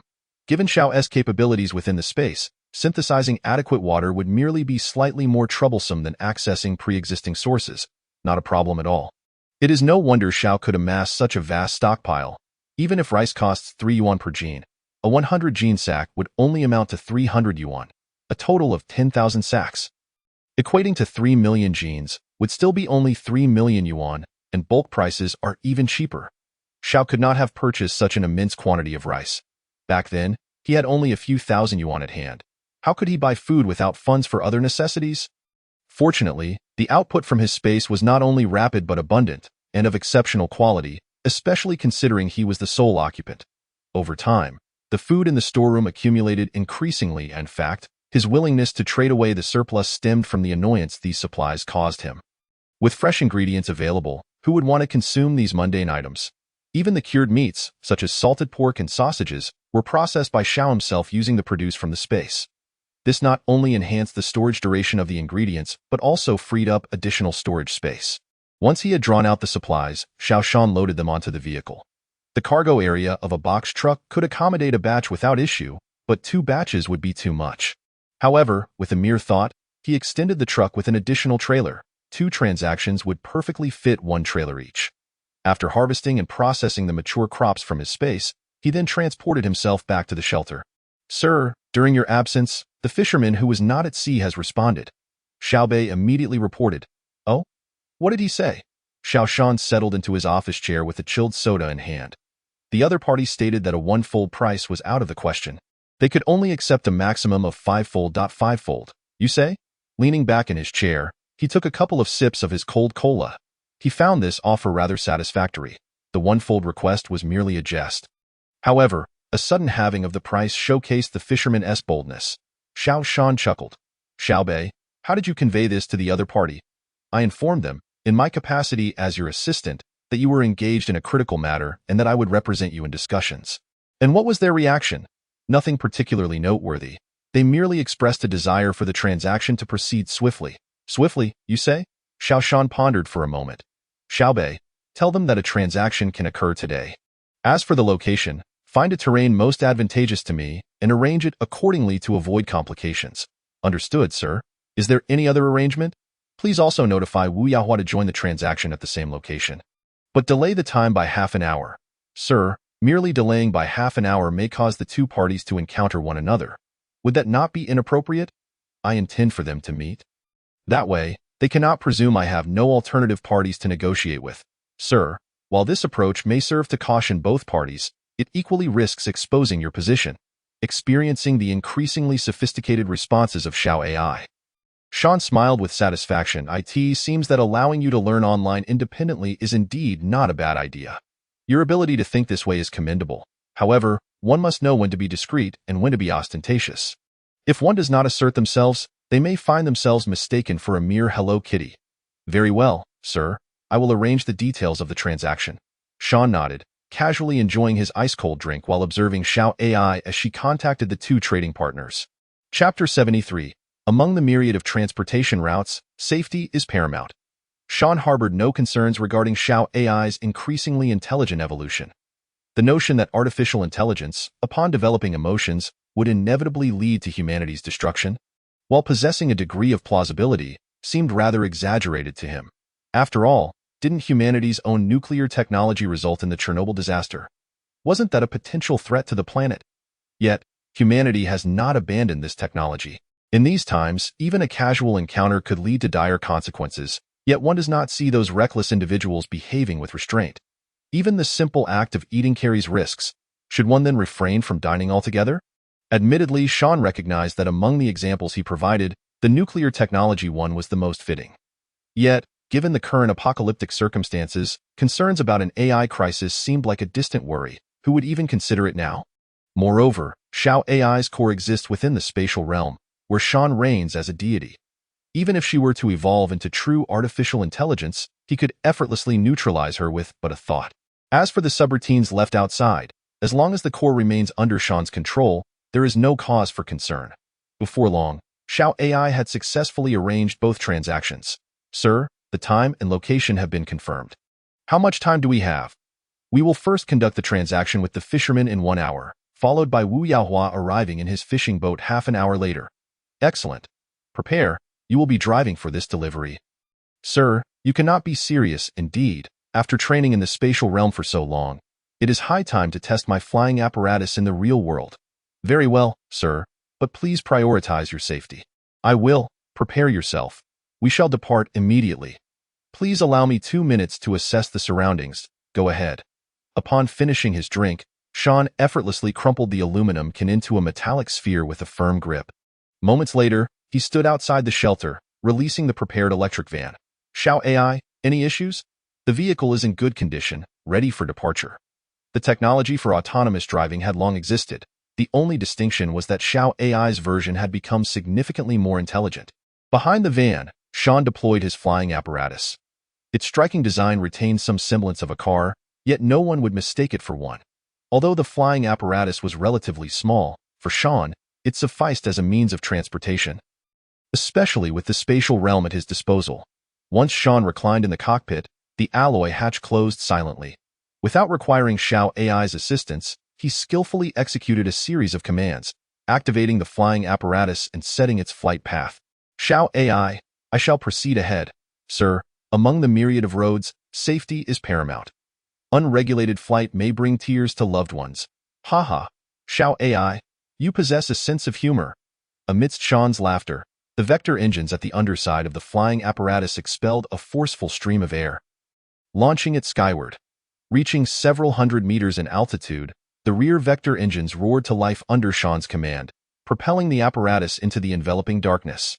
Simultaneously, the electric van outside the shelter began to move silently. Thankfully, the front window was made of one-way glass, allowing visibility from inside to outside, yet concealing the interior from view. Otherwise, an empty driver's seat would surely startle anyone who happened upon it. However, it was worth noting that there must be someone present for such a scenario to apply. Utilizing an aerial route, and given that the flying apparatus was significantly faster than the van, it wasn't long before Sean arrived at the trad. Fortuitously, in this transaction, I decisively made a choice, swiftly putting an end to a troublesome individual. Otherwise, if the deal had fallen through, who knows what kind of repercussions might have arisen from any ensuing conflict. After sending the message, the fisherman picked up the internal communicator, meticulously arranging the subsequent details of the transaction. As the two vehicles arrived at the destination, he could discern, from a distance, two containers unloaded upon the desolate riverside construction site. Point 2. The fisherman felt a twinge of surprise. Approaching closer, he easily noticed that one container was marked with the number 2, while the other bore the number 1. Could it be that the mechanic had engaged in dealings with another party? The fisherman's mind raced with speculation. Fisherman, you have only half an hour to inventory and transfer the goods. If any unforeseen circumstances arise beyond that time, I shall not be held accountable. Came the new message. The fisherman was now certain that the container marked with the number 2 was undoubtedly reserved for another trading partner. Moreover, according to some individuals' insinuations, if both parties were to cross paths, there was a strong likelihood of complications arising. All right, but mechanic, why haven't you shown up? I was hoping to meet you in person and no need for a face-to-face meeting, but I must say, your Dongfeng warrior is quite impressive. By the way, are you bringing the Type 81 or the Type 56? Upon reading the latest message, the fisherman's gaze sharpened. If Sean could spot their vehicle, it could only mean there were sentries alerting him, relaying information as they passed. But how could the other party possibly know that he was armed, and could even ascertain whether it was a Type 81 or Type 56? While both are indeed the most common models in the military, why not a Type 95? Mechanic, are you surveilling us? The fisherman quickly replied. Please, if I don't keep an eye on things, who knows what further traps you might lay for me? And don't pretend that this transaction wasn't meant to deceive me. You should be grateful for your association with the most charming individuals of this era, or else I wouldn't even consider this an unprofitable trade. Upon reading this response, the fisherman felt a wave of embarrassment wash over him. In truth, from the moment this transaction was broached, he had felt it was rather unscrupulous. Indeed, that retired vessel from the motherland was valuable, but one must consider the current circumstances. The most prudent course of action would be to leave it be until the storm passes, and then devise a plan for its modification, provided, of course, that it still held value for modification at that time. Not to mention that the presence of that mysterious asteroid was evidently concerning. Even if the interception plan succeeded, the ensuing ice age from the eruption of the Yellowstone supervolcano would last at least 5 to 10 years. Even if they managed to endure this apocalyptic period, by then, that retired vessel would likely only be worth scrap metal. Exchanging such a seemingly useless item for a considerable quantity of essential supplies struck him as a remarkably advantageous deal. As for the individual who deemed it unprofitable enough to demand an exorbitant price, well, they were now too preoccupied to concern themselves with such matters. Mechanic, my apologies. Once this situation concludes, if I am still around, I shall provide you with an explanation.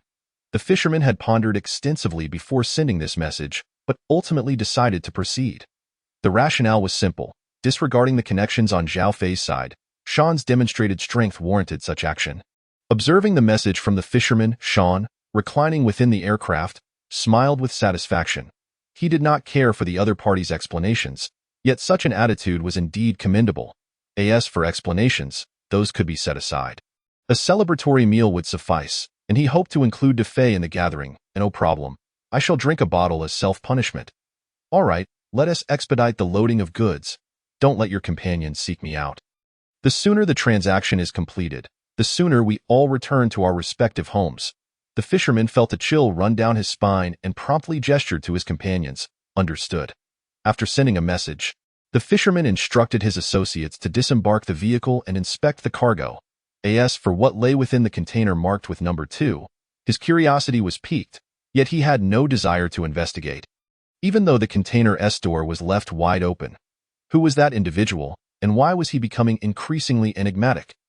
Contemplating this, the fisherman, along with a group of companions who had alighted from the two vehicles, Open container number 1, checking and loading the goods onto the truck. A standard container, after all, cannot hold an excessive amount of cargo. Ordinarily, even a container full of rice would not command a high price. Yet, given the current circumstances, the contents of this particular container brought the fishermen considerable satisfaction. After a thorough inventory and transfer, not only did they find no shortage, but there seemed to be an additional 10%. Mechanic, we have an extra 10%. All of us are facing hardships. As long as you don't persistently scheme against me in the future, I appreciate it. Thank you. Upon reading the reply, the fisherman felt a heat rise to his face. Even though the earlier exorbitant demands had nothing to do with him, this unexpected surplus felt like a resounding slap across his face. Damn it. How could the disparity between individuals be so vast? Silently, the fisherman cursed the individual in question, even extending a warm greeting to their ancestors.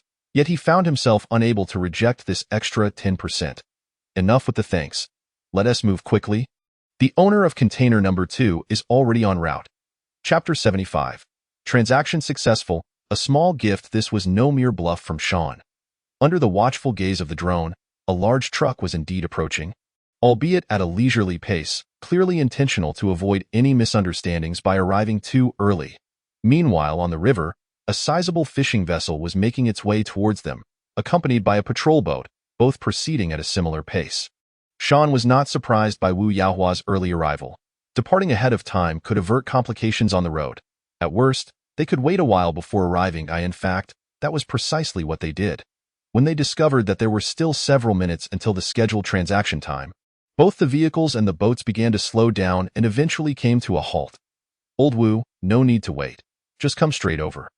Everything is ready on their end, and your goods are in container number 2 on the shore.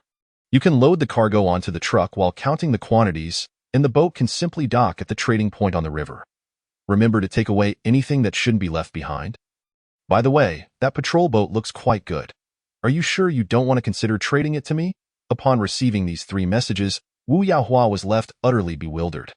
They hadn't even reached the location yet. Yet their actions were being tracked with such precision. How is this possible? Wu Yaohua, being keen-minded enough to engage in trade with Sean, quickly shook off his confusion and began to peer outside the vehicle. Unfortunately, all he could see was darkness, with only the faint glimmer of headlights barely illuminating the roadside environment, revealing nothing of significance. Suppressing his astonishment, Wu Yaohua quickly replied with a short message. Xiao Shan. That patrol boat is truly not for trade. Forget it, I was just joking. We can't let you violate any regulations. Now, hurry up and retrieve the goods. Understood. We'll be there shortly. Wu Yaohua finished his message and promptly contacted the patrol boat, and the 2 vessels sprang back into motion. Meanwhile, the fisherman, having received Sean's reminder, hastily instructed his crew to board the vehicles and boats, and they began retracing their route. Before long, the 2 parties' vehicles and boats crossed paths. The fisherman, unaware of Wu Yaohua's situation, had no intention of lingering and continued on without pause. However, Wu Yaohua's team was tasked with roadblock inspections, and recognizing the Dongfeng warrior and the truck that had recently passed through their checkpoint, he immediately identified them. As for the military vessel on the river, it too was recognized by the patrol boat. Once the information from both sides reached Wu Yaohua's superiors, it left the leadership utterly astounded. What a joke. Those were military vehicles and boats. But that wasn't all. When the patrol boat, along with the fishing vessel, reached the site, they were met with the sight of a cannon boat anchored not far from the riverbank. At that moment, Wu Yaohua also noticed that the trading site hosted not just 1 but 2 containers. Aside from the previously mentioned container number 2, there was also a container number 1. At this point, he had no doubt about the implications of the messages he had received. It was evident that someone had completed a transaction ahead of time, thus eliminating the need for him to wait until the agreed-upon time. However, Wu Yaohua was unaware that another cannon boat, likely intended for the trade, was also present on the river. Otherwise, he would have certainly been startled. In fact, his superiors were indeed startled, fearing they had stumbled upon some illicit dealings. Fortunately, relevant information quickly reached the leaders, and upon discovering that the cannon boat was fully documented, had already been decommissioned, and had its radar and weapon systems dismantled, they breathed a sigh of relief. Nevertheless, despite this, they did not dare to underestimate Sean and promptly issued orders for their subordinates to expedite the transaction while keeping their mouths shut and their eyes peeled. With such arrangements in place, the trading process was inevitably smooth sailing. The goods sent to Wu Yaohua were increased by 10%. Though it may seem a modest addition, it was, in truth, quite substantial. Understanding that this increment was a gesture of friendship, Wu Yaohua felt increasingly fortunate for having been shrewd enough to forge such a reliable connection. However, he refrained from saying much, swiftly departing with his personnel and vehicle upon completing the transaction. Once it was confirmed via a drone that all was clear, Sean retracted the aerial vehicle and, clad in combat protective gear, leaped from the sky. This was not an act of desperation, but rather a tactical decision. While the aircraft was high above, the descent would create less commotion. As for the risk of falling, Sean merely needed to enter the spatial realm just before hitting the ground, emerging unscathed, as if he had merely jumped from the spot he occupied. Sean's initial choice was the retired cannon boat of the Bear Nation, which, it must be said, was impressively large, even surpassing the later fishing vessels. Yet, he was aware that this was not the opportune moment for inspection. After alighting on the cannon boat, he promptly stored it within the spatial realm, placing it in the riverbed. He then submerged into the river to retrieve the fishing boat, followed by the 2 empty containers on shore. It was not due to reluctance, but rather a desire to maintain an air of mystery. Once all tasks were completed, Sean released the aerial vehicle again, darting into the darkened sky a few minutes later. He returned to his sanctuary. Although the entire trading process appeared lengthy, the actual exertion required from Sean amounted to less than 10 minutes. Xiao AI, aside from the contacts of my parents and DeFei, disregard everyone else unless there are exceptional circumstances. Understood, sir. After issuing his instructions to Xiao AI, Sean directly transported himself into the spatial realm, arriving on the retired cannon boat. What is a yacht to me when I possess my very own cannon boat? I ask you, does that not impress? Sean placed his hands on his hips for a moment, yet he did not head to the bridge of the cannon boat. Instead, he extended his hand, and a large water tank materialized on the deck. Upon the fisherman's departure, he had sent a message apologizing for the situation and noted that he had left a small gift in the cabin. The instant he entered the spatial realm, Sean scanned the cannon boat and discovered that the so-called small gifts were 3 sizable water tanks, each housing 2 types of fish and 1 type of shrimp. Clearly, the fisherman had remembered Sean's earlier mention of wanting to cultivate sea fish to enrich his food reserves. It must be acknowledged that the fisherman was indeed a considerate individual. Although the 3 tanks, along with their seawater and aquatic life, held little monetary value, the effort to transport them from such a distance was no small favor. Chapter 76. Upgrading water resources. Upgrading the fishing vessel. Upon inspecting the fish and shrimp in the tanks, he found them to be of no particularly rare species. One was a large salmon, another a small yellow croaker, and the shrimp were mantis shrimp, all of which could be cultivated artificially. For Sean, this sufficed. The area within the spatial realm was limited. The river, grasslands, orchards, and hills had already occupied all usable space. Establishing a small coastal lake was out of the question, but creating a seawater pool was entirely feasible. Thus, after selecting a suitable location, Sean merely concentrated, and a seawater pool measuring 5 meters wide, 10 meters long, and 3 meters deep appeared. After pouring the 3 oversized tanks, water and aquatic life included, into the pool, he found that it barely reached half full. Sean pondered for a moment, but did not reduce the size of the seawater pool. Instead, he activated its holographic projection. He initially intended to upgrade the seawater pool, and perhaps devise a formula for artificial seawater. In truth, even without the formula, it was of little concern. Seawater is essentially saline, comprising not only sodium chloride but also a plethora of other substances such as magnesium sulfate, calcium chloride, and sodium bicarbonate. However, to Sean's surprise, the spatial realm presented an upgrade plan that could integrate the seawater pool with the existing river water, creating a miniature seawater freshwater cycle. Initially, Sean was perplexed as to why the spatial realm made such an arrangement, but after reviewing the data provided in the upgrade plan, he realized that the large salmon was a migratory species, typically residing in salt water but returning to freshwater to spawn. This characteristic explains why individuals, including bears, await the salmon's upstream journey for harvesting and feasting. The salmon preparing to spawn is in its most delectable state, and countless fish perish along their migratory path each year. According to the spatial realm's upgrade plan, the original river would be divided into 2 halves, one saltwater, the other freshwater. The spatial realm remained too small. With a total of only 800 meters of water area now needing to be split, it was fortunate that the upgrade plan accounted for this. The river encircling the spatial realm would transform entirely into seawater. And a winding creek would flow down from the mountaintop, not only expanding the water area but also addressing the water needs of the grasslands, forests, farmlands, and livestock. Naturally, Sean held no dissatisfaction with the comprehensive plan presented by the spatial realm. He was particularly pleased to receive the formula for artificial seawater. Under normal circumstances, even with the formula, creating such artificial seawater would be challenging, but for Sean, standing within the spatial realm, it merely required a thought. This artificial seawater might not be suitable for all marine life, but it was more than adequate for the 2 species of fish and 1 type of shrimp in his possession. With this in mind, Sean wasted no time and opted to upgrade the water resource channels within the spatial realm. Without any unusual commotion, the river encircling the spatial realm quietly narrowed by 1/3. Yet its depth doubled. Simultaneously, a winding creek began to flow from the mountaintop villa area, bubbling forth as its source and spiraling down the small hill. Before long, numerous animals gathered by the creek to drink. And with the addition of the creek, the animals residing within the spatial realm found it far more convenient to quench their thirst.